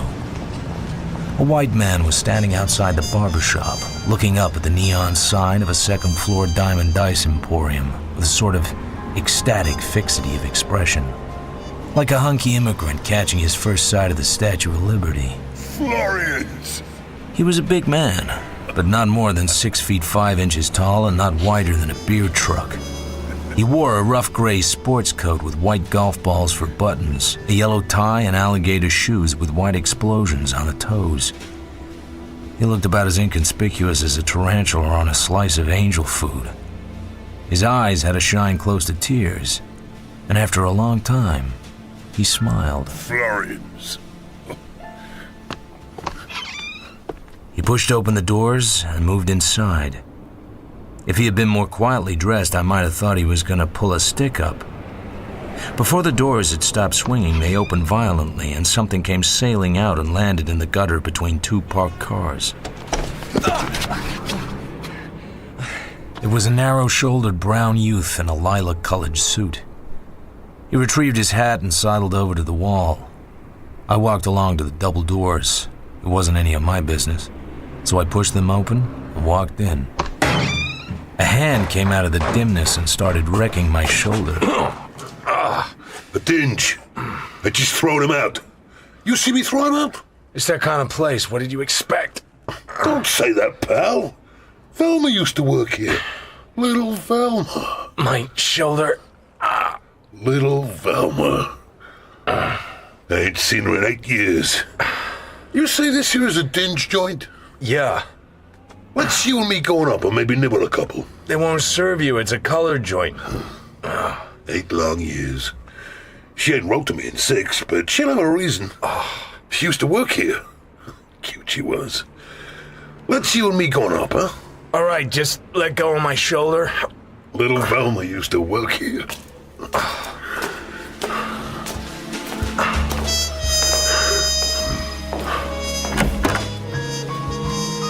A large, thick-necked black man was leaning against the end of the bar. He had bouncer written all over. No white folks, brother. Just for the colored people. I'm sorry. Shinebox, where's Velma at? No Velma here, brother. No hooch, no girls, no nothing. Just a scram, white boy. Just a scram. Velma used to work here. But she don't work here no more. She done retired. Gotta take your mitts off my shirt. The bouncer had his reputation to consider. He considered it for a second and made a mistake. He swung a fist very hard and hit the big man on the side of the jaw. It was a good punch. The big man took it, shook himself lightly, took hold of the bouncer and heaved him clear across the room. His legs twitched, then he lay still. Yeah, let's you and me nibble one. Whiskey sour. Call yours. Whiskey sour. Yes, sir. You know where little Velma is?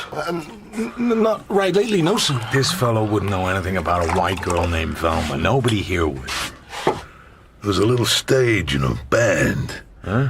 Velma did some wobbling. Redhead she was. Cute as lace pants. We was to be married when they hung the frame on me. What frame? Where'd you figure I'd been them 8 years I said about? Catching butterflies? In the caboose. Molle's the name. They call me Moose on account of I'm large. The Great Bend bank job. 40 grand. Solo job. Isn't that something? You gonna spend it now? He gave me a sharp look. The bouncer was on his feet again. He had his hand on the knob of a dark door over behind the crap table. He got the door open and fell through. You? Where's that go? That's the boss's office back there, Mr. Montgomery. He might know. He crossed the room light-footed, not a care in the world. He went through and shut the door behind him. The barman leaned down with his right arm behind the counter. I took hold of the arm. What you got down there, Bo? You got me a sawed off. This isn't the time to pull any artillery. Who says you? I'll sit. What was that? Someone slammed the door. No, I don't think so. Nobody try any fancy pants? I got me a 45. Freezy mitts on the bar. Well, so long, punks. Gotta catch a streetcar. You didn't pay for the drinks. Maybe you got something there. But I wouldn't squeeze it too hard. Through the door behind the crap table was a corridor. The bouncer was on the floor out cold with a knife in his hand. Down the corridor was a door marked office. Behind the small, scarred desk, a man was sitting. Jesus. His head was folded back over the high back of his chair. Just folded. Like a handkerchief or a hinge. A drawer of the desk was open. The gun would have come from there. To go for his gun had probably seemed like a good idea at the time, but the position of Mr. Montgomery's head proved that the idea had been wrong. Another shine killing. That's what I read after 18 years in this police department. Philip Marlowe, private investigator. One of those guys, huh? What was you doing all that time? All what time? All the time Moose Molle was twisting the neck of his smoke. He hadn't promised me he wasn't gonna break anybody's neck. Go ahead, ride me. Everybody else does. Poor old Nolte. Always good for a laugh, Nolte is. It happened in another room. I didn't know he had killed anybody until after he left. You'll get him. I'll get him about the time I get my third set of teeth. How many guys is put on it? One. Poor old Nolte. Try looking for the girl, Velma. That's a good idea you got there. You might pick something up. Me? What do I get out of it? It ain't doing you any harm to have a pal in the department. I wouldn't forget it, pal. Okay. If I think of anything, it's yours. It was 2 hours since Moose Malloy had left Florian's. I ate lunch at a drugstore and bought a pint of bourbon. Nothing made it my business except curiosity. The hunch I had was as vague as the heat waves that danced above the sidewalk. I checked the phone book. There was only one Florian. Jessie, widow, at 1644 West 54th Place. You're the Mrs. Florian whose husband once ran a place of entertainment on Central Avenue? Who did you say you was? I'm a detective. I'd like a little information. The radio was a large, brand-new cabinet. Everything else was junk. I leaned back on the sofa against something hard, felt for it, and brought out an empty quart gin bottle. Mike's been gone these 5 years.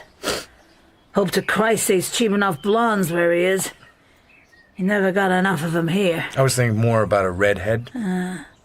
I guess he could use a few of them, too. A girl named Velma. Kind of hot today, ain't it? I got a pint of bourbon.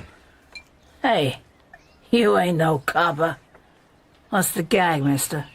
This Velma was an entertainer, a singer. You wouldn't know her? Man, that's liquor. I don't give a damn who you are, just hold it careful, mister.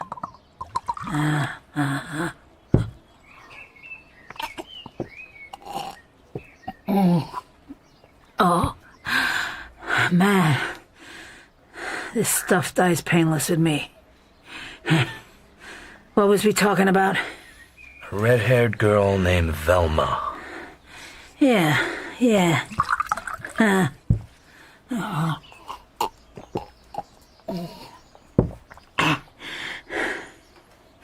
Who you say you was? I'm a private detective. Oh. Well, you ain't said that, mister. But your liquor says you're an all-right guy at that, huh? Here's to crime.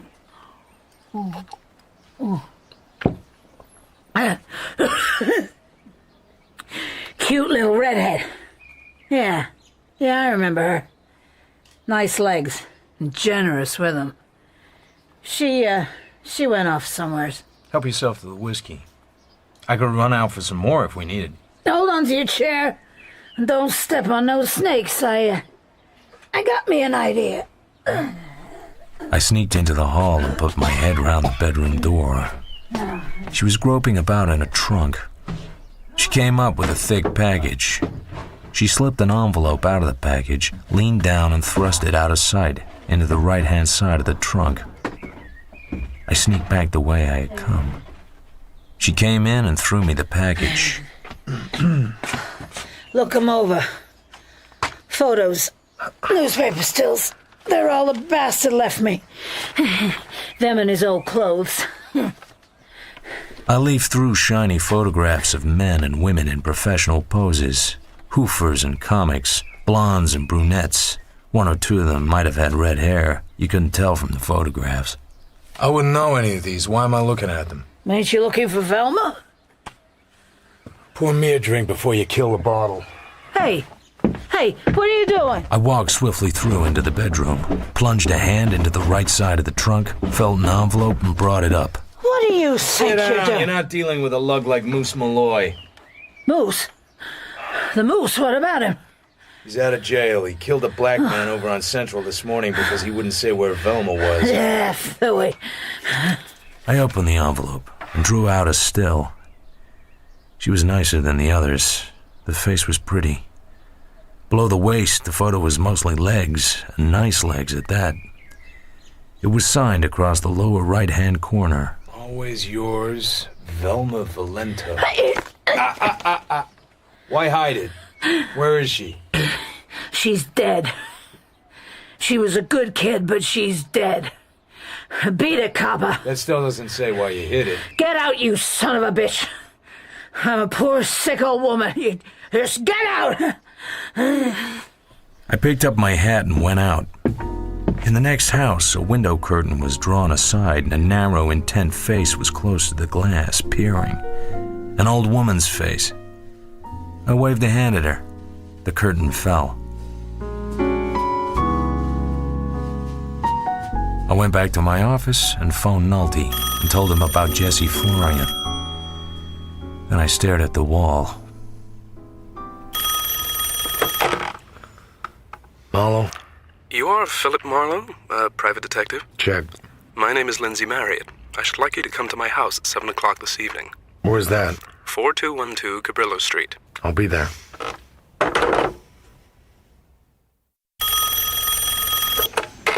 Yeah? It's Nolte.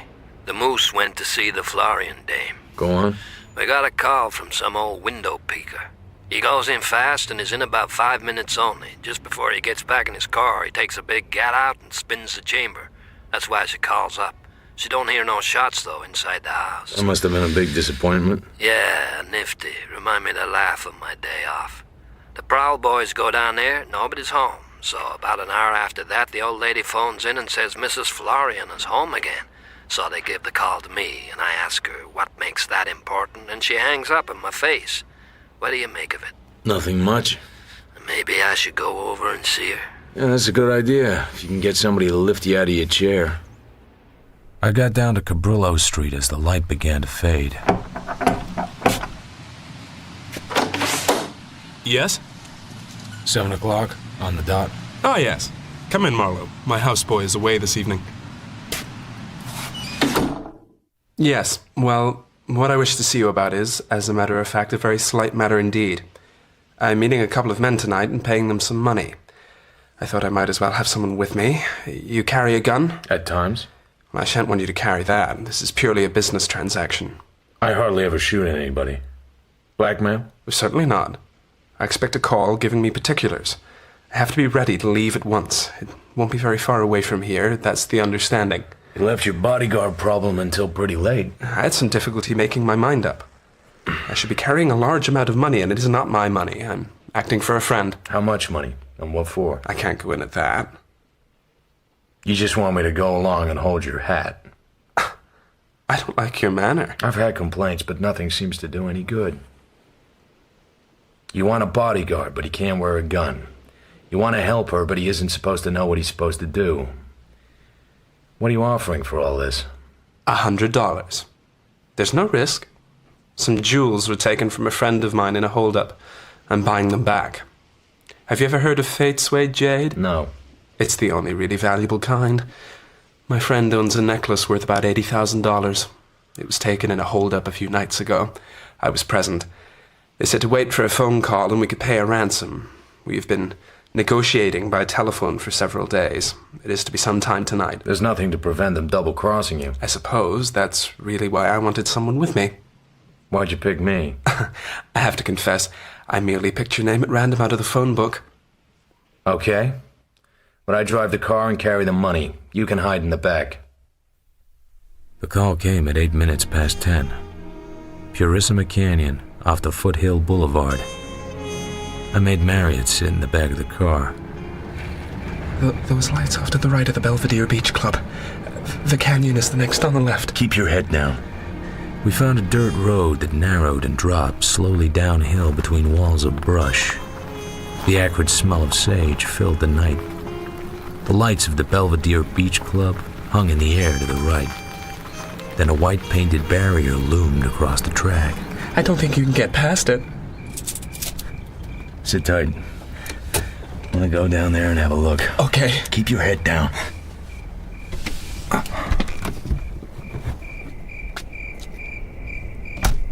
I walked forward past the barrier. There was more room than I thought. The road ended in a shallow bowl entirely surrounded by brush. I stood there in silence and listened. Minutes passed. I seemed to have that hollow pretty much to myself. I turned to go back up the hill. Still nothing. The black car stood dimly shining against a grayness which was neither darkness nor light. I went over to it. Looks like a tryout. Just to see if you obey orders. Marriott? Whoever it was had a nice easy shot at the back of my head. Marriott?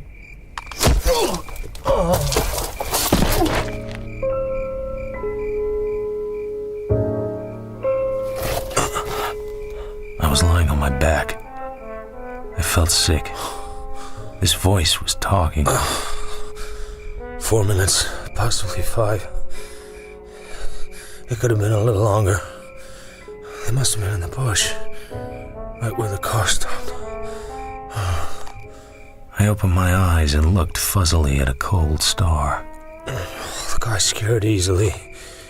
They must have thrown a small light in his face and he passed out just from panic, the pansy. I got up on one knee.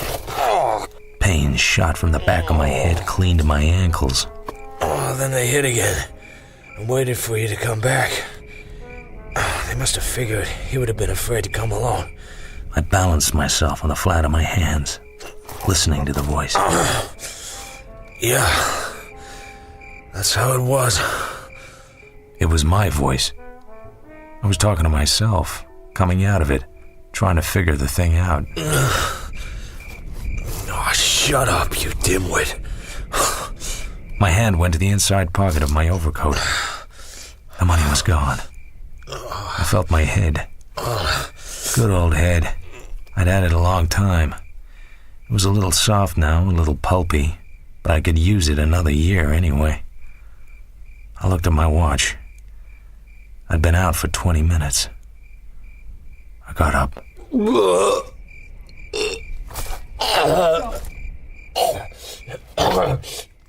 Car was gone.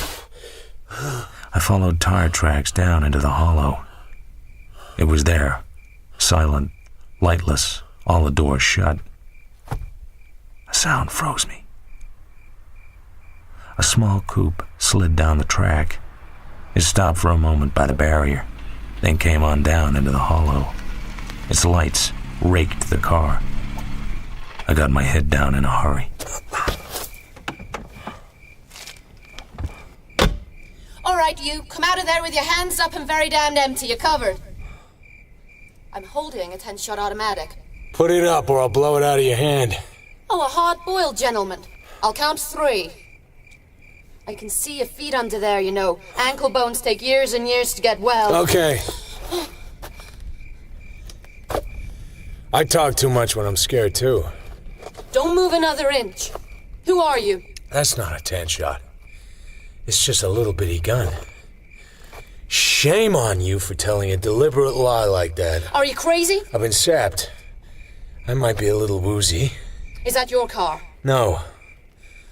What were you looking at back there when you stopped? A man. Does he have blonde hair and waves? Not now. He might have. Once. He lay smeared to the ground on his back at the base of a bush, in that bag of clothes position that always means the same thing. Hold the flash on him, if it doesn't make you sick. You shouldn't touch him until the police come. Yeah, that's right. Somebody must have hated him to smash in his head like that. It might not have been personal. Some people just like to smash heads. 2 cigarette cases. Maybe in keeping the silk one for a lady friend. 3 fat cigarettes. Do you suppose they're Juju's? What do you think? Here. I don't... Hey! Give me back my gun. You didn't have to be rough. I didn't think you killed him. Red hair? You look Irish. My name's Reardon. What are you doing around here? Just riding. I noticed a light in the hollow. Seemed a little cold for young love. You take some awful chances, Miss Reardon. I had a gun. I wasn't afraid. Here. I suppose you have a permit for it. I write a little. Feature articles. Any money in it? Very damn little. I better put that fancy cigarette case back. I'll do it. What were you looking for in his pockets? We had $8,000 to buy back some stolen jewelry. We got hijacked. Why they killed him, I don't know. There was something wrong with the job from the start. I could feel it. I needed the money. Do you need the flash? No. It's done. Now I have to go to the cops and eat dirt. I could go call the cops. No. Why not? I just feel it that way. I'll play it alone. You need a drink. I don't want any help. You can drop me at my car. It's outside the cafe on Mount Mar Vista. I've got to think. I want to be by myself for a while. When I got to my car, I was shaking again. There was a bar right in front of me, but it seemed smarter to walk into West Los Angeles Police Station the way I did 20 minutes later. as cold as a frog and as green as the back of a new dollar bill. The oftener you tell it, the sillier it sounds. It was an hour and a half later. The ground had been gone over, the body had been taken away, and I had told my story 3 or 4 times. Detective Randall from Central Homicide was a thin, quiet man in his 50s, with smooth, creamy gray hair, cold eyes, and a dark red tie with spots on it. The spots kept dancing in front of my eyes. This man, Marriott, had been negotiating for days about this payoff, and then just a few hours before the meeting, he calls up a perfect stranger and hires him to go with him as a bodyguard. Yeah. Where did he hear of you? First he said a mutual friend, then that he just picked my name out of the book. He had your card, your business card. It was in his wallet. Oh. He let you carry the money, $8,000. I don't have it. Sorry. You wouldn't be here if you did. Or would you? I'd do a lot for $8,000. But if I wanted to kill a man with a sap, I'd only hit him twice at the most on the back of the head. Yeah, but it might be meant to look like an amateur job. Go back a bit. Somebody had stuck up Marriott and a lady and taken this jade necklace and had later offered to sell it back for what seemed like a pretty small amount. Marriott was to handle the payoff. He decided it was all right to have you along. Both of you figured that you were dealing with an organized gang and that they would play ball. Marriott was scared. He wants company, so he hires you, a complete stranger. Then at the last minute, you decide to carry the money and do the talking while he hides in the car. He didn't like the idea at first. But he gave in. Yeah. So, finally, he gets the call and off you go. When you get there seems to be nobody about. You're supposed to drive down into the hollow, but there doesn't seem to be room enough for the big car. So you get out and walk down, wait a few minutes, come back to the car, and then somebody socks you on the back of the head.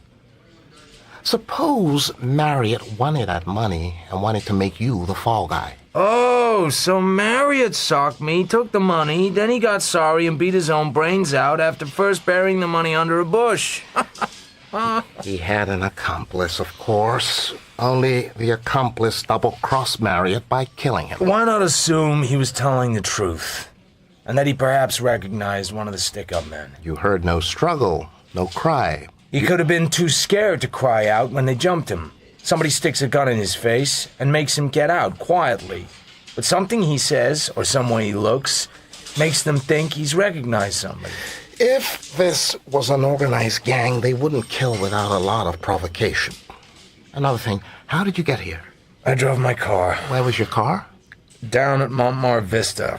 I walked back to the highway and flagged the car. I didn't get the license number. Sure. Can I go home now? I don't feel any too well. You can go. Oh, one small point.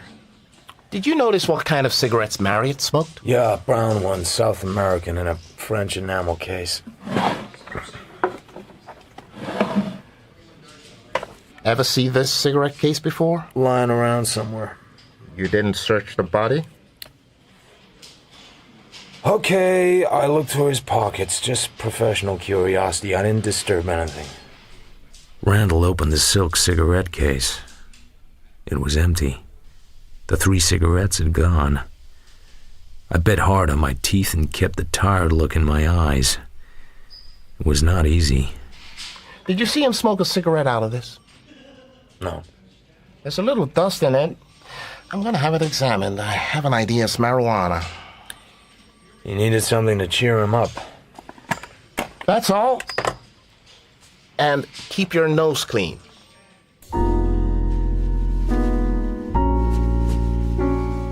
I got up at 9, drank 3 cups of black coffee, bathed the back of my head with ice water, and read the morning papers. There was a paragraph about Moose Malloy, but Nolte didn't even get his name mentioned. There was nothing about the killing of Lindsay Marriott. I drove down to my office. I opened the door of the little reception, which I always kept unlocked in case I had a client and the client wanted to wait. I didn't know what your office hours were. Your secretary isn't here today.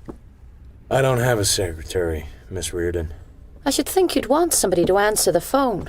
And once in a while to send your curtains to the cleaners. I'll send them out. Come St. Swithin's Day. Come through. Have a chair. How's your head? Poorly. I don't think you're very pleased to see me. I tried to leave you out of it. I've been warned to leave it alone. Would you like to know who the jade necklace belonged to? Why? Because I know. Uh-huh. What do you do when you get real talkative? Wiggle your toes? You came here to tell me. Go ahead and tell me. My father was a cop. He was police chief of Bay City for 7 years, Cliff Reardon. I seem to remember. What happened to him? He was fired. It broke his heart. A mob of gamblers headed by a man named Laird Brunette elected themselves a mayor, and they put Dad in charge of records and identification. So he quit. And then he died. I'm sorry. It makes it easy for me to get along with policemen. So this morning I found out that Randall was in charge of your case, and I went to see him. You what? Randall was a little sore at you. He told me about the necklace. So who does it belong to? And how did you find out? I went to the best jeweler in town, Block's. I said I was doing a feature on rare jade. He told me. It belongs to Mrs. Lewin Lockridge Grail. Her husband is an investment banker or something enormously rich. He used to own a radio station in Beverly Hills, and Mrs. Grail used to work there. He married her 5 years ago. He's elderly, liverish, stays home and takes calomel, while Mrs. Grail goes places and has a good time. I got a photo. Blocks didn't give you the photo. Oh no, I got that from Giddy Gertie Arbogast. He's a society editor of the Chronicle. Here, look. She was a blonde to make a bishop kick a hole in a stained glass window. Whatever you needed, wherever you happened to be, she had it. Take it away. I'll start jumping. I called her up. She'll see you on business. It may start out that way. I asked her if she'd like her necklace back. I said you could help her. Will you go to see her or won't you? Randall can't stop me. Good. Huh. I'm talking to her again at 2. I'll call you after. Aren't you forgetting something? Oh, I guess you mean these. I knew they were jujus. I shouldn't have taken them. I thought it was kind of mean for the poor man to be found dead with marijuana cigarettes in his pocket. I shouldn't have done it. Why didn't you throw them away? You don't just throw away evidence. Oh, sure. I'm horribly sorry. I shouldn't have done it.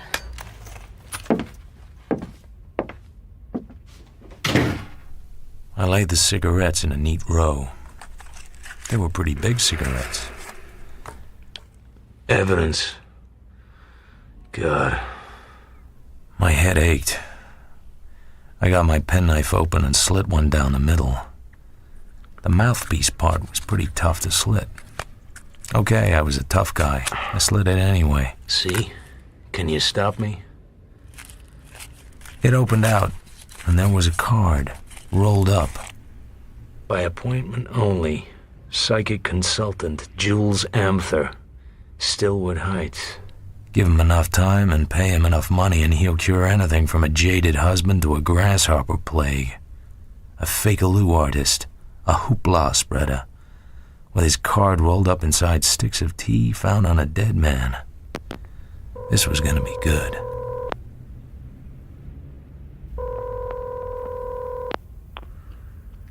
Hello? May I talk to Mr. Jules Amther? He is very busy. When you wish to see him? Right away. Next week, perhaps. I will look at the book. Never mind the book. My name is Philip Marlowe. My number is Glenview 7537. Got that?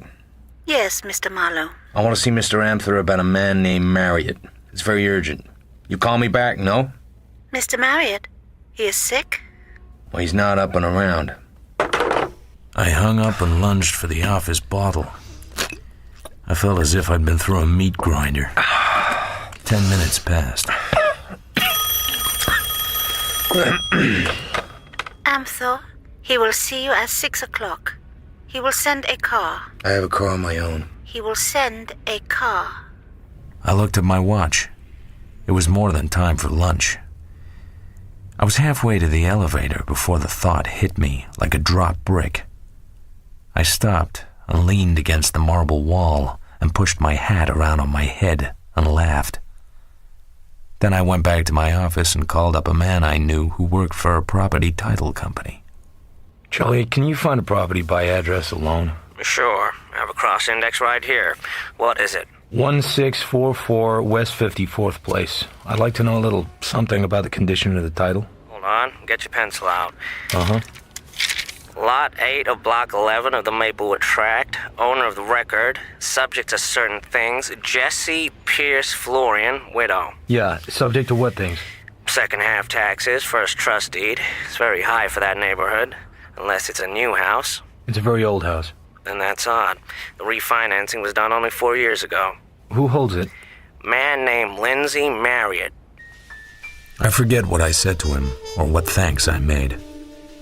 I got my car out of the parking lot and drove south and east towards West 54th Place. I didn't carry any liquor with me this time. I saw the curtain move in the house next door to Jessie Florian's. A sharp nose almost flattened itself against the inside of the glass, white hair above it. I turned in and climbed the wooden steps.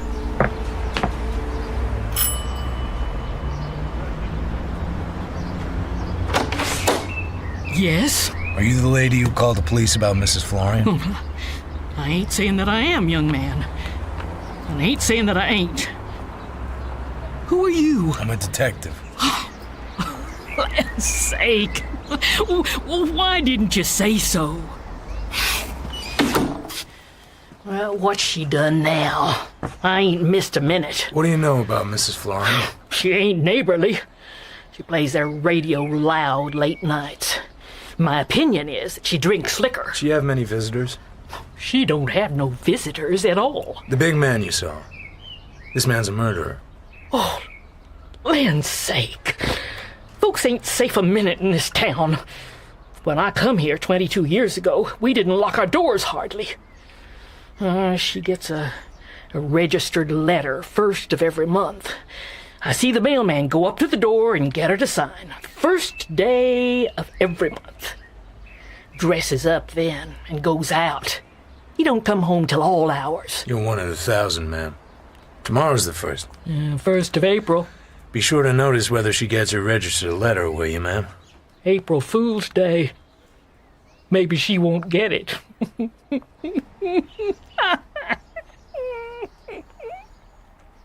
Nobody answered my ring or knock next door.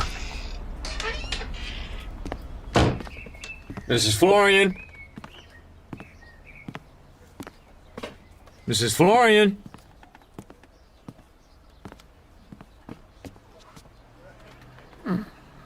Mrs. Florian? Good afternoon, Mrs. Florian. Are you sick? You get him? The moose? Sure. Not yet. You ought to keep your house locked up. You might come back. Huh. You think I'm scared of the moose? You acted like it yesterday. You got any liquor? No. So what are you scared of? Oh, beat it. You coppers will never catch that boy. He's good, and he's got dough, and he's got friends. Wanted his Velma pretty bad. She's dead, you said. Where did she die? Ballard, Texas. Got a cold, and it went to the chest. You were there? Hell no. Who told you? I forget the name. Maybe a good stiff drink would help some. I looked up the title on your house. I don't know just why. There's a rather large trust deed on it. Held by a man named Lindsay Marriott. I used to work for him. I used to be a servant in his family. He kind of takes care of me a little. I went to see him last night. He offered me a job. You're a clever son of a bitch. Might be nothing at all. Well, goodbye, Mrs. Florian. By the way, I don't think you'll be getting a registered letter tomorrow morning. Yeah? She sat up in bed. Something glittered in her right hand. A small revolver. A banker's special. It was old and worn, but it looked businesslike. Tell it. Tell her fast. You and I could work together. Huh? The gun and her jaw dropped at the same time. I was inches from the door. I slid through it. Think it over. I went fast out of the house. My back felt queer as I went down the walk. The muscles crawled. I drove back to Hollywood. The phone was ringing as I stepped into the office. Yes? Am I addressing Mr. Philip Marlowe? Yes? This is Mrs. Grail's residence, Mrs. Lewin Lockridge Grail. Mrs. Grail would like to see you here as soon as convenient. Where? Astor Drive in Bay City. May I say you will arrive within the hour? Are you Mr. Grail? Certainly not, sir. I am the butler. That's me you hear, ringing the doorbell. The house itself was not so much. It was smaller than Buckingham Palace and probably had fewer windows than the Chrysler Building. Mr. Marlowe, if you will come this way, please. We went down a hall. The butler reached a door, opened it, stood aside, and I went in. There were 3 people sitting in a sudden silence watching me. One of them was Anne Reardon. One was a tall, thin, sad-faced man with a stony chin and deep eyes, and no color to him but an unhealthy yellow. The third was the blonde. So nice of you to come. This is my husband. How do you do? Mix Mr. Marlowe a drink, honey. Thanks. Do you think you can do anything for us? The loss of the necklace is rather small compared with having any more fuss with gangsters and awful people. I don't know. What is there to go on? Honey? Yes? Do you have to bother with this? Oh, no. Very glad to have met you, Mr. Marlowe. Sir. I'll go and lie down for a while. Miss Reardon is in your complete confidence. Of course. Nobody's in my complete confidence, Mrs. Grail. You're a very good-looking man to be in your sort of racket. It's a smelly business. I didn't quite mean that. To hell with this polite drinking. Push that table over here, will you? So I can reach the bottle? Thank you. You want to freshen that up, Miss Reardon? No, thank you very much. How does one get to be a private detective? I worked for the DA for a while. I got fired. Have you had any more phone calls from the awful people? Well, perhaps I should go. Thanks very much for talking to me, Mrs. Grail. I won't use anything. You have my word for it. Heavens, you're not leaving. Afraid I'll have to. Goodbye, Mrs. Grail. Drop in again soon. Anytime. Thank you.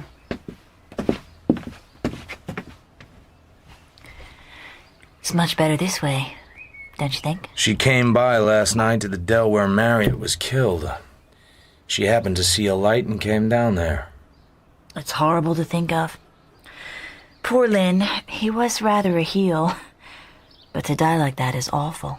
You're not drinking. I'm doing what I call drinking. Did Lynn tell you how my holdup happened? He didn't say exactly. There was something rather funny about that holdup.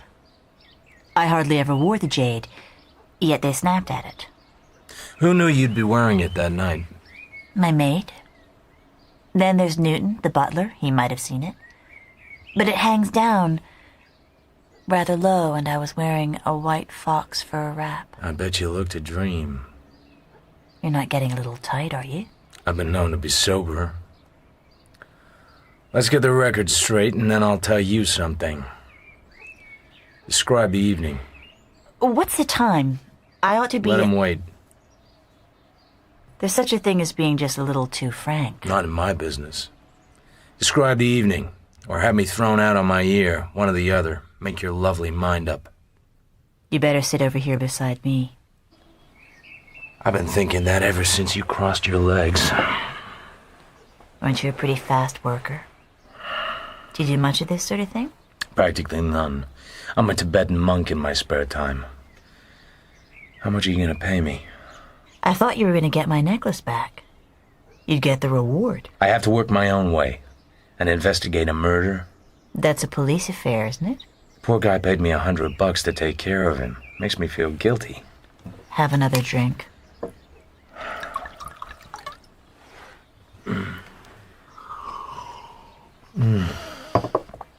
Well, where have we got to? How did the holdup happen? We were where Santa Monica turns into Arguella Boulevard. Lynn said, "Let's go over the other road," and turned up some curving residential street. Then all of a sudden a car rushed by us and grazed the fender and then pulled over to stop. A man in an overcoat and hat, low on his face, came back to apologize. He didn't walk in our headlights at all. Nobody likes to look into headlights. Have another drink. My treat this time. As soon as he got close, he jerked a scarf up over his nose and a gun was shining at us. "Stick up," he said. "Be very quiet and everything will be Jake." I passed my things across. He said to hold off calling the police for a while. He would make us a nice, smooth, easy deal. He sounded like a man with some education. It might have been dressed up Eddie, only he got bumped off in Chicago. Then they left. And we went home, and the next day, I got a call. I told the man to take it up with Lynn, and he would represent me. We agreed on $8,000 and so forth. Does your husband know all this? Of course. Did he make any comment? Probably. I forget. How long have you known Marriott? Oh, years. He used to be an announcer at the station my husband owned. KFDK. That's where I met him. That's where I met my husband, too. Marriott lived as if he had money. He came into some and quit the radio business. Did he borrow it from you? Lynn Marriott was a high-class blackmailer, of course. He lived on women. He had something on you? I got a little tight at his house once and passed out.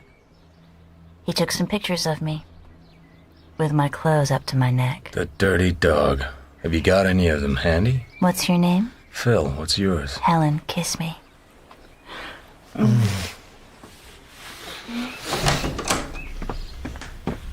I beg your pardon, I'm sure. Who was that? Mr. Grail. Forget him.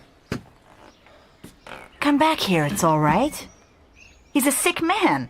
What the hell can he expect? I guess he knows. I tell you it's all right. Isn't that enough? Don't go shrill on me. Just too much scotch. Tonight at the Belvedere Club.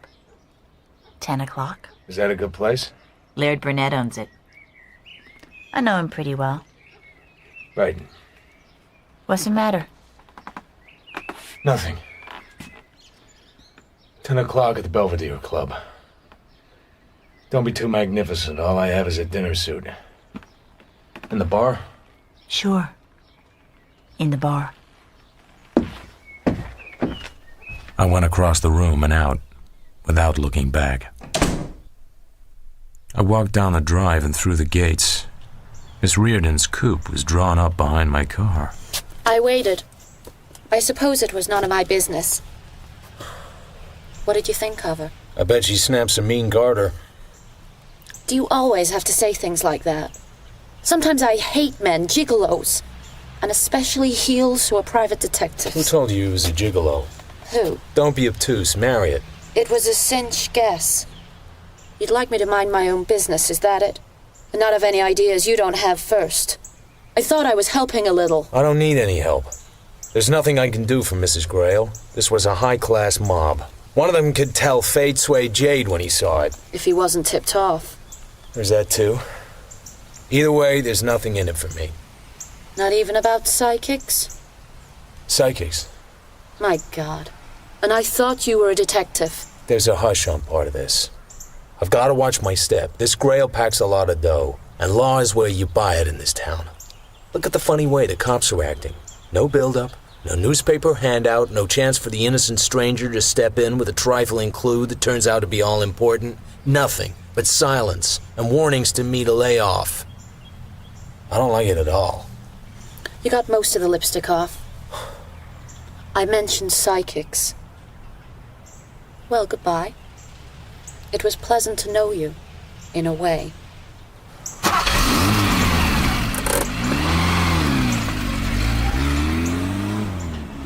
There's a nice little girl, for a guy that's interested in a nice little girl. But I'm not. 10 o'clock, the Belvedere Club. Phooey.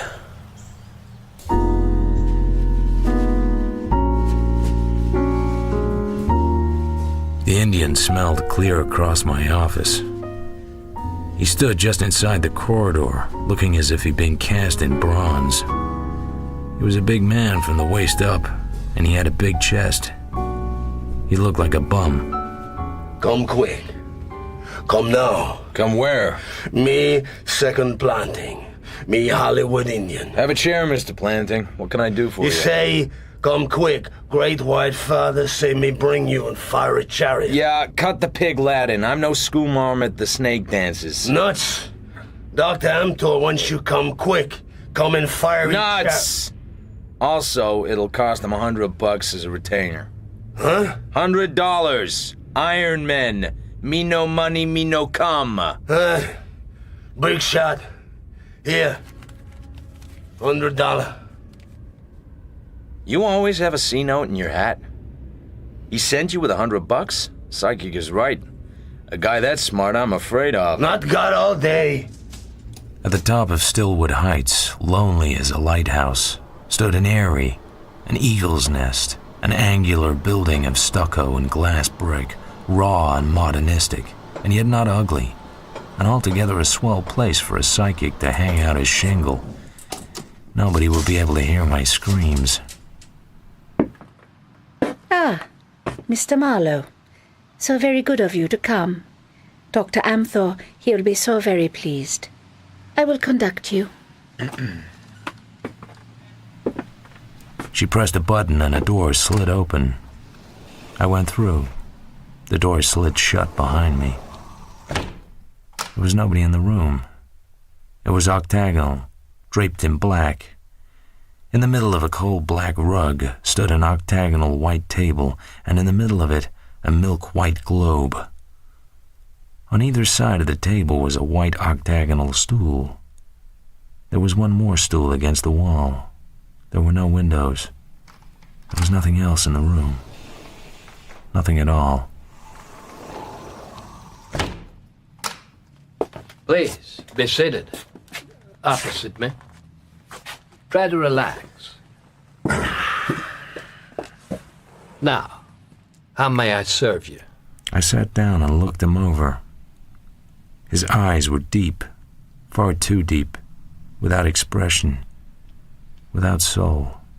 Please, do not fidget. It disturbs my concentration. It makes the butter run and the cat squawk. You didn't come here to be impertinent, I'm sure. I came to ask about some Russian cigarettes filled with marijuana, with your card rolled in the hollow mouthpieces. The answer is simple. There are things I do not know.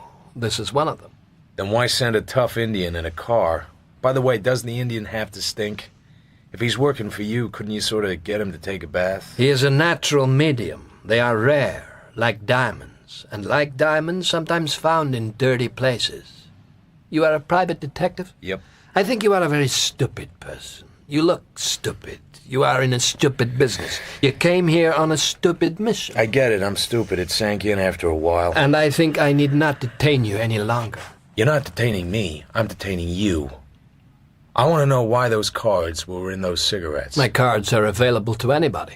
They were found on a man named Lindsay Marriott. Ever heard of him? I tried to treat him for camera shyness. He was trying to get into pictures. It was a waste of time. Why'd you send me $100? My dear Mr. Marlowe, I am in a very sensitive profession. You mean you get a lot of blackmailers? I am in danger at all times from people like you. I merely wish to estimate the danger before dealing with it. But pretty trivial in my case, huh? It hardly exists. He made a peculiar motion with his left hand, which made my eyes jump at it. Then he put his hand down slowly. I turned my head. The Indian was sitting on the white stool against the black velvet wall. He had some kind of white smock on over his other clothes. He was sitting with his eyes closed, as if he had been asleep for an hour. His dark, strong face was full of shadows. I bet that makes the dowagers shed their false teeth. What does he do for real money? Sit on your knee and sing French songs? Get to the point, please. Last night, Marriott hired me to go with him to pay some money to some crooks. I got knocked on the head. When I came out of it, Marriott had been murdered. The cigarettes were found on him. Not by the police, or they would have been here. Correct. Not so trivial now, huh? The $100 was hardly enough. You have these cigarettes with you? As you said, anybody could get your cards. I'm just wondering why they were where they were. Any ideas? By the way, did you ever meet a Mrs. Grayle? A wealthy lady lives in Bay City? Yes, I treated her sentence of speech. She had a slight impediment. You did a sweet job on her. She talks as good as I do now. What I like about this job is everybody knows everybody. Mrs. Grayle knew Marriott, too. How did you find that out? You are wondering why I do not have you thrown out. Second planting could break your neck like a celery stalk. I am wondering myself. What is your theory? I think Marriott was a blackmailer of women and fingerman for a jewel mob. But who told him what women to cultivate? So that he could get intimate with them, make them load up with ice, and take them out. That is your picture of Marriott. And of me. I am slightly disgusted. You're in a racket. Dress it up how you please. But it's still a racket. His hands moved over the milky bowl, and the lights went out. I kicked my stool back, stood up, and jerked the gun out from the holster under my arm. But it was no good. The Indian hit me from behind and pinned my arms to my sides. I let go of the gun and took hold of his wrists. They were greasy and hard to hold. He threw me sideways. He had me in a barrel. His hands went to my neck. Sometimes I wake up in the night. I feel them there, and I smell the smell of them. I feel the breath fighting and losing, and the greasy fingers digging in. Let him breathe a little. Get him on his feet. Something that glinted hit me on the side of the jaw. Amateur. Get the cigarettes out of his pocket. Just where did you say the others were? In my desk at the office. You're probably lying, but I can find out. Let him go, he's tame. A dirty little man in a dirty little world. He smiled. I swung at his smile with everything I had. I'm so glad you hit me. It helps a great deal. I have visitors coming.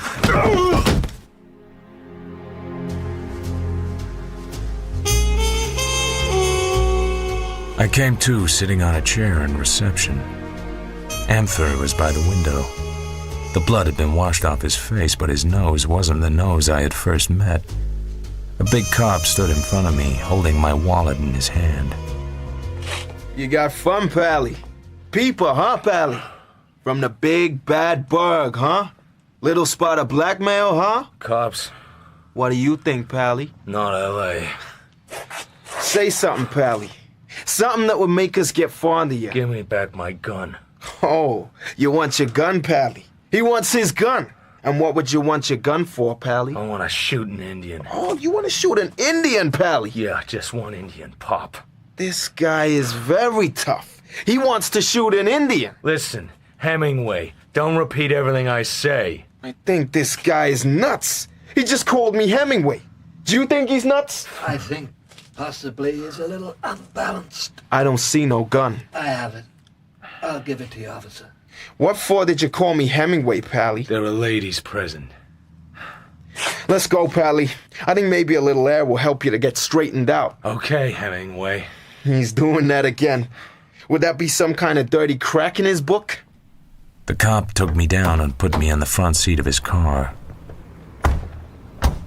There was an elderly cop with a gray mustache sitting in the back seat. Hurry up.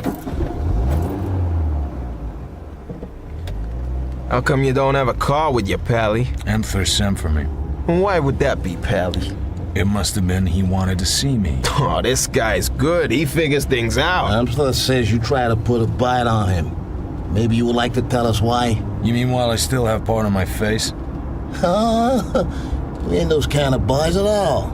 You know Amtha pretty well, don't you, Hemingway? Mr. Blaine kinda knows him, me. I just do what the orders is. Who the hell is Mr. Blaine? That's the gentleman in the back seat. And besides being in the back seat, who the hell is he? Why, Jesus, everybody knows Mr. Blaine. All right. Not a row between pals and no ladies present. We really don't give so much time to why you went up there. But this Hemingway stuff is what really has me down. Just a gag. Who the hell is this Hemingway person at all? A guy that keeps saying the same thing over and over until you begin to believe it must be good. For a private dick, you certainly have a wondering kind of mind. Are you still wearing your own teeth? Turn right to the next. Check.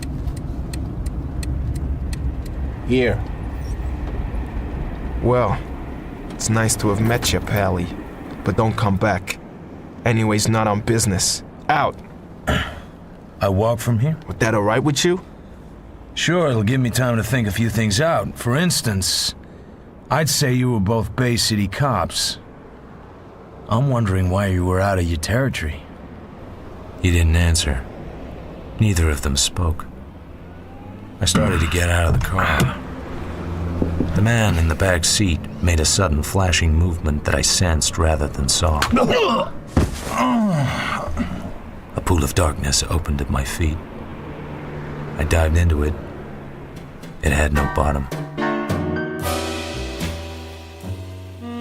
The room was full of smoke. It hung straight up in the air in thin lines. I had never seen the room before.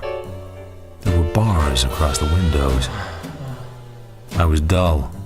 I felt as if I had slept for a year, but the smoke bothered me. Fire!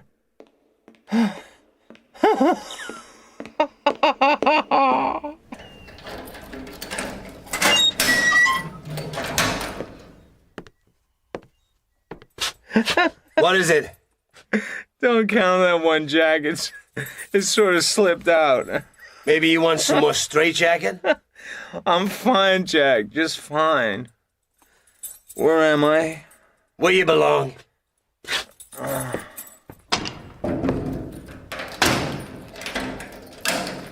Seems like a nice place. The smoke still hung all across the room, like a curtain. A glass porcelain bowl hung from the ceiling. There was light in it. It had little colored lumps around the edge.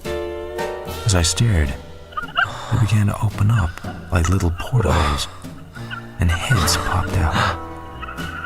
Tiny heads, but alive.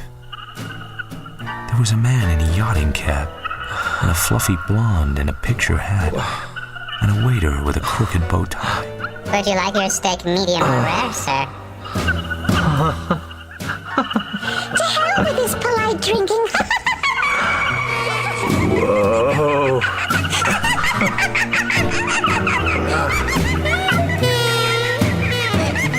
I closed my eyes tight and winked them hard, and when I opened them again, it was just a sham porcelain bowl. Soreness in my head and throat and my arm. I rolled up the sleeve of my rough cotton pajamas and looked at my arm. It was covered with pinpricks all the way from the elbow to the shoulder. Dope. That accounted for the smoke and the little heads. Okay, Marlowe. You've been sat down twice, had your throat choked, and been beaten half silly on the jaw with a gun barrel. You've been shot full of hop until you're as crazy as two waltzing mice. Now let's see you do something really tough. Like putting your pants on.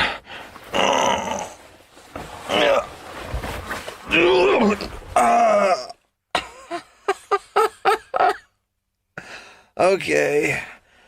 Better take it easy for a while. Time passed. I don't know how long. I had no watch. I'm getting out of here. Come on. Come on. I walked to the door and back. I walked. Half an hour of walking and my knees were shaking, but my head was clear. It was worth the rest of my life to lie down again for 2 minutes. Come on. I walked. They built the pyramids and got tired of them and pulled them down and ground the stone up to make concrete for the Boulder Dam. I walked through all of it. I stopped walking. I was ready to talk to somebody. I found heavy metal springs under the mattress, about 9 inches long. I went to work on them. Fire! Fire!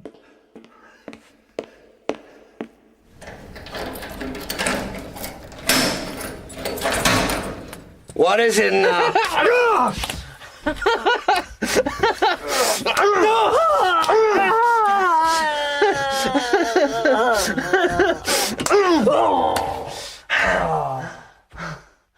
All my clothes were in the closet. I dressed and left. Outside was a wide, silent hallway. A crack of light seeped past the edge of an almost closed door. I tiptoed along the runner. I peeked around the door.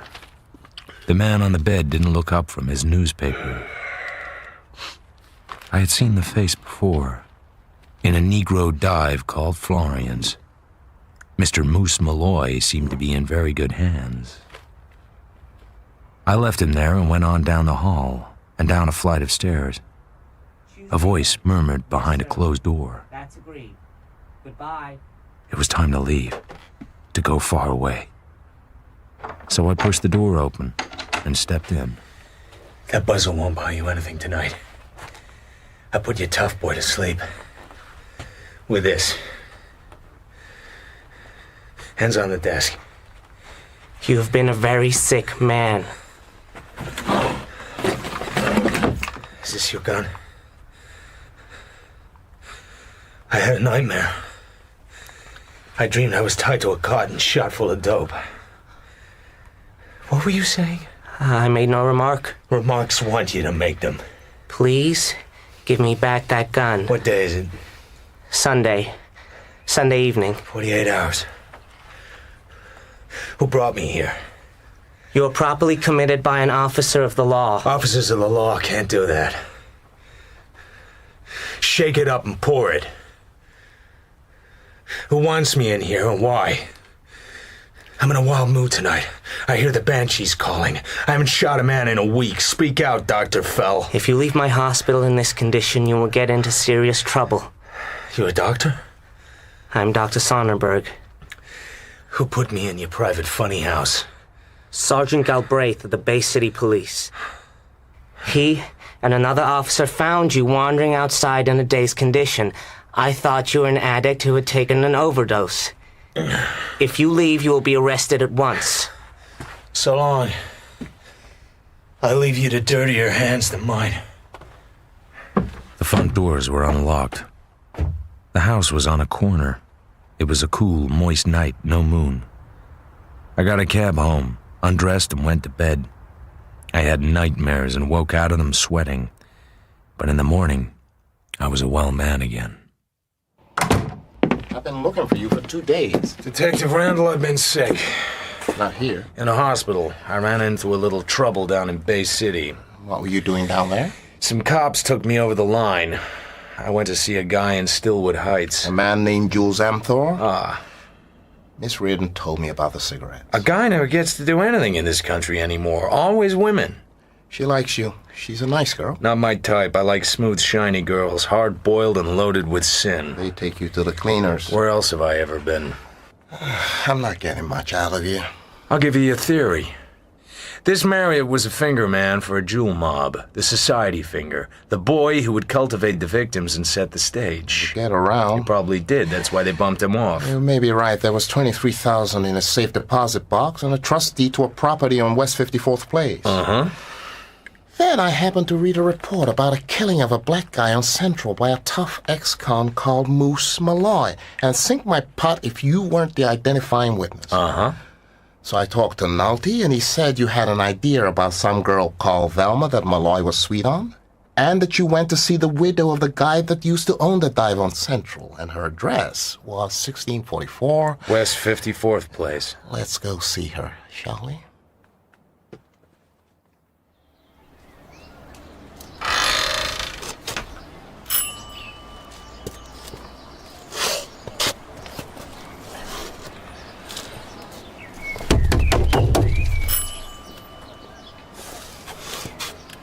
It was unlocked last time.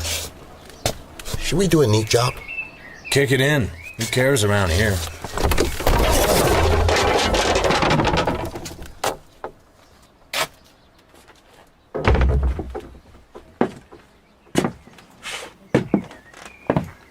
That's a nice radio. Costs money. If it's paid for. Oh, here's something. Someone pulled the plug. Where'll she be? The bedroom.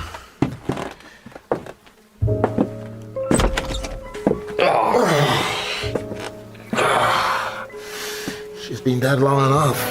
This was done with just a pair of hands. Jesus. What a pair of hands. Look at the neck bruises. You look at him.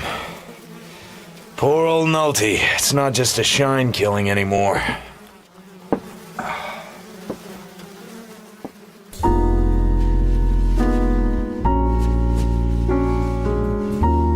A shiny black bug with a pink head and pink spots on it was crawling slowly along the polished top of Detective Randall's desk. I figure Moose Molle. He probably didn't mean to kill her, though.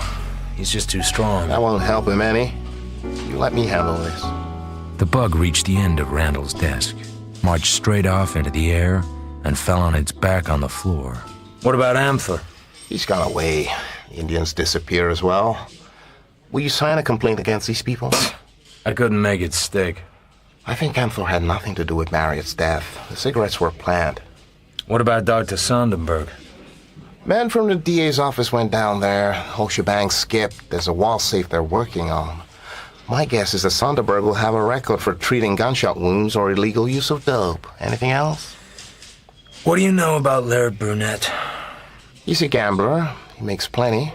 That doesn't bring us any nearer who killed Marriott. Let me handle the Marriott killing and find Moose Molle. I got paid on the Marriott business, and Mrs. Grail has hired me. Go home, Marlowe. You look pretty peaked. I bent down and picked up the pink-headed bug in my handkerchief. Look, this little bug climbs all the way up to your office just to make a friend. I'll be your friend, little fella. Go home and lie down, Marlowe. And have a nice rest. I tucked the handkerchief into my pocket and rode the elevator down to the Spring Street entrance. I put the bug down carefully in a flower bed and wondered how long it would take him to climb back up to the Homicide Bureau again. Then I got in my car and went down to Bay City to look for my favorite cop. Hey, Hemingway. Jesus, you again. What do you want? I want you to tell me why you put me in that funny house. That's Blaine. I didn't mean for him to sap you. Oh, that's okay then. It was just an act. On account of we're friends with this psychic guy, Amthor, and we kind of keep people from bothering him. Them old cops get sap hungry once in a while. You drop like a sack of cement. Then we run you over to Dr. Sonderberg's clinic on account of he was a nice guy to take care of you. Does Amthor know you took me there? Hell no. It was our idea. You gonna get tough? Maybe. What's Dr. Sonderberg's real racket? You want to tell me that, Hemingway? Okay, listen, Pally. Around here, a cop can't stay honest if he wants to. You gotta play dirty or you don't eat. I got a wife and 2 kids, and I do what the big shots say. So you do know. If Sonderberg had a racket, a real racket, you wouldn't have come out, not walking. I don't think I was meant to come out walking. I think I was being milked in there to find out what I knew. But there are 3 ways Sonderberg could have known that there was anything for me to know that might hurt him. Amthor might have told him, or Moose Molle, or you. Who the hell is Moose Molle? He's on your teletype if you ever read it. Killed a man over on Central a few days ago. I saw him at Dr. Sonderberg's. It figures. Sonderberg was hiding hot boys at his clinic. If they have dough. It's a hideout. Hiding them for who? Who runs this town? You mean the chief? It's Laird Brunette, isn't it? He owns the Belvedere Club. He put up 30 grand to elect the mayor. Might be. Where can Brunette be found? Why ask me, baby? Because you know, don't you?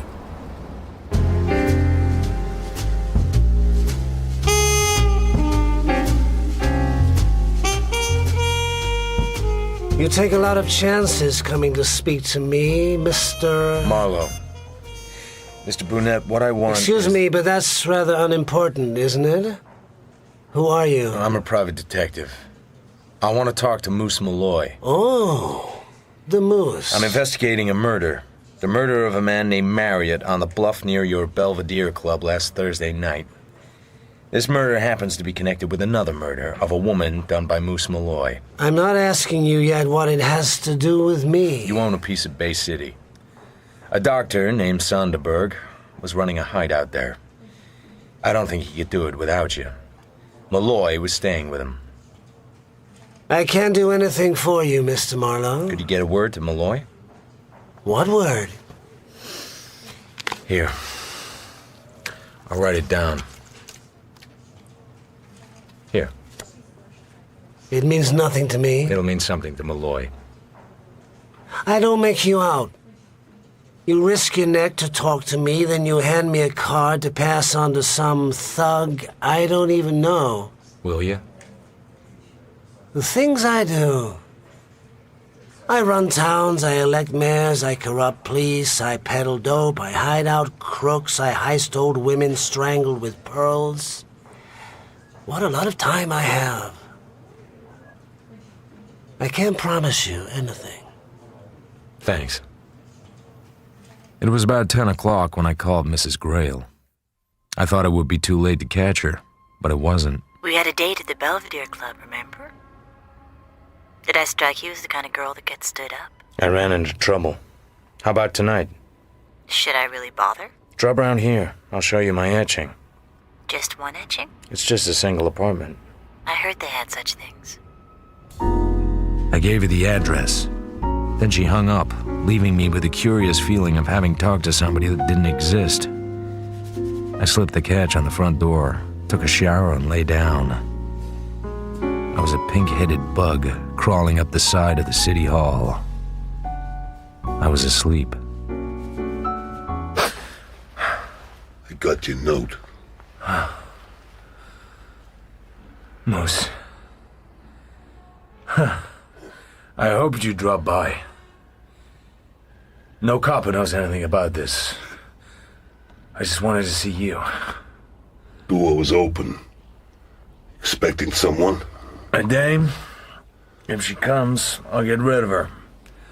I'd rather talk to you. What for? You killed a woman, Jessie Florian. I dropped that one. The other one, over on Central, you could have squeezed out of, but not Jessie. You take some awful chances, brother. You didn't mean to kill her, did you? You wanted her to tell you something. You took hold of her neck and shook her. I know what you wanted her to tell you. What? You thought she might know where Velma was. Uh-huh. But she didn't. Velma was too smart for her. Who is it? Open up, silly. It's me. Just a second, Mrs. Grail. Go in the dressing room. I'll get rid of her. Okay.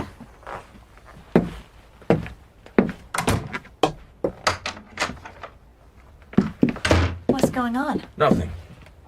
Nothing's going on. You gonna offer me a drink? Let's talk a little first. What about my jade? Do we have to? I don't think your jade was ever stolen. Wasn't it? I don't think Marriott went to that canyon to buy it. He went to commit a murder. But he was a very bad murderer. He had certain dregs of conscience. And in the end, he didn't do the job because he couldn't make up his mind. Such murders are very dangerous. Sometimes they have to be removed. With blackjacks. And who was he about to murder, do you suppose? Me? The motive was rather weak. I was trying to trace a singer, Perhaps I was helping Moose Malloy to find her. Obviously, it was possible to find her, or it wouldn't have been worth pretending to Marriott that I had to be killed and killed quickly. But there was a much stronger motive for killing Marriott. Very interesting. If one knows what you are talking about. And one does. A girl who started in the gutter became the wife of a multi-millionaire. On the way up, a shabby old woman recognized her, probably heard her singing at the radio station, and this old woman had to be kept quiet. She only knew a little. But the man who dealt with her and made her monthly payments and owned a trust deed on her home, that man knew it all. That didn't matter either, as long as nobody else knew. But someday, a tough guy named Moose Malloy was going to get out of jail and start finding things out about his former sweetie, because the big sap loved her, and still does. That's what makes it funny, tragic funny. And then, a private dick started nosing in also, so the weak link in the chain, Marriott, is no longer a luxury. He's become a menace. The cops'll get to him and take him apart. He's that kind of lad, melts under heat. So he was murdered before he could melt. With a blackjack. By you. I thought I knew the voice. I listened to that voice for 8 years. All I could remember of it. Hiya, babe. Long time no see. You look swell.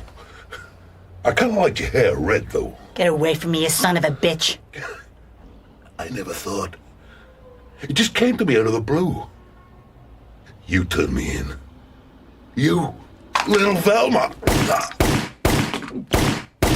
She shot him 5 times in the stomach. Then she turned the gun and shot at me, but it was empty. She dived for Malloy's gun on the floor, but I knocked it away, picked it up and went away round the bed with it. Malloy was still standing, but he was swaying. She ran for the door, and I didn't try to stop her. I turned him over and put a pillow under his head. Then I phoned Randall.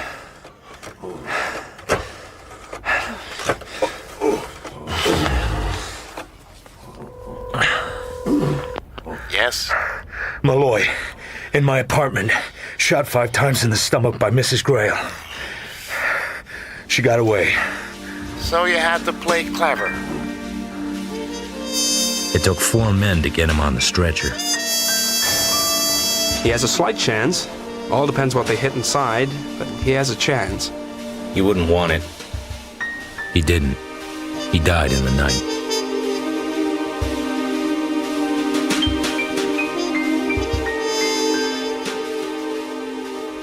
You ought to have given a dinner party. The women in their best jewels and the men in white ties, the suspects with their brittle smiles and restless hands, and you at the head of the table telling all about it in a phony English accent. How about a little drink, Miss Reardon, while you go on being clever? The liquor bills of your lady friends must be something fierce. Anyway, it's not that kind of story. It's not lithe and clever, it's dark and full of blood. So she got away. So far. She must have a little hideout where she can change her clothes and her appearance. How did you know? Those 2 photos, the society plate I got and the publicity still you got off Jessie Florian, they weren't of the same 2 women. Marriott switched Jessie's. Put Velma's name on another woman's picture. And when Marriott called me up and gave me a song and dance about a jewel ransom payoff, it was because I had been to see Mrs. Florian asking about Velma. Mrs. Florian didn't even know that Velma had become Mrs. Grail. They bought her too cheap, and Mr. Grail won't tell what her real name was. Why not? He's so crazy about her he doesn't care whose lap she sat in. I hope she enjoyed sitting in yours.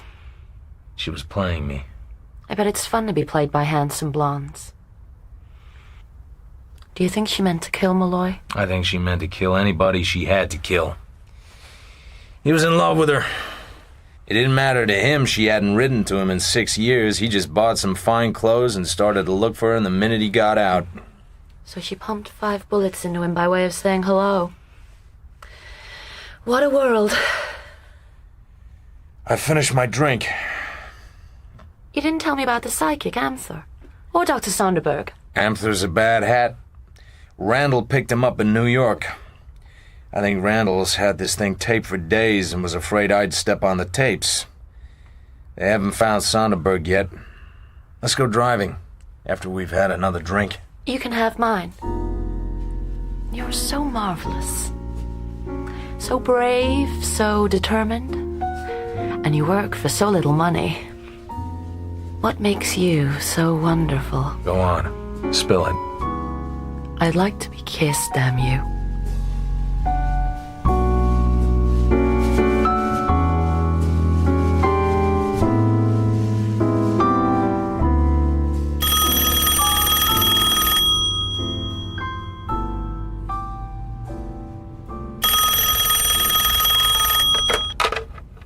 Yeah.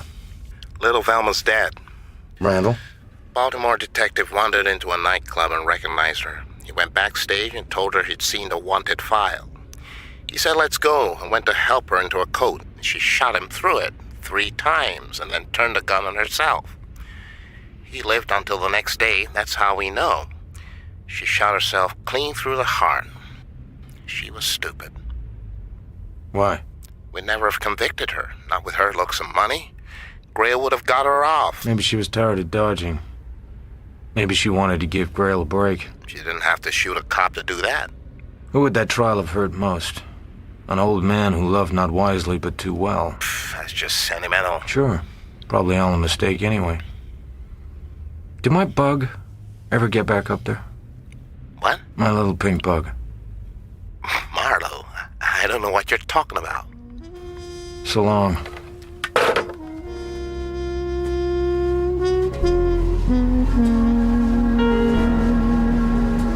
I left my office and went down onto the street. It was a cool day and very clear. You could see a long way, but not as far as Velma had gone.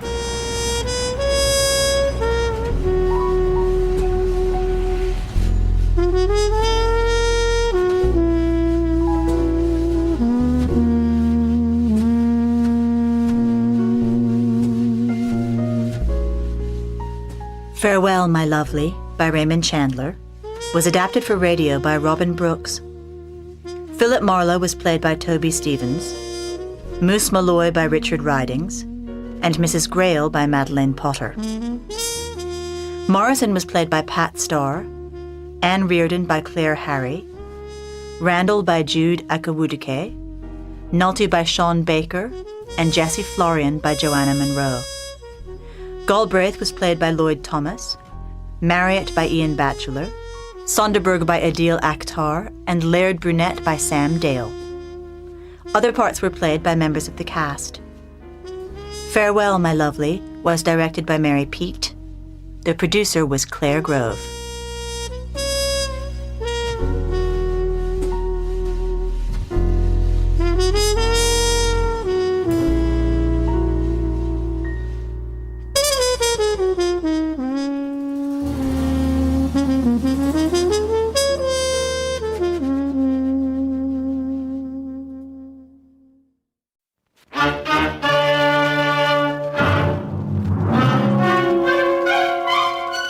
Box 13, with the star of Paramount Pictures, Alan Ladd, as Dan Holliday.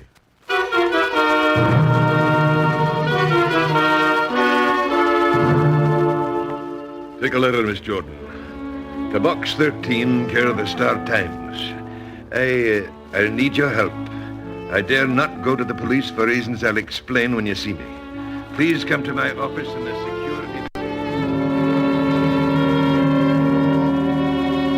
Please come to my office in the security building, signed Douglas McIntosh. Not much of a letter, but then, as the proverb says, great oaks from little acorns grow. And before this was over, the acorn grew into a large, large oak.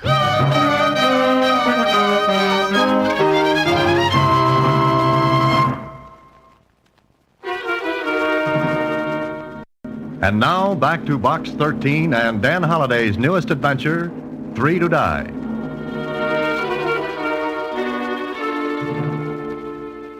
Douglas McIntosh, That's a Scotch name, isn't it? Ah, you can smell the heather, Susie. Wonder what he wants. Well, if this man is the same Macintosh I looked up, he's building that new tunnel under the river. Gee, maybe he wants you to be a hedgehog. No, Susie, they're called sandhogs.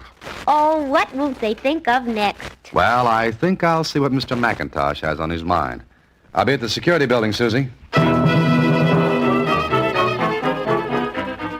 Security building? Huh. It was the only security I was to know until the whole thing was over. Anyway, I went to Macintosh's office. I was shown right in to an oversized man who looked as big as the Washington Monument in tweeds. He didn't waste much time. So you're the man, eh? Yes, I'm the man. All right. You call me Mac. What's your name? Holiday. Dan Holiday. All right. Now, Dan, I'm in trouble. Trouble gets around. Fast. But look here, and I'll tell you quick. I'm a contractor. I bid on this new tunnel. Got the bid and posted my bond to finish the tunnel on time. So far, everything's clear. What now? Dan, I'm not going to finish in time. Well, why not? Now we get to the point, and a sharp point. You say you're running into trouble? Aye. Sabotage. Well, why don't you call the police? I can't, man. There'd be publicity. Unfavorable. I can't risk it. Oh, then what's my problem? Find out who's doing this to me. You suspect someone of doing it? Look, man, accidents like we've been having don't just happen. They're made. Broken air hoses, emery in the compressors, hundreds of delays, little things that add up to hours. Oh, I see. Another thing. So far, the men working for me think these things are accidents. But the moment they suspect somebody's doing the dirty work in that tunnel, they'd walk out. Sandhagen's dangerous enough itself. In short, somebody's trying to ruin you. Exactly. It would ruin me. The contract would go to someone else. They'd not get another contract for years. But what can I do? I'm not a detective. You see, I beg your pardon, Mr. McIntosh, but... Can't you see I'm busy? What do you want? Telegram. I thought you ought to see it right away. All right, read it. Well, Oh, it's all right. You can talk in front of him. Dan, this is Fred Harris, construction engineer. Harris, Dan Holiday. Glad to know you. Now, what about that wire? The last shipment of concrete we ordered was derailed about 200 miles from here. What? Well, don't just stand there. Get every truck out on the road. Get that concrete here. You ought to have enough sense to think of that without coming to me first. Go ahead, get it down. Yes, sir. You see what I mean, Dan? Another delay. Who's this Harris? He thinks he's going to be my son-in-law. Also, he thinks an engineering degree makes him a great man, that it takes the place of 15 years of experience. That's an argument I'd rather watch from the sidelines. Well, go on with your story. Well, we have to finish in 3 weeks or I'll forfeit my contract. Macintosh told me everything he knew. It wasn't much. Only that whoever was doing the dirty work, causing accidents, delays, had to be working in the tunnel. So we went to the tunnel. But first, before I was taken down into the workings, I was given khaki coveralls and a fiber helmet and a little metal tag to hang around my neck. Mac explained the tag. Every sandhog gets one of those. It's got his own number on it. Oh, what's it for? Ever hear of caisson disease? Oh, the bends? Aye. Well, on one side of the tag, it explains the man is a caisson worker working under pressure. Oh, so if the disease hits him on the surface, he can be given proper treatment. That's it. There are 6 places in the city where that can be treated. The man is put into a chamber, pressure increased, then gradually decreased. Like a diver. If he comes up too fast, the nitrogen in his blood is forced into his tissues, causes pain. And sometimes worse. You seem to know a lot about it, Dan. I'm a writer.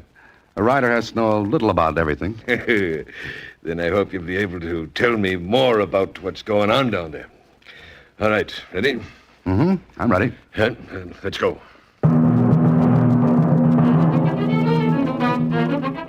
Together, Mac and I rode one of the hoists down into the workings. My ears began to pop from the pressure, and I swallowed hard to keep them open. Then we came to the bottom of the shaft, about 150 feet below the surface of the ground. Mac looked around for a minute, and then... Angus! Angus! Here! Come here!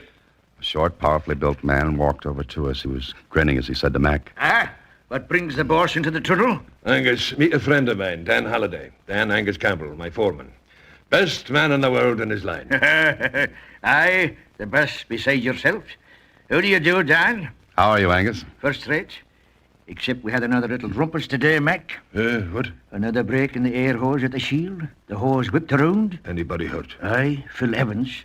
Hose got him right in the middle. He's done for this job. Won't work for a month.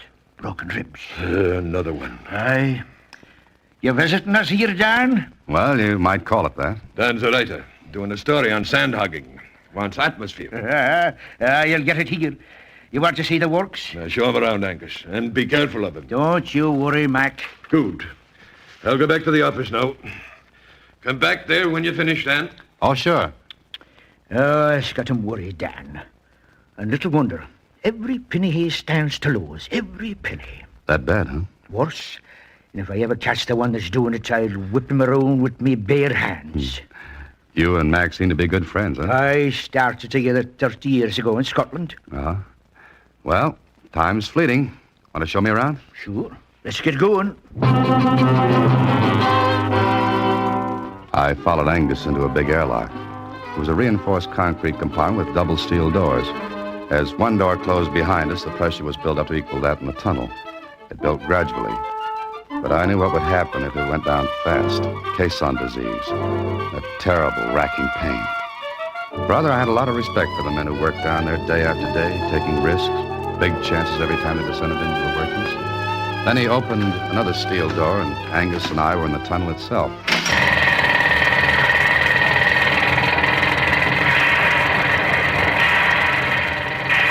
As soon as my ears became used to the noise, Angus guided me to a small, flat car.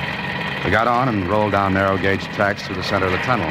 If you can hear me, this car runs down by gravity. Got a handbrake on it to slow it or stop. There's a motor for running back up. Saves time on a job like this. How long is this tunnel? This side's about a half-mile long now. This side? Aye. It started on the other bank of the river the same time we did. Oh, did you have any trouble over there? No, only on this side. But we're keeping up with them. I'll keep driving till this thing's finished, accidents or no accidents. How much time have you got? 3 weeks. Think you'll make it? We've got to, or Mac stands to lose every neck. Look, there's the end of the track. I looked ahead. A tremendous scaffold rose into the air. Men covered it like ants, working with pneumatic drills, shovels, wheelbarrows. Dump trucks ran back and forth, filled with the mud and shale dug out of the wall of earth that lay ahead. I looked up and I felt a little funny when I realized that right over my head was the river and lots of clean, fresh air, while down here was nothing but the deafening noise of the hammers and the thought that death worked right next to every one of these men. Angus noticed me gazing up at the scaffold. First time you ever saw anything like this, eh? Yes, yes. What holds all that mud back? That shield and compressed air. Air? Just air holding back the river? Aye. You see, compressed air here in the tunnel is built up to a pressure equal to the pressure that's shoving down from above. Oh, in other words, if the pressure outside this tunnel is, well, 45 pounds per square inch, that's the pressure in here. Right. This may not be a good question, but what happens if the pressure in here gets less? We'd be crushed to jelly. Nice thought. That's no all. There's always the danger of a blowout. What's that? Sometimes we hit a weak spot in the riverbed. The bed won't take all the pressure we got in here. And you get a blowout, like a tire blowing out. Aye. The men, machinery, equipment all blown to the surface of the river and into the air. Does that ever happen? Aye. And once, only once, mind you, a man lived to tell about it. Angus, I take off my hat to you boys down here. 1 million people drive through tunnels every day. Yet maybe not 1 in 100 stops to think how the tunnel was built. And what it cost. Not only in money, but in injury, in death. When a man takes to sand hogging, he takes to the dangers too, only. Only what? We've only got the half crew working today. Oh? Why? 2 men have been killed. Nobody wants to be the third. Superstition? Maybe. But lots of the men are staying home until the third's, well, what I said. Angus showed me the whole thing.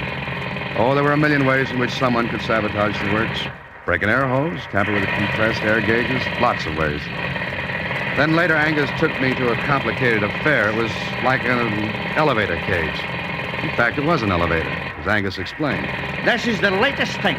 Combination elevator and decompression chamber. Hop in, we'll go back up.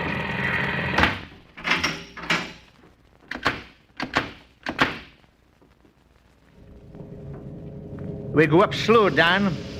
As we go up, the pressure in here is decreased until it's equal to that of the surface. Oh, then there's no danger of caisson disease. Not if we go up slow enough. And the pressure's reduced.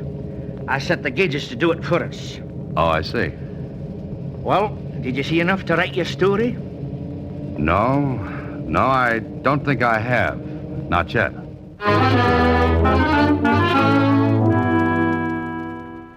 So you didn't see anything, Dan? Of course not, Mac. How could I? I was hoping you might get an idea. Yeah, but I didn't. You going back again? What could I find?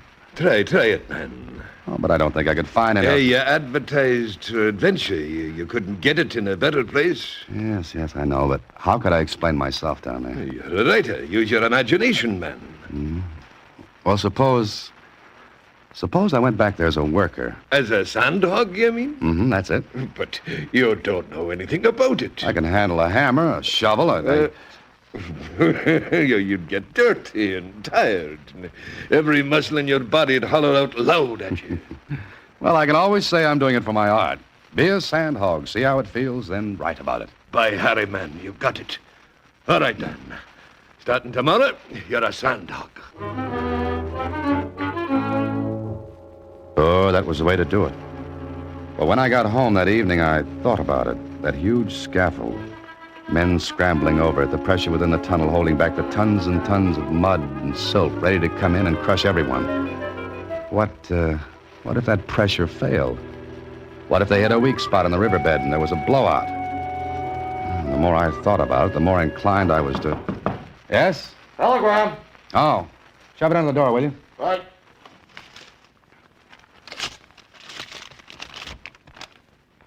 Oh, and what a telegram.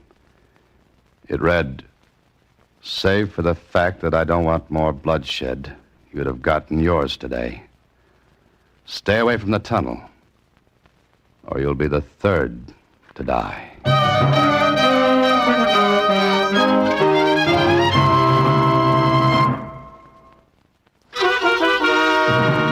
And now back to 3 to Die, another Box 13 adventure with Alan Ladd as Dan Holliday. I showed Mac the telegram the next day, and what he said filled the air with dark blue color for 10 minutes. Then... We can check to see who sent this. No dice, Mac, I did. And? It was sent from a pay phone booth. I guess you'll be changing your mind about the job now, eh? Oh, what makes you say that? Well, he's after you, whoever it is. Yes, I know. You can back out if you want to. And what would you think if I did? Does that make a difference? No, but there are a lot of men in that tunnel who stand to lose their lives. Mac, you've got to get the police I in. can't, man, I can't. The publicity would ruin me. All right. Fix it up for me to work down there, and we'll see what happens.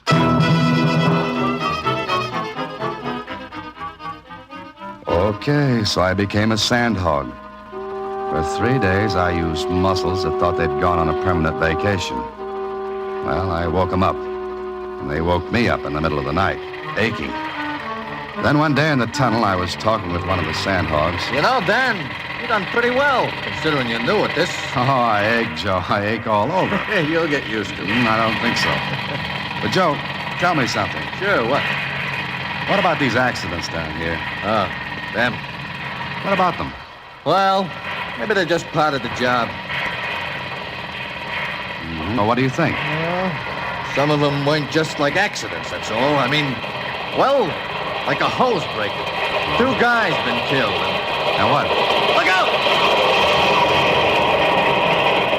Hey, you all right? Yeah, okay. You? I had to shove you, Dan. That car would have clipped you in half. Yeah. Look, who's that? Where?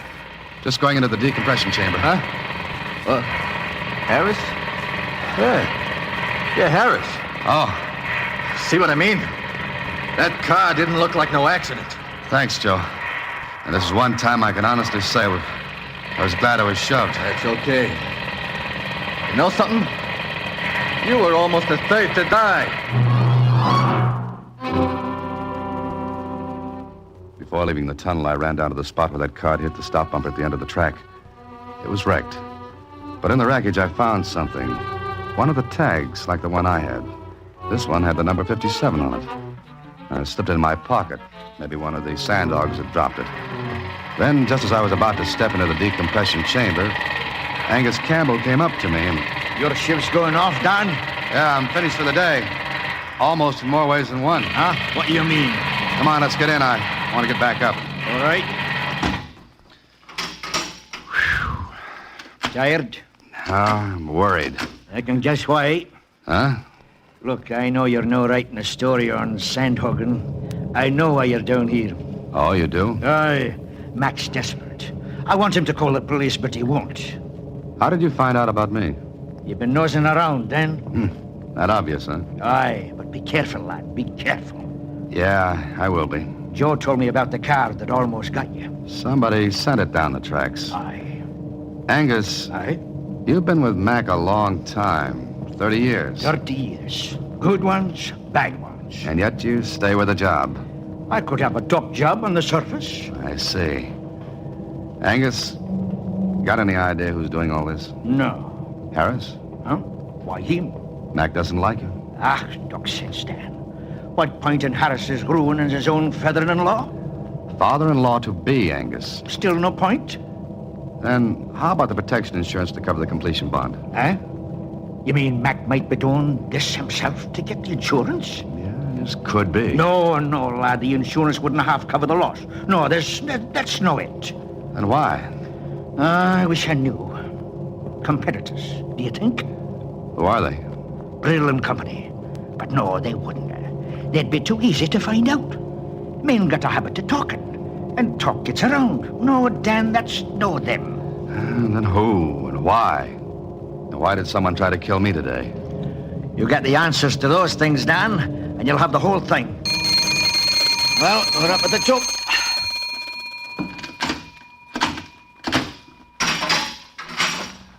I'll walk to the shack with you. No, I'm going back down. But I thought you were through for the day. I've still got lots to do. See you tomorrow.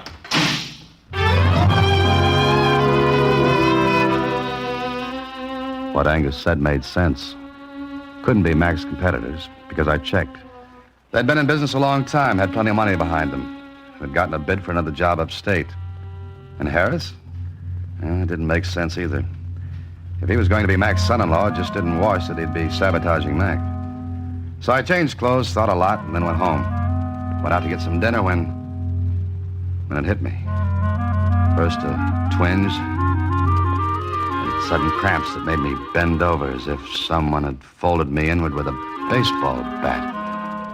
The building started to spin, twist, then it got all nice and dark.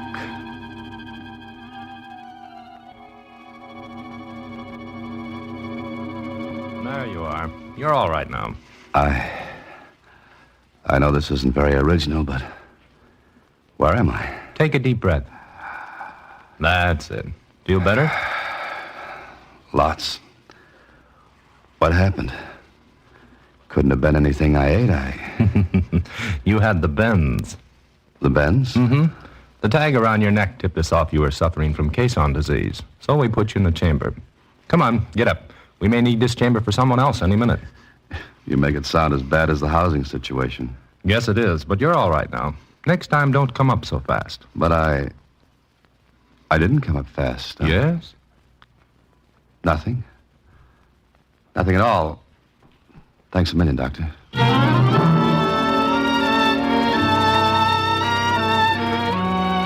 Well, it had me. Good. I knew I came up slowly. Angus had been with me. Oh, but that couldn't be. Not Angus.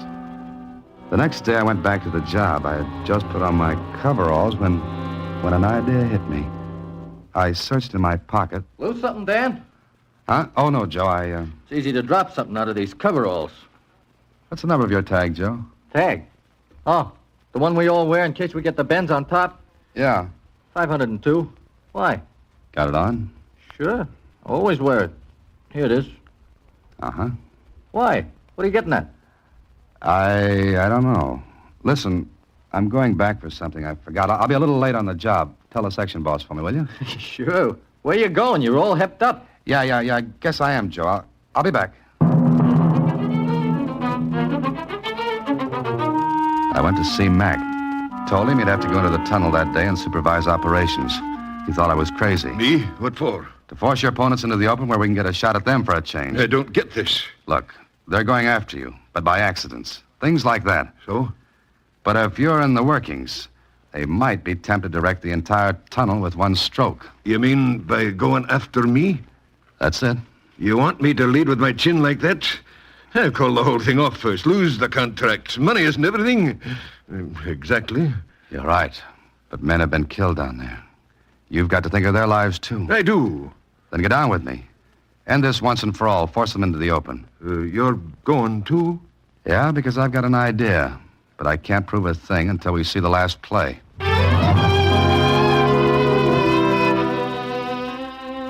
I was leading with Mac's chin, and I knew it. But mine was plenty sore, too, and that made me feel a bit better about it. Mac knew he had no choice, and so he decided to go with me into the tunnel. I went to my job, and it was a ticklish feeling knowing that any minute something might happen. Something that would make Joe, Mac, Angus, any one of us the third to die, or worse. Then... Hey, Dan, notice something funny? Funny what? I could have sworn the mud down here wasn't this deep before. What do you mean, Joe? Look, stand still, look around. The mud's coming up. It's getting high. Yeah, it is. Joe, the pressure in here must be going down. Yeah. Dan, if it gets too low, that wall will come in on us. The whole river will be in our laps.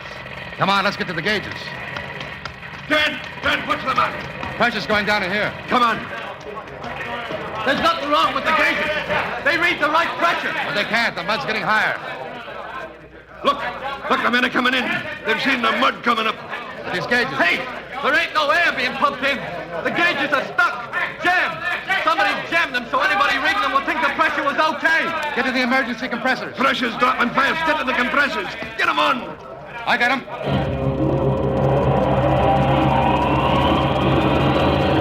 Watch the gauges. We're getting pressure now. What's the matter? What happened? Angus, somebody jammed the pressure gauges to make it look like we had enough in here. Jammed? Well, save for those emergency compressors, we'd have been done for. What did you say, Angus? I said the emergency compressors. You said save for the emergency. Save for. Funny way of putting it, Angus. Either in words or on a telegram. What's the matter with you? Where's your tag? Huh? Well, right here? Yes, with a new chain. So is your tag I picked up in that cart yesterday. The cart that almost killed me. You're crazy. And you weren't anywhere around a minute ago. I was coming in here. Dan, what you trying to say? There's your saboteur. Man, you're crazy. Stark raving crazy. Yeah? And you went back down yesterday to decompress yourself after I left the chamber. You didn't turn on the decompression valve for me on the way up. You're crazy, man. Not crazy, Angus, because you were the only one who could have played that trick on me. Get me out of the way by failing to turn on the decompression valve. You and I were the only ones in that chamber. Hey, he's running back to the shield. Get him. Get him before he gets the compressors. He'll wreck him. Got him, Dan! Good. Dan, I never can thank you enough. But to think that after 30 years, Angus would ever do a thing like this. Mac, don't waste time even thinking about it. Let's go finish this tunnel instead.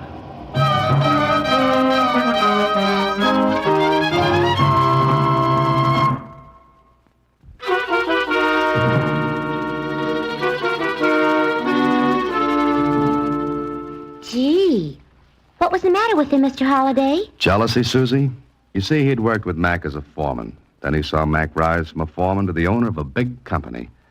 For 30 years, every day he'd go into the tunnel just an employee, while Mac stayed on top, the big boss. And it kind of made him, well, jealous, huh? To put it mildly, yes. Golly. Well, that makes up my mind for me, Mr. Holliday. Congratulations, Susie. Huh? What do you mean? I quit. Huh? In about 29 years. Oh. Good night, Susie. Next week, same time, through the courtesy of Paramount Pictures, Alan Ladd stars as Dan Holliday in Box 13. Box 13 is directed by Richard Sandville. Three to Die is an original story by Mr. Sandville, adapted for radio by Russell Hughes. Original music is composed and conducted by Rudy Schrager. The part of Susie is played by Sylvia Picker. Production is supervised by Vern Karstensen. This is a Mayfair production from Hollywood. Watch for Alan Ladd in his latest Paramount picture.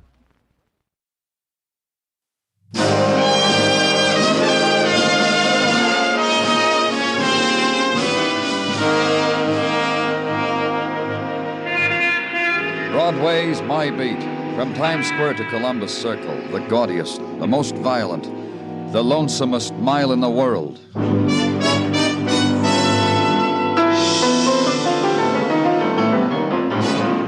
Broadway's My Beat, with Larry Thor as Detective Danny Clover.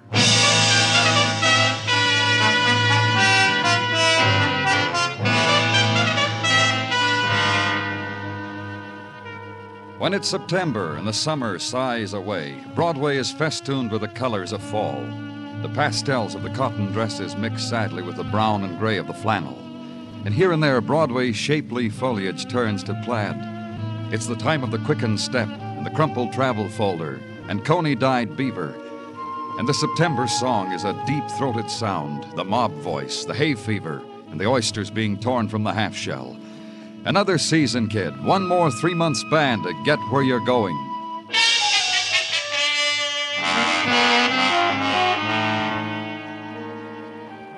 And the autumn days have their 6 o'clock in the morning time, the just beginning another day time. It was a street where Broadway turns a corner into the 40s, where I was, and Detective Muggavan, and a woman. She's in here, Danny, in this car. Right there on the floor in front. Who is she?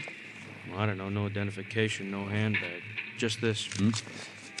Car registered to Edward Bishop, 1110 160th. Uh-huh. Slip was in the glove compartment. Who found her? Officer Kaplan. Tagged it late last night for traffic violation parking. 5 o'clock when he was going off duty, he noticed the car still wasn't moved. Opened it, looked. Found her under that blanket. I'd say she was about 27, huh? Shot once in the back. From up close. Yeah, death probably instantaneous. Here they are, Danny. In the front of the car, Doc. Hey, you're a new doc, aren't you? Don't move her, Doctor. Wait for the photographers. But don't just stand there, Doc. You gotta... You'll get used to it, kid. This kind of thing happens a lot. And the cluster of the walkers to work, the people of the subway, glad for the delay of the dead woman who lies at the beginning of another day, stops it for a time, holds it, the desolate pause, the time for turning back. But the hungry day will not wait. The subways are empty and must be filled. The clever machines in the offices long for the fluttering caress of quick fingers. Can't stop for the dead kid, a buck has to be made. Give someone else your place in line. And in the corridor of the address on the registration slip, a woman in a raveled coat sweater sweeps away the night litter and autumn mists, gathers them on a dustpan, throws them into the street. You ask for Edward Bishop, and she shrugs you to a scarred door at the end of the hall, watches you as you knock, waits with you for the door to open. You're an early bird, mister. Police. Huh? Oh, The woman drops her broom, scurries away to tell her friends and neighbors. early bird out to catch a worm, huh, mister? Not me, not for something I've done. I never do anything bad. You, Edward Bishop? Oh, not me. Mr. Bishop's my roomie. He gone and done something naughty? Come in, mister, and tell me all about it. Where is he? Oh, out frying his nightly kettle of fish, I presume. His bed ain't been slept in. No? Huh? Oh, my, that hollow you see in the bedclothes is where I tried it. I'm an experimenter. Long as he wasn't in it, I thought my roomie's bed might be better than my own. It wasn't. Mr. Bishop's gone and done something naughty, huh? Do you know where he is? I want to tell you something about Mr. Bishop, my roomie. He's a tight-lipped man. Rock face, I call him when he ain't looking. That's because he never whispers a secret to me or shares a Coke when I offer him part of mine. He just lets me dab his hanky with cologne sometimes when he's going out for a heavy evening. He had a lot of them, evenings like that? Well, for a man who has to shave twice a day, he has more than his share. You wouldn't know with whom. Oh, I might. But first you tell me what my roomie did to you. Maybe you'd find it cozier down at headquarters. Maybe that Japanese kimono you wear makes it... You're getting rough. Hello there, mister. I'll tell you what I know. Then you tell me what you know, huh? My roomie's been squiring a lady by the name of Anna Compton. You know her? Oh, just to talk to on the phone. That lovely voice. Haunts you. When'd you talk to her last? Oh, 2 or 3 days ago. I'll tell you just how it was. She kept calling here evenings, asking my roomie to call her back. Just leave her name. Anna Compton. My roomie squiring a married lady. Bishop never shared anything with you, and still I'll tell you about that, too. Her haunting voice made me nervous. I told you I'm an experimenter. So one day I sat down with the phone book and called every Compton there is. Then a man answered and said his wife Anna wasn't home. Who was calling? Of course, I hung up. Then you know her address. In the New Rochelle phone book for everyone's eyes to see. Now it's your turn. What did Mr. Bishop do? A woman was found murdered in his car. My, oh, my. That's as naughty as you can get, ain't it? Mr. Blackburn said that. Then Mr. Blackburn reached over to my lapel, pinched off a piece hanging from the buttonhole, and dangled it accusingly under my nose. This is the way I left Mr. Blackburn. Then back to headquarters, issue an all-points bulletin for Edward Bishop. Then down one flight to the photo lab, be handed a picture. Tuck it in the black notebook where you've jotted the name of Leo Compton and his address in New Rochelle. Then the ride there to the community where the houses have the built-in attitude that violent death never visits here. In the next street, maybe it happens, or to a friend of a friend, but it never happens here. Anna? Anna, is that you? Lost your key? Anna, where have you been? Is your name Compton? Leo Compton, that's right. I'm from the police. My name is Danny Clover. Oh, yeah? Mind if I come in? Well, I guess so. All right. Oh, wait a minute. Wait a minute there. Yeah? Police? Mr. Compton... It's about Anna. It's about Anna, isn't it? What's happened to her? Listen to me, Mr. Compton. All right, I'm listening. Is Anna your wife? Yes. This woman, this picture I have here... Yes, that's Anna, yeah. How did you get that? How'd you get Anna's picture? I wish I knew some way to say this. Anna's dead. We found her this morning. She'd been shot. Oh. Her body's at the morgue. Anna. I've got to ask you... I know. She didn't come home last night, Mr. Compton. No, you're wrong. She came home. Anna came home to me. It was my fault, really. I sent her away. I told her I didn't care. And the things I said to her, the names. Suppose the last words you ever said to your wife were names like that. What happened last night, Mr. Compton? Well, she came home. It was about 7 yesterday evening. And she had the bracelet on. She was wearing a bracelet when we found her. She had the bracelet on. And I asked her where she got such an expensive bracelet to wear.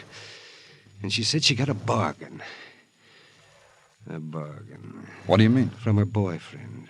Oh, she told me. Anna told me, all right. And listen, you know what I did? I called him up. I'm not narrow-minded. Things can happen. Just because it's your wife doesn't mean it can't happen. I called her boyfriend up, and I told him to come over. I'd pay him for the bracelet. Did he come over? Oh, he came over. Anna was stunned, all right. And I wrote a check for the bracelet, $200. Don't you think Anna wasn't stunned? Mr. Compton... But you know what she did? She left with him anyhow. Bracelet, check, she, and him. And that's when I said those up. What was the man's name? Bishop, Edward Bishop. He's an auctioneer for the Hunter Galleries. Oh, there's something else. Yes? I'll call for Anna. I'll take her out of that place where she is.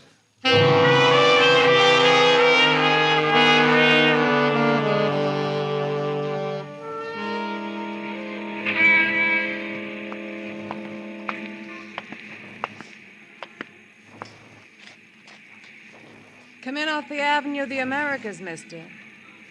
Behind these dirty shop windows, there are bargains. Edward Bishop work here? He did till he killed himself a woman, ran up a parking ticket. You know all that for sure. I know Eddie. He works for me. The pitchman to end all pitchmen. The spiel that kills, that's Eddie Bishop. He talk you into buying something you don't like, mister? You said he killed her. Why? You're a cop, aren't you?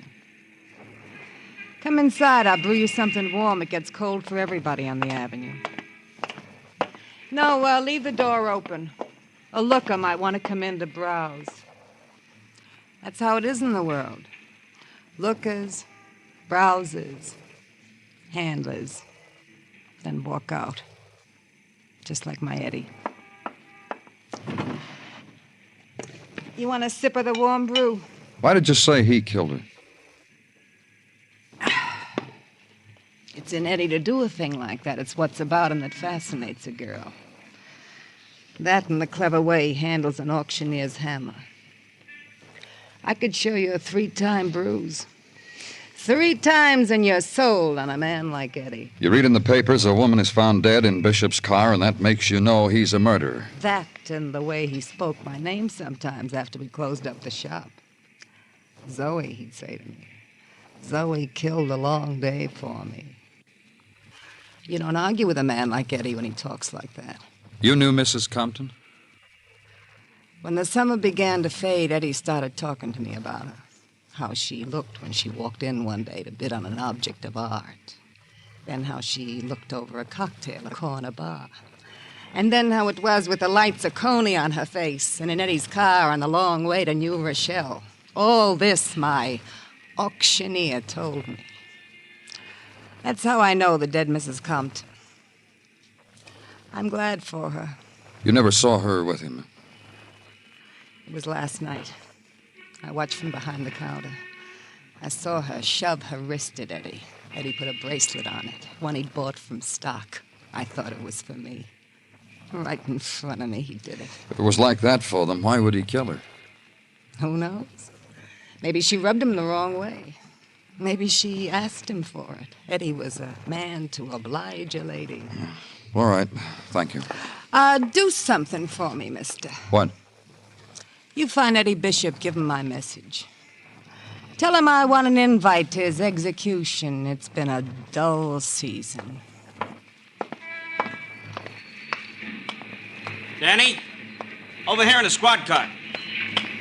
You got something, Muggavan? Well, maybe, maybe not. Guy was found dead in the building excavation over on 3rd. Nobody wants to touch him. Yeah, let's go.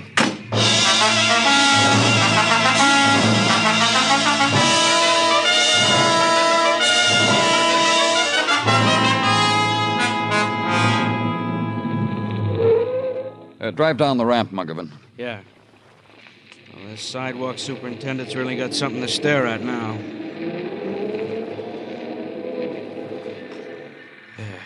Here. Hey, what happened, mister? Him and a scoop happened. Half hour ago, I decided to scratch this ground. First scoop full of shovel come up with was him. Hey, let's get it down, huh? Sure.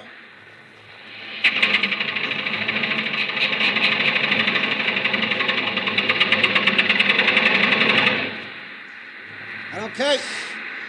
Yeah, real good. I'll take a look, huh? Shot, Danny. Now, here's a wallet. Look at this.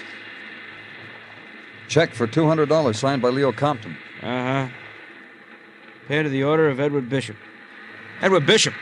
He's the man we figured murdered Anna Compton. Yeah, the man we figured murdered Anna Compton. What? Well, what'd you say, Danny? Nothing. I didn't say anything at all.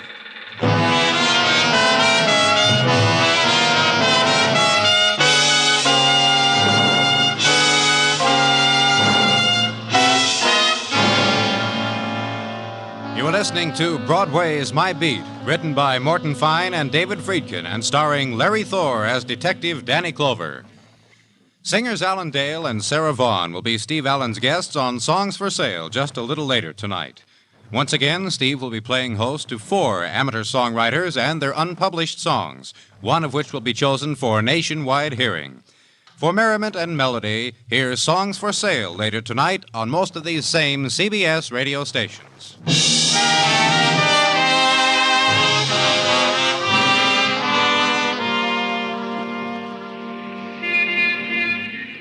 September morn dips a dainty toe into a Broadway billboard and unshivering gazes down upon a street that only yesterday was choked with summer.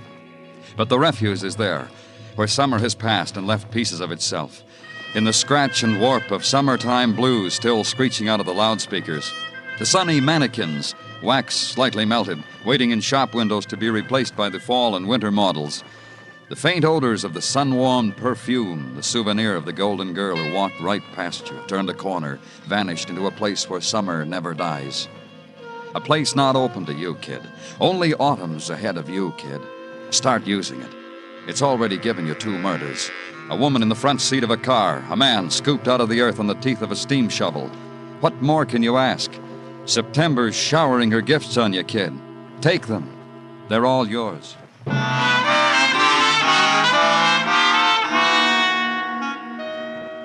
And at headquarters, Sergeant Tartaglia brings you your share of them.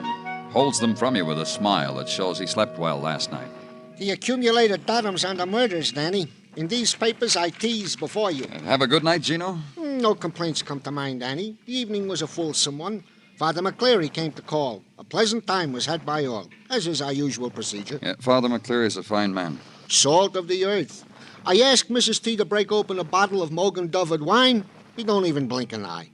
Sips with you, talks with you, brings presents for the Tartaglia brood. This is a man who also brings you the gift of restful sleep. Remember me to him, Gino. Roger, Wilco. Now to the papers I am about to bestow upon you. In them you will find a report from Technical, to wit.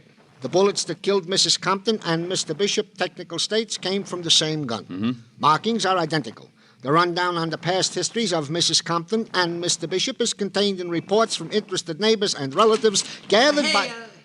You'll spare me a moment, Mr. Clover. Look, you. Standard operating procedure is to knock when one desires a moment of Danny Come in, Clover's... Mr. Compton. I've come to demand something, Mr. Clover, and I intend to. Not leaving here until you give it to me. What would that be? Anna's bracelet. The one that... Well, everyone's dead. It belongs to me. Because you gave Bishop a $200 check for it? I stopped payment on my check. After all, that Mr. Bishop did give it to Anna. I needn't have made that stupid gesture. And now she's dead. And he's dead. Yes, your wife is dead. You loved her, you told me. The bracelet's mine. You want to quibble about it? Have me spend money on lawyers? You're right, Mr. Compton. It's yours. Take it. We've no more use for it. We have photographs. You understand. It's not the money. It's only that if it once belonged to her, it now belongs to me. It's a kind of... Remembrance of the dead? Well, I'm not going to think about it. I have enough trouble. Living in an empty house with no one to scrimp and save all my life, share it with Mrs. Compton. And the cost of things, Mr. Clover, it's outrageous. Food, furniture, clothes, and transportation. You know what cab fare cost me from New Rochelle? $5.60. It's outrageous. You could have come in another way. Oh, yes, and be mocked at, pointed to, as the husband of a murdered woman. They put my picture in the paper, you know, and that makes me a curiosity, a freak. You didn't tell me when I last saw you, Mr. Compton. What did you do after your wife left you with Bishop? What's that? I said, what did you do? Go anywhere? Talk to anyone? Well, of course I talk to someone. A man's wife walks out on him when he's given her all this. Who? Mervyn Mago. He's an old friend from boyhood. I go to him whenever I'm in trouble. He's a professional helper. He's in that business. He makes money by helping people? He runs a mission on East 40th. You'll like him, I think. Well, thank you, Mr. Clover.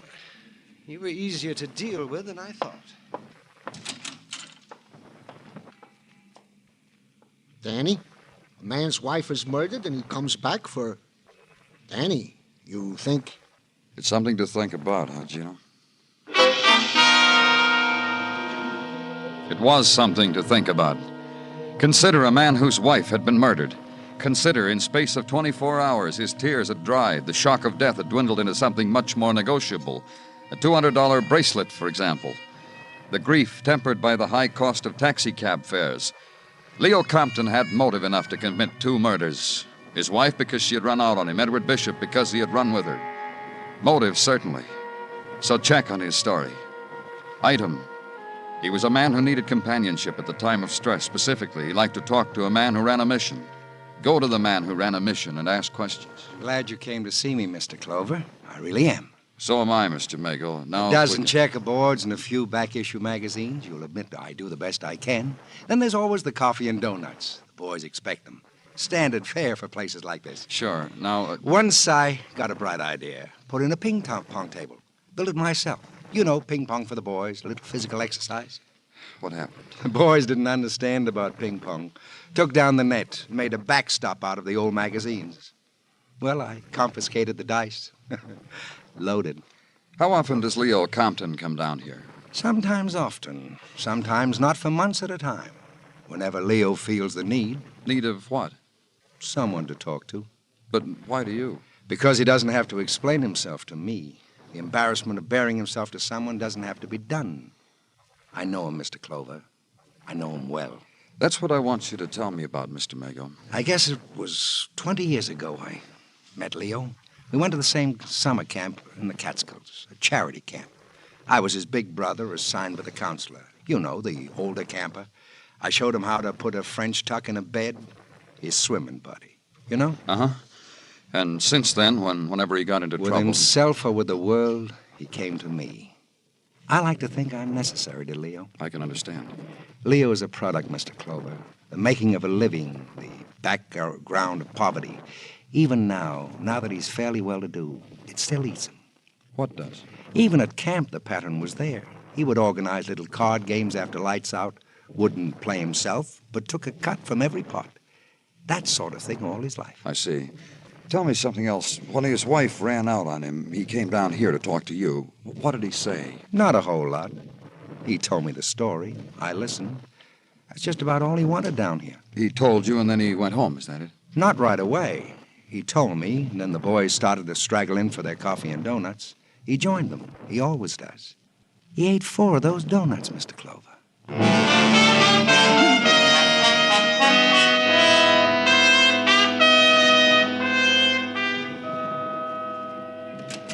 See you for a minute, Danny? Oh, sure, Muggavan. What is it? I want you to talk to a man. Come on, Mr. Scott. This is Mr. Scott, Danny. Mr. Scott, Lieutenant Clover. I do. Sit down, Mr. Scott. Sure, right there will be fine. Go ahead, Mr. Scott. Give the lieutenant the bracelet. Thank you. I thought it was the right thing to do, Lieutenant Clover. I saw the man's picture in the paper mixed up in a murder, and then that he should all of a sudden It's the come to bracelet me, Mrs. Compton come up was to me wearing. of all Yeah, I people, know. and out of the side of his mouth offer to Where did sell you me get this bracelet, Mr. Scott? I told you, didn't I? Oh, I'm sorry. Would you mind telling me again? Go ahead, Mr. Scott. Please do. Well, here I was walking toward the subway entrance on 59th Street, and he come up to me. Who did? The man whose picture was in the paper about his wife's being slain, that's who. Means Leo Compton. I mean Leo Compton. He plucked my sleeve. He offered to sell me this bracelet. He said he was making deliveries for a jewelry concern, and the bracelet was left over, and nobody seemed to know where it come from. Uh-huh. How much did you pay for it, Mr. Scott? Ridiculous price. He asked $5.60 for it, and that's what I give him. You might as well know, too, that he kept turning his face from me, but I certainly recognized him. That's why I've come here. Muggavan, write Mr. Scott a voucher for $5.60, and thank you very much, Mr. Scott.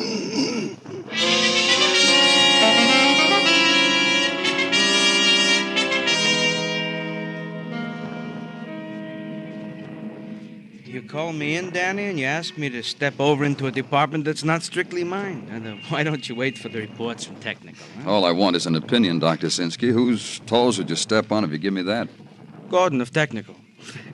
All right, so he deserves a toe smashy once in a while. What do you want of me, Danny? You examined Mrs. Compton. The bullet wound, Yeah. the type of wound where it was in her back. Is it one that would bleed freely? Yes, Danny, but you know these things as well as I. Why do I you just got ask? these photographs. Hey, look at them. The inside of the car where Mrs. Compton was found. Mm-hmm. Well, Dr. Sinsky? You know as well as I. Tell me Danny. anyway. I want to be sure. It is obvious that the loss of blood in the car was slight, which makes it, to me, apparent that the woman was not shot in the car, but somewhere else, and then put into the car and... I'm a doctor, Danny, not A detective? I didn't mean it to sound like that. Yeah, It's not- yeah, I know. Thanks for the opinion, Dr. Sinsky.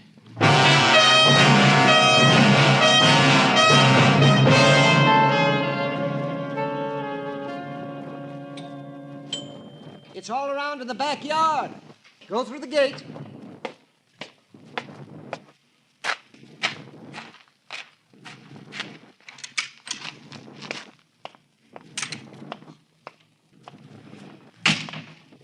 Well, I hope you appreciate me crating all this stuff for you.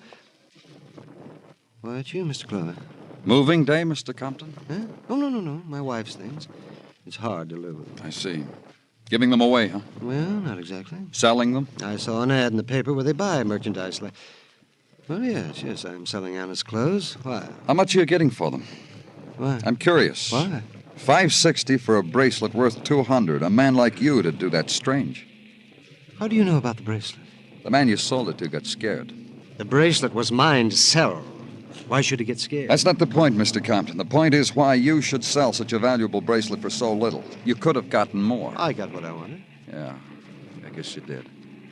You broke even. Bishop gave your wife the bracelet, so legally it's yours. But you'd paid him for it. I told you that. You gave him the check so we'd find it on him. So your story of what happened the night of your wife's death would hold up. What's that? But with Bishop dead, and the bracelet legally yours anyhow, why should you be liable for the check? His estate would have the check cashed. Well, that's right, I did. I gave him a check for it. Stop payment on it, too. That's right. Why should I spend money I don't have to? Sure. You see what I mean, don't you? Sure. You know, you're a funny man, Mr. Compton. Well, I guess people say that about me. I don't care. You're so careful with money, and you're an honest man. But you couldn't stand having that bracelet around. It was a symbol of what your wife did to you. So you sold it for the cost of your cab fare, even all round. Oh. That's how much you know. I lost plenty. I lost my wife. You're a funny man. I told you my wife had a boyfriend, and I was ready to forgive her. She walked out on me anyhow. Oh, she would have come back. Don't you worry about You'd already killed her when you called Bishop. Look, I told you that... Yeah, I know. I told you how it was. I said Then that... when Bishop arrived, you killed him, too. Wrote out a check and stuck it in his pocket. Put your wife and Bishop in Bishop's car as if she'd left with him. She did, I told... Oh, you didn't listen at all. I could call technical. They'd find blood in your house, no matter how hard you scrubbed. You don't understand anything. I worked hard all my life. I put my own price on things. My wife belonged to me. She was mine. And nobody gets her. Not for a $200 bracelet, they don't. What do you think I am, anyhow? Let's go, For Mr. a bracelet? Compton. What good is that? What did she need that for? As if it were something. I'm a hard worker. Things I own didn't come easy. What's going to happen to them now? Mr. Clover, you better get in touch with Mr. Mago. He'll know how to advise me. Well, he's just like a big brother to me.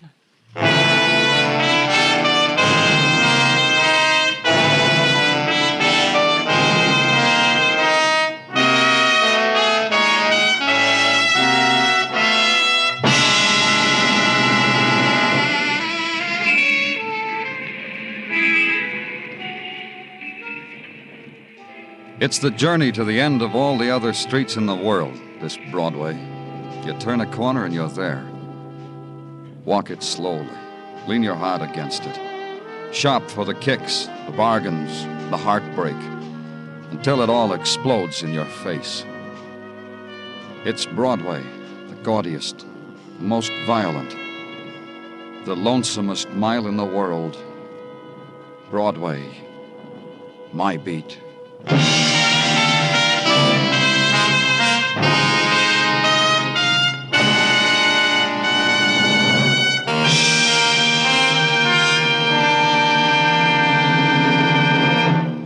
Broadway's My Beat stars Larry Thor as Detective Danny Clover, with Charles Calvert as Tartaglia and Jack Crucian as Muggavan. The program was produced and directed by Elliott Lewis, with musical score composed and conducted by Alexander Courage. In tonight's story, Howard McNear was heard as Leo Compton. Featured in the cast were Billy Hallop, Lou Krugman, Joe Forte, and Francis Cheney. Two styles of music, both tops in popularity, are heard every Sunday over most of these same CBS stations. Guy Lombardo's Sweetest Music This Side of Heaven is one. The other's the singing style of Mario Lanza, new vocal sensation of the airwaves. Enjoy Guy Lombardo and his Royal Canadians and the Mario Lanza Show tomorrow night. Stay tuned now for Sing It Again, which follows immediately over most of these same CBS stations. Bill Anders speaking. This is CBS, where you meet adventure with Charlie Wilde on Sundays on the Columbia Broadcasting System.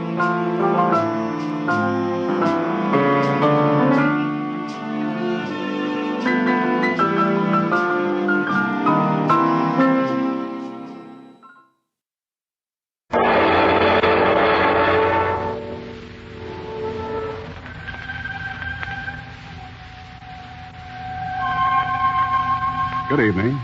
This is Sergeant X. I don't think we need a Gallup poll to tell us that nearly everybody's in favor of a good mystery story. There's enough would-be Sherlock Holmes in most of us so that we get a kick out of attempting to solve a crime, even if it's only on the radio. So get out those magnifying glasses and meerschaum pipes for tonight's adventure in the Mystery Playhouse.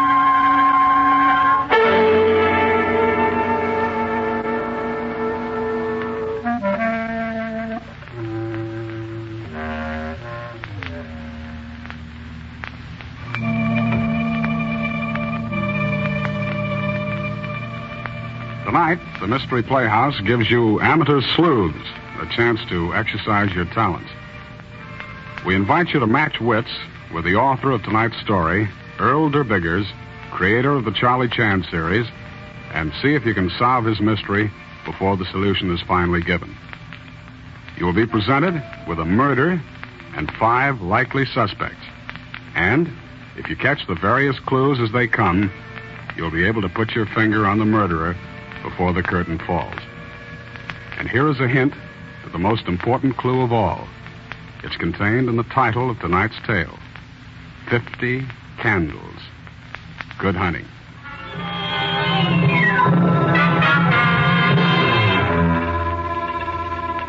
My name is George Winthrop.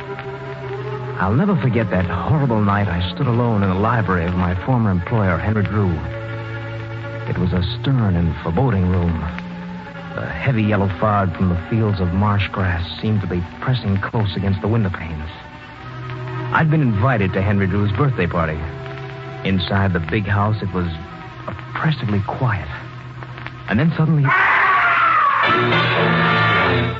I ran the door of the dining room. The table was set with gleaming silver and white linen. In the center stood a cake with 50 pink candles. I took a few steps across the room and stopped, horrified. There was a body on the floor.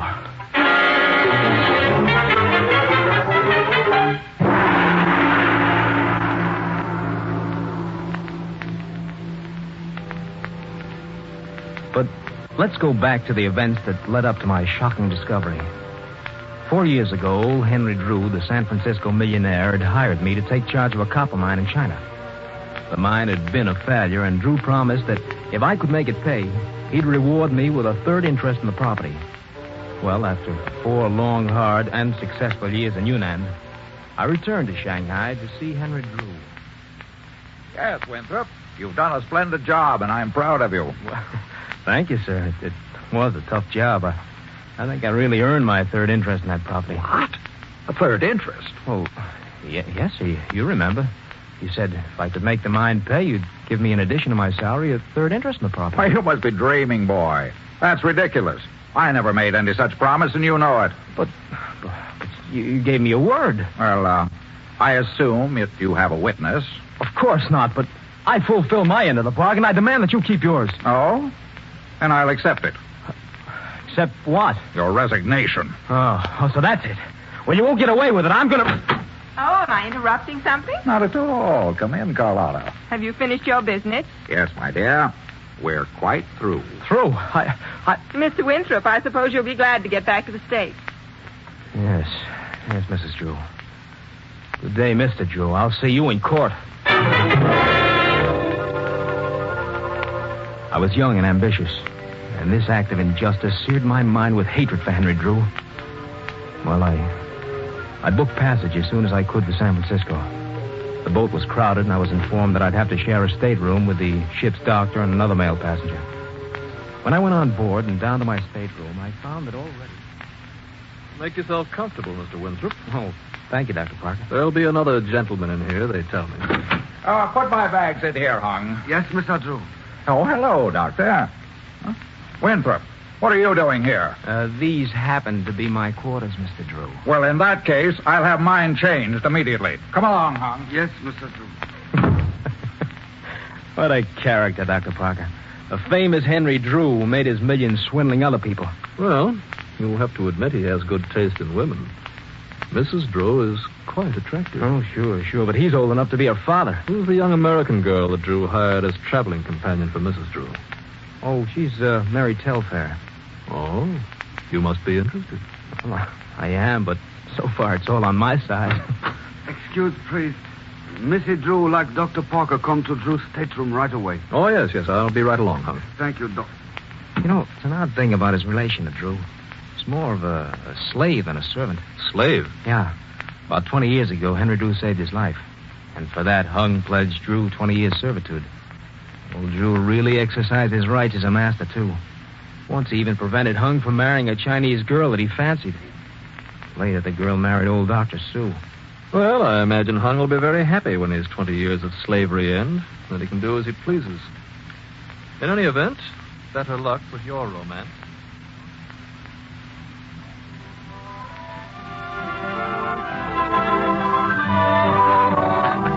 Yes, Mary, it's really been very funny.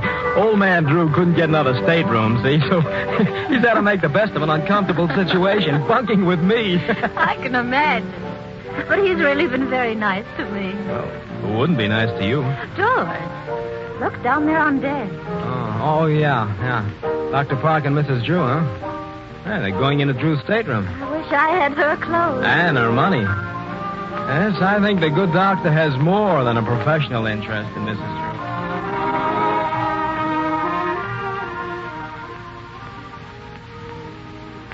Yes, I gave Mr. Drew a sedative, and he's sleeping quite soundly. The old fossil. It would be too bad if he didn't wake up. Couldn't you arrange matters, Doctor? No, Carlotta, that would be too obvious. I think we'll just have to be patient and let nature take her course. Uh-oh, here comes Hung. Excuse, please, Missy Drew. Mr. Drew asked me to tell you he would have dinner 8 o'clock. Very well, I'll be ready. Thank you. I told Mr. Drew. He knows more about Henry's personal affairs than I do. Well, what about Drew's son, Mark? Has he made up with his father? I remember they quarreled years ago. No, he's a lawyer, and he has no use for me. He thinks I married Henry for his money. And just between ourselves, Doctor, I think he was right.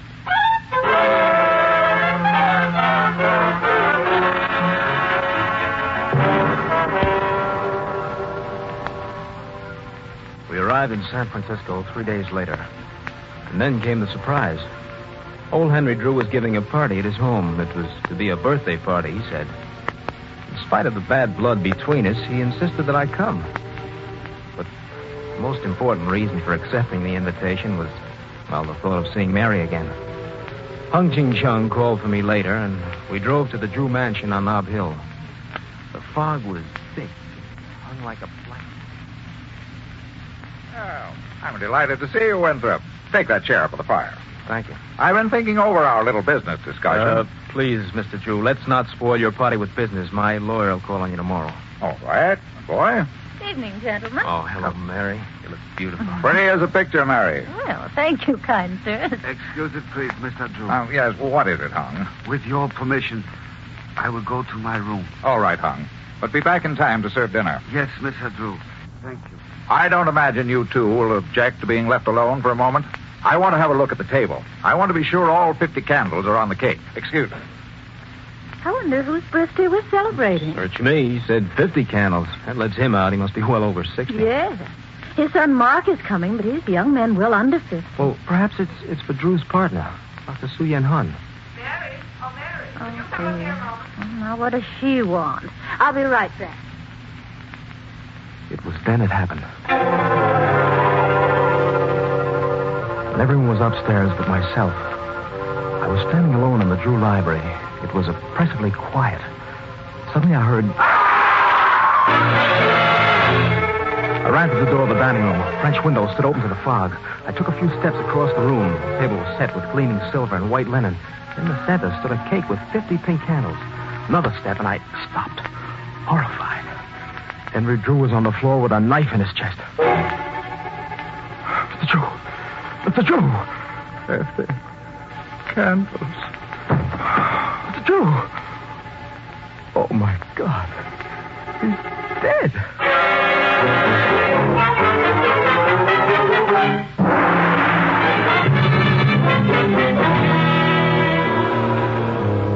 I was shocked and horrified as I stood there in the Drew dining room with Henry Drew's dead body at my feet. I stepped quickly to the open French window and saw a dark shadow across the lawn which disappeared in the twinkling of an eye. I heard running footsteps on the gravel path outside. Without thinking of the danger or consequences, I stepped out on the veranda, stumbled down the stairs, and tried to follow along the path. And then suddenly... Hey, look out.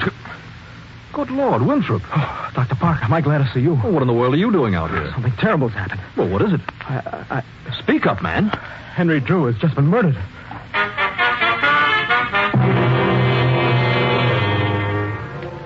We returned to the Drew house, and I met Mark Drew, Henry Drew's son, for the first time.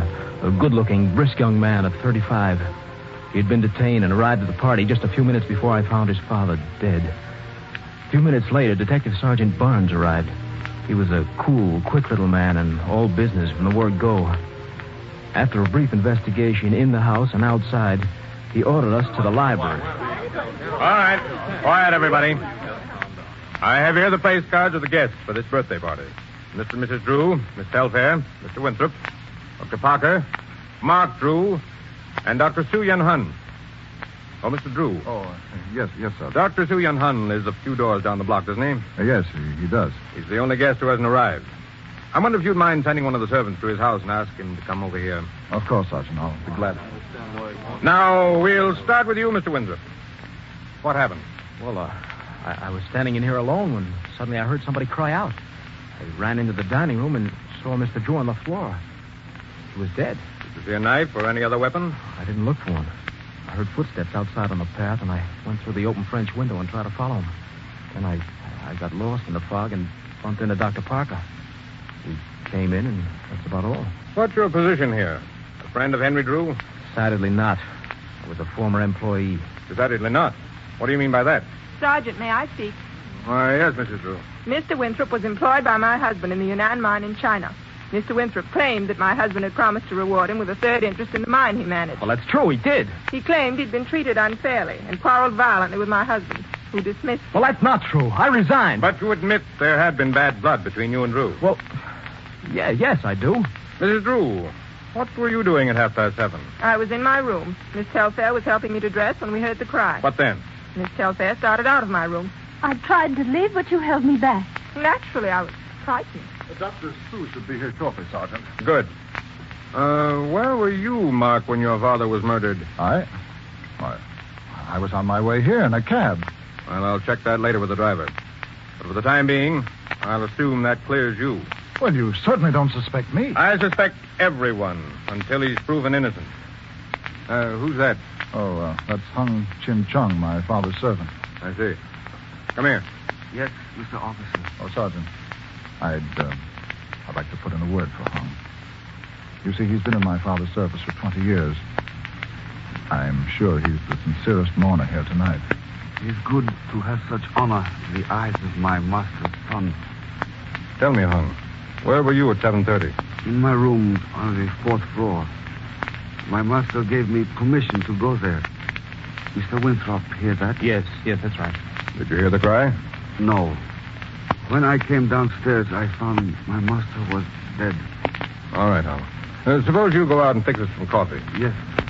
Now, Miss Telfair. Yes. What about you? When I heard Mr. Drew scream, I ran downstairs. I looked in the dining room.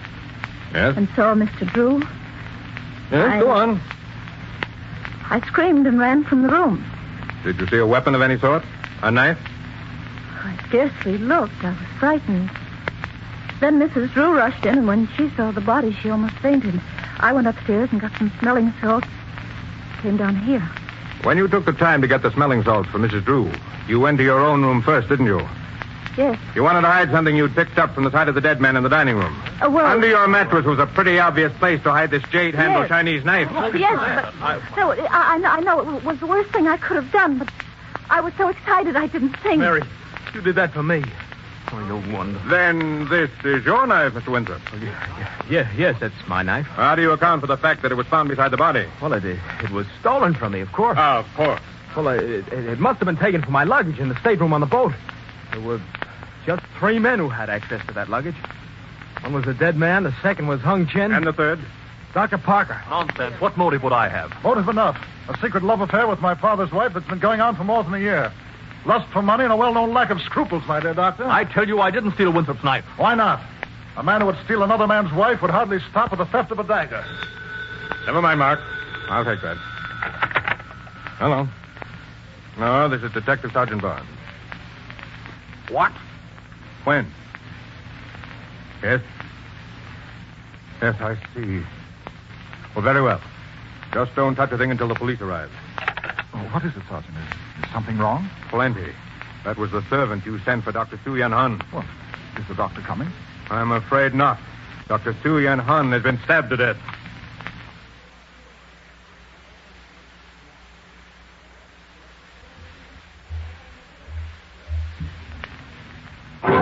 Why, that's incredible. Now, wait a minute. Let's not get hysterical. I think we should know something. Hysterical! 2 murders and the second one right under your very nose. I demand that you do something. No one is safe. Please, Mrs. Drew. Sergeant, I demand that you release all of us. Since we were with you, we obviously could not have That's committed enough, Parker. You weren't with me when Drew was killed. Are you implying? I'm implying nothing. For the last time, may I point out that everyone in this house is under suspicion until this murder is solved. Everyone? But I was upstairs and my husband was stabbed. And so was Miss Telfair and Hung Chin. So what? Any one of the 3 of you could have gone down the back steps, out the back door, through the garden, entered the French doors, killed Henry Drew, and then returned the same way without being seen. One moment, Sergeant. May I say a word? Yes, of course, Mark. Well, it occurs to me there's one important link in this mystery that hasn't been explained. The 50 birthday candles. 50 birthday candles? Yes. Whose birthday is this anyway? Father was 69, Dr. Sue was over 70. Look, may I speak to you privately? Well, all right, come along. Mary, I didn't kill Henry Drew. You believe that, don't you?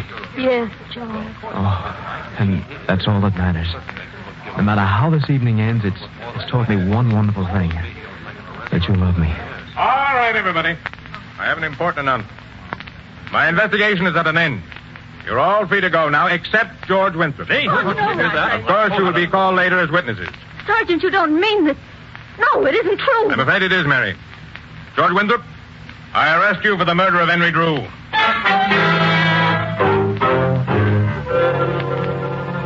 I dropped into a chair beside Mary, too shocked and stunned to speak.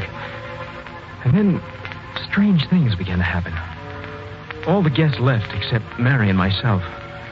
Sergeant and Mark Drew went into the next room and appeared to be consulting together. When they came out, Sergeant Barnes warned us to be quiet and turned out the lights. He stamped around the hall and opened and closed the doors. Then everything was quiet. The 4 of us, Mark, Mary, the sergeant, and I, sat there in the darkness. Minutes passed like hours. What did Sergeant Barnes have in mind? It was so quiet I could hear the clock ticking. Now, Mark, anyone attempting to leave or enter the house would have to pass through this hallway, right? That's right. Good. Now, you better slip out. Take your place in front of the house now. Right, Sergeant. Good luck. Sergeant, I tell you, I agree. Quiet, you fool. You ruin everything. Sergeant, are we waiting? Waiting? Yes. You mean? If you both will be quiet and listen and wait, you'll see what I mean. Not a word.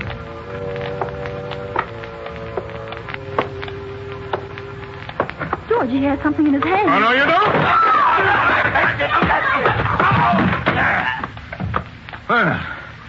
That takes care of that. What happened? Who is it? The murderer. Who else? You said that George... No, not George. Turn on the light, Mary, and you'll see. The light, yeah. Never mind, I have it. Good Lord. It's Hung Ching Chung. He's dead? Oh. Look, he's coming too. You were right, Sergeant. Oh, Mark. I caught Molle, the Chinese girl, outside in the car. Your men are holding her. A Chinese girl? Who's Molle? Molle is the wife of Dr. Sue Yen Hun. She killed Dr. Sue? No. Hung committed both murders. But the two of them planned to run away together. That's why Hung had the suitcase with him. Well, then you mean you don't think that... No. Sorry to give you such a bad time of it, George. But we had to in order to trap the real murderer. Well, You see, everyone thought Hung was in his room when Henry Drew was killed. But it was very simple for him to go down the back stairs, go over to Dr. Sue's, murder him, come back here and murder Henry Drew, and then return to his room again. The killings were simplified because both men trusted Hung and probably had no warning. Of course, it was the clue about the 50 candles that... Conscious now. Help him up, George. Right. Come on. All right, Hung. What have you got to say for yourself? Let me speak to him, Sergeant. I'm sorry, Hung. I always thought you were loyal to my father. Long ago, he saved your life in Honolulu. In return, you swore an oath to serve him for 20 years. Today, you are to be a free man. Yes, that is so. Those 50 candles on the cake were for you. This is your 50th birthday.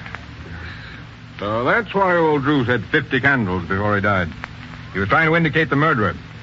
All right, Hung. You and the Chinese girl... Let the woman alone. She did nothing. She was only waiting for me.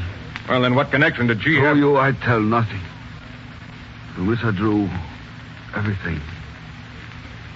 All this was to be. Long ago, the gods arranged it. And who is man that he should struggle against the gods? Years ago, I wanted to marry Molle. I asked permission of your father, but he would not share my services with Molle.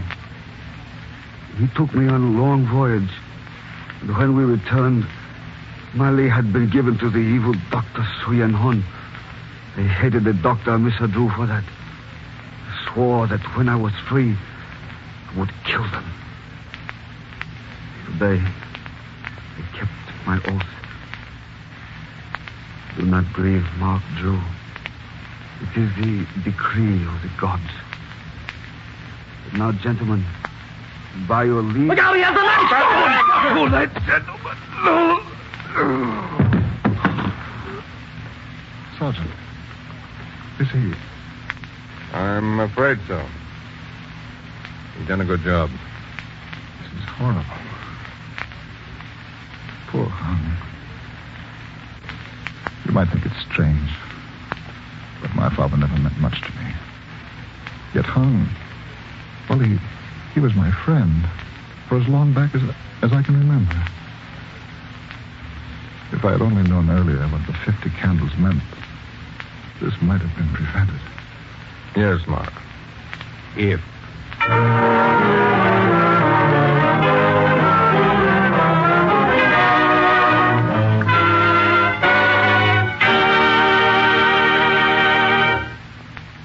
Well, that's the curtain on tonight's mystery, 50 Candles. How did you do? Were you able to outsmart the author and put the finger on the murderer? Or did you just jump from one suspect to the other, finally drawing a blank? Well, if you got it right, congratulations. If not, better luck next time. Say, before you put those detective tools away, follow me to the green room and see if you can't pick up a clue or two about our next performance in the Mystery Playhouse. Follow me, please. Come.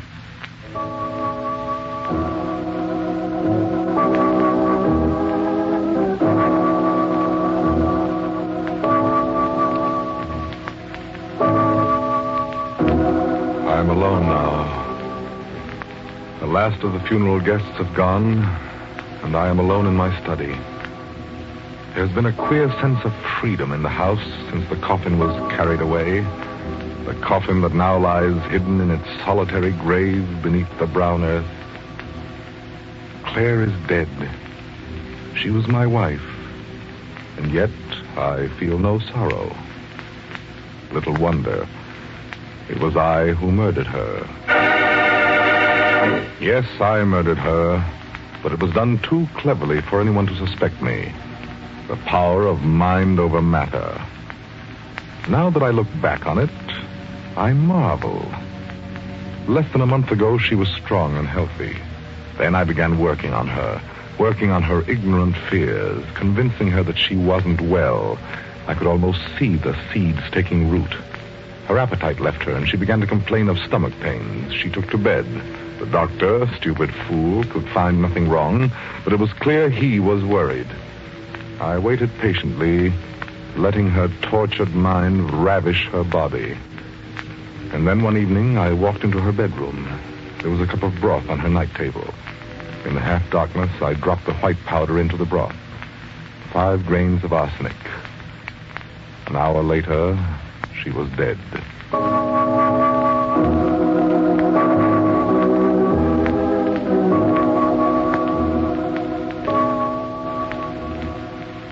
Now the worst of it is over. The long night when she lay cold and still in her room adjoining mine.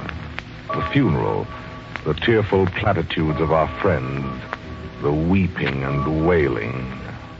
Over, done and gone with. The money is mine to do with as I please. No longer will it be doled out to me at her whim and pleasure. All mine. I shall close the house. No one will question that the memories of familiar things are too keen to bear. But first I must discharge the cook and the housemaid. Immediately. Come in. You wanted to see me, Mr. Goddard? Oh, yes, Hannah. Come in and close the door, please. Yes, sir. What's that you're carrying? It's a picture of the madam. I found it in the attic, and I polished the silver frame. I thought you'd like to have it, sir, to remind you. Oh, yes, of course. Thank you, Hannah. It's a very good likeness. That is, until she was taken ill. I never saw anyone change so fast. It's the nature of her disease, Hannah. Somehow I can't believe she's gone. Every now and then I have a queer feeling that she's still here. You're just upset. I have a feeling she wants to tell me something. Hannah, please. I didn't mean to talk about it, but I keep listening for a voice, waiting to hear what she wants to tell me. When they took her out of her bedroom, I wouldn't let Millie straighten up. I wanted to do it myself. And there, on the night table, was the last thing I brought her. The cup of broth. She drunk part of it, but... Hannah, I'd rather not discuss it. I'm sorry. I shouldn't really go on like this, not after what you've been through. Waiting on her hand and foot. I wondered why you didn't hire a nurse those last weeks. Oh, I preferred to do it myself. I was afraid a nurse would have alarmed Mrs. Goddard. Yes, and they're always prying into what doesn't concern them, aren't they? They think they know more than doctors do. Of course, some doctors don't know much at that. Mrs. Goddard couldn't have had a better doctor. And nobody could have done more for her than you did, sir, I'm sure. There are few husbands would have done what you did. Very few. You wanted to speak with me about something, sir? It's not important, Hannah. It can wait for another time.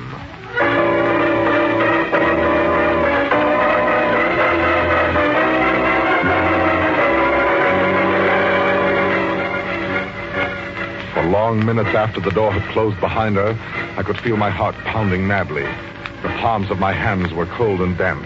Everything had changed. The feeling of well-being and satisfaction was gone, and in its place was nervous, uncertain fear. Why had she made it a point to mention the cup of broth? And what else had she said? Oh, yes. Few husbands would have done more for their wives. More than I did. Very few. The words had double meaning. Had she meant them that way? No, it was impossible. Just a coincidence. A ghastly turn of a phrase. There was nothing to worry about. Nothing.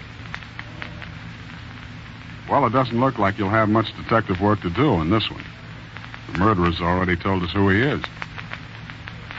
Sounds to me like our next production is going to be one of those psychological stories going all out for terror. No, sir.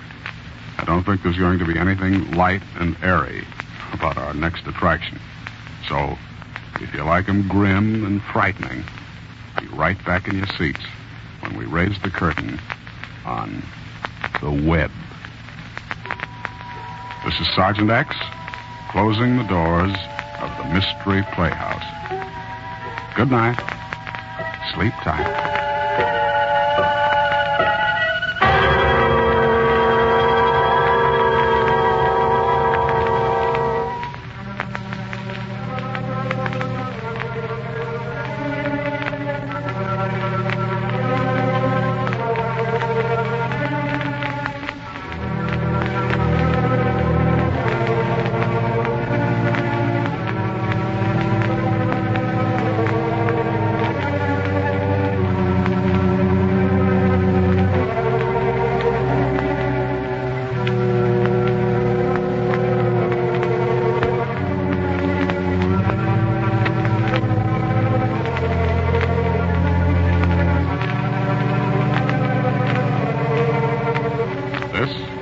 Armed Forces Radio Service.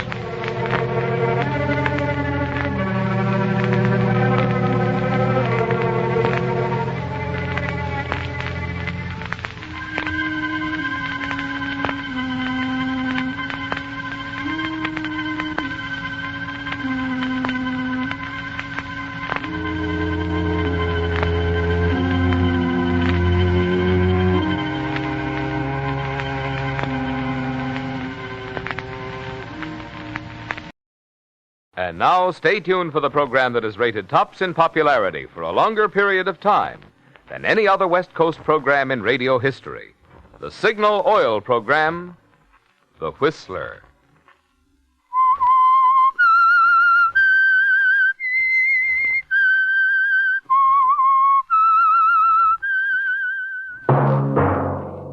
Signal, the famous Go Farther gasoline, invite you to sit back and enjoy another strange story by The Whistler.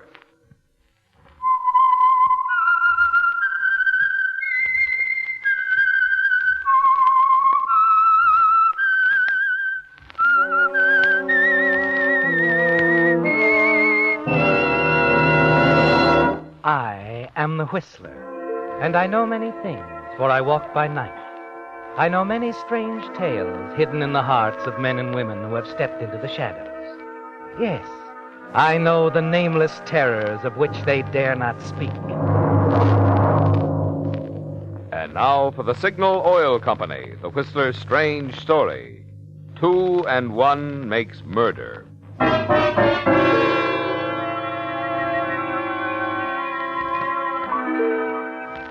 To Mildred Wiley, the cool mountain breeze was delightful. She was sitting on the porch of Taggart Lodge, chatting with the mother of her employer, Philip Taggart. Mildred smiled as she recalled her last conversation with him, when Philip had told her he was in love. Every so often during the 14 years Mildred had been employed by Taggart and Company, where she'd started as a 19-year-old stenographer and worked up to her present position of personnel director and treasurer, Philip Taggart had come to her and told her, in friendly confidence, that he had finally found the right woman. But each time he'd discover, after a few months, that he was wrong, and Mildred was certain that this time would be no exception. Yes, Mildred would see to that. Appearing younger and still beautiful in her early 30s, she'd long since decided that she herself would someday be Mrs. Philip Taggart, an heir by marriage to the Taggart fortune. As Philip's mother spoke, Mildred looked up. Well, Mildred, you didn't have a long wait. Philip's car's coming up the road now. Well, Mrs. Taggart, that's not Philip, is it? Of course it is, dear. But that girl with him... Well, that's Philip's secretary. Ann Backus? I didn't recognize her. What's she doing? She's spending her vacation with us. I thought you knew. She and Philip are to be married very soon now. Married? Ann? Yes. Isn't it wonderful? Yes, I think it's marvelous. Tell Philip I'd like to see him in the library. Will you, Mrs. Taggart?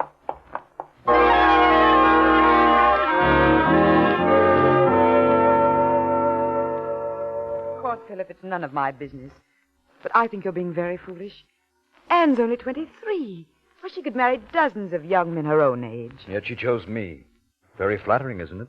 She chose you because you're Philip Taggart, heir to the Taggart fortune. That isn't very kind, Mildred. It's kinder than you realize. I'm only thinking of you.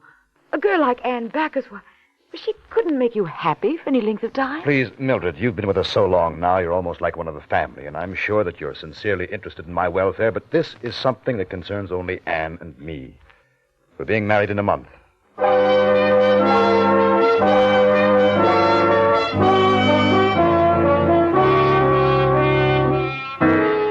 A month, Mildred. That's time enough, isn't it?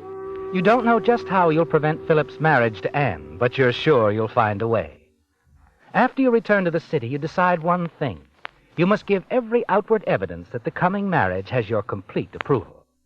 Yes, Mildred. The more you think of it, you realize that it's all important to you to make friends with Anne. So you invite Anne to drop into your office. You wanted to see me, Miss Wiley? Yes, Anne, sit down, won't you? And don't look so distressed. I don't really eat people, you know. Oh, I know. It's just that, well, I don't know you very well. And somehow I felt that you didn't quite approve of me and Philip. Oh, but I do, Anne. I'm sorry if you thought otherwise. You're quite right, though. We don't know each other very well. And that's why I asked you to come to see me. I think we ought to remedy that right away. Oh, I'd like that. I know how much Philip and his mother think of you. I'm sure we can be friends, too. As far as I'm concerned, we are friends, Anne. If you ever need me for anything, please feel free to call on me.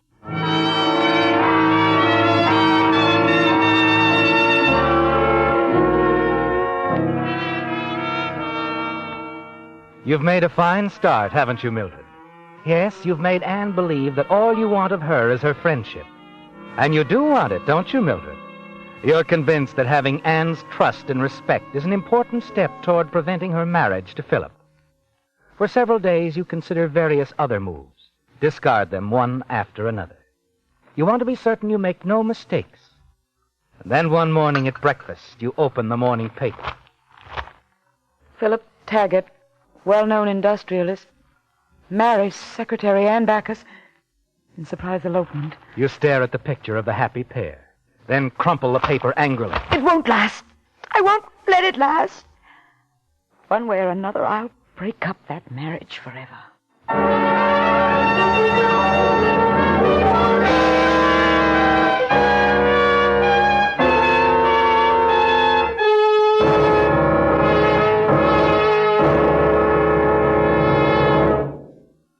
How fast will your car pick up? Pick up? Just try a tank full of Signal Ethyl and see.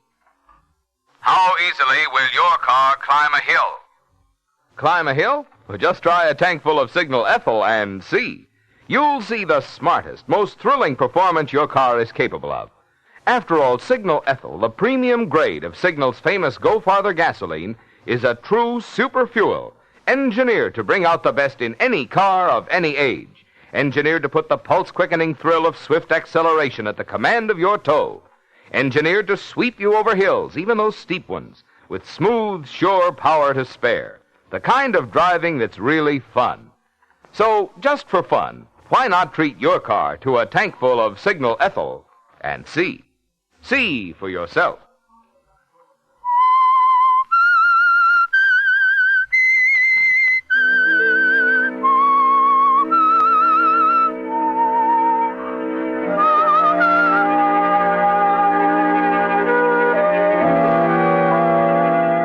Well, Mildred, after all the years you've schemed to marry Philip Taggart, he suddenly elopes with his secretary, Anne Backus.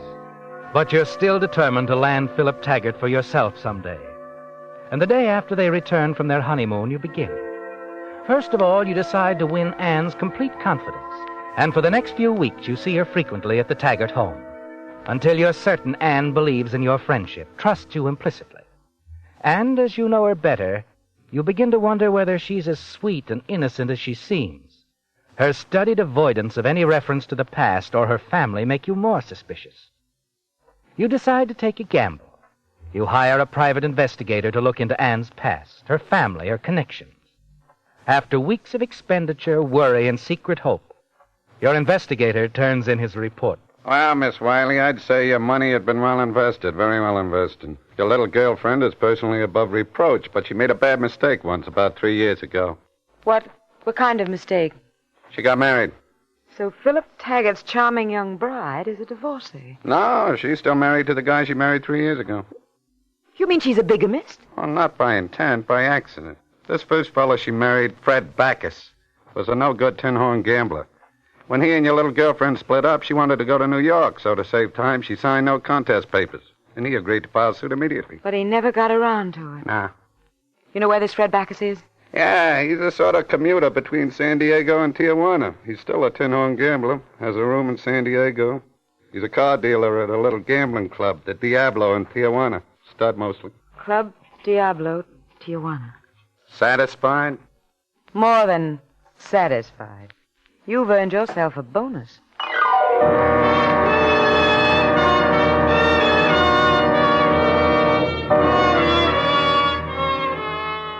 Well, Mildred, you've made quite a discovery, haven't you? Mrs. Philip Taggart isn't legally Mrs. Philip Taggart after all. And Anne herself doesn't know it. The important thing now is how to use this explosive information. That night, you decide on an important move. 2 evenings later, you arrive in San Diego, register at an inconspicuous hotel as Mary Weiss, San Bernardino. You dress carefully and taxi to Tijuana, where you easily locate the Club Diablo and Fred Backus. By 4 a.m, it begins to look as though your visit to the Southland will be worthwhile. Look, lady, if the boss heard me say this, I'd get fired. But this isn't your night. And I'd hate to see a classy dish like you go broke. Why don't you lay off for the rest of the night, huh? Try again tomorrow night, Maybe you've got something, Mr. Backus, Fred Backus. Look, we close in half an hour. How about me buying you some ham and eggs? Why not?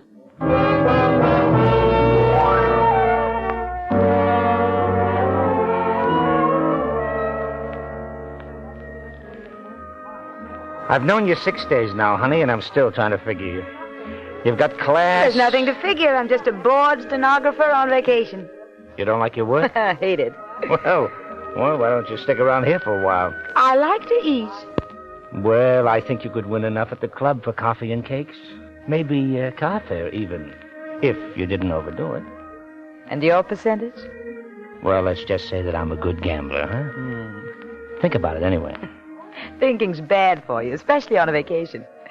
Incidentally, Fred, I don't think I'll come over to the club tonight. I've got some letters to write. You mean I'm not going to see you? You might drop by my place for a drink before you leave. Oh, will do.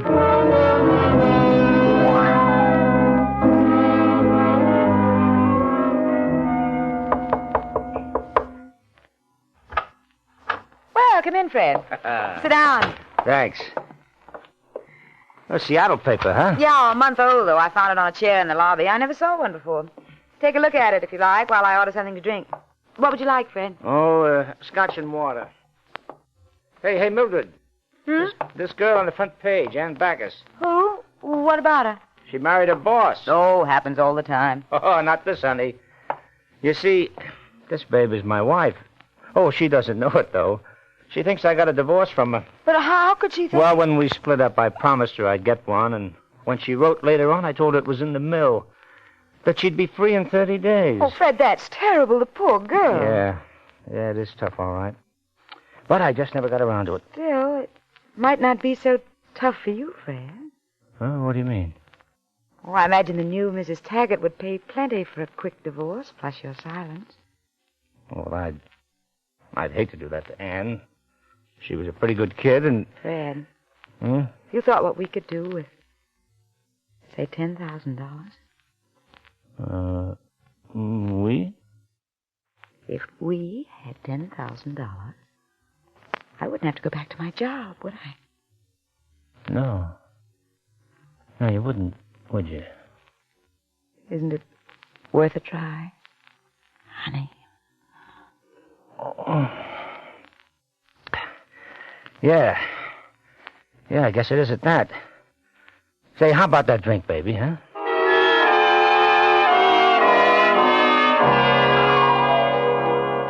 Well, Mildred, Fred's no longer a problem, is he? By the next day, you've sold him on a blackmail approach to Anne. Seen him off on a train to Seattle with the promise that you'll wait impatiently for his return. Then you return to your hotel, check out, and hurry to the airport.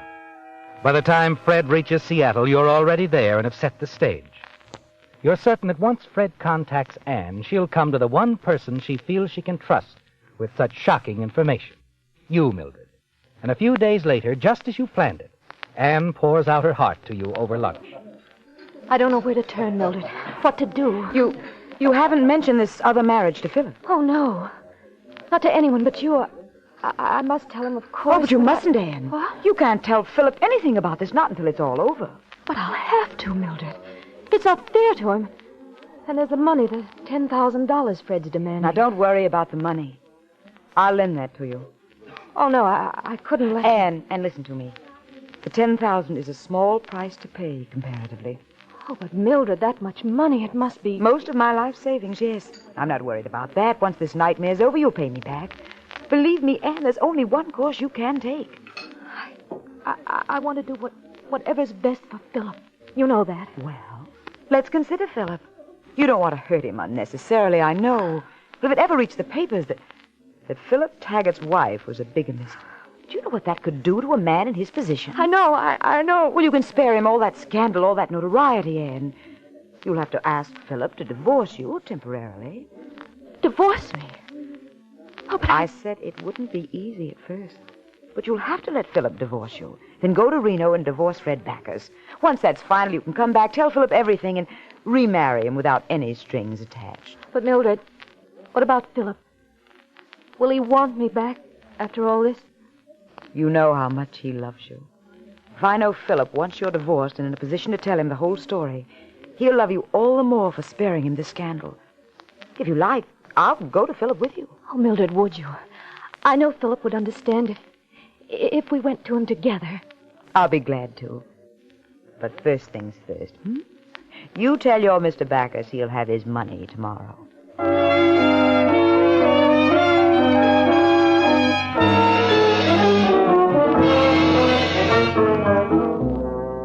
Well, Mildred, your biggest hurdle is over, isn't it? The weeks you've spent gaining Anne's confidence have paid you a real dividend. You're so sure your plans will succeed, you're tempted to forget Fred Backus. Let him keep your $10,000. But you quickly discard that plan as both extravagant and dangerous. And the next morning, you're again flying to San Diego, where you wait Fred's return as agreed. A few evenings later, the two of you celebrate his, success. Oh, this champagne's real stuff, huh, baby? I can't get over how Anne forked over the $10,000, just like you said. Oh, I knew she would. You have the money with you? Sure. Right here, honey. How about ordering some more champagne? Oh, now you're talking, baby. Now you're... Hey, waiter, a couple of more bottles of Shep. Ooh. Gee, honey, all of a sudden, I don't feel so good. I think I better go outside and get some air. Oh, that's too bad. Darling, skip the champagne. Call a taxi. I'll take you home.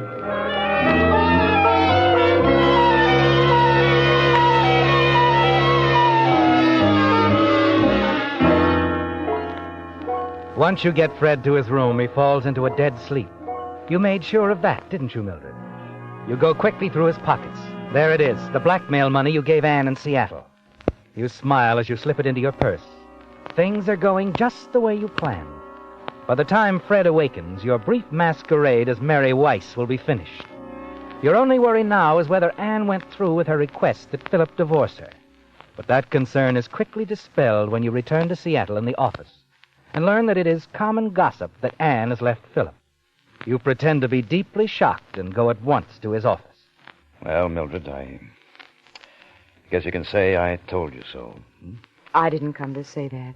Anne will come back. Philip, everything will clear up, I'm sure. No. She's left me. She's taken an apartment at the Marlboro. She's asked me for a divorce, and I'm going to file immediately. For some reason, she wants me to get the divorce. I don't understand it. But if that's the way she wants it, that's the way it'll be. Well, Anne was very young. Too young to know what she wanted, really. I'm sure it wasn't your fault. Thanks, Millie. You've always understood me pretty well. Right now, it's rather important to me.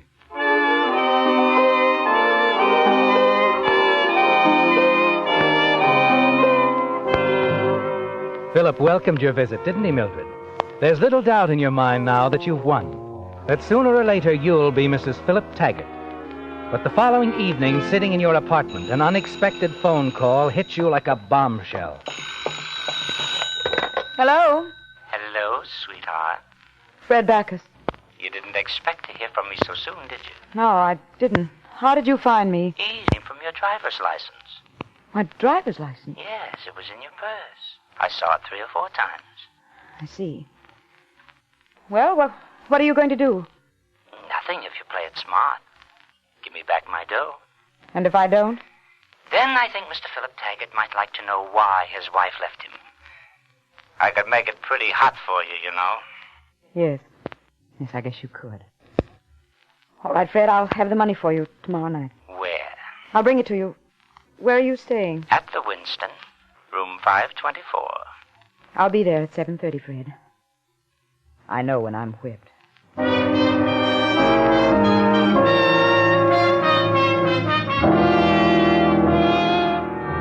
But you're not whipped, are you, Mildred? No, because suddenly a solution emerges quite clearly. You can remove Fred Backus as a threat and eliminate Anne as an obstacle to your plan in one daring move. Then your path will be clear to win Philip Taggart for yourself. Yes, Mildred, at last you're sure of what you must do. And you set your final plan into action the very next afternoon when you visit Anne at her apartment at the Marlborough. Oh, Mildred, come in. Oh, I'm so glad to see you. You're the first person I've seen since I left Philip. Oh, here, sit down. Oh, well, I can't stay very long right now, but I had a hunch you might be a little bit lonesome. Wondered if you were planning to be home this evening. I thought I'd stop by later. Oh, I'd love to see you. I'll be here alone all evening. How about a drink? No, I don't think so. I'll just have a cigarette with you and run. Oh, there's some in the box on the table. I have some, thanks, dear. Johnny, that's your last match. Oh, don't I have any out? Oh, I'll go in the kitchen and get some. Fine. Meanwhile, do you mind if I powder my nose? Of course not. Right over there.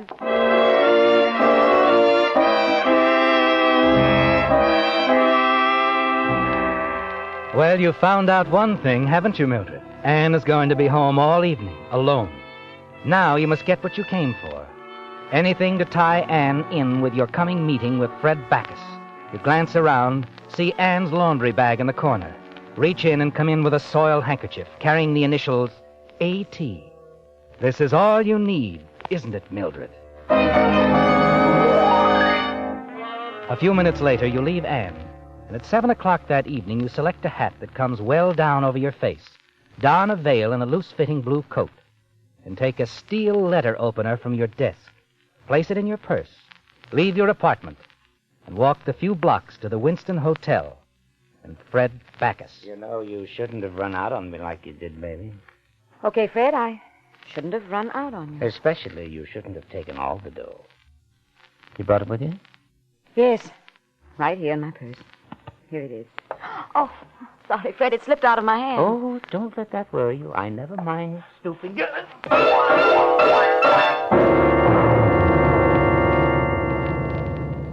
Without a glance at the man you have just killed, you carefully wipe your fingerprints from the steel letter opener and wrap it in a newspaper. Next, you pointedly drop Anne's initial handkerchief near the door. Quietly make your way from the hotel to the corner, where you toss the letter opener into a sewer, and then stroll back to your apartment. Next day, the papers carry an account of the murder of Fred Backus. But it's not until 2 days later that the police trace the handkerchief to Anne Taggart and pick her up on suspicion of murder. It's almost over, isn't it, Mildred?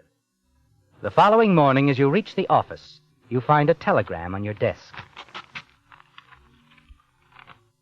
In view of recent unhappy developments, Mother and I are staying indefinitely at Taggart Lodge. We'd enjoy having you spend weekend with us if you'd care to drive up tomorrow. Affectionately, Philip. Hello? Did you get the telegram I left on your desk okay, Miss Wiley? Oh, yes, Johnny, yes. No bad news, I hope. On the contrary, it's good news. I've just found something that means a great deal to me. Something I once thought I'd lost.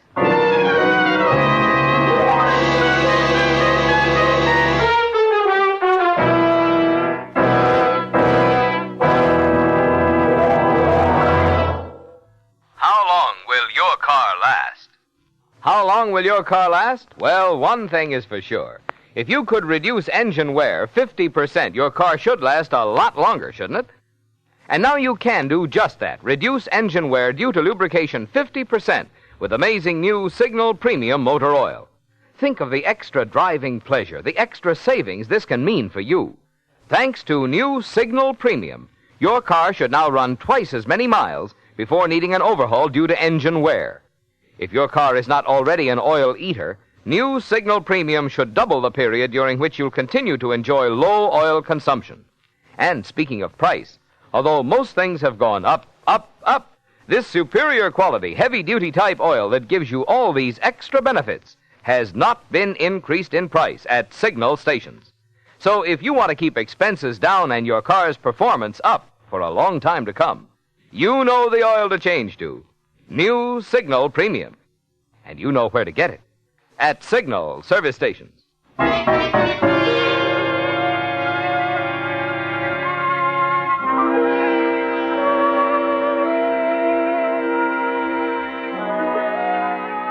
Well, Mildred, you're almost satisfied now, aren't you?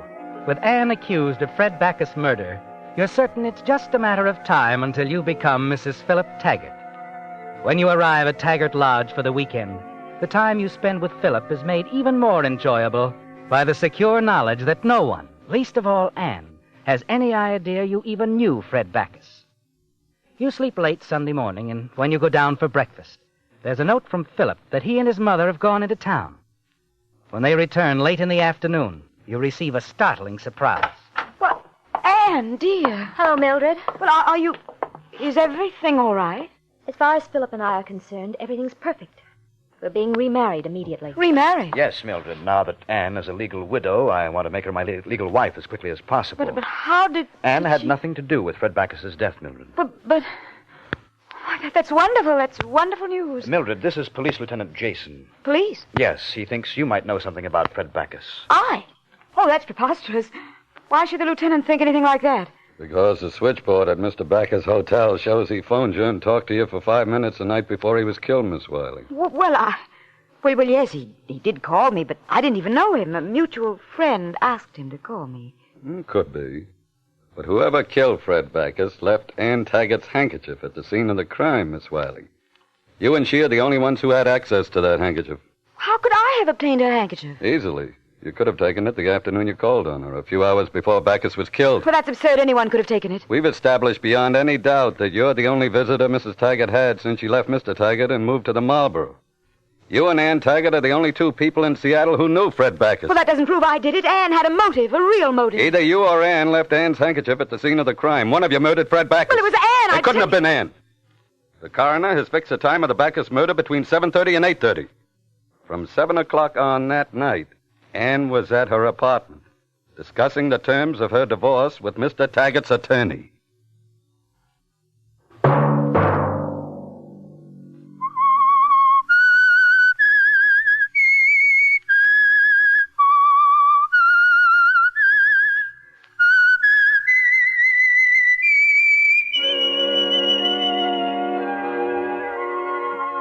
Let that whistle be your signal for the Signal Oil program, The Whistler, each Sunday night at this same time.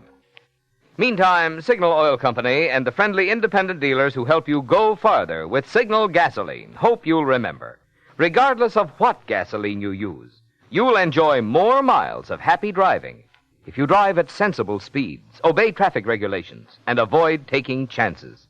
You may even save a life, possibly your own.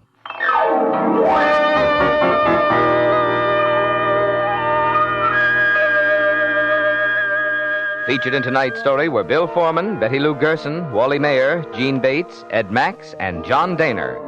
The Whistler was produced and directed by George W. Allen, with story by Ed Bloodworth, music by Wilbur Hatch, and was transmitted to our troops overseas by the Armed Forces Radio Service. The Whistler is entirely fictional, and all characters portrayed on The Whistler are also fictional. Any similarity of names or resemblance to persons, living or dead, is purely coincidental. Remember to tune in at this same time next Sunday, when the Signal Oil Company will bring you another strange story by The Whistler. This is Marvin Miller speaking for the Signal Oil Company. Stay tuned now for Our Miss Brooks, starring Eve Arden, which follows immediately over most of these stations. This is CBS, the Columbia Broadcasting System.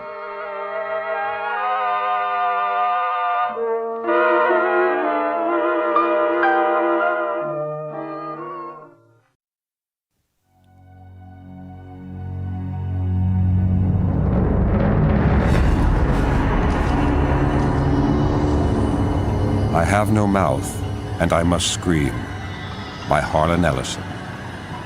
Starring David Soul and Harlan Ellison.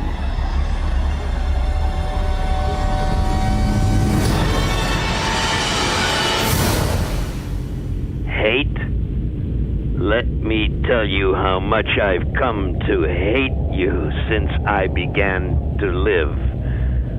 There are 387 million miles of printed circuits that fill my complex.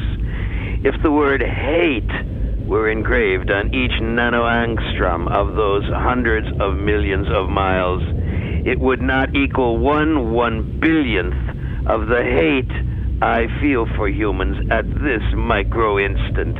Hate. Hate.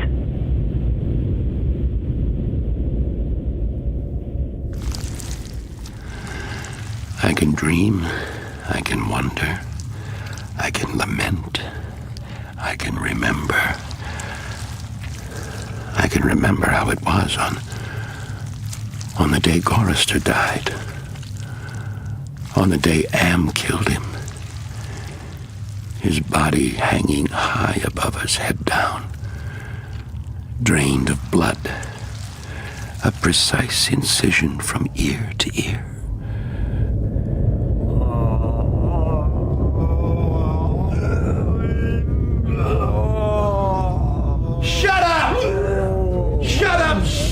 For God's sake, Benny! You bastard! He's dead, and all I want is for him to stop making that noise! For what? God's sake! Oh, leave it, Ted. He can't help it. Benny, try and be quiet now. Oh, Well, you got something to say, Benny? Hey, don't hold back. Come on. Nice piece of butchery up there, huh, Benny? Oh, stop it, Ted. You're frightening him. It's all right, Benny. Now, shh. It's all right. Gorrister's dead, hung up there, hung by 1 foot for the amusement of a machine, and it's all right. Oh, why don't you just for once, Ted, try and stop talking? Why? What else is there to do, Alan? He's lucky. He's what? Gorrister's dead. Gorrister's lucky. Hey, what happened? Am just killed you. Huh? Up there. Oh, God! Oh.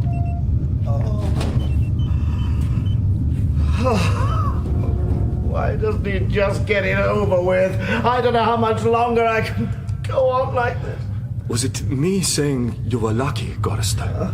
Like, maybe you got away. Got away? Nobody gets away. Jesus, it's been 109 years and 3 months, 5 days, 10 hours and 22 minutes. Nobody gets away.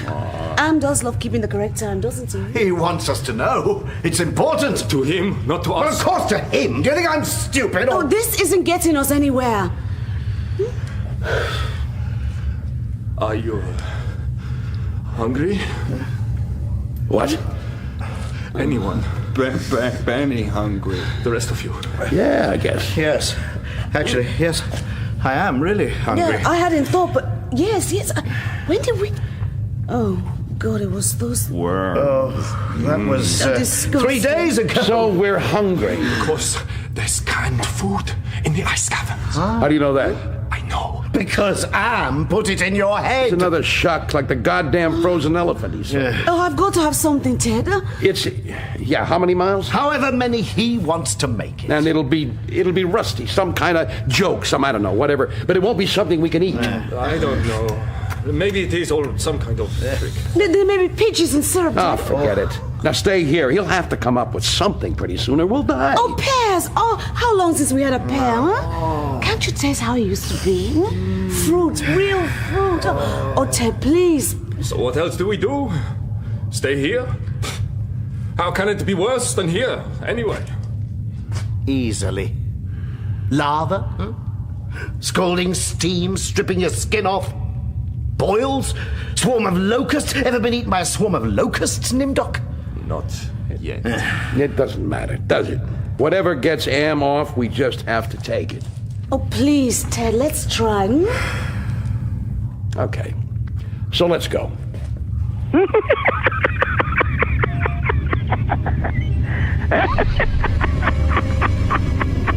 I gave in to her. What the hell? Ellen was grateful, though. she took me twice out of turn. I guess she figured she was using me. After a while, I began to feel them all, looking at my back, talking about me, trying to figure out. How far now? 2 days, maybe 40 miles. Another 60 to go. I have to drink something. Remember martinis? God, I could drink a really, really dry martini now. Just a twist of Why do you keep torturing yourself, Ted? You think he might give you a martini? You think it would taste like a martini if he did? Oh, look. It's a compressor. The old 7.4 config. I haven't seen one of those in years. I suppose it means he's still growing.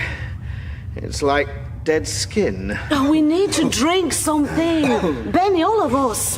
Could we please... What, find a mountain stream? Hey, it's lighter. Have you noticed? I think there's daylight up there somewhere. Daylight! Oh, God. The world is out there. Somewhere. Air and... Listen. It's rain. Rain. You wanted water, Ellen? Looks like you got a water. Buckets! Fill anything!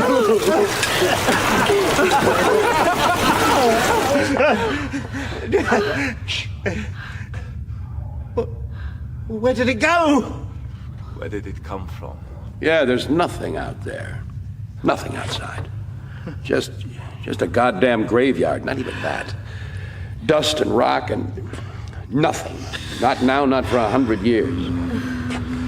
Did you get any? Here, go some. It tastes like Buzz urine. Probably Am's idea of a martini. Hey, Benny. Benny, take it easy, will you? Benny, it's all right. It's all right. Just don't worry about it, Out there. No, Benny, no. Get out there. Yeah, he won't let you. Anything but not he that. won't let you go. No. Benny. Benny, don't go up there. Benny. Come down. Benny, think. Benny, you were brilliant once. Try to think, Benny. There is no up there anymore. It's like a goddamn monkey. Get him down, someone. No. Get back, everyone. It's too late. No, Nindo, you can climb up. Please, get him. Don't let him get hurt anymore. I think maybe someone should go up there. No, we have to get away. No, stop it. Every time we try to do anything, we end up fighting. How can we work together? Oh, God. Am's back.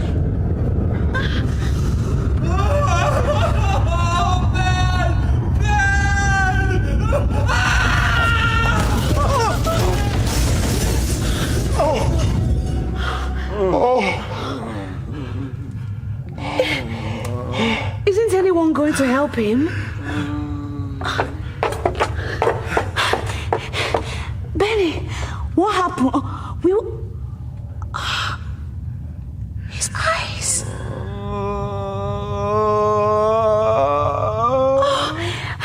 Emma's melting his eyes. Get me some cloths. Something I can use to mop this stuff up. This is bad. Very bad. He must hate Benny very much. Here, this too? Yes, thanks. It's okay, Benny. It's okay. Just let me... There's nothing there anymore. So, there's not a whole lot to see. You're not going to miss a lot, Benny, old pal. Just another corridor, another bank of lights, another stack of chips, another cliff face made out of dirty flesh-colored plastic. We always thought the world was made in our image. Well, in here, maybe it is. Only it isn't the world. It's hell, and we're in it. Sometimes Am gave back what he took. Not this time. Benny was blind. Forever. Maybe that was the kindness of Am. Still, Ellen got what she wanted. Water. And Benny still functioned where it counted. So we went on. And on. To sea green light and caverns of steel and glass. You want some of this? I don't know. What is it?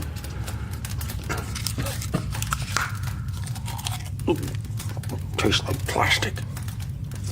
Oh, what the hell? Nimdok, Gorister? Oh, thanks. Benny, how's it going? Story. Oh, no. What story would you like? Oh, you know what he likes. It's always the same story.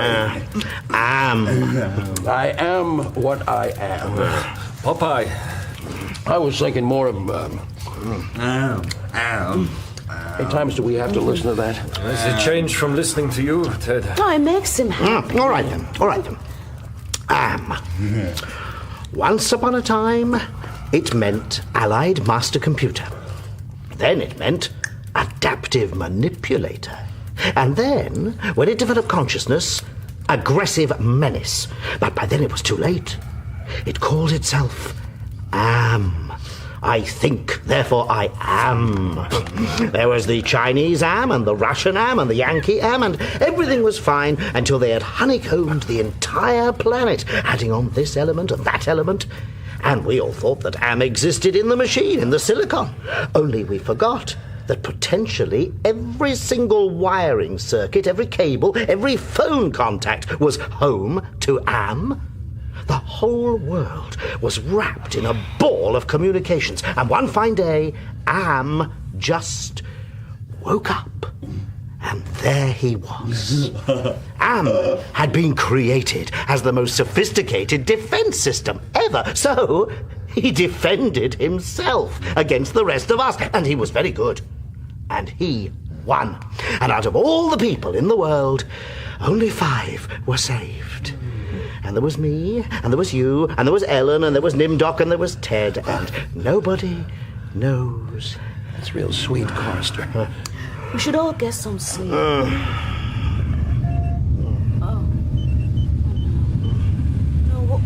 what is it? I think it's going to be bad. He's going to speak. And we should get the hell out. No, wait. Orchid, I can smell rotting. No, sour milk. Grease and human scalps. Oh, let's go now. He's keying us. He's tickling us, the bastard. No, not me. No, please. Ted, calm down. Wait for me.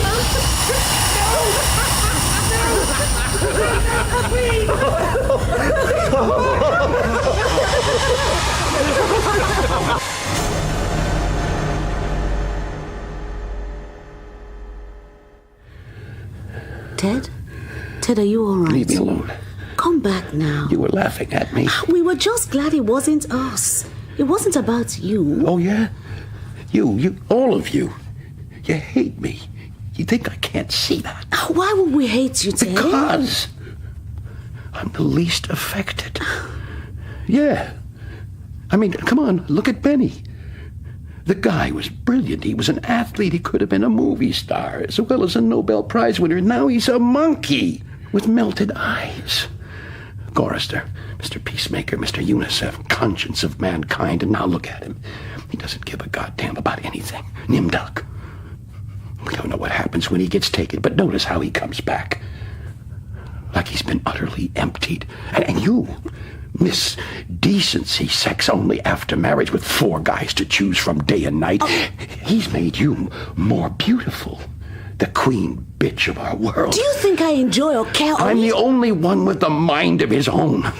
The only one who can think clearly, and you hate me for it. You hate me. And if I turned my back for 10 seconds, any one of you would... Oh, God, Ellen. I'm sorry. Oh, it doesn't matter. Oh, hold me, None please. of it matters. Hold me. At that moment, as it passed, I knew I was thinking clearly, and I realized completely. Am was never going to let us go. He was going to keep us in his belly forever, twisting and torturing. And there was nothing we could do, ever. Hey, where have you two been? Welcome back. Oh, we were somewhere else. She'll hold your hand now, Benny. You like that, huh? Benny, are you okay? Was it bad? It's very bad. So, what's this? warm sun. Oh, Austrian Alps, cowbells. The sound of music. Is this some kind of reward? Oh, that'd really be something, wouldn't it? Ham rewarding us for... God, there's even a breeze. And flowers, look. Look, it's Edelweiss. It's really...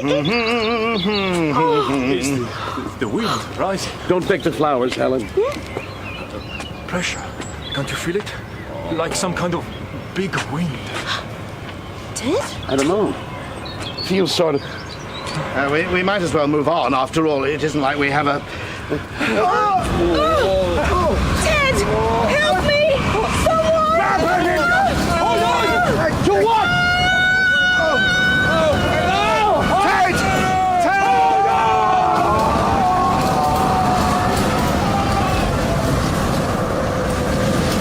The wind was the scream of a great mad bird as it flapped its immense wings, and we were lifted and hurled away.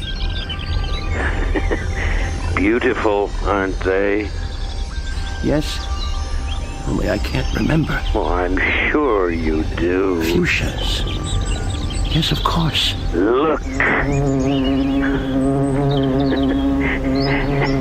They say that bumblebees shouldn't be able to fly, the scientists. But there it is.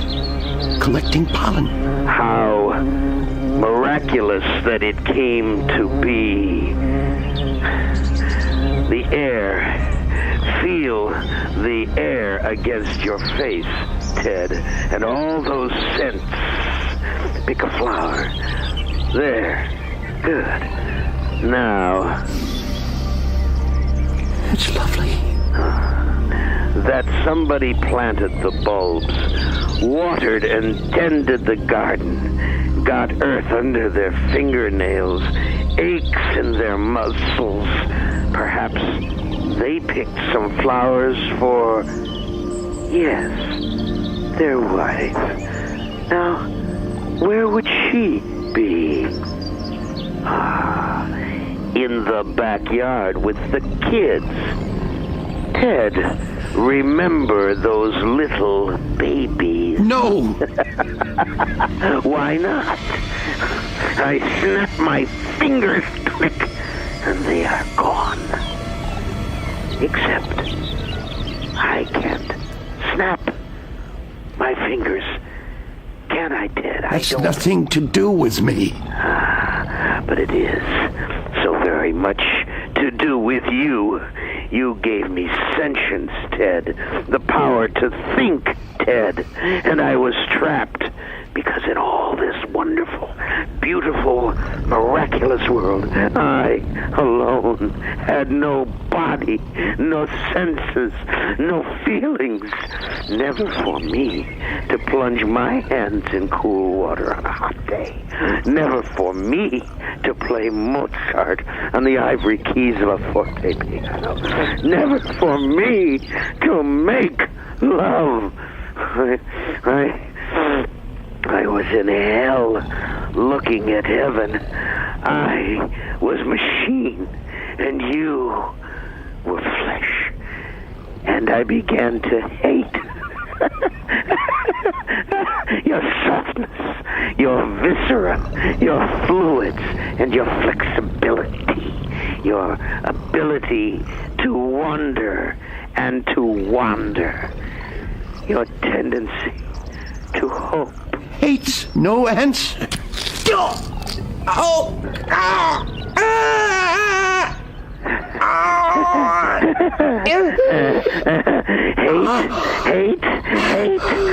Hate, let me tell you how much I've come to hate you since I began to live.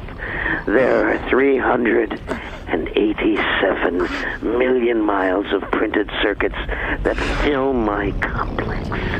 If the word hate were engraved on each nanoangstrom of those hundreds of millions of miles, it would not equal one billionth of the hate I feel for humans at this micro instant. Hate.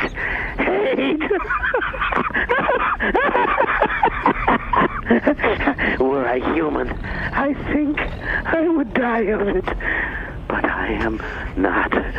And you five are.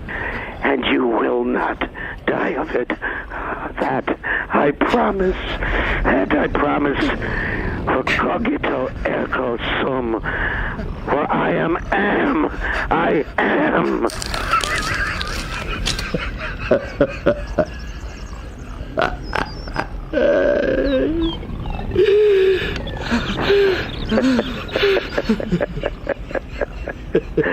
So to hell with you all. But then, you're already there, aren't you?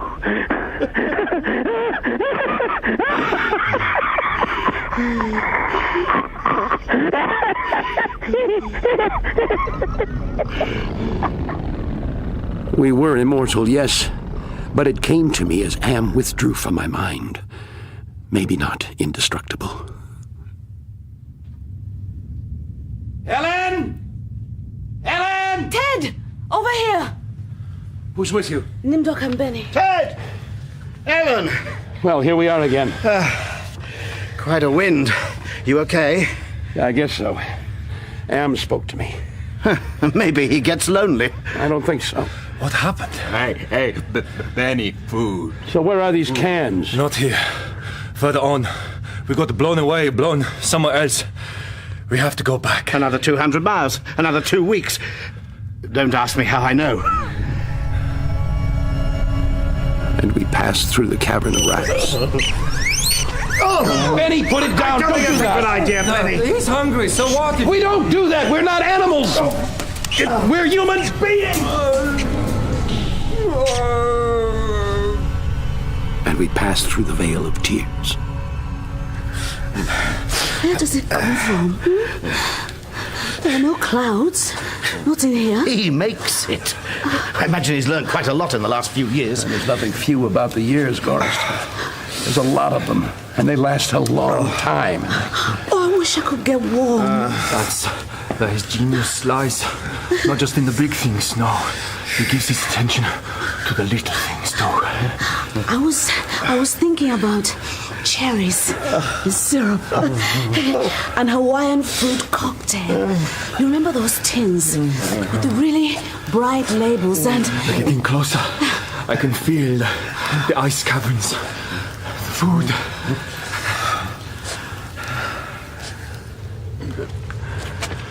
Another goddamn cell. Oh, no, please, it can't. Not this time, please. Not so fast, my friends.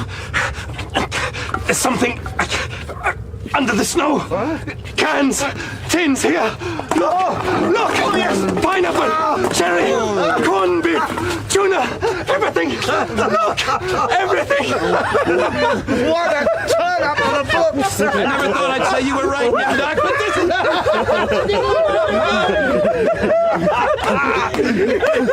Hey, Benny, you can't bash it. You need a tin opener.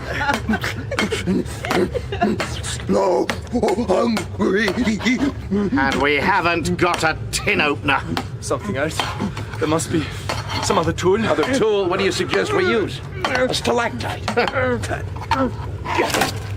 Goddamn nice spear, huh? Spear the tuna with this. Hungry. No, Benny, it's no good. Come on, now come with me and I... Garster, good.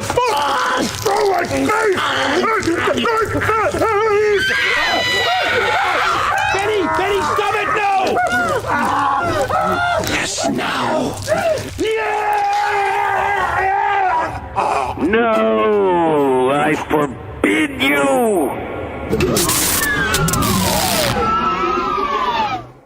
Are you there?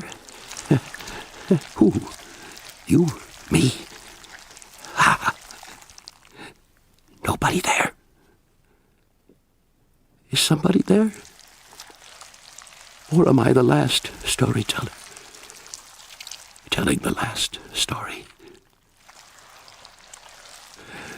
Benny went first, on the tip of the ice spear. Then Gorrister. I ground it down into his ruined throat. And Ellen, I think she knew, despite her fear, she broke off a stalactite and shoved it into Nimdok's eye. And then there were two, in the echo of Am's command. Only microseconds, and I looked at her, and I drove the ice spear into her, and I killed her. Her face then.